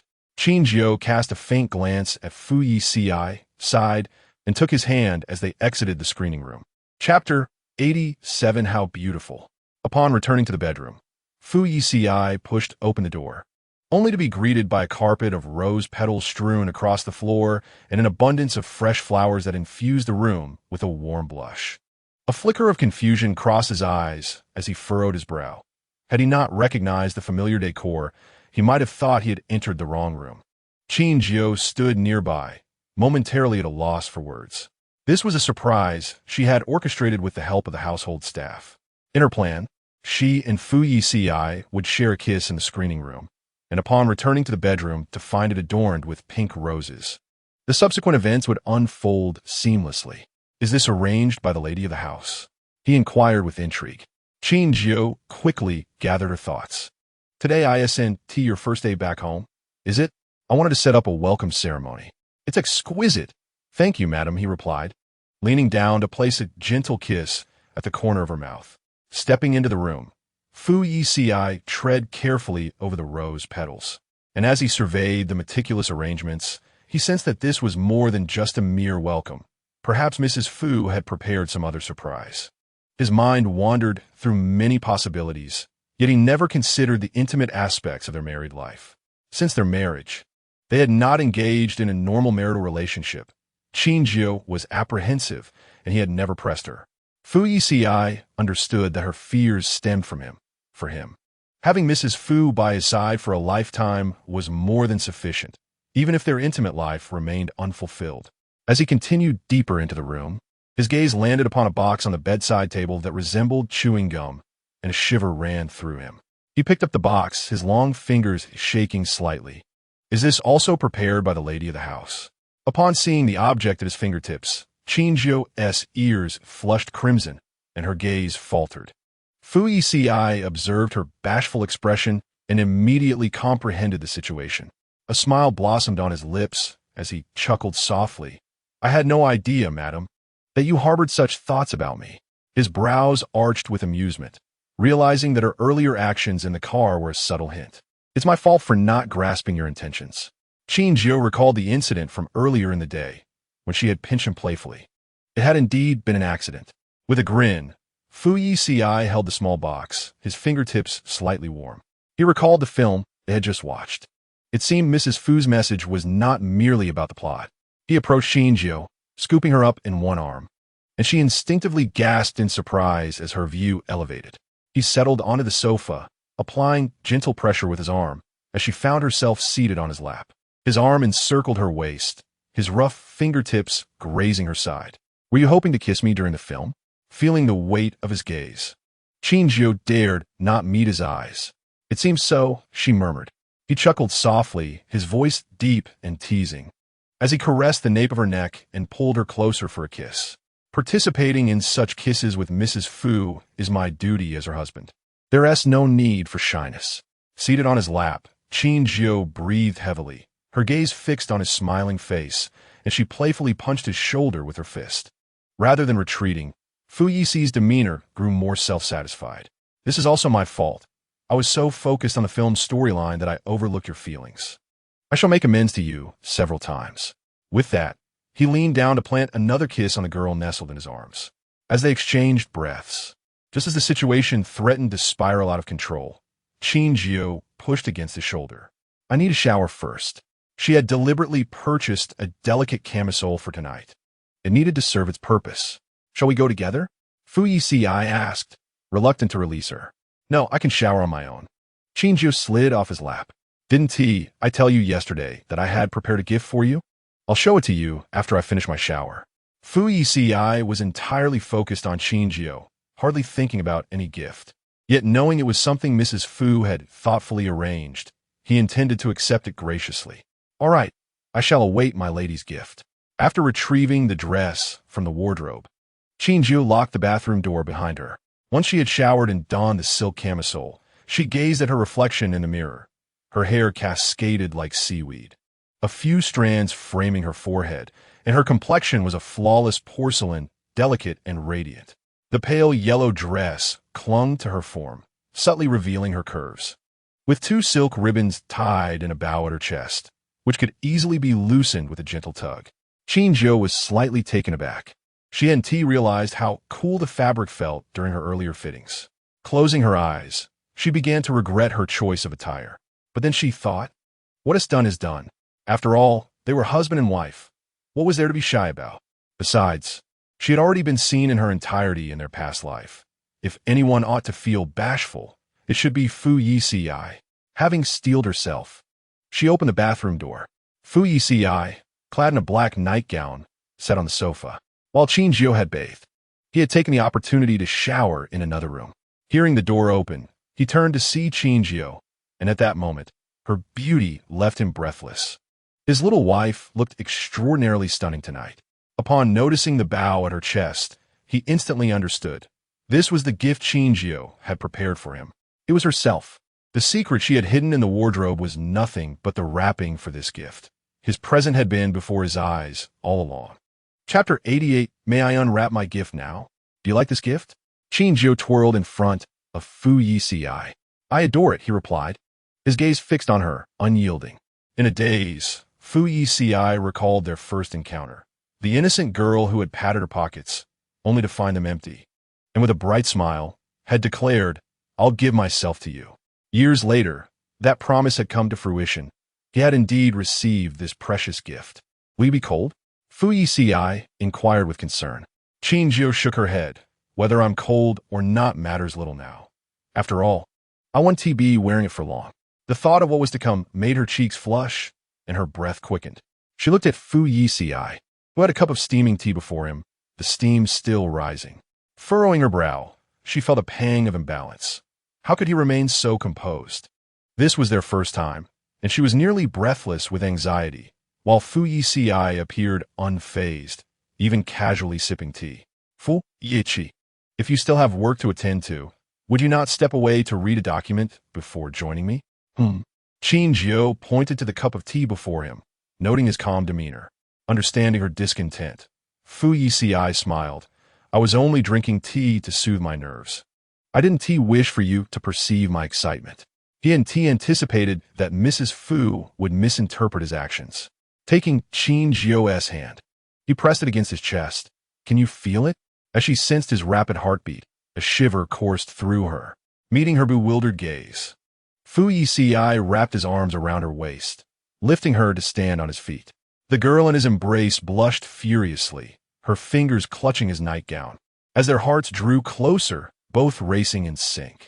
Madam, may I now unwrap my gift? Yes, you may. Qin Jiu felt her voice tremble. Fu Yeci lowered his head and placed a gentle kiss on her, coaxing her from the sofa to the bed. His fingers deftly tug at the ribbons of the butterfly knot on her dress, delicately unwrapping his gift. The lights in Fu Yuan's bedroom had illuminated for 2 hours, and her light-colored slip dress cascaded onto the floor strewn with pink petals. "I want to take a shower," Qin Jiu murmured, leaning against Fu Yeci's shoulder.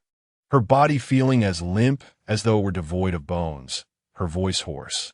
Her peach blossom eyes, having just shed tears, shimmered with a watery glow. Lacking strength, she could only seek solace from the man beside her. "All right." After Fu Yeci rose from the bed, he lifted her in his arms and carried her to the bathroom. Upon their return, Qin Jiu had changed into her usual pajamas. She lay down on the bed, pulling the covers over herself, as Fu Yeci embraced her from behind. The young girl fidgeted restlessly, utterly fatigued and yearning for slumber. "No more." "All right." The man gently patted her shoulder, soothing her like a child. "Sleep now, baby." Upon hearing him call her baby, a sudden spark of energy surged within her.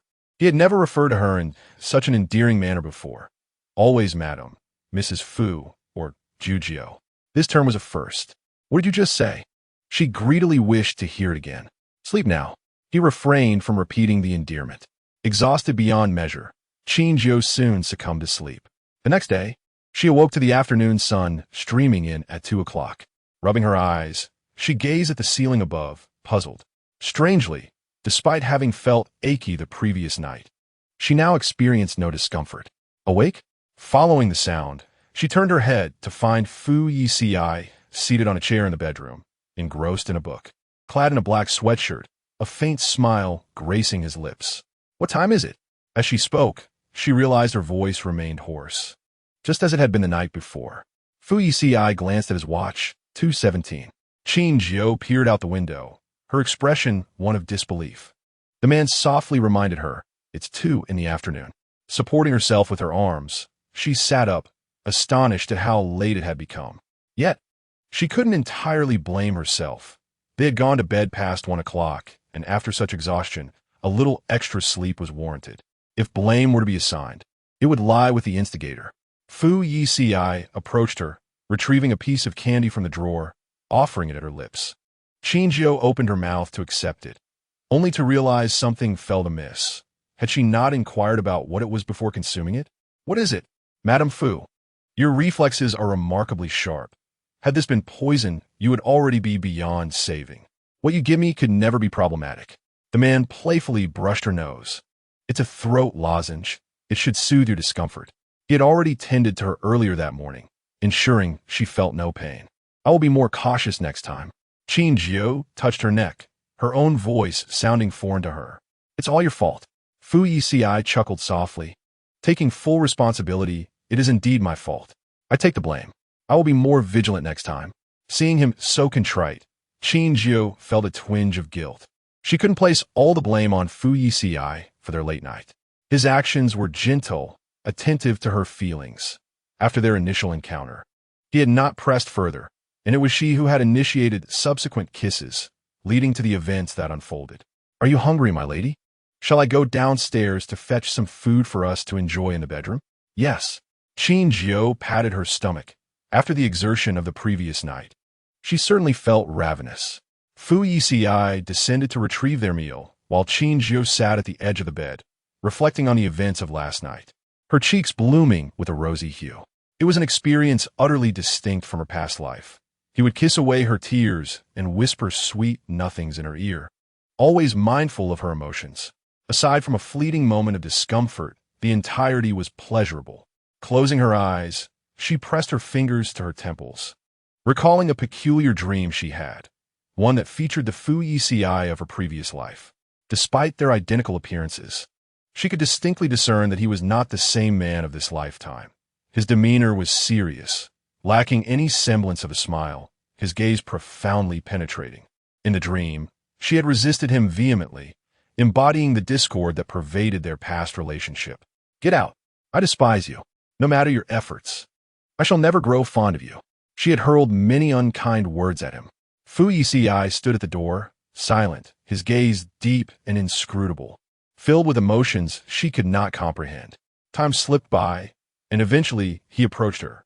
Qin Jiu had anticipated that he would once again compel her to kiss him, fulfilling their marital duties. However, Fu Yeci merely knelt before her, grasping her hand. I apologize for not attending to your emotions properly before. This is my first time being a husband, and I have not performed well. I have caused you distress, Madame Fu. This shall not happen again. I will learn to love you in ways that please you. He gently squeezed her fingers. In a dream, Qin Jiu found the situation perplexing, unable to grasp its meaning. And just as she pondered further, she awoke, her eyes meeting the Fu Yeci of this life. Memories flooded back, and Qin Jiu was left wondering why she had dreamt of such a thing. The Fu Yeci of her past had apologized, vowing to cherish her. Yet, the Fu Yeci of this lifetime bore no recollection of those events. Her gaze fell upon the rose petals scattered across the floor, lost in thought for a moment. Fu Yeci entered the room, placing a tray laden with food on the table. He walked over and gently pinched her earlobe. "What are you daydreaming about?" The young girl shook her head and looked up at him. He was unmistakably different from his past incarnation. The man before her was gentler, more restrained, refined, and humble, qualities easily discernible in his gaze. "I had a dream last night." "What was it about?"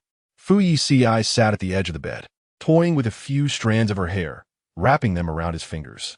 "I dreamt of another you and me, and our married life was far from pleasant. You were quite unreasonable." Qin Jiu slightly altered the narrative of her dream. At her words, the man paused his playful movements, a shadow passing over his eyes. "That dream version of me was terribly unkind, bullying Madame Fu like that. You can't bear all the blame. My spirit in the dream was a bit troubled, quite fearful of you." She blinked, but the dream version of you did apologize to me. "Did Madame Fu forgive me then?" A flicker of anxiety crossed Fu Yici's eyes. Even if time could rewind, he did his utmost to change things, yet the past remained immutable, and the hurt caused could not be easily erased. Why so serious? It was merely a dream. The Fu Yeci of this life was already exceedingly wonderful. Qin Jiu paused before adding, "If the events of the dream had truly transpired, I would certainly have forgiven you." Fu Yeci leaned down and pressed a kiss to her forehead. "Then I thank you on behalf of my dream self, Madame Fu. Madame is pleased. That is all that matters." The aroma of the meal wafted to Qin Jiu's nose, and her stomach promptly protested. "So hungry, I want to eat. Shall we dine?" Qin Jiu reclined against the bed, her voice sweet and soft, almost like a child pleading, "I don't want to move. Carry me." "Certainly, Madame Fu, at your service." Fu Yici's arm encircled her legs, lifting her from the bed to the chair at the table. Qin Jiu gazed longingly at the deliciously fragrant little ribs and crispy meat laid out before her. Her appetite piqued as she picked up her chopsticks. "Would you care to try some?" Fu Yeci replied, "I have already eaten. Madam, please savor your meal." Qin Jiu took a bite of the crispy meat, the exquisite flavors of the dish bringing her an unparalleled sense of satisfaction. "What time did you wake up?" she inquired, perplexed by her own lack of awareness. 9 o'clock, he replied, glancing at the clock on the wall. Qin Jiu recalled that they had indeed shared the same bed the previous night. Yet he seemed far less fatigued than she, having awakened at 9, while she only stirred at 2 in the afternoon. The disparity in their stamina was striking. After their final encounter last night, Fu Yeci had still managed to carry her to the shower, his face betraying no hint of exhaustion. As she dined, Qin Jiu's peripheral vision caught sight of the spaghetti-strap dress on the floor, just as described in the novels, torn to shreds with a single tug, surely not fit for another wear. Recalling the scene of the dress being ripped apart, she bit down hard on a piece of rib, seemingly directing her dissatisfaction towards it. "Mrs. Fu, were you satisfied with last night's marital activities?" Fu Yeci observed her eating with a smile dancing on his lips. Qin Jiu felt her cheeks flush, lowering her gaze to avoid his penetrating stare, mumbling it was all right. "As long as the lady is satisfied," Fu Yeci said, raising an eyebrow. "If you have any concerns, do not hesitate to voice them. It could impact our marital harmony." "Fu Yeci," she exclaimed, cutting off the conversation. "If we continue, you'll make me too shy." He chuckled softly. After finishing her meal, Qin Jiu set up her easel in the courtyard and painted for a while, soon succumbing to fatigue. Despite having slept for an extended period, she still felt weary, as if no amount of rest could replenish her energy. In the courtyard, a young girl reclined on a lounge chair, her eyes half closed, sheltered by an umbrella. Sunlight filtered through, warming her just right. She resembled a languid cat, blissfully basking in the sun. A small table beside her bore steaming jasmine tea and an array of delectable desserts. Qin Jiu waved her hand fan, painted by her own hand with plum blossoms after the snow. The tassels swayed gently with her movement, creating a soothing rhythm. Her phone rang, and she lifted her hand to answer. Teacher Qin Jiu, the artworks you previously exhibited at our gallery have garnered significant attention from visitors, and several buyers have expressed interest. Would you be willing to sell any of your pieces? Yes, I would. Thank you for your assistance, Qin Jiu replied. Art is meant for appreciation, and she was delighted that others admired her work. Wonderful. Once the transactions are completed, the funds will be transferred to your account. In recent years, several unique and moderately renowned artists had emerged in the field, with Qin Jiu being one of them. She shared her creations online, and some were displayed in galleries, gradually amassing a following. Yet, her true identity remained shrouded in mystery. The public had only seen her paintings, unaware of her appearance or name. Even the editor of the gallery only knew her by her nickname. Teacher Qin Jiu, may we continue to collaborate with you? We hope to collect more of your works. Of course, I will have my assistant organize my recent pieces and send them over in a few days. After hanging up, Qin Jiu set her phone aside, continuing to fan herself while closing her eyes. A tall figure appeared beside her, blocking the sunlight. Opening her eyes, she saw Fu Yeci seated beside her, gently fanning her with her own hand fan. It would be lovely if there were a swing in the courtyard when autumn arrives. I could sit on it and soak up the sun, Qin Jiu remarked casually. You like swings? She asked, narrowing her eyes and nodding. A few days prior, while accompanying the children from the art studio, she had seen a fairy tale book with a protagonist happily swung together in the courtyard, watching the seasons gracefully change. Perhaps the illustrations had enchanted her, igniting a desire for a swing to witness nature's rebirth, the vibrancy of life, and eventually the autumn leaves falling, culminating in a serene winter wonderland. That would be truly wonderful, Qin Jiu mused, sipping her hot tea and reflecting on the irony of being just 21 and already living a life of leisure, which seemed unbefitting for a diligent youth of the new era. Shouldn't we head inside? The sun has you looking rather drowsy, Fu Yeci suggested gently. Who caused me to feel this exhausted? She glared at him. It's my fault, he admitted, accepting responsibility with a demeanor that was disarmingly agreeable. Qin Jiu bit her lip, recognizing his conciliatory tone, which suggested that he would be open to negotiation. Since you acknowledge your error, then tonight she hesitated, unable to voice the rest of her thought while gazing into his eyes. Fu Yeci toyed with the tassel of her fan. If you're not feeling well, as her husband, I must certainly accommodate your needs. Qin Jiu nodded, finding his reasoning quite sound. Then let's keep it to fewer occurrences.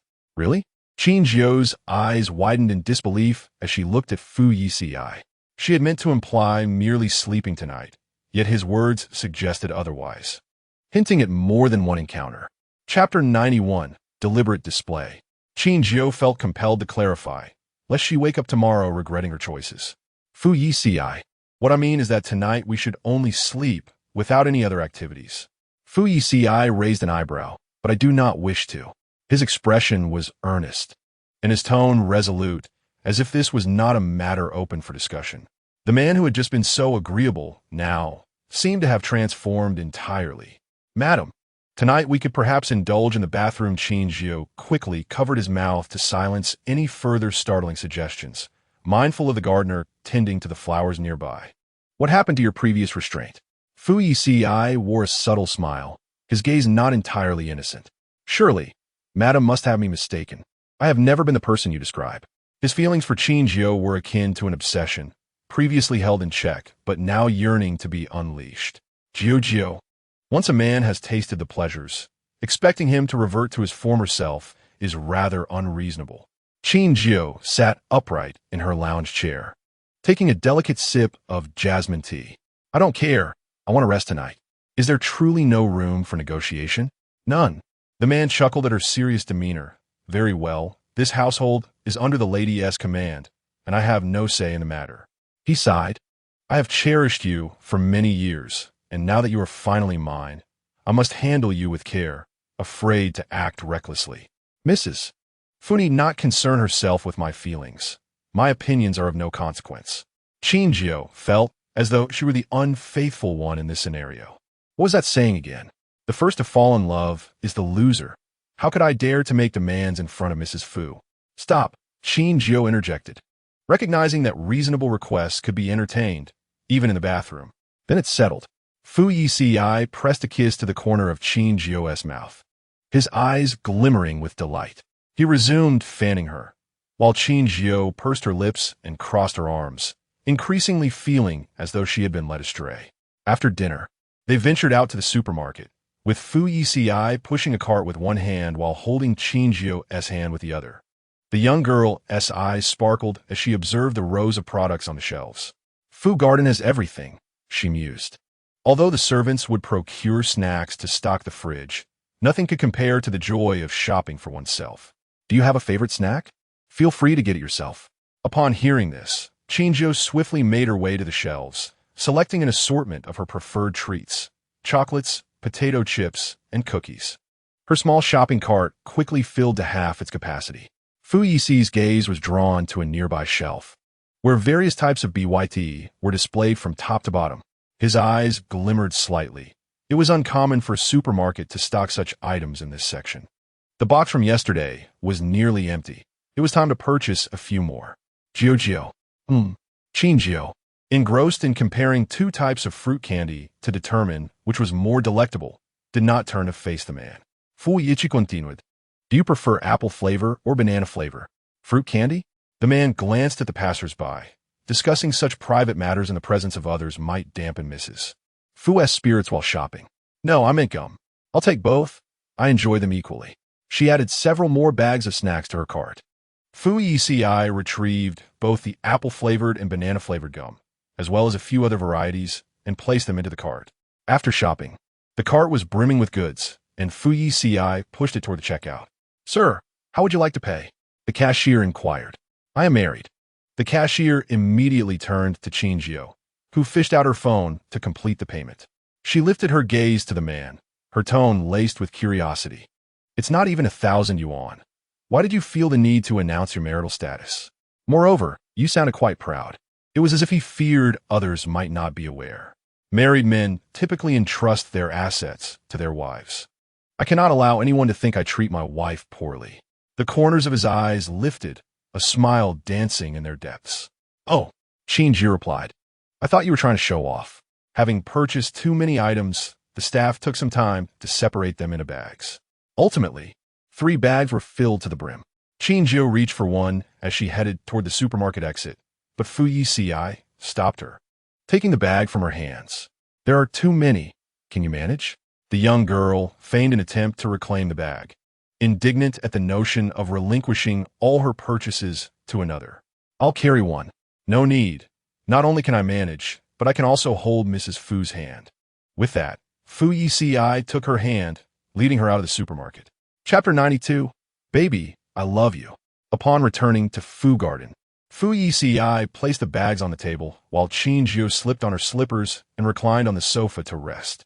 She casually pulled out a bag of potato chips, tearing open the packaging, and the aroma of tomato flavor wafted towards her. After munching on several pieces, she remembered Fu Yeci sitting nearby and offered him a chip. Would you like to try? They're delicious. Just as she spoke, she recalled that Fu Yeci was not fond of such processed snacks and attempted to withdraw her hand. But the man had already taken a bite from the chip at her fingertips. The flavor is quite delightful. Indeed, you have excellent taste in snacks, my dear.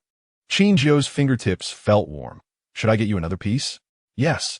She selected a few more snacks from the bag to share with Fu Yeci, many of which evoked childhood memories she seldom revisited as an adult. Try these chocolate beans.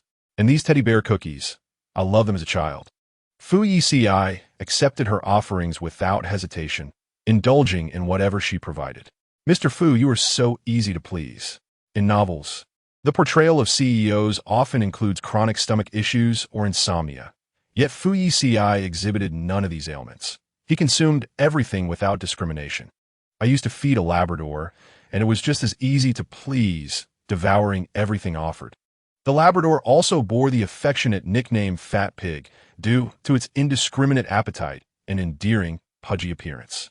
The memory of the chubby, lovable dog made Qin Jiu smile. As a smile began to form on her lips, she found her face gently pinched by the man. Did Mrs. Fu just refer to me as a puppy? He fixed her with a serious gaze, though his grip remained gentle. No, I was complimenting your cuteness. Qin Jiu rubbed her cheek, realizing that calling him cute did not quite align with Fu Yeci's demeanor. Even among dogs, he would be more akin to a regal and commanding German shepherd. Quickly shifting the topic, she asked, "What about the gum we bought earlier?" Upon hearing her mention gum, Fu Yici's elongated eyes flickered slightly. He observed her rummaging through the bags and retrieved the gum from his suit pocket, presenting it to her. "Here it is." After paying, he had set it aside in his pocket. Seeing the words on the gum packaging made Qin Jiu's fingertips flush with warmth. "Is this the gum you bought? What on earth is this? Didn't you say you liked them all?" "So, I purchased a variety, including some other flavors," Fu Yeci replied nonchalantly, maintaining his composure while discussing such intimate matters. "Do you know which one I like best?" Qin Jiu tossed the box onto the sofa, her cheeks reddening, unable to meet his gaze. Her fingers nervously squeezed a nearby pillow. How would I know? She had been too exhausted the previous night, with Fu Yeci orchestrating their actions. The man chuckled softly. "It's all right. Take your time. My dear will eventually discern her preferences." With that, Fu Yeci gently lifted Qin Jiu from the sofa, carrying her upstairs at a leisurely pace. The spiral staircase led from the living room to the third floor, and with each step he took, the long lights beneath responded, illuminating gradually with his ascent. As Qin Jiu watched the lights shimmer, she felt her heart racing. "I think I might be a bit heavy. Perhaps I should walk myself." She weighed over 90 pounds, while being carried on flat ground was manageable. Climbing stairs might prove challenging. The girl made a slight effort to squirm, only to be held tighter by the man. "Mrs. Fu, please don't move." If he couldn't even carry his own wife, what use was he? A carefree smile graced his face. Reaching the second-floor bedroom, Fu Yeci paused and softly instructed, "Hold on tight." Qin Jiu wrapped her arms around his shoulders to steady herself, while he supported her leg with one hand and opened the bedroom door with the other, securing it behind them. They entered the bathroom, where Qin Jiu perched on the sink, listening to the sounds of running water and footsteps. Fu Yeci reached up to untie her hairband. The room was filled with ripples, and the lights swayed gently. Having shared countless kisses, Qin Jiu lost count, only remembering the moment Fu Yeci carried her from the bathroom, gently biting her earlobe, his voice low and tender. "Baby, I love you." Chapter 93. Were you all deceiving me? The following day, upon awakening, Qin Jiu surveyed the bedroom, noting Fu Yeci's absence. Checking her phone, she noted the time, 9:30 a.m. Not too late, certainly not as reckless as before. She had fallen asleep by midnight. As Fu Yeci had not kept her up for long, yet he had left many marks on her. Glancing down, she noticed a strawberry mark on her chest. She had requested he refrain from leaving marks in conspicuous places, yet this man had certainly found his way. Feeling beside her, she discovered the blanket cold and devoid of warmth, indicating that Fu Yeci had been up for quite some time. Did he leave for work? Didn't he say he would take a few days off to accompany me? Qin Jiu scanned the bedroom once more, confirming his absence. He usually waited for her to awaken together. Her gaze fell, and an emptiness settled in her heart. Last night, in the throes of passion, he had called her baby. During their first encounter, Qin Jiu heard Fu Yeci call her by that name, initially dismissing it as a figment of her imagination. As this man typically exuded an air of seriousness and propriety, rarely employing such endearing terms. Even the occasional use of a diminutive like Jiu was a rare occurrence. It wasn't until last night, upon hearing it again, that she feared fatigue had conjured illusions, prompting her to pinch her arm. The sharp pang of pain confirmed that Fu Yeci had indeed addressed her in that manner. When in a moment of affection he called her baby, it was now followed by his abrupt departure. With a huff of indignation, she stormed into the bathroom, only to be disarmed upon seeing the toothbrush, already adorned with toothpaste, waiting for her. After hastily finishing her morning routine with a sandwich, she caught sight of Fu Yeci in the garden through the window. In the courtyard of the villa, a pile of wooden planks and ropes had mysteriously appeared, and 2 iron poles stood erect upon the grass. "Are you constructing a swing?" she whispered as she tiptoed closer. Fu Yeci, tying the rope around the wooden board, lifted his gaze to the young lady. "Indeed, it's for my lady," he replied. "What inspired this sudden endeavor? Didn't my lady express a desire for one yesterday? Once autumn sets in, she can lounge in the sun upon it." Qin Jiu's expression shifted to mild surprise. She had not anticipated that her offhand remark would resonate with Fu Yeci so profoundly. Just the day before, she had casually mentioned it, and now the swing was nearly complete. That was merely a casual suggestion. Constructing such things is too laborious. Perhaps it would be better to leave it to a craftsman, she suggested, noting that Fu Yici's hands were meant for signing documents, not for heavy labor. "It will be finished shortly. These tasks are not cumbersome. My lady should tread carefully as she approaches," he reassured her. Before he could finish, Qin Jiu let out a startled gasp, stumbling slightly and nearly losing her balance. Fu Yeci promptly rose, wrapping an arm around her waist to steady her. "Are you all right?" Qin Jiu shook her head, feeling a tad embarrassed, chastising herself for being so clumsy despite Fu Yici's clear warning. "The scattered tools on the ground are my oversight. My lady should rest over there. I will call for you once the swing is ready." He gently guided her to the open grass and returned to his work.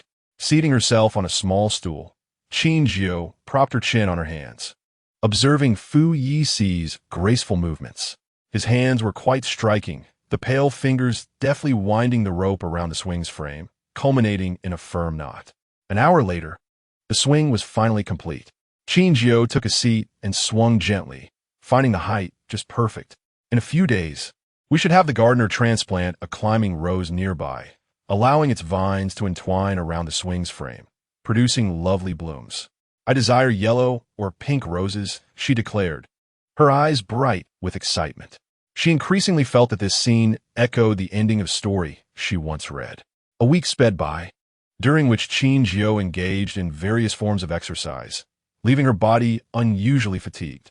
The moment she learned Fu Yeci was heading to the company, a smile immediately graced her face, making her breakfast more delectable than usual.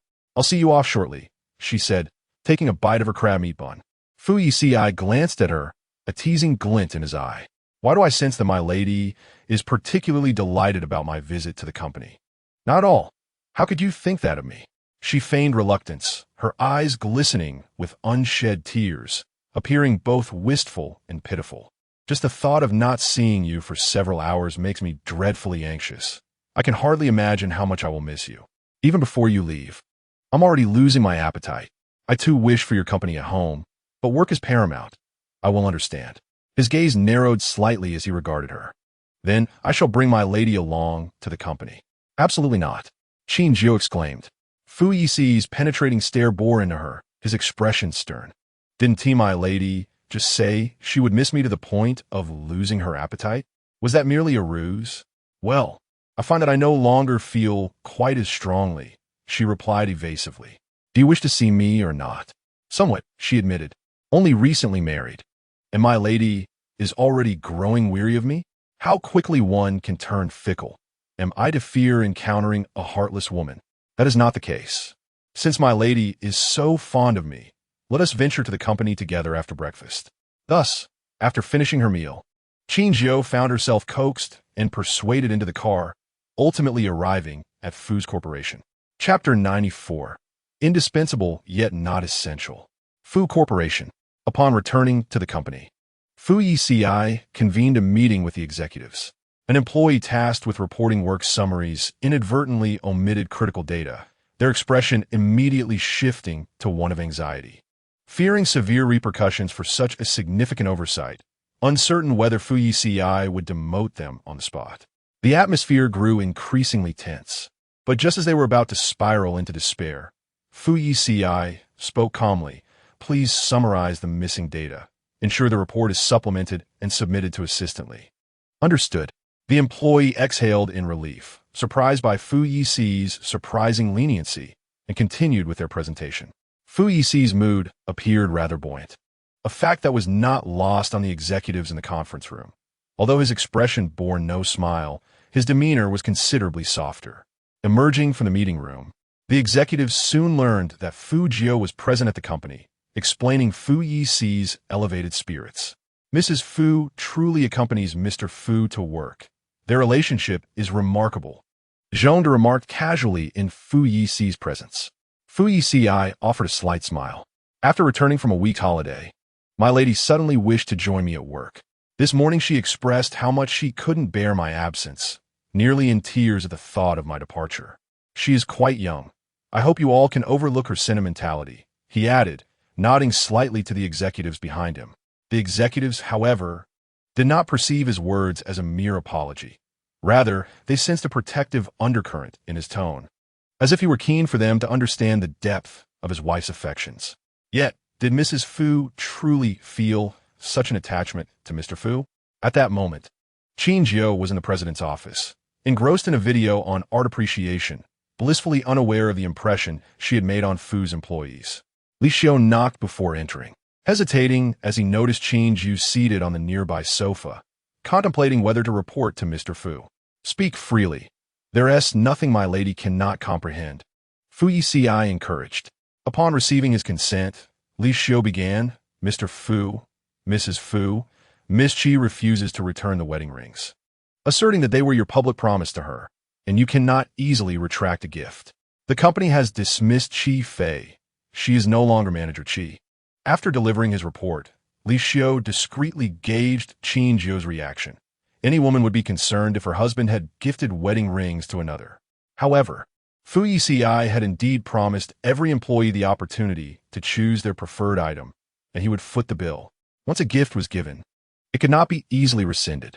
Li Xiu had attempted various arguments with Qi Fei, but her obstinacy left him perplexed. Having offended Fu Yeci, what future did she envision for herself in the industry? Her stubbornness regarding the wedding rings would yield her no favorable outcome. Yet Qi Fei remained unyielding, leaving Li Xiu with no recourse. Prepare the lawyers for litigation against her, Fu Yeci stated coldly. Understood. Li Xiu exited the office. I will retrieve that wedding ring without fail, the man declared as he grasped Qin Jiu's hand.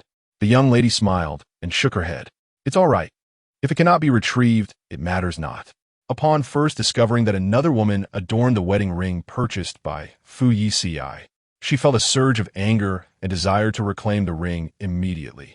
Yet, upon reflection, she came to realize that it was merely an ordinary piece of jewelry. A wedding ring holds significance only when exchanged between individuals who share mutual affection. Otherwise, even if inscribed with Fu Yici's name, it is akin to any other gift selected for employees, merely a token of professional acknowledgement. Only Qi Fei clings stubbornly to the notion that the ring possesses some extraordinary meaning. Having come to this understanding, Qin Jiu found herself unfazed. Conversely, Fu Yeci remained resolute, stating firmly that he could only purchase a wedding ring for his wife, and that ring must be reclaimed. Qin Jiu smiled gently, refraining from discouraging him, thinking that if Mr. Fu wished to pursue legal action, so be it. Her indifference did not imply that Fu Yeci shared the same sentiment. His demeanor suggested that the current attitude of his wife rendered the wedding ring seemingly insignificant. With a cold expression, his dark, ink-like eyes bore into Qin Jiu. Qin Jiu replied, I do not care. I merely believe that ring lacks special significance. Such a legal dispute is unlikely to succeed and would demand excessive time and resources. Fu Yeci dismissed her explanation, coldly asserting that indifference towards the wedding ring equated to indifference towards their marriage. Qin Jiu countered, that is utterly unfounded. Of course not. I wholeheartedly support my husband's decisions, including the decision to have our lawyer sue her. She couldn't help but feel that Fu Yeci had become more sentimental regarding these matters than she was, and thus, she felt compelled to consider the emotions of the stubborn man beside her. Satisfied with Qin Jiu's response, Fu Yeci resolved to reclaim the wedding ring. Aware that winning a legal dispute over a gift was no easy feat should they lose, he would not hesitate to resort to underhanded tactics. Chapter 95, Mrs. Fu only speaks sweet nothings. In the afternoon, Qin Jiu ventured downstairs to a CAF for coffee. Upon tasting a delightful new blend, she decided to have a cup packed for Lin Lu, knowing it would be to her liking. While waiting for the staff to prepare her order, a figure approached her. The young woman lifted her gaze to the newcomer and, with a polite yet distant tone, inquired, "Miss Qi, are you here for coffee as well?" Qi Fei pulled out a chair and seated herself, deliberately placing her ring-adorned right hand on the table, her fingertips tapping lightly. She intended to provoke. But upon seeing Qin Jiu's gentle and serene countenance, her arrogance swiftly dissipated. It was clear to her that all her efforts were in vain. Qin Jiu would not react with anger to her provocations, nor would she exhibit the slightest emotional disturbance.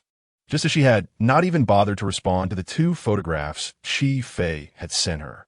"Do you find my recent behavior amusing, Mrs. Fu?" Qin Jiu gazed out the window, offering no response, having already extended the courtesy required. There was nothing further to discuss with Qi Fei. Observing her indifferent expression, Qi Fei gave a self-deprecating smile. "I joined Fu Corporation 5 years ago. Once, while negotiating a collaboration, I encountered a difficult client who insisted on forcing me to drink. At that moment, Mr. Fu intervened on my behalf, even establishing a new policy granting female employees the right to refuse to drink with clients. He appeared when I was at my most vulnerable, and I grew fond of him, desiring to remain by his side. Everything was going well until he married, and my continued affection began to feel absurd, which is why I harbor such animosity towards you." Qi Fei's eyes shimmered with unshed tears. After all, she was the one who had loved him first, the one who had spent the most time at his side. Yet, with your arrival, you needed only to exist to obtain everything effortlessly. Life is inherently unjust, no matter what she did in Fu Yeci's heart. She could never compare to the significance of a mere glance from Qin Jiu. The staff handed the packed coffee to Qin Jiu. After expressing her gratitude, she stood to leave but paused for a moment before turning back. Affection knows no order, but one must maintain propriety and dignity. "Miss Qi, your professional capabilities are commendable. Do not allow love to cloud your judgment and transform you into someone you do not wish to be." After Qin Jiu departed, Qi Fei sat in her seat, stunned, repeatedly reflecting on her words. Her initial purpose for joining Fu Corporation was to excel and realize her life's value. Yet, looking at her current behavior, she realized she had indeed lost her way, becoming the very person she despised. Qin Jiu presented the coffee to Lin Lu, suggesting she enjoy some afternoon tea before returning to work. Lin Lu was so moved that tears welled in her eyes, exclaiming a popular internet phrase, "Thank you, Mrs. Fu. Who can even tell the difference between you and a goddess now?" Qin Jiu smiled tenderly, pressing the button for the exclusive elevator. In the office, Fu Yeci observed Qin Jiu entering empty-handed, his brow furrowing. "Where's the coffee you promised me?" Upon her entering the Fu Corporation building, he had specifically checked the surveillance footage. His little wife had clearly been holding a cup of coffee. Now, it was nowhere to be seen. A hint of embarrassment crossed Qin Jiu's face. She had only brought one for Lin Lu, not anticipating Fu Yeci's scrutiny. "Oh dear, how did he even notice?" "I took it for Lin Lu." Fu Yeci fixed his gaze upon her, his expression turning icy. "Was it exclusively for Lin Lu?" Qin Jiu softly affirmed. Meeting his gaze, Fu Yeci looked at her as if she were a wayward woman who had just been unfaithful. "The CAF downstairs released a new sweet coffee blend, and I thought you wouldn't like it, so I didn't bring you any." Fu Yeci's demeanor remained frosty. "Are there no other coffee options available at the CAF? Or did Mrs. Fu simply forget about me altogether?" The young woman noticed his genuinely angry expression and walked over to gently shake his arm. "I truly just neglected to bring it. Please forgive me." Seeing that he was unresponsive, she climbed onto his lap, stating, "You are my husband, of course. I care about you." Fu Yeci lowered his gaze to her, retorting, "Mrs. Fu only knows how to speak sweet nothings." Qin Jiu wrapped her arms around his neck, quickly planting a kiss on his lips. "And I will continue to kiss you." Fu Yeci was quickly appeased by her kiss, wrapping his arms around her waist and kissing her several more times, only relenting when Qin Jiu found it difficult to breathe. After releasing her, Qin Jiu opened her phone's camera to check her lips, which were slightly swollen and an unusual shade of red. The pampered young woman was not accustomed to such indignities and immediately exhibited a vengeful side. She angrily sat down, pushing Fu Yeci onto the sofa, leaving a strawberry mark on his neck. To make it more pronounced, she even bit down slightly. Qin Jiu observed the bite mark on his neck, thinking, "Let us see how you explain this to others." Fu Yeci touched his neck, a smile playing on his lips, entirely unfazed. "Well then, should I go out for a stroll now and showcase my wife's handiwork? How can you not fear the ridicule?" Qin Jiu frowned slightly. If others discover that the president of Fu Corporation bears a bite mark on his neck, they will certainly laugh behind her back. My wife and I share a profound bond, filled with love. When affection runs deep, she cannot help but leave her marks upon me. If others see it, so be it. What is there to laugh at? Fu Yeci maintained his smile, with a hint of pride in his eyes.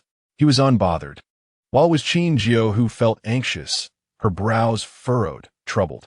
That bite mark was clearly of her doing. If it were discovered, she would undoubtedly be laughed at as Mrs. Fu. Chapter 96. The Difference Between Genders. Qin Jiu gazed at the bite mark on Fu Yici's neck for a moment before asking, "Do you have a scarf or something in your office to cover it?" As long as she wasn't seen by the front desk staff on her way down, it would suffice. "Mrs. Fu, it is August. Wearing a scarf may not be quite appropriate, and would be a rather futile attempt to hide." The man reclined on the sofa, his legs slightly crossed, fingers casually resting at his side. There was no need for pretense. The marks left by the lady upon me were treasures I cherished. His brows arched slightly, the corners of his eyes lifting in amusement, and moreover, the bite marks on my skin were not limited to this single one. Qin Jiu raised her gaze, meeting Fu Yici's teasing stare, recalling the unrestrained nights of indulgence. Indeed, she had nibbled on his arms and shoulders in the concealed areas beneath her clothing. No, such things must not be revealed to others. While Fu Yeci was shameless, she still had her dignity to uphold. Qin Jiu retrieved a concealer from her bag, delicately applying it to the marks on his neck. Fu Yeci tilted his head back slightly, feeling a tingling sensation on his neck as her slender fingers glided over his skin, inadvertently causing his breath to catch for a few seconds. After covering the marks on his neck, her gaze shifted to his Adam's apple, accentuated by the upward tilt of his head. With a hint of curiosity, the young lady reached out to touch it. Qin Jiu then ran her fingers along her own neck, failing to discern anything amiss. Unaware that a pair of dark eyes were fixated on her, deep and intent, like a predator watching its prey. After pondering for a while, she concluded that there was indeed a difference in anatomy between the sexes. Reflecting on what she had read about the disparities stemming from the structure of the thyroid cartilage, she explained that the reason women appear less pronounced is due to the obtuse angle formed when the cartilage plates converge, rendering the curvature less visible. Fu Yeci found amusement in her actions, effortlessly igniting his emotions while she delved into scientific discourse. With narrowed eyes, he wrapped an arm around her waist, pulling her into his embrace. "Madam, you must take responsibility for your flirtations." Qin Jiu pushed against his shoulder, but her efforts were in vain. How could she flirt and then attempt to flee? He grasped her arm and leaned down to kiss her. An hour later, Qin Jiu leaned against Fu Yeci, her body languid and devoid of strength. The zipper of her dress had malfunctioned, rendering it unwearable. Her eyes shimmered with moisture as her voice emerged soft and sweet. She had originally donned a light green qipao, which featured a zipper at the side of her waist. Due to her earlier movements, the zipper could not be fastened, leaving a portion of her slender waist exposed, adding a touch of allure. Fu Yeci fetched a suit jacket, draping it over her shoulders. "Try this on. If it doesn't fit, I'll have my assistant procure something for you." As she donned the oversized blazer, it hung loosely on her frame, completely covering her legs, while the sleeves engulfed her hands, resembling a child clad in an adult's attire, a sight that struck him as somewhat comical. Fu Yeci observed her for a moment, a smile tugging at his lips as he recognized the ill fit of the clothing. "I'll have my assistant get you a proper outfit." "No need, I shall wear this," she insisted. Although it was far too large, it served to conceal the exposed part of her waist. The hour was late, and purchasing new clothing would be a waste of time. Moreover, the thought of being the subject of speculation made Qin Jiu feel embarrassed. As she exited the elevator clad in the oversized suit, the receptionist cast a puzzled glance her way, questioning why she was wearing Mr. Fu's jacket. It's a bit chilly. Wearing an extra layer is more warming. You should also be mindful of the temperature change, Qin Jiu remarked, attempting to maintain a facade, which only deepened the receptionist's confusion, considering the temperature was a comfortable 27 degrees. Initially, they thought it was simply the unique style of Mrs. Fu, but after her comments, they exchanged glances, smiling silently. It seemed Mr. Fu's earlier assertion during the morning meeting that his wife was quite clingy and reluctant to let him go was indeed true. At Fu Garden, after undergoing the processes of drying and weaving, the entire procedure for jasmine tea was finally complete.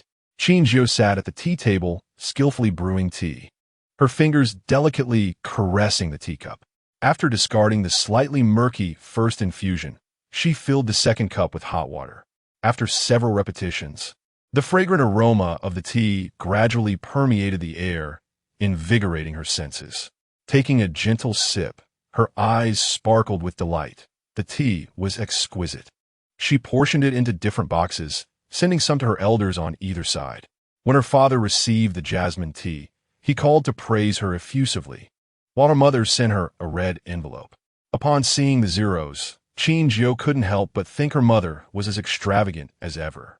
At that moment, her parents had just returned from abroad, preparing to rest for a week before jetting off to another country for vacation. After Qin Jiu's marriage, their final wish was fulfilled.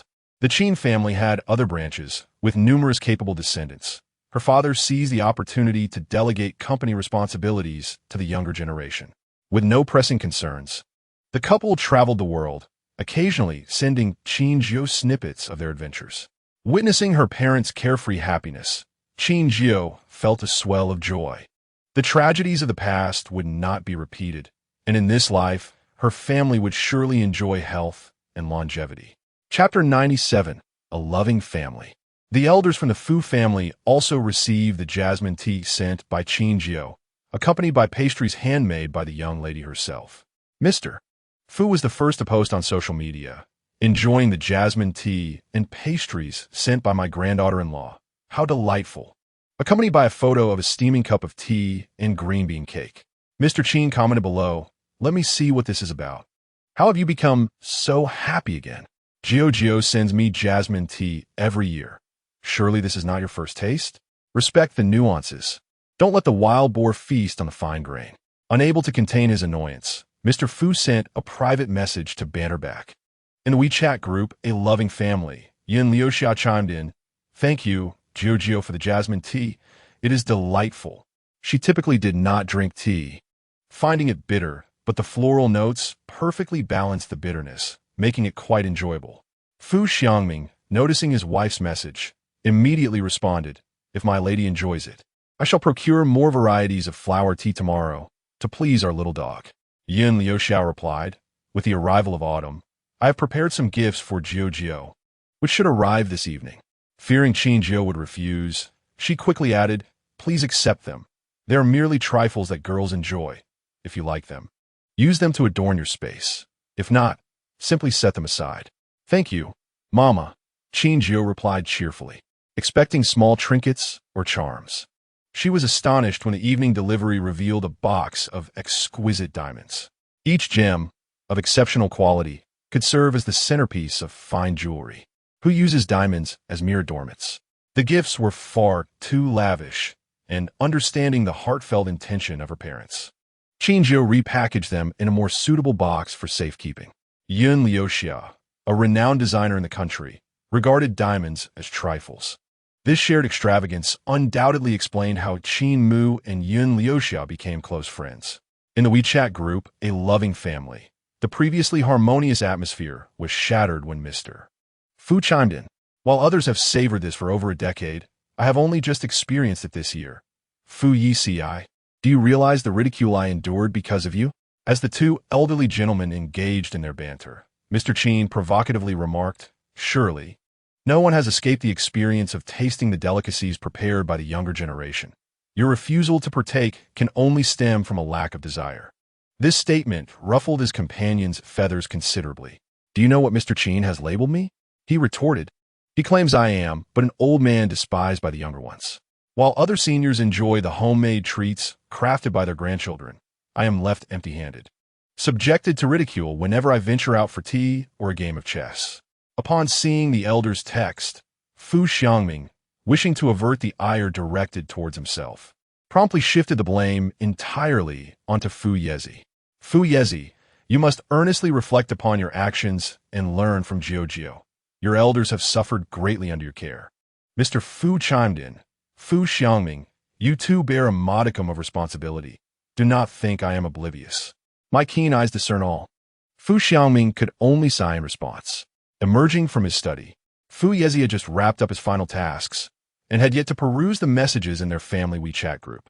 He settled at the tea table and took a delicate sip of the new tea brewed by his wife, which was quite delightful.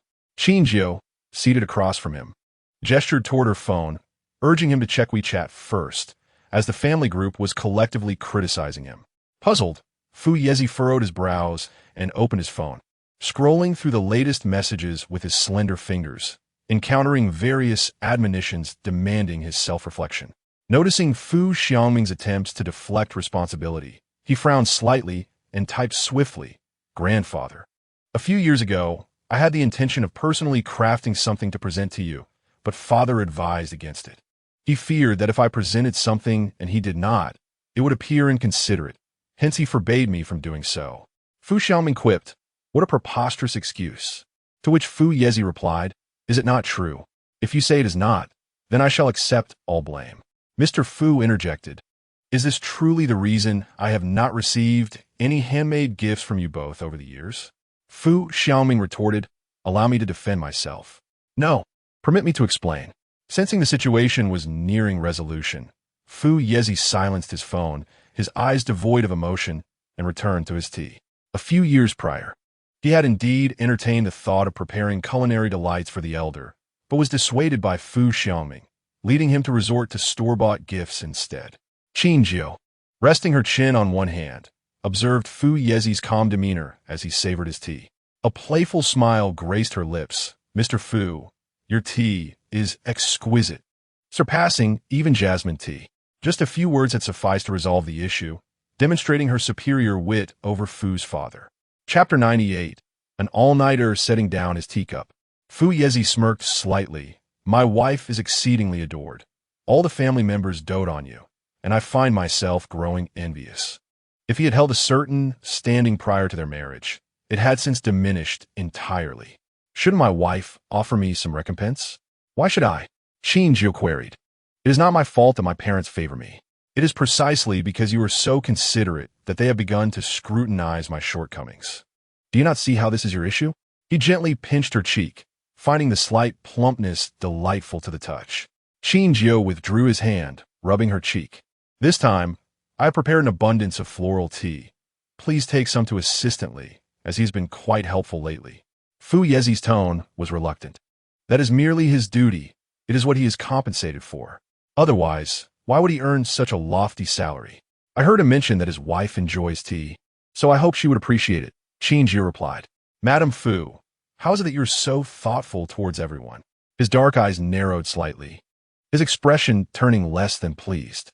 He had expected to be the first to taste the tea she had painstakingly prepared, yet she had prioritized their elders and even Aunt Zhang over him. Even Li Xiu's wife had been considered before him. This universal kindness left Fu Yeci feeling somewhat discontented. His little wife was splendid, yet not exclusively so towards him.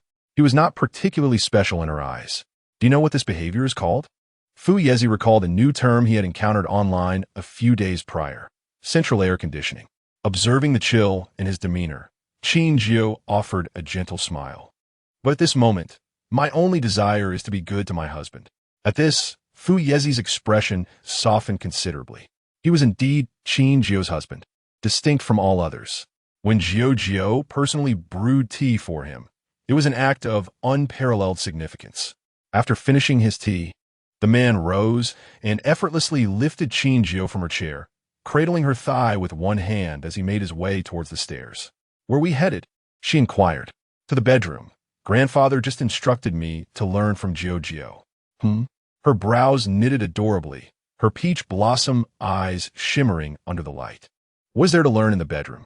Realizing the implications, Qin Jiu momentarily squirmed, only to be playfully smacked on the backside by the man, which rendered her compliant. The lights in the bedroom remained aglow well into the night. Master Fu, here are last week's financial reports. After concluding his report, Li Xiu glanced up and noticed the faint shadows under Fu Yeci's eyes. Did you not rest well last night?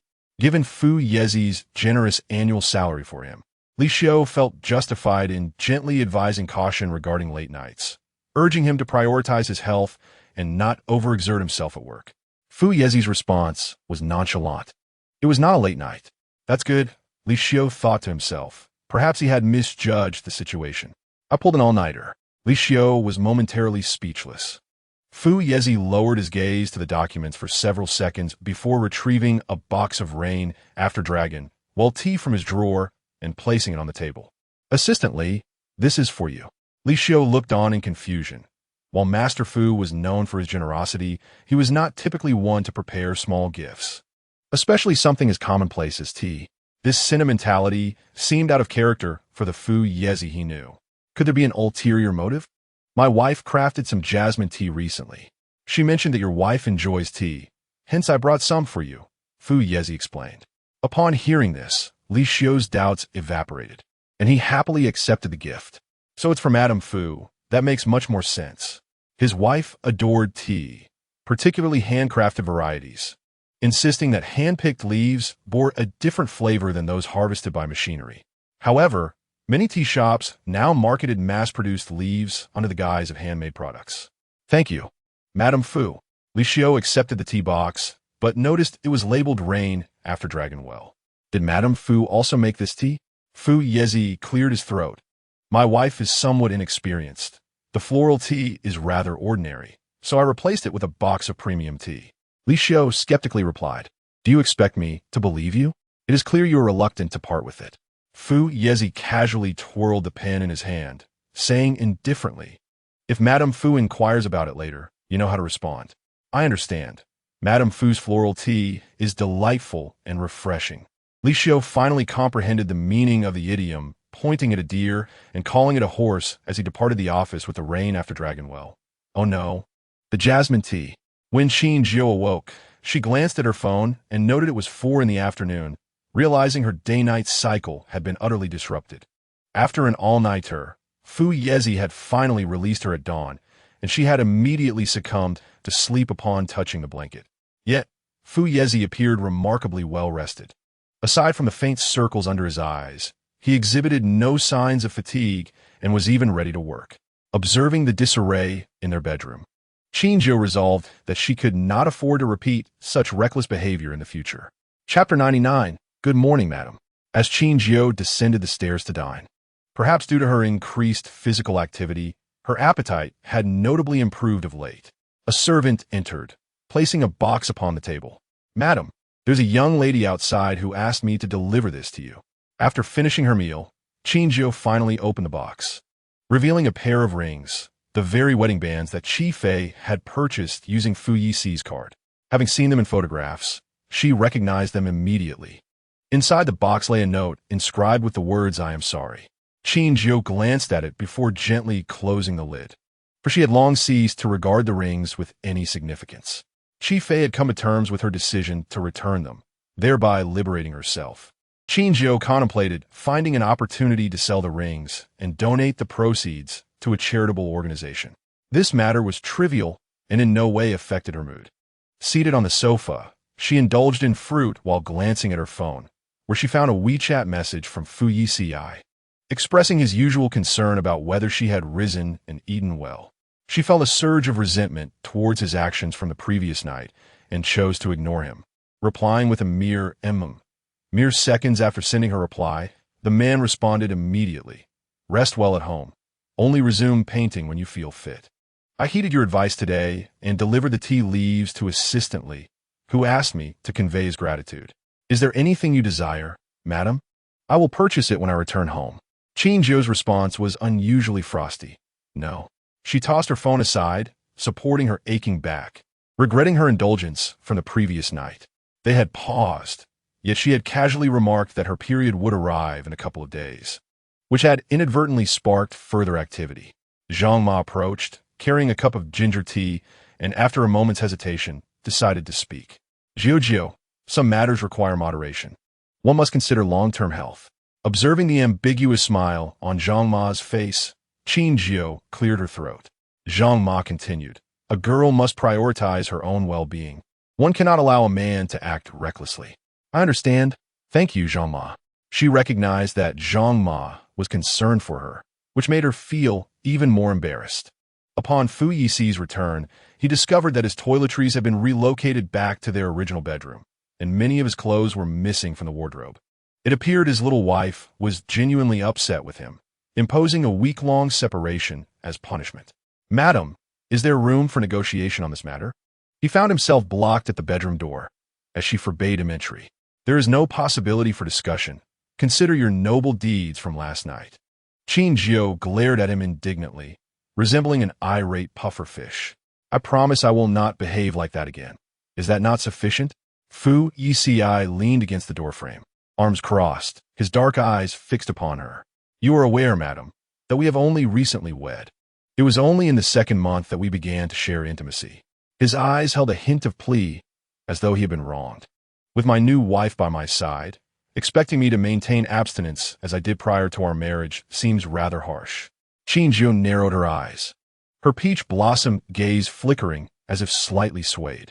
Fu Yeci misinterpreted her softened demeanor, attempting to inch into the bedroom. I was indeed excessive last night. I acknowledge my mistake and have reflected deeply. Surely, you cannot deny me even a chance for redemption. How about I demonstrate my good behavior this evening? As he stepped into the bedroom, he lost his balance and was promptly pushed back out by Qin Jiu. This time, no words will sway me. There is no place for you in this room. Having lived with him for some time, Qin Jiu had gradually come to understand Fu Yeci. This man was adept at feigning vulnerability, and she would not be deceived by his exterior. With a resounding thud, the door was shut, granting Mr. Fu a week-long experience of separation. Without Fu Yeci, Qin Jiu enjoyed particularly sweet slumber over the next 2 nights, feeling utterly relaxed, and her biological clock finally returned to normal. Early one morning, clad in silk pajamas, she descended the stairs, encountering the man who had just returned from a morning jog. Good morning, madam. He greeted her, dressed casually in a black sweatshirt, a hint of a smile gracing his lips. Fu Yeci waved a handful of yellow roses, saying, I noticed the roses blooming in the garden on my way back and picked a few for you to place in your studio, if you don't mind. The freshly cut flowers glistened with dew on their yellow petals. That would be lovely, she replied gently. Fu Yeci approached and lightly kissed her lips. Despite having been banished from the bedroom the previous night, he seemed to possess an endless reserve of affection and gentleness. After breakfast, as Qin Jiu settled on the sofa with a book, she suddenly received a call from Butler Wang. Jiu, can you come to the Second City Hospital? The patient is still in critical condition. Upon hearing Butler Wang's words, her immediate thought was that her grandfather had encountered a serious health crisis requiring hospitalization. What has happened to Grandpa? I will come right away. Her expression grew frantic as she vaguely recalled that in her past life. It was around this time that her grandfather began experiencing health issues, leading to a series of ailments. Despite having evaded those calamities, Qilan had never had the chance to reach her grandfather. Why had it come to this? Jiu, the old gentleman is not in any danger. Do not worry. Butler Wang, fearing her distress, quickly clarified the situation. The one in trouble is Qilan. She made an error during surgery and is pleading with the old gentleman for assistance. Aware of Qilan's character, Qin's grandfather had forbidden her from visiting the ancestral home. Yet he had still helped her in secret on several occasions. The guilt of the past was not easily dismissed. However, this situation was far too dire. Butler Wang was concerned that the old gentleman might still harbor feelings of affection and inadvertently nurture a viper that could harm society. Uncle Wang, I will be there immediately. Qin Jiu hung up and swiftly drove to the hospital, with Butler Wang leading the way. Along the route, he detailed the circumstances surrounding the incident. Without the Qin family support, the hospital staff no longer catered to Qilan's whims. She struggled to cope with the abrupt change in treatment and made frequent mistakes, receiving several reprimands. In this particular surgery, she had forgotten to remove a needle from the patient's abdominal cavity, resulting in significant bleeding. What has happened to the patient? Qin Jiu felt a wave of fear wash over her. Although this matter seemed outwardly unrelated to her, it was a consequence of the butterfly effect triggered by her rebirth. If that patient were to die as a result, would she not be indirectly responsible for altering another's fate?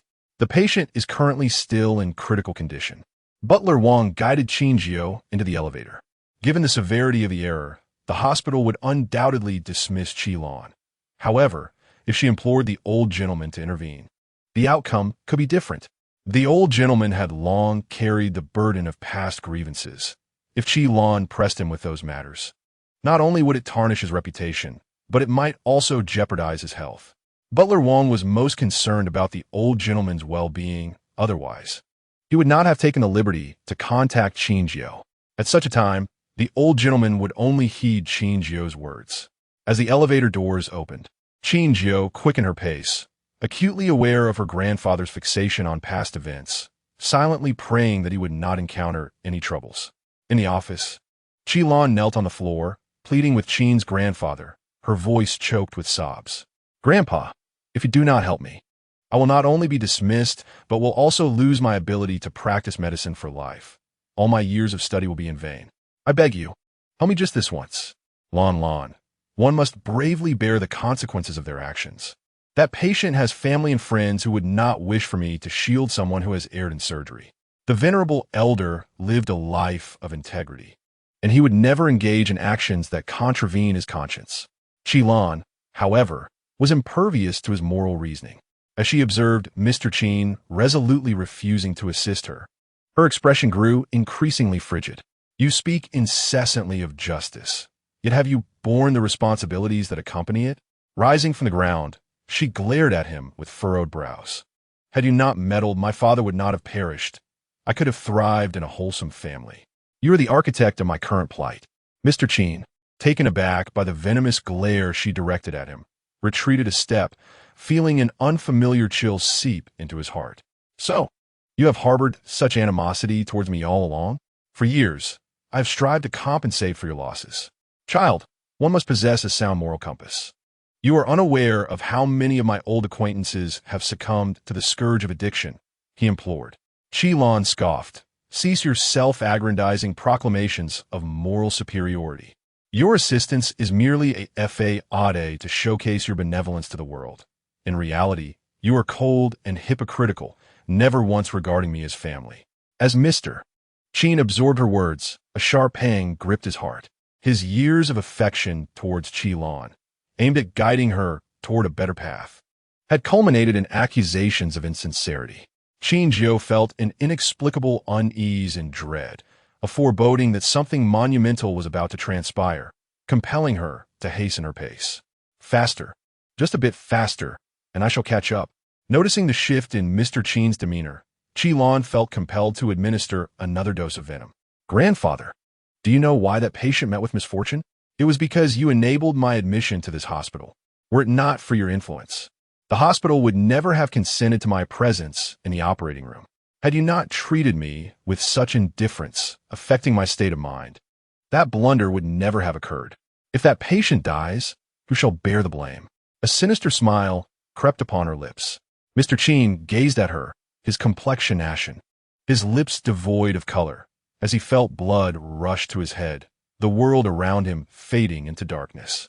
He staggered, nearly collapsing, where he was caught by Qin Jiu and Butler Wang. Yet, the elder remained ensnared in unconsciousness. "Grandfather, please do not frighten me. Look at me."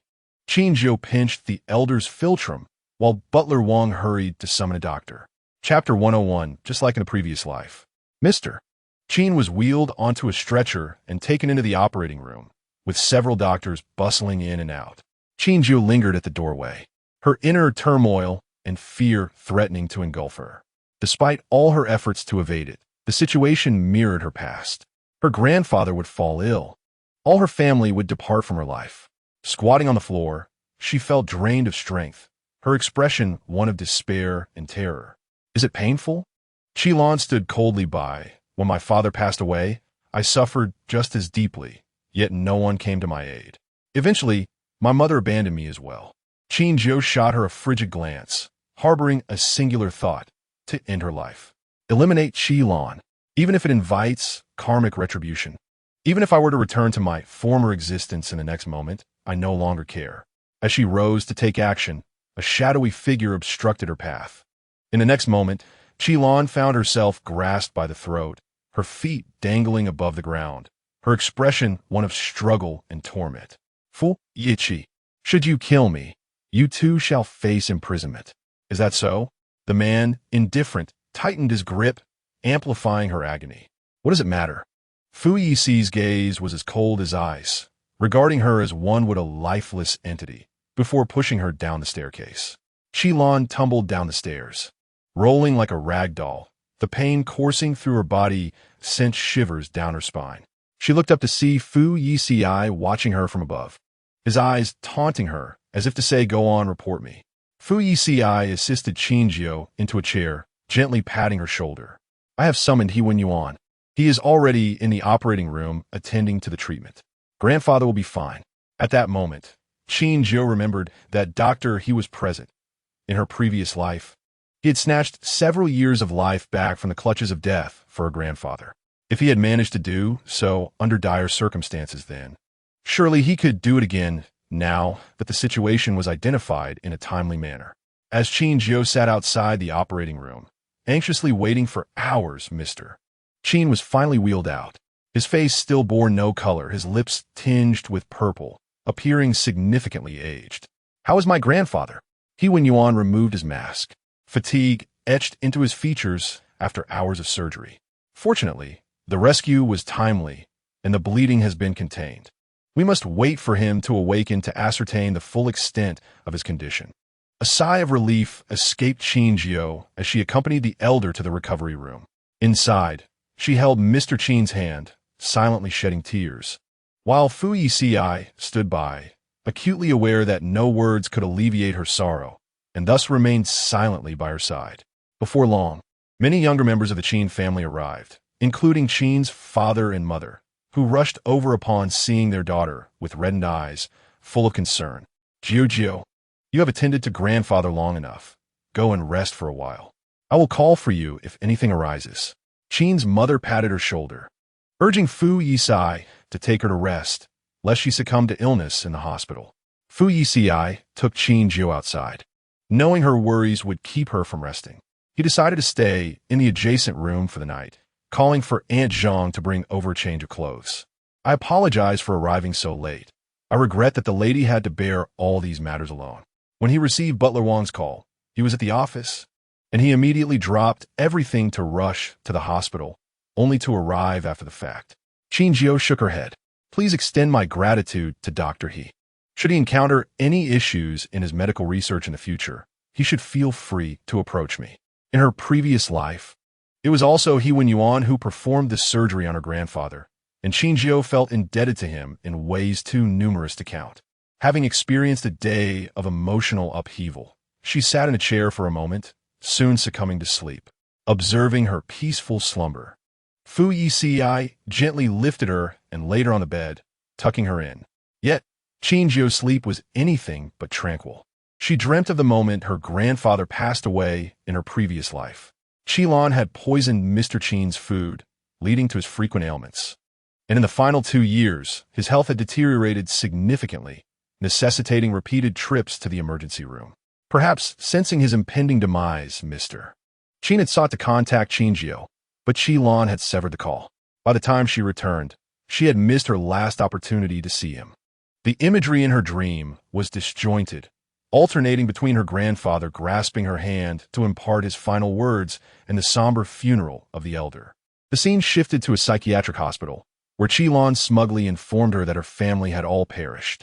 The agony was painfully vivid, blurring the line between dream and reality for Qin Jiu. Perhaps she had not truly been reborn. This was merely a dream before her demise. Grandfather, mother, father. In her sleep, the girl sweated lightly, murmuring the names of her loved ones, her brow furrowing tighter, as if she were ensnared in a nightmare. Fu Yeci gently tapped her cheek, attempting to rouse her from the dream, but she seemed to sink deeper into it. They are all gone. It is all a dream. Qin Jiu found herself ensnared in her own world, abruptly ceasing her struggles. If everything outside was false, why should she awaken? Engaging in self-deception. What was wrong with living in this dream world? At least here, her loved ones existed, and Fu Yeci remained by her side. It is not a dream. Fu Yeci, fearing she might refuse to emerge from her slumber, held her tightly in his embrace. The tribulations of the past are behind us. All your loved ones are by your side. I have always been here. Jiu awakened. Qin Jiu abruptly opened her eyes, gazing at Fu Yeci before her.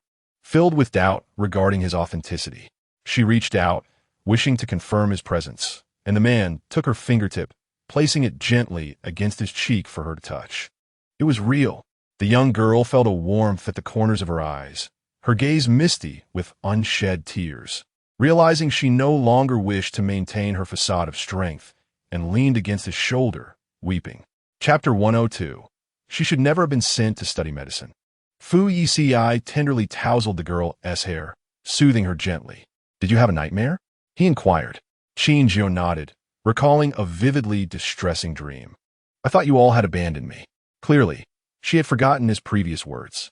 Fu Yeci, not intending to revisit the topic, wiped away the tears clinging to the corners of her eyes with his cool, white fingers. How could I ever abandon my wife? It was merely a dream. Do not be afraid. I shall always be here. As Qin Jiu sat on the bed, regaining her composure, she remembered that it was Fu Yeci's words that had anchored her back to reality. In her dream, she had been profoundly shocked, yet upon awakening, she could not recall what he had said. Never mind, it likely held no significance. They resided in a VIP hospital room, well equipped with a private bathroom. After splashing water on her face at the sink, she felt considerably more alert and began to reflect on the events of the day. What Qilin? Will she truly press charges against you? Qin Jiu felt no remorse for the murderous thoughts she had harbored towards Qilin earlier that day. Had Fu Yeci not acted first, she might have committed an irreparable act, even if it meant imprisonment. Yet, her concern lay in Fu Yeci potentially facing jail time, as she did not wish her troubles to implicate him. She will not die. Fu Yeci's voice turned cold. Someone carried you to the hospital room earlier. I've already had the surveillance footage erased. That is a relief. If Qilin were to perish at Fu Yeci's hands, it would indeed create havoc. Yuan Yuan just called me, he continued. The patient Qilin operated on has been successfully revived. He is not dead, but his family is adamant about suing her. The hospital has already dismissed her. What awaited Qilin were protracted legal battles and mounting debts. At the mere mention of her name, Qin Jiu felt a wave of disdain. She had never deserved to practice medicine, and this outcome was only fitting.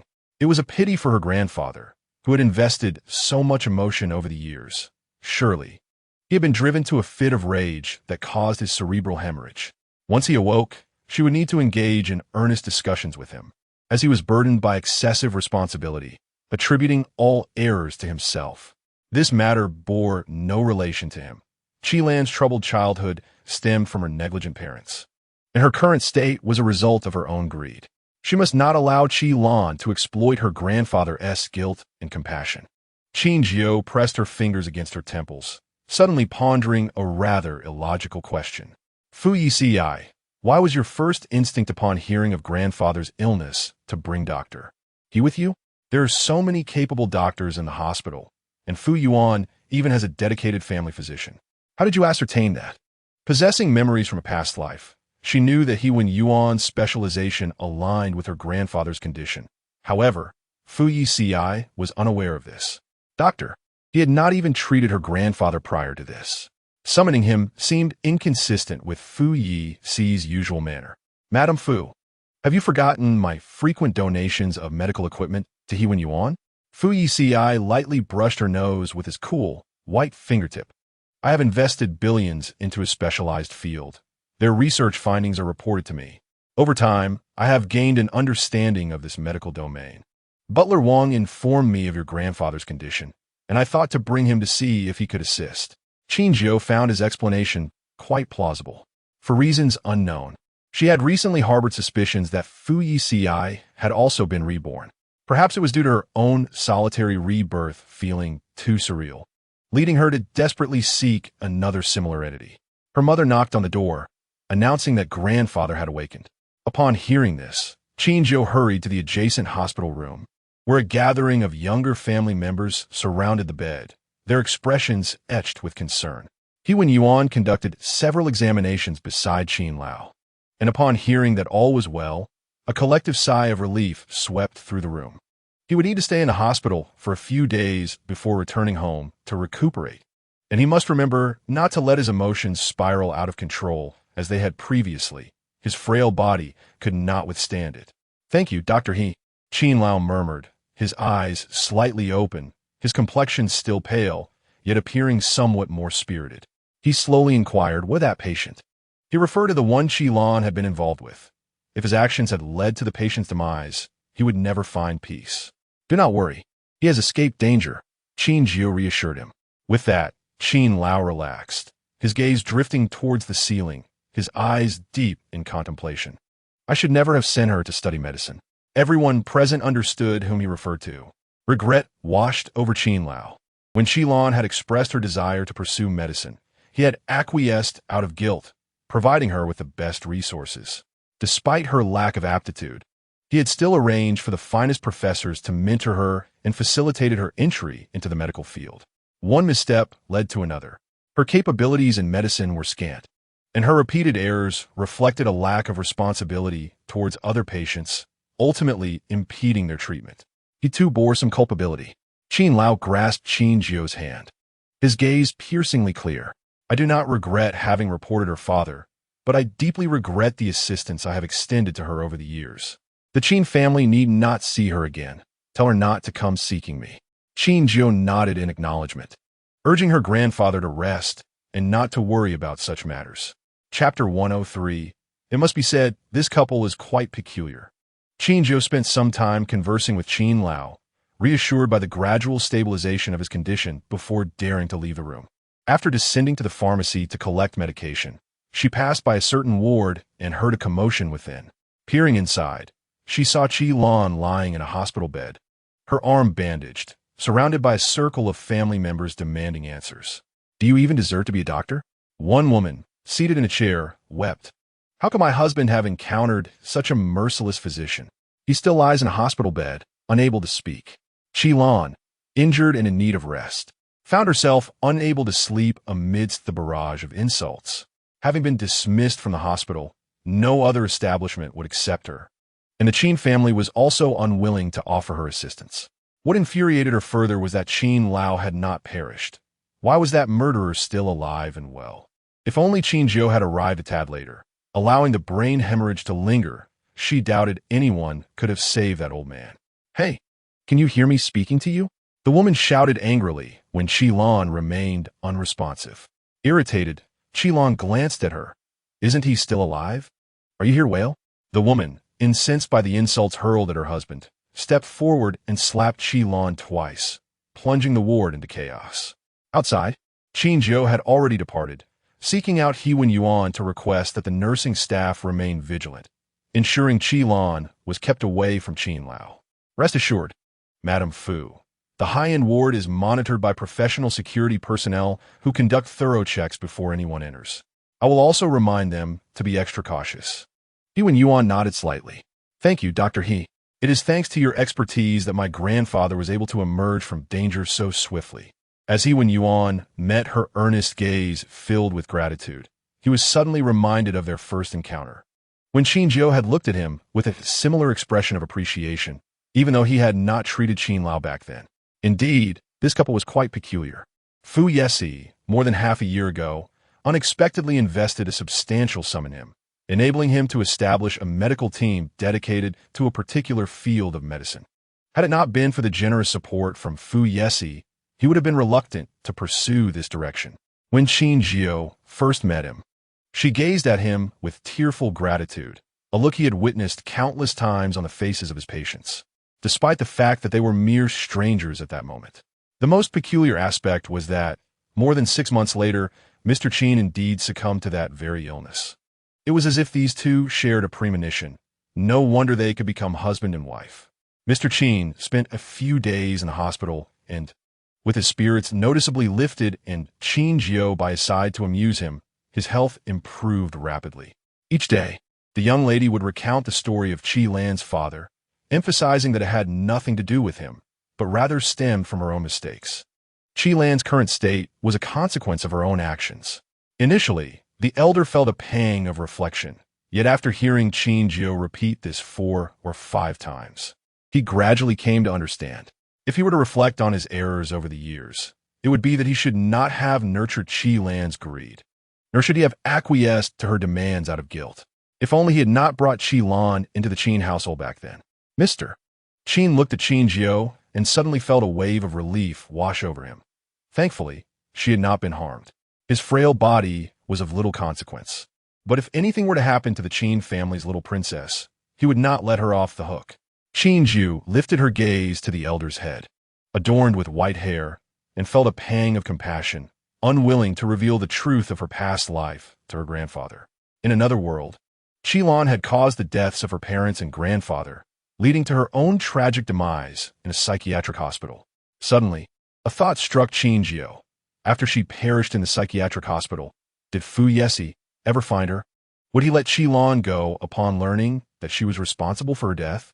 She shook her head, deeming the possibility of Fu Yeci avenging her to be exceedingly slim.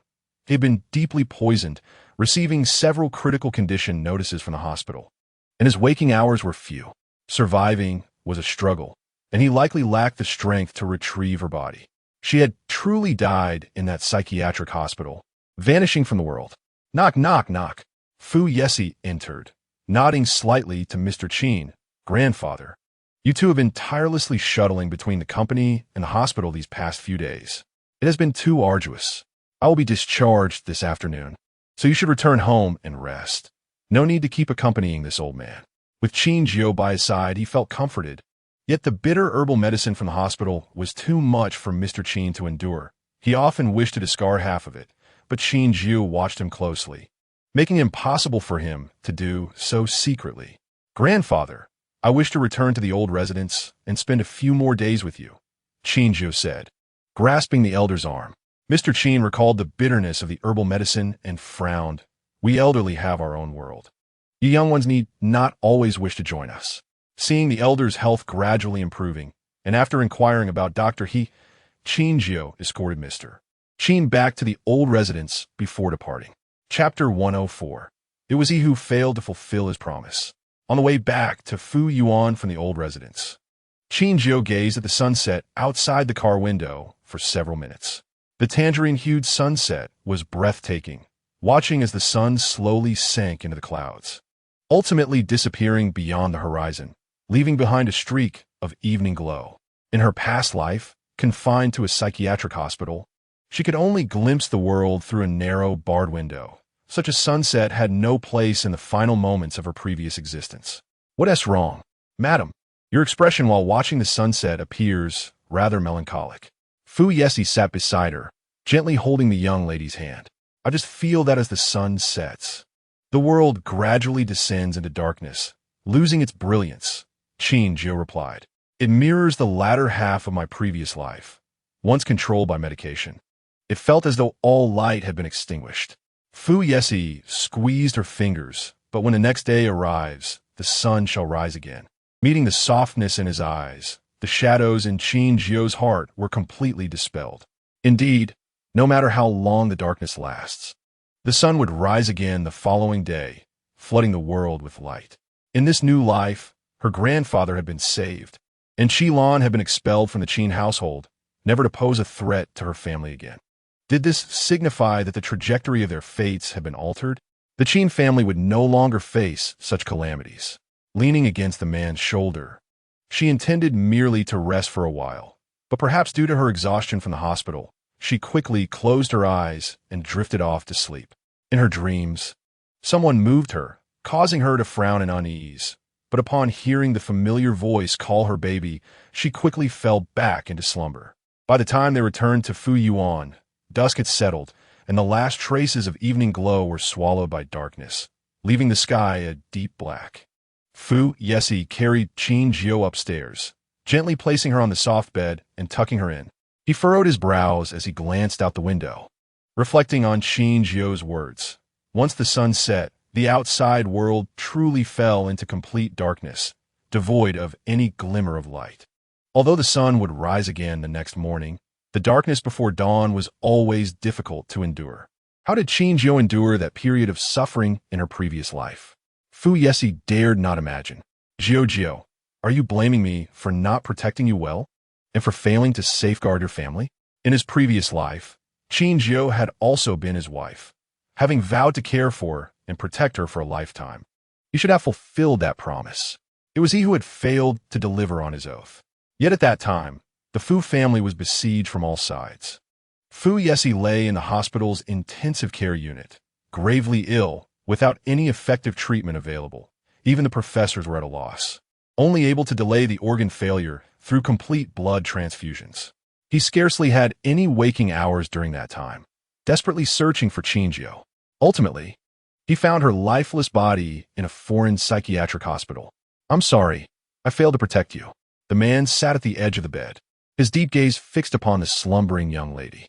That night, Qin Jiu experienced several dreams, memories of her past life flashing before her eyes, from her quarrels with Fu Yeci to the devastation of the Qin family, culminating in her tragic death in the psychiatric hospital. She had thought this dream would conclude, as it usually did, ending with her demise. Yet the scenes continued beyond her death. Her spirit floated above, witnessing everything unfold. Fu Yeci's men found her, bringing her out of the psychiatric hospital and back to their homeland. Fu Yeci, upon seeing her body, struggled to accept the reality. The normally unflappable man, weeping uncontrollably as he held her. Qin Jiu understood this was a dream, yet she could not discern when she would awaken. Seeing Fu Yeci's heart-wrenching expression, she reached out through the air to touch his cheek, urging him not to cry anymore. Her fingers passed through his face. Unable to make contact, Fu Yeci's body had weakened to the extreme, unable to withstand such emotional turmoil. His complexion rapidly paled, and he began to cough up blood. The surrounding doctors and nurses rushed to separate them, but Fu Yeci held her tightly, refusing to let anyone take Qin Jiu away. "I'm so sorry. I have hurt you time and again. You were meant to lead a brilliant life." Tears filled Qin Jiu's eyes. Days later, Fu Yeci personally saw her to her final resting place, choosing a burial site amidst mountains and waters. Qin Jiu remained by his side as a spirit, witnessing him cough up blood in distress and witnessing his frail body unable to awaken. She heard him repeatedly call her name. The scene shifted, and it seemed that a long time had passed in the dream world. Fu Yeci sat in his wheelchair, a hint of dark circles under his eyes, his frail body ravaged by illness, yet his demeanor remained unaltered. At this moment, the man cast a cold glance downwards, observing a man and a woman kneeling before him, his eyes brimming with ferocity and gloom. Qin Jiu watched as the two individuals on the ground writhed in a state of torment. The middle-aged man bore an old scar on his face, someone she did not recognize, but the woman was undoubtedly Qilon. "Master Fu, please spare me. I was coerced into this. The Qin family has treated me with immense kindness. Had it not been for threats, I would never have done such a thing." Qilon pleaded, kneeling and begging for mercy. Witnessing her fearful demeanor ignited a surge of anger within Qin Jiu. Even at such a juncture, she could still feign innocence. Had Qilon possessed even the slightest regard for the Qin family as benefactors, she would not have repaid kindness with malice. Fu Yeci produced a small knife. Swiftly slicing across Qilan's face, the blade's sharp edge piercing her skin, and crimson blood spilled forth. Qilon screamed in agony, clutching her face. Chapter 105. The mistress shall not encounter any misfortune. Fu Yeci, seated in his wheelchair, lowered his gaze upon the suffering woman on the ground, stating, "You shall repay, manifold, the torment my wife endured before her demise." He added ominously, "Do not be hasty. There is much more to come." His gaze radiated a bloodthirsty allure. Turning his attention to the other middle-aged man on the ground, Fu Yeci unhesitatingly plunged the knife into his palm, instantly staining the floor with blood. Qin Jiu, suspended in a state of shock, was horrified by the gruesome scene. The young girl awoke from her nightmare, her eyes fluttering open to her surroundings. This was Fu Garden, the bedroom she shared with Fu Yeci. He gently brushed her forehead and poured her a cup of warm water. Did you have another nightmare? Recalling the previous scene of bloodshed, her shoulders trembled slightly as she looked up at the man before her. Fu Yeci regarded her with gentle concern, his eyes betraying his worry for her. This was a stark contrast to the Fu Yeci in her dream. She accepted the cup, taking a sip of water, gradually extricating herself from the emotions of the dream. Why did she dream such a thing? Was that truly the world after her death? Fu Yeci found her, personally buried her, and avenged her demise. Who was the middle-aged man kneeling alongside Qilin? Was he also an enemy of the Qin family? Yet, she had never seen him before. Qin Jiu massaged her temples, suspecting her deep-seated resentment from her past life had conjured an idyllic ending where Fu Yeci avenged her. Given his frail condition, how could he have mustered the strength to search the world for her? It seemed she had indeed been traumatized by her grandfather's affairs, leading to several consecutive nights of nightmares. Fu Yeci ruffled her hair. I will brew some calming tea. Qin Jiu grasped his hand, her eyes resembling peach blossoms, gently lifting. I do not require calming tea right now. I have a question for you. If you were to suffer health issues because of me enduring daily torment. She attempted to recount the events of her past life, where Fu Yeci had been poisoned while saving her. However, at this moment, she had encountered misfortune and had been harmed. Upon hearing her words, Fu Yici's expression darkened, and he covered her mouth to prevent her from continuing. The mistress shall not encounter any misfortune. You will live a peaceful life in this lifetime. I was merely positing a hypothetical. Fu Yici's gaze grew cold as he leaned down and bit her earlobe. He detested such hypotheticals, having already endured that kind of pain once. He could not bear to lose her again. Qin Jiu felt a slight sting and touched her earlobe, bemused by his playful bite. Gazing into the depths of his somber eyes, she refrained from mentioning those matters again, slipping on her slippers and rising from the bed. Reflecting on the middle-aged man beside Qilin, she could no longer recall his face, only remembering the conspicuous scar on his left cheek. Perhaps this was merely a dream after all. In the afternoon, Qin Jiu received a transfer. The art museum noted below that it was the price for 2 of her works sold, totaling 260,000. Previously, the museum had called to inform her that someone had bid on her pieces. She was astonished they had sold so quickly. 260,000 was not a significant sum for Qin Jiu, as her stores made more than that daily. But the fact that this was money earned through her art filled her with joy. In the world of art, a newcomer must often contend with the challenge of gaining public recognition.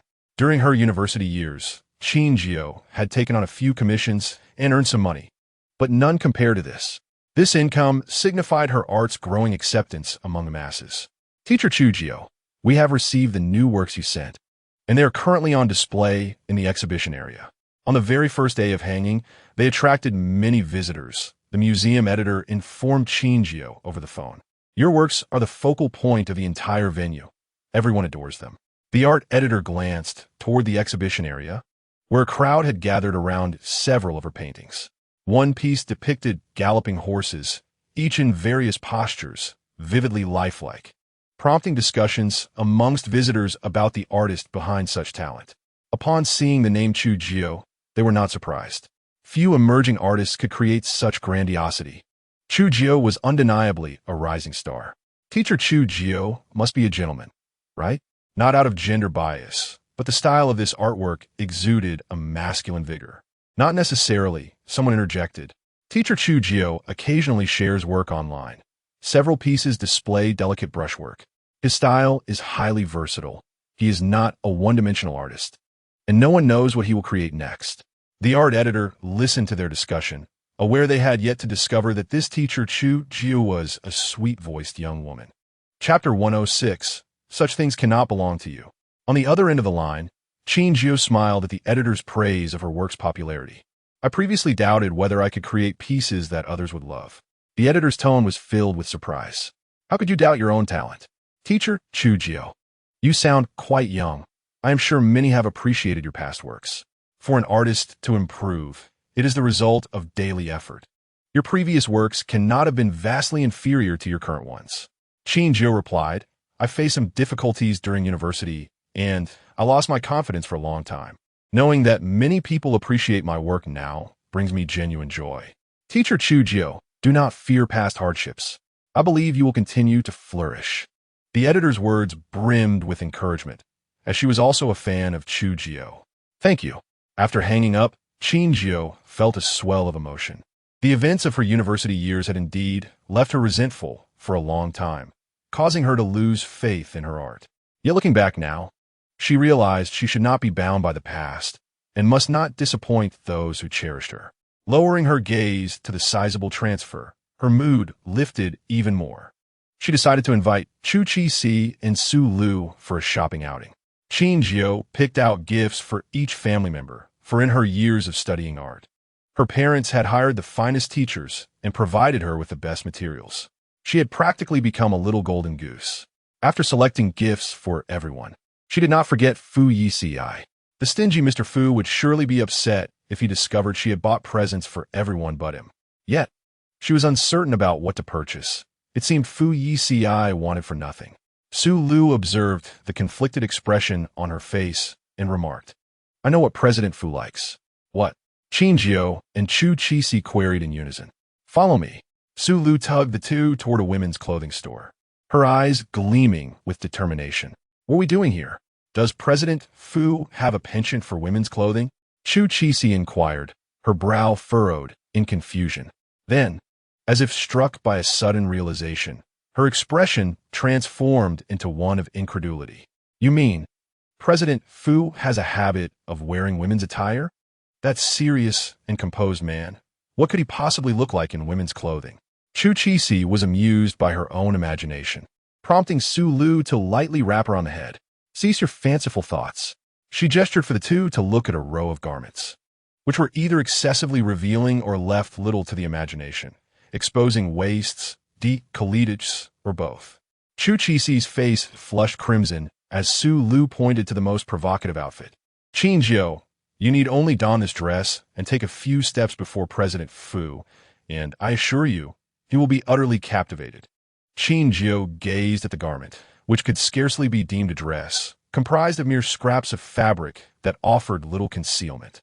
Generally, even in her ordinary sleepwear, President Fu would not let her escape unscathed. She could hardly fathom the consequences of swaying in front of him while clad in this. No, let us purchase something else. Su Lu seized her arm, raising an eyebrow in a manner reminiscent of a roguish charmer. Wear it. After all, you have the figure for it. And then Su Lu received a playful smack. My apologies, my apologies. I shall repent this instant, she exclaimed, rubbing her hand while casting a glance at Qin Jiu. Despite her seemingly gentle demeanor, her strikes were notably painful. The trio ascended to the fourth floor, where Qin Jiu lingered outside a store, intrigued by its tasteful decor. After perusing a few items, she halted before a glass display showcasing a row of fountain pens. She recognized the brand name Aurora inscribed beside the window, an esteemed Italian brand renowned worldwide. It had been her favorite during her high school years. Miss, may I assist you in selecting a model? The attendant, clad in the store's uniform and donning black gloves, approached. Qin Jiu pointed towards several pens, and the attendant carefully retrieved them, placing them on a tray while commencing her introduction. Fu Yeci noted the price tag, 5 figures for a single pen, a tad exorbitant. However, given that the nib was crafted from 18K gold and the cap from pure silver, the price was arguably justified. Qin Jiu simulated a signing motion with one of the pens, finding it reasonably comfortable to hold, considering President Fu's daily barrage of paperwork requiring his signature. Gifting him a high-quality pen seemed most appropriate. Surveying the other pens in the display, she was uncertain which color to choose. May I take a photograph? I wish to consult with my husband regarding his preference. Upon receiving the attendant's consent, Qin Jiu snapped a picture to send to him. Qin Jiu, why bother? No matter how many pictures you take, these items cannot possibly belong to you, a woman standing nearby scoffed. Turning her gaze, Qin Jiu recognized Meng Lu, elegantly attired in a red gown and clutching a black leather handbag, exuding an air of sophistication. Chapter 107. The human heart is the most unfathomable thing in the world. Meng Lu appeared particularly resplendent today, her vibrant lipstick accentuating her words. She glanced disdainfully at the row of pens in the display. Although she did not recognize the Aurora brand, she understood that such a store only housed luxury items. Qin Jiu, one should only frequent places befitting their status. Frequenting these shops may lead one to lose their sense of self, deluding themselves into thinking they can afford such luxuries. Qin Jiu chose to ignore her, regarding her as invisible, and glanced down at her phone. President Fu had yet to respond. He was likely in a meeting or otherwise preoccupied. She could make this minor decision on her own. "Hello, may I see a few of the pens?" she asked the attendant in a gentle tone. The attendant nodded and began to retrieve more pens when Meng Lu interjected, her tone sharp. "In a luxury store like this, anyone can come in and try items. But what about the genuine customers wanting to make a purchase?" Her words implied that Qin Jiu was someone who would never buy anything here. The attendant, trained to remain unfazed, recognized that the polite and courteous lady before him was a genuine customer, while the one who entered with a condescending attitude was merely there to belittle. After presenting the pens to Qin Jiu, he turned to Meng Lu. "Miss, do you have a particular pen you fancy? I can retrieve it for you to try." Meng Lu glanced at the price tags, her brow furrowing. Who would spend 5 figures on a pen when they could buy a handbag instead? Qin Jiu has fallen so low as to teach art to a bunch of unruly children. How could she possibly have the funds for this? Surely, she only intends to take a picture to flaunt her wealth on social media. Huh, I see right through her. "No, thank you. I don't see anything I like," Meng Lu replied, fearing that if the pen were truly presented, it would embarrass her in front of Qin Jiu if she chose not to purchase it. "You have nothing of worth here. I am unlike those vain pretenders." Meng Lu sneered at Qin Jiu before turning to leave. Su Lu and Chu Qixi returned from their shopping excursion just as Meng Lu was departing. Noticing her haughty demeanor, Chu Qixi's expression soured. Has she been bullying Qin Jiu again? "You overestimate her," Su Lu scoffed. "She bounces around like a monkey. I treat her as though she were air." Qin Jiu is impervious to her influence. Aside from the time in college when Meng Lu schemed against Qin Jiu, Su Lu had never witnessed anyone bully her friend. That incident occurred because Qin Jiu had placed too much trust in her. Meng Lu's petty schemes were no longer worthy of concern. Su Lu and Chu Qixi approached Qin Jiu. "Have you decided which pen to buy?" "Yes." Qin Jiu pointed to one pen. "This one is too heavy. It doesn't feel comfortable for writing. Please wrap up the others for me." After all, President Fu often needed to sign documents, so purchasing several pens for rotation would be prudent. "Very well." Su Lu and Chu Qixi exchanged glances, marveling at their sister's affluence. Among the three, Su Lu had her spending capped by her father, while Chu Qixi had several older brothers with no hope of inheriting the family business, receiving only a modest allowance each month. Qin Jiu was the wealthiest of them all, and as time passed, her fortune only seemed to grow. President Fu had surrendered his black card, and soon, Qin Jiu might become a billionaire. Qin Jiu handed 2 small boxes to her friends.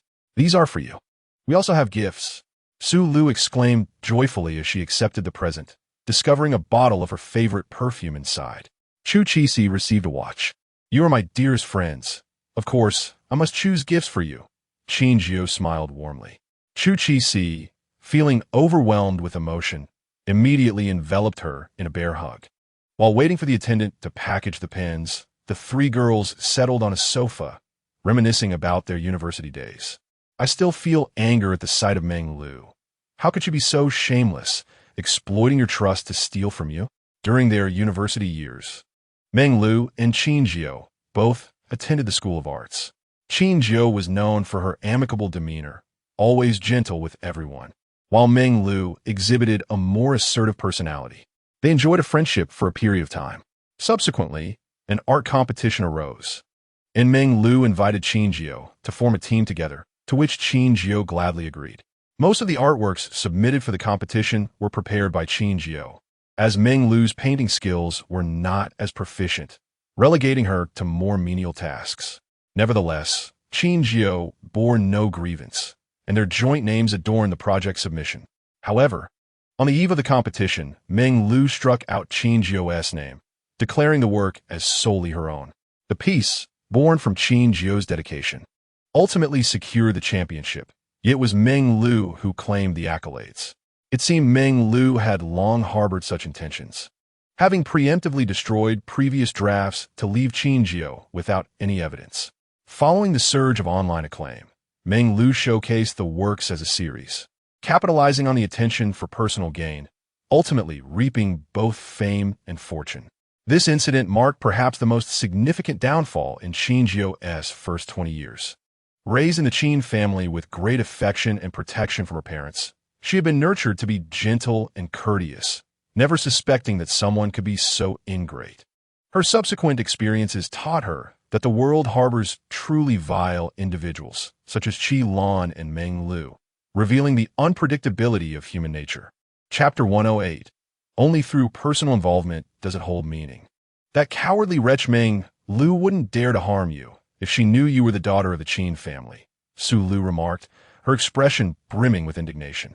Qin Jiu's identity was meticulously concealed within the elite circles of High City. Outsiders were merely aware of a cherished daughter of the Qin family, protected and adored, with only a select few acquaintances privy to her appearance or name. Moreover, since Qin Jiu attended university in Jing City, where art students often hailed from affluent backgrounds, her peers perceived her as merely the daughter of a small corporate executive due to her refined attire and modest demeanor. If Meng Lu had known Qin Jiu's true identity, she would never have dared to bully her, for the Meng family's small enterprise could easily be obliterated by the Qin family with a mere flick of the wrist. If others were to discover my identity, I fear I would no longer be able to stand before you all, Qin Jiu mused, biting her lip gently. Su Lu and Chu Qi exchanged glances, recalling the enmity the Qin family faced, having once resorted to kidnapping. They pondered what reckless actions they might undertake upon learning of Qin Jiu's whereabouts. Let us not dwell on that. It is all in the past. We can simply regard Meng Lu as inconsequential and move on, Su Lu said, eliciting a laugh from Qin Jiu, who quickly dismissed the unpleasantness. Upon exiting the shopping center, while en route home, Qin Jiu received a call from Fu Yeci. Hello, I was in a meeting and didn't check my phone. He spoke with a hint of regret, realizing that Qin Jiu had been eager to choose a gift for him after receiving her remuneration. Yet he had not responded in a timely manner. Have you selected a pen, my dear? I particularly favor the gray one, though the other colors are also delightful. I will be pleased with any choice you make. I did not purchase it for you. Qin Jiu teased him deliberately, her tone somewhat frosty. I have just exited the mall and do not wish to return for your pen. Fu Yeci responded with a disheartened his voice laden with disappointment. What if I bring you a gift after work? Do you fancy the little cakes from East Street? Upon hearing his words, Qin Jiu felt a twinge of guilt. She had mentioned not buying him a pen, yet this man still intended to bring her cakes. East Street is not on the way. There is no need to bring me cakes, she replied, pausing before adding, and I was joking about not buying you a pen. I selected several, including the gray one. Thank you, my dear, he replied, his tone brightening with evident delight. This man was truly easy to please. At 5:45 p.m., Fu Yeci descended the elevator, preparing to leave work early. Li Xiu approached him with documents in hand, coincidentally witnessing his departure. Mr. Fu, it's not yet time to leave.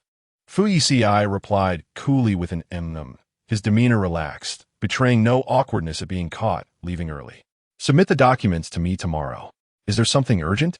Since his marriage, Fu Yeci had consistently left promptly at 6, making such early departures rare. Yes, he replied as the elevator doors opened slowly.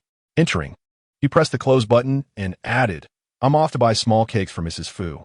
Upon returning home, Fu Yeci changed his shoes at the entrance, holding a pink box containing a small cake.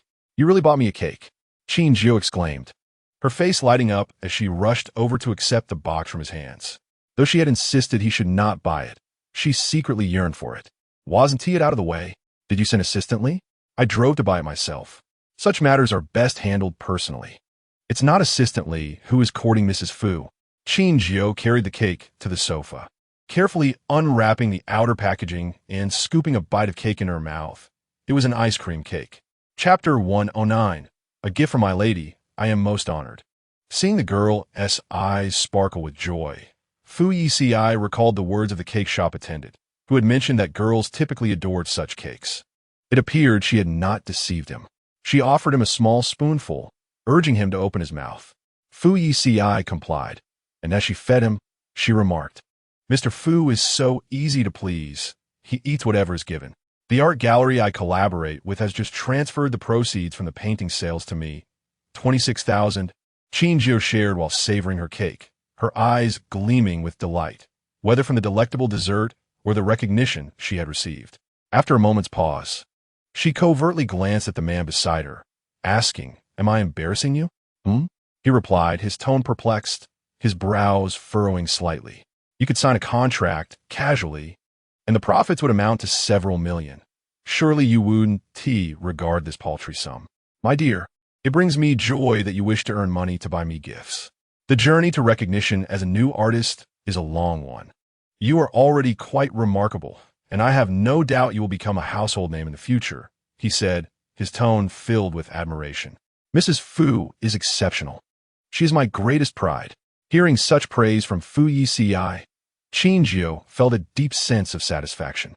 She recalled her initial aspirations when she began studying art. "I, Qin Jiu, shall surely become a great artist." Witnessing her dreams gradually materialize, with her works garnering admiration from an increasing number of people, brought her immense happiness.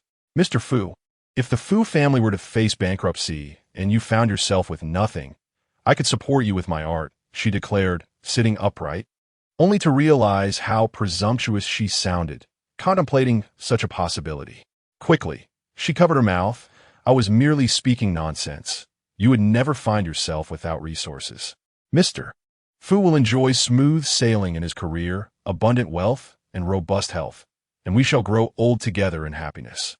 Fu Yeci found her little gesture endearing, as everything else paled in comparison to his ultimate goal of growing old with Mrs. Fu.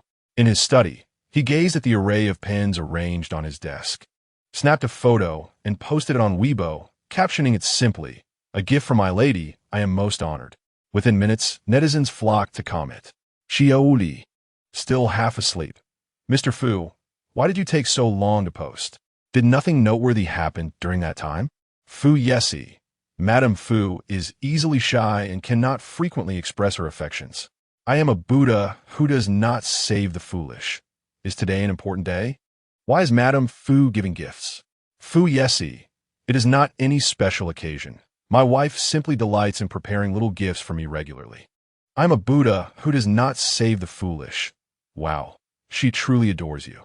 Fu Yeci, "It is I who absolutely adores her." Before long, the topic of President Fu's overwhelming love for Madame Fu ascended to the trending searches on Weibo, garnering over 100 million views in no time. Netizens were eager to indulge in gossip. Amidst the tumult of affluent family rivalries, they initially presumed that matters involving entrepreneurial families were solely driven by self-interest, unaware of the chaos that lay beneath. Yet, to their surprise, the relationship between Mr. Fu and Madame Fu was simply one of uncomplicated happiness. Fu Yeci continued to respond to various inquiries from netizens, while Qin Jiu scrolled through Weibo, having grown accustomed to the spectacle. This man appeared utterly indifferent to how he was perceived by the public. Despite others branding him as ruthless and a living embodiment of retribution, he offered no explanations. Yet he was profoundly concerned about the portrayal of their marriage, resolutely refusing to allow anyone to suggest discord between them. Meng Lu returned home from shopping, a Chanel bag swinging in her hand, containing a new dress that cost a five-figure sum. The Meng family owned a modest company that afforded her the luxury of such indulgences, albeit limited to everyday wear. Should her father discover that she had spent tens of thousands on a single pen, he would surely reprimand her for her extravagance. Nevertheless, she scoffed, considering herself far better off than those customers who photographed lavish items yet could not afford them.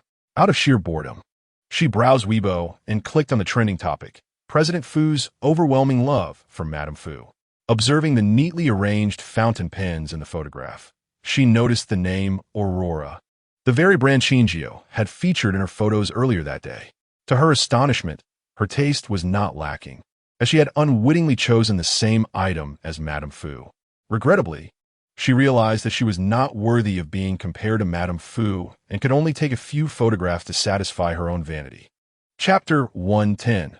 The Abandoned One by the Qin Family. In a CAF, Qin Jiu was savoring a new coffee concoction crafted by the shop's manager. As the girl took her first sip, the manager, standing nearby, felt a pang of anxiety. How was it? Delicious. A faint smile graced her lips. She could now recommend it to customers. The manager felt reassured by her approving gaze. Officially, he was the manager of the CAF, but in truth, Qin Jiu was the owner behind the scenes. This young female proprietor was generous, granting him a 30% stake in the establishment. Consequently, he became increasingly motivated. Diligently researching customer preferences, and the CAF flourished, his wallet growing ever fatter. As the manager retreated to the back, Qin Jiu sat at a table, gently swirling a small spoon, dispersing the intricate latte art. Qin Jiu. The girl's attention was drawn, and she met Qilan's gaze. Qilan took a seat before her, grasping the girl's wrist. Help me, for the sake of our past friendship. The Qin family must rescue me one last time. After enduring the relentless attacks from the families of patients, Qilan had long since lost her previous arrogance. She had been dismissed from the hospital, with substantial compensation looming over her. The Qin family had reclaimed the house and car they had once gifted her, and Elder Qin refused to see her. If she could not devise a solution, the aggrieved families would not let her off the hook. Qilan found herself at a loss. She knew this AF was Qin Jiu's domain and could only come here daily in hopes of encountering her. I was foolish before. My father's death made me extreme, but I now realize my mistake. I should not have harmed grandfather. Qilan's eyes were red, filled with desperation. After enduring so much scorn, she finally comprehended the protection the Qin family had previously afforded her. Qin Jiu gazed at Qilan, whose tear-streaked face resembled that of a weeping pear blossom. Withdrawing her hand, what you truly regret? Is it the harm you inflicted upon grandfather or the consequences of losing the Qin family's protection, unable to accept your utter destitution? In her past life, no one had discerned her hypocrisy. The Qin family had publicly claimed her as their adopted daughter to afford her a respectable identity, only to ultimately provide her with the opportunity to inflict severe damage upon them. The CAF will not serve you.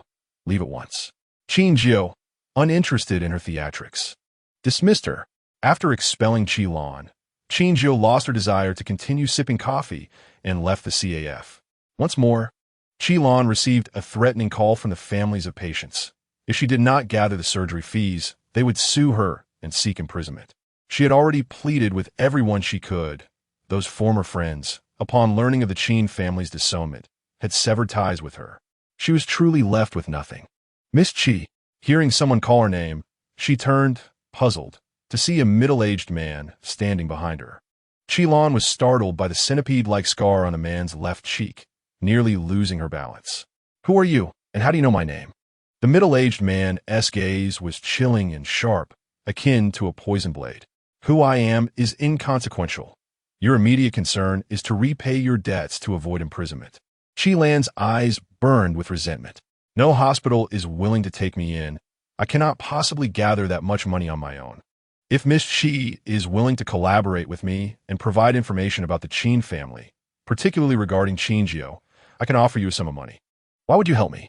Qilan understood that there was no such thing as a free lunch in this world, and this man, with his predatory demeanor and piercing gaze, did not seem like a benevolent figure. Because, like Miss Qi, I too am someone abandoned by the Qin family. The middle-aged man's focus remained fixed on her, his scar evoking terror. On the weekend, Fu Yeci purchased 2 tickets to an amusement park, hoping to take Qin Jiu for a day of fun, knowing that girls often enjoyed such places. Just as he mentioned this plan, Qin Jiu turned to him, offering an awkward smile. Perhaps another time. Sister Wenyan has invited me to the air show today. The man narrowed his elongated eyes, fixing his gaze upon her. So, my lady is choosing to accompany Miss Wenyan to the exhibition and leaving me aside? Qin Jiu pressed her lips together, feeling as though she were being portrayed as a neglectful wife. But Sister Wenyan and I had prior arrangements. You, Mr. Fu, are the most magnanimous and certainly wouldn't mind. Would you? I do mind. Fu Yeci, seated on the sofa, set his teacup aside, unable to even sip his tea. Jiu, you have neglected me for an entire week. As Qin Jiu listened to his words, she reflected on her week, realizing she had devoted much of her energy to studying painting. Encouraged by newfound inspiration, her creative fervor had surged, resulting in several late nights spent in the studio, often emerging around 11 or midnight. Fu Yeci understood her passion and had never interrupted her. Yet now, with the weekend upon them, she chose to spend it with someone else. After contemplating, Qin Jiu felt a twinge of guilt for not considering his feelings. Chapter 111. It is you who deserves it. Fu Yeci reclined in the armchair, his brow furrowed. If my lady wishes to go, then go. Do not concern yourself with my feelings. Regardless of your actions, I shall continue to cherish you. He sighed. In my heart, you hold the utmost priority, yet I cannot demand the same from you. In the dead of night, Qin Jiu awoke and slapped herself twice, berating her own folly. Fu Yeci shook his head, seemingly accustomed to her errant behavior. Miss Wenyan is your friend. She must be more important than I. I shall remain at home. Before he could finish, Qin Jiu leaned in and kissed him, silencing his words. Though she recognized that this man was skilled in the art of tea and was likely feigning vulnerability, hearing such sentiments stirred a sense of guilt within her. You're the most important person to me. I care about your feelings. With that, the young girl placed 2 gentle kisses upon his lips. Fu Yeci was delighted by her affectionate kisses. His little wife rarely took the initiative, even during intimate moments when she would merely comply with his lead in kissing, seldom initiating affection herself. He embraced the young girl, his rough fingertips gently caressing her waist. Have the driver take you home and return early tonight to keep me company. All right, my dearest Mr. Fu, she replied, planting another sweet kiss on him. Outside the aerospace exhibition hall, she spotted Wenyan. Sister Wen, Qin Jiu called out as she approached, having not seen her for nearly half a month. She glanced down at Wenyan's abdomen, noticing that her pregnancy had yet to show significantly. It was only if one observed closely, like her hand resting on her waist, that one could discern her condition. A gentle smile graced Wenyan's face, her eyes warm and inviting, reminiscent of a soft, sunny day. She took Qin Jiu's hand to lead her forward, as she was quite familiar with the venue and needed no guidance. Standing beside her, Qin Jiu overheard the staff addressing Wenyan as Professor Wen, recalling that she was a senior in the engineering sciences, specializing in aircraft manufacturing. Beyond being the daughter of the Wen family and the wife of a prominent businessman, she held the esteemed title of a research professor in aerospace engineering. What's wrong? Wenyan noticed the sparkles of admiration in the young girl's eyes. You are so impressive, Qin Jiu exclaimed, admiring every woman who shone in her field. Wenyan playfully pinched her nose. But you are equally remarkable, my dear. You were the champion of the national art competition back in the day. That accolade belongs to you. Qin Jiu paused, lifting her gaze to meet Wenyan's. You know about that?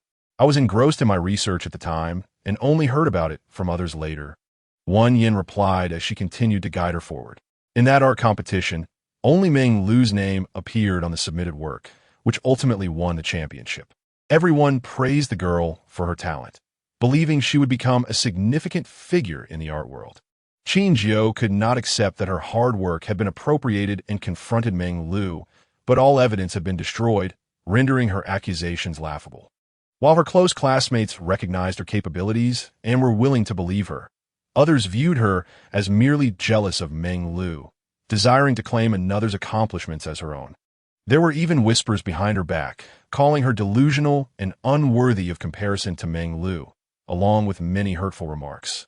Suddenly, Qin Jiu felt uncertain. She wondered how Wenyan would perceive her. Public opinion and evidence seemed to favor Meng Lu, making her appear envious of others. It was truly infuriating to have your hard work stolen. You must have felt devastated. Wenyan empathized, perhaps having encountered similar trials herself, feeling a deep compassion for the young girl. Do you believe that the winning piece was created by me? Qin Jiu asked earnestly. Of course, Wenyan replied with unwavering conviction.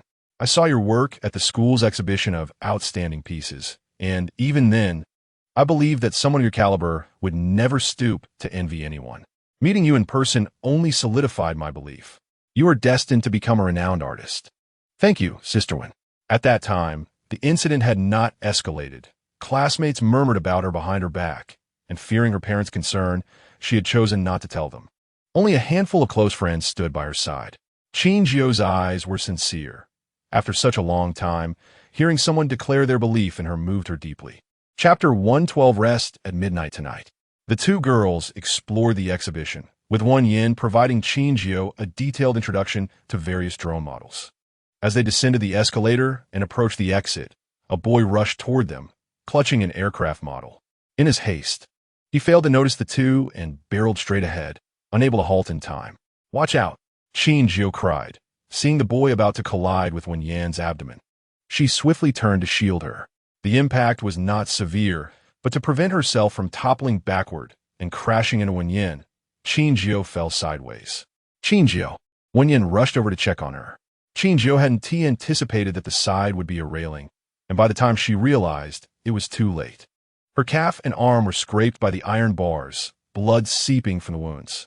She winced in pain, yet felt a surge of relief that it wasn't Wan Yin or her unborn child who had been hurt. After helping Qin Jiu to her feet, Wan Yin turned to the boy holding the aircraft model, her usually gentle demeanor turning stern. "You shouldn't run in the exhibition hall. Look what you've done to this sister." The boy's parents quickly approached to apologize, admitting fault and offering compensation. Seeing their sincere attitude, Qin Jiu chose not to pursue the matter further as the staff led her backstage to tend to her injuries. "You silly girl. Why did you jump in front of me? I'm not that fragile," Wan Yin scolded gently, noticing the abrasions on Qin Jiu's leg.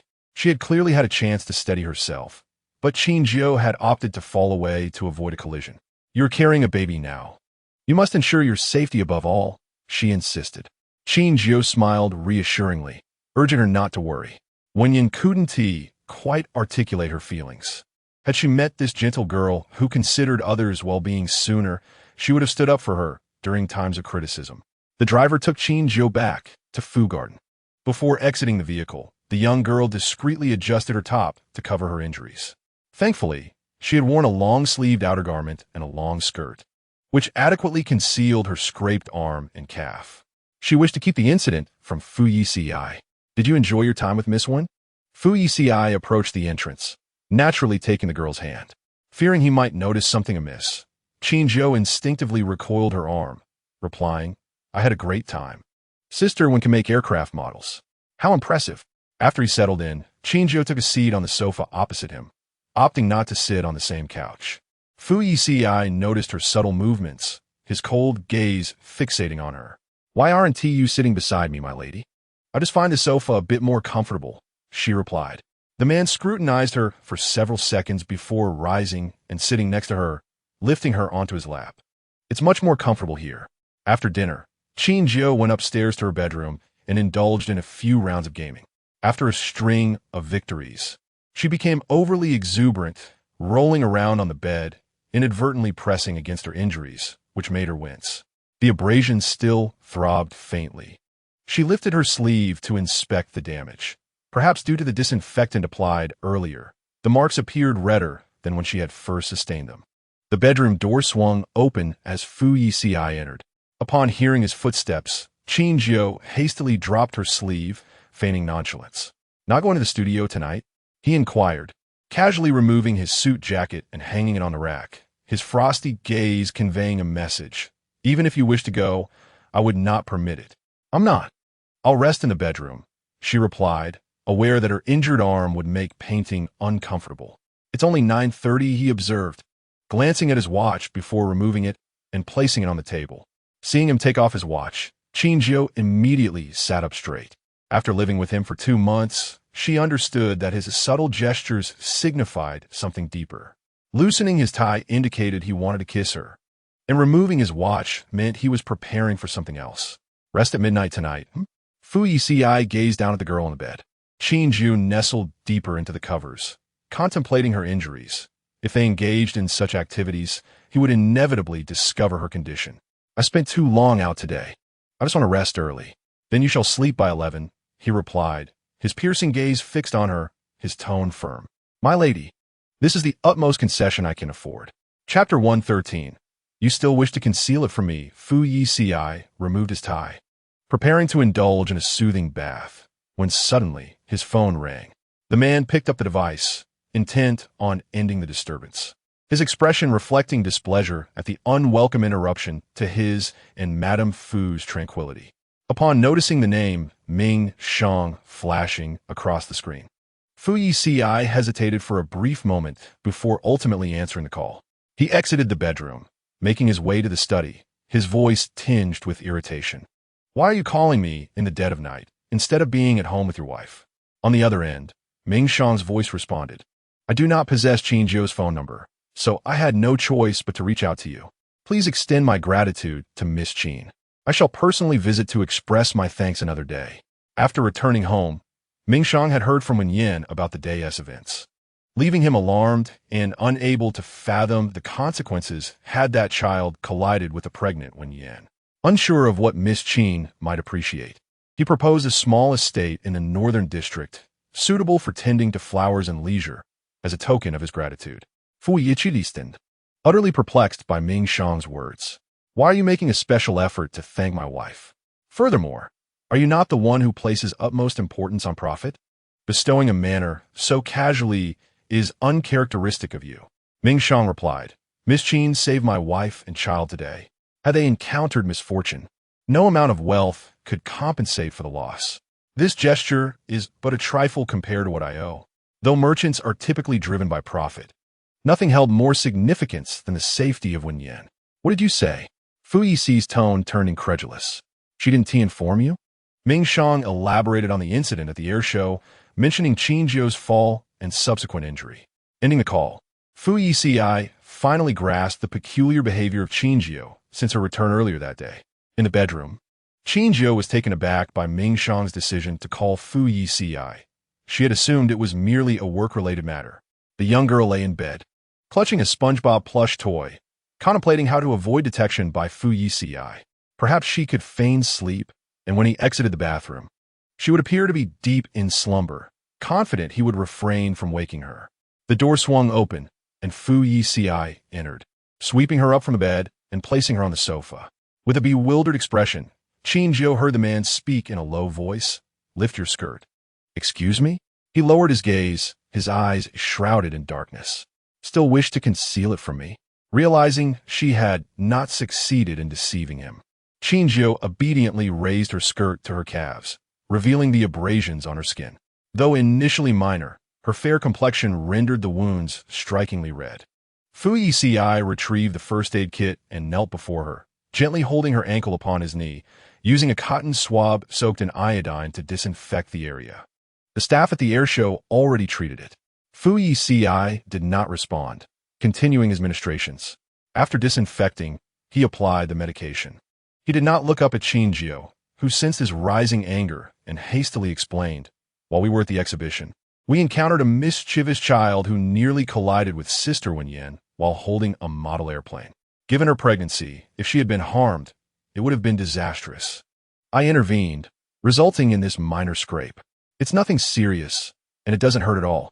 Just as she finished speaking, the cotton swab inadvertently grazed the bleeding wound, causing her to gasp in pain. Fu Yici's expression remained impassive, though his touch softened as he completed the application of the ointment. Once finished, he lifted Qin Jiu back to the bed, remaining silent throughout the ordeal. The silence in the room was suffocating. Qin Jiu gently grasped the fabric of Fu Yici's shirt, murmuring, I was wrong, wasn't I? Her voice was soft, attempting to coax sympathy from him. Fu Yeci brushed her fingers away, his gaze icy. You were injured. Why did you not inform me? While he was not angered by her act of protection towards Wen Yan, he was infuriated by her choice to conceal the incident from him. His brows furrowed, his mood clearly sour. Nevertheless, he lowered his voice to avoid alarming her. Madam, please rest well.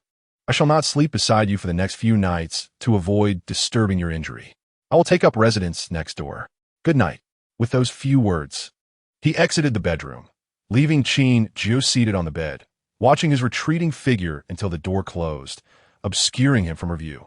Her head drooped, lips pressed together, her hair cascading like seaweed over her shoulders, resembling a dejected little kitten.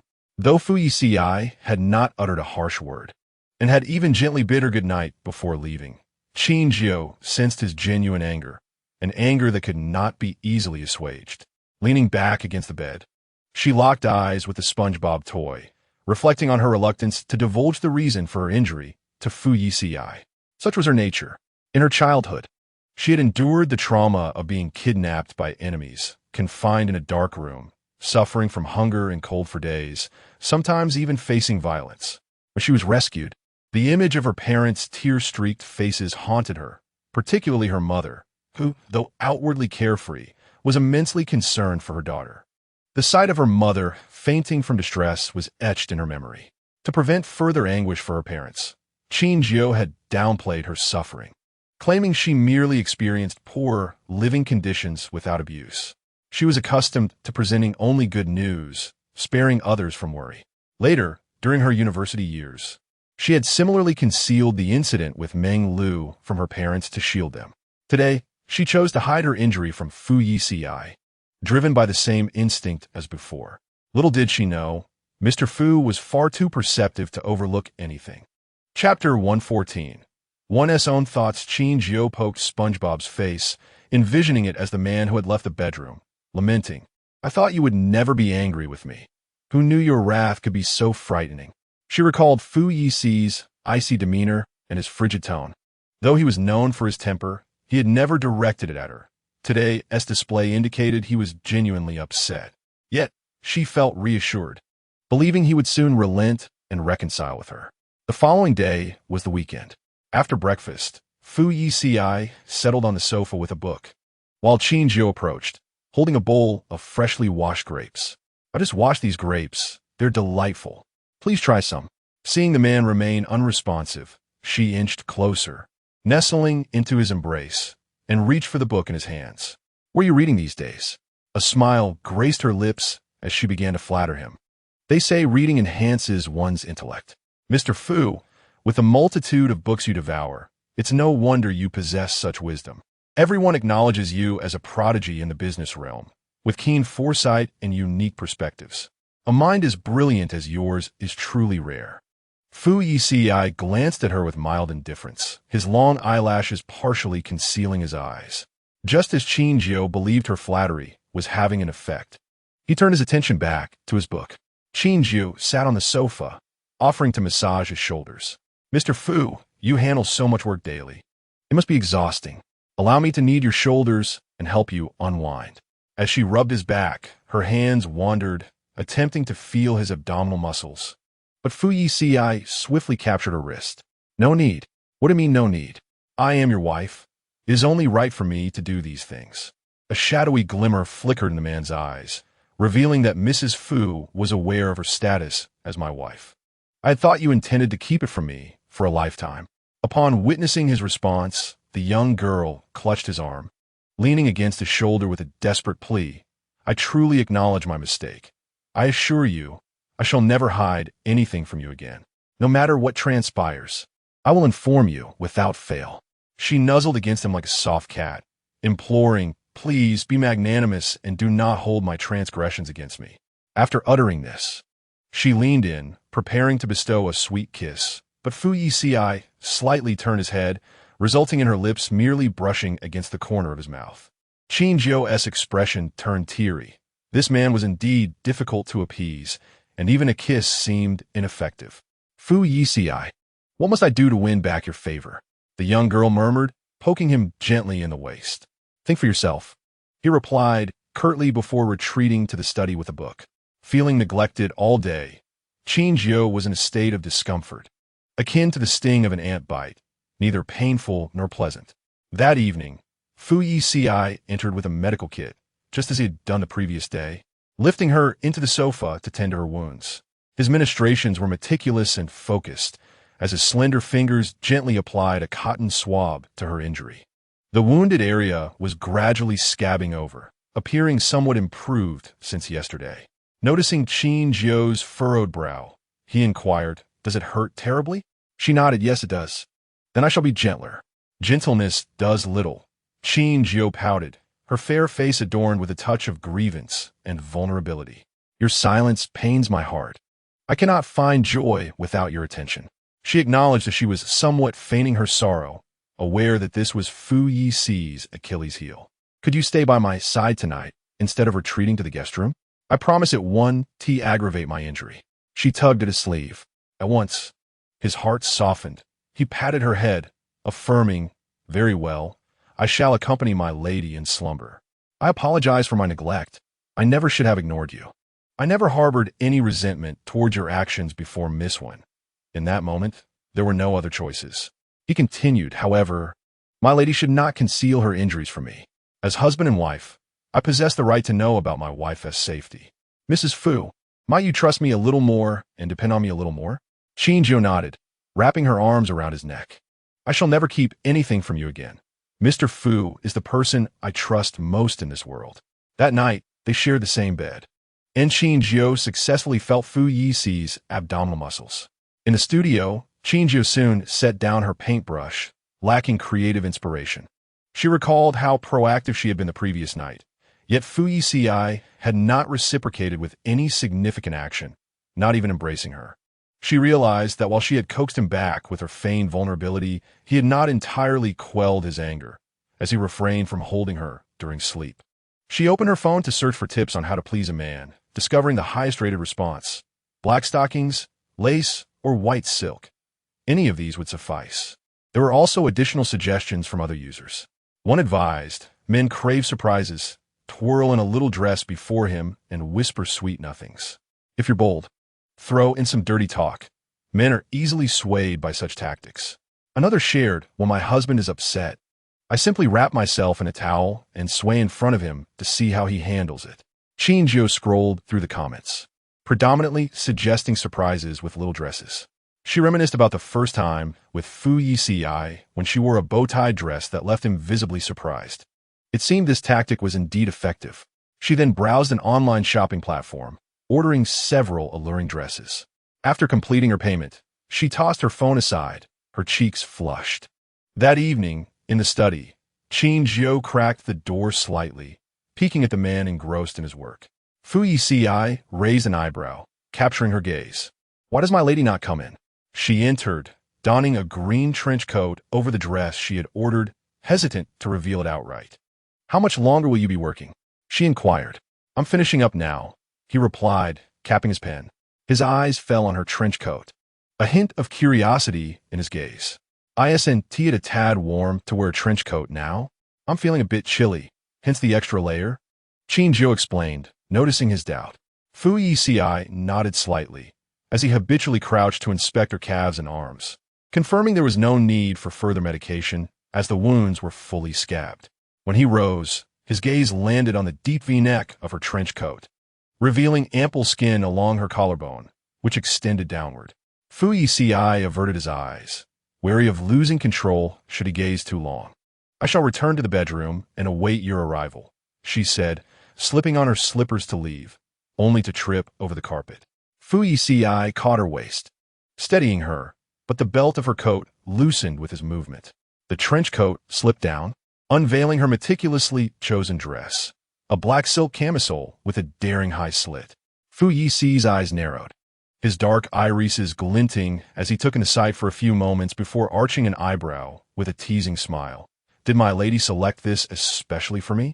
Aside from their first encounter, she had not donned such attire since. Qin Jiu felt a wave of shyness wash over her. It would be more acceptable in the bedroom, but in the serious ambience of the study, she felt mortified. Let us return to the bedroom, she suggested, attempting to escape. However, he grasped her wrist, drawing her back, bending slightly to lift her onto the desk. My lady, I would prefer not to return to the bedroom. May I stay here instead? He swept the papers from the desk to the floor. Qin Jiu wanted to shake her head, but the man captured her chin and kissed her. The air was filled with ripples of desire. The next morning, Qin Jiu awoke with a sore back, nearly believing her spine was on the verge of collapse. She had intended to follow the online advice about whispering sweet nothings during moments of passion, only to discover that it was unnecessary. Fu Yeci was fervent regardless of her actions. His enthusiasm was overwhelming, starkly contrasting with his previous demeanor, leading her to suspect that the aloof, Restrained Fu Yeci of the preceding nights was merely a facade. Lying against her pillow, she murmured, "You clearly enjoy it. Why did you deliberately ignore me those previous nights?" Fu Yeci replied, his tone laced with curiosity. "How could I dare neglect my lady?" Qin Jiu retorted, "You didn't embrace me while we slept." He chuckled lightly, moving closer to massage her back. "That was because I feared touching your injury." As she lay beside him, he thought that if not for her wounds, he would have been unable to restrain himself from drawing closer. Upon hearing his reasoning, Qin Jiu sighed, nearly in tears from regret. "Ah, if I had known, I wouldn't have worn that little dress." Chapter 116, Moonlight. In the studio, Qin Jiu added a few geese to the sky on her canvas, completing the painting titled Lone Smoke on the Desert. Pleased with the world she had created, she instructed her assistant to deliver it to the art gallery in a few days. Recently, several of her works have been sold, garnering her a multitude of admirers who appreciate her art. Within the industry, numerous accolades have been bestowed upon her, labeling her as a rising star. And many have begun to emulate her artistic style. Qin Jiu sat in her chair, perusing the online praises directed towards her, lost in thought, before clicking on Meng Lu's Weibo account. The Moonlight series, which Meng Lu continues to update, is now met with a torrent of criticism in the comment section. One commenter lamented, "Why has the style of this series changed so drastically? It no longer has the essence it once possessed." Another remarked, "Meng Lu should refine her skills and clarify what she wishes to convey. The content of this series has become excessively chaotic." A third commenter noted, "This series once won a national championship, yet it seems to be deteriorating with each iteration." Qin Jiu scrolled through dozens of comments, all expressing the fans' discontent with the evolving nature of the Moonlight series.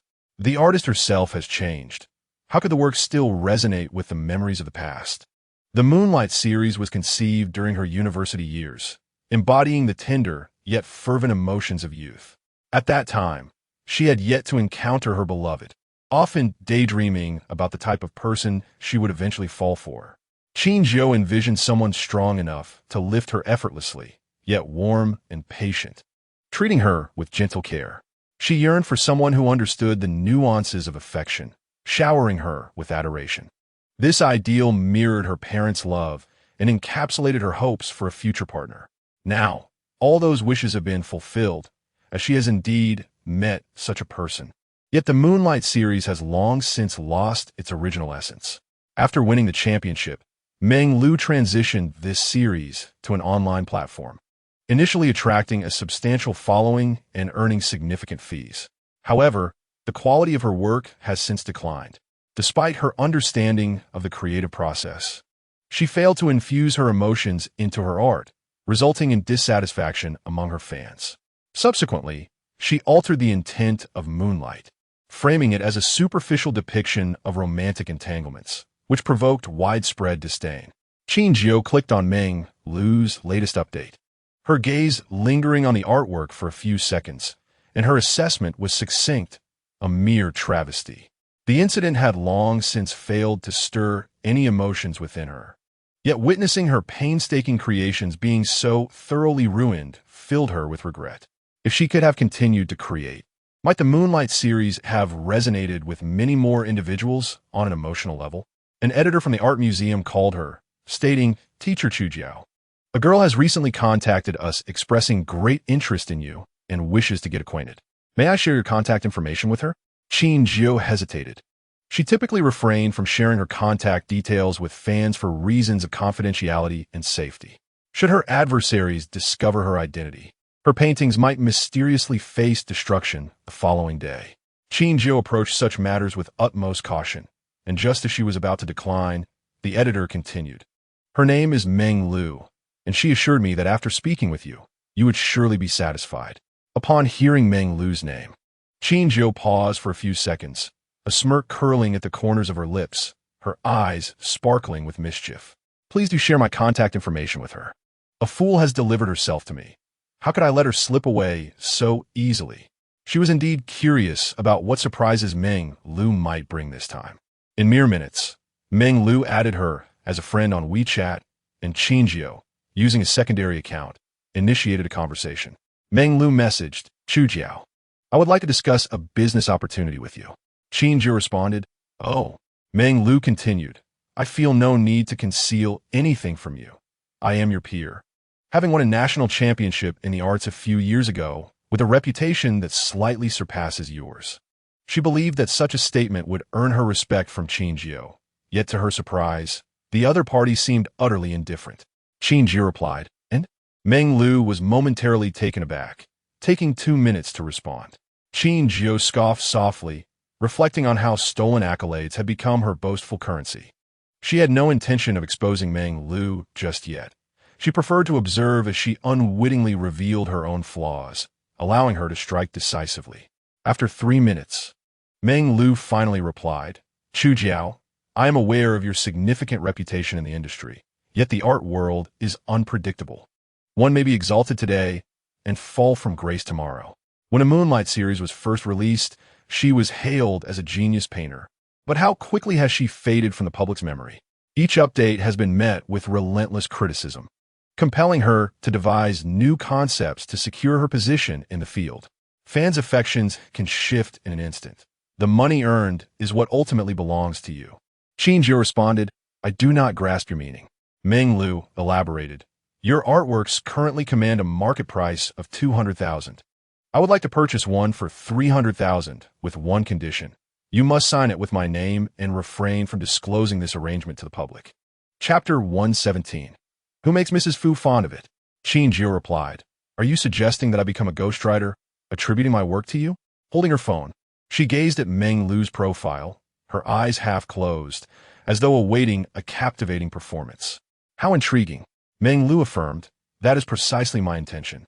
Your style is versatile and difficult to discern.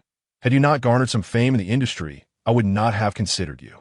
She studied art, and gaining recognition independently within this realm is exceedingly challenging. The Meng family, with their affluent background, does not require her to work for a living. Ultimately, she is destined to marry into wealth. Today, as elite families favor talented women, and possessing the reputation of an artist would undoubtedly elevate her standing. Qin Jiu immediately discerned Meng Lu's true intentions, to leverage her identity as an artist to enhance her own value. Indeed, it was a strategy she might employ. With a gentle tap on the table, an idea suddenly blossomed in her mind. Qin Jiu replied, I appreciate your admiration, Ms. Meng, but 300,000 is rather insufficient. Such a sum would hardly facilitate your request. Meng Lu responded, Monetary matters can be negotiated. As she typed, I could go as high as 400,000. She noticed Qin Jiu's next message. I require 800,000. Meng Lu exclaimed, What did you say? Are you trying to rob me? Do you truly require that much money? Masterpieces by renowned artists do not fetch such exorbitant prices. Can your work truly surpass theirs in value?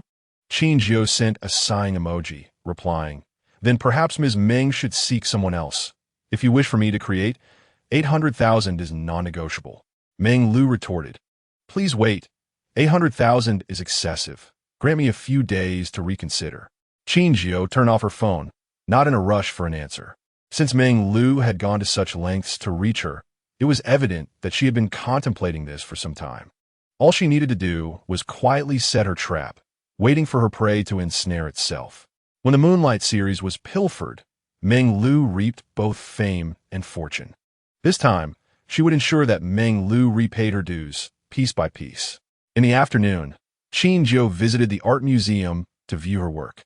Lonely smoke on the desert, prominently displayed in the central hall, surrounded by admiring visitors casting appreciative glances. This piece had already been pre-purchased, but due to its ongoing exhibition, it remained on display. One could only wish to meet the artist capable of producing such exceptional works. The middle-aged man standing beside Qin Jiu sighed contemplatively. Another man slowly remarked, Do you think he might be wearing the guise of a certain master? It's possible he has long since crossed the threshold of 50. Upon hearing this, Qin Jiu chuckled softly to herself and departed from the art gallery. Having driven herself, she was en route to the Fu family to pick up Fu Yeci after work. As she stepped out of the car, an unsettling sensation crept over her, as though someone were trailing her. Qin Jiu looked back in confusion, but saw nothing. Could it be a mere figment of her imagination? She blamed Fu Yeci for keeping her awake half the night, leaving her on the brink of a nervous breakdown. Fu Yeci emerged from the building and immediately spotted Qin Jiu at the entrance. The young lady was dressed in a pleated skirt, complemented by a white blazer, casually leaning against the car door. "Why didn't you inform me in advance of your visit, my lady?" he inquired. Had he known she would come, he would have certainly left work early. "I wanted to surprise you," Qin Jiu replied, playfully swinging her legs and flashing him a radiant smile. "Am I not a little happier than usual after work?" "Your presence is my greatest surprise," Fu Yeci admitted. He opened the driver's side door and reached for the keys from her hand, only for Qin Jiu to deftly evade him. "You've worked all day today. I shall drive." "Very well," Fu Yeci acquiesced, settling into the passenger seat. On their way home, they decided to stop by a shopping mall. With the change of seasons approaching, Qin Jiu found her wardrobe overflowing, having yet to wear all the clothes Fu Yeci had purchased for her during their last trip abroad. However, Fu Yici's collection was rather sparse, prompting her to choose some outfits for him. "Try this set on," she suggested, handing him a gray hoodie. Fu Yeci typically donned shirts and suits, exuding a serious and formal demeanor. The garments Qin Jiu selected were imbued with a youthful charm. As he held the hoodie, Fu Yeci paused, a slight furrow creasing his brow, as if he found it lacking in maturity. Yet, if it pleased his little wife, he could acquiesce. Emerging from the fitting room, he stood before the full-length mirror, clad in the gray hoodie, which subdued his usual sharpness and authority. A small gray bear was stitched onto the side of the garment, starkly contrasting with his typically stern and aloof appearance. Fu Yeci pressed his lips into a thin line, feeling somewhat out of his element. Qin Jiu turned to him, her eyes sparkling with approval as she nodded enthusiastically. "This is perfect. You needn't change out of it. You look just like a freshly graduated college student," she remarked. With a sigh, Fu Yeci conceded that, while he was not entirely comfortable, it was, after all, what Mrs. Fu desired.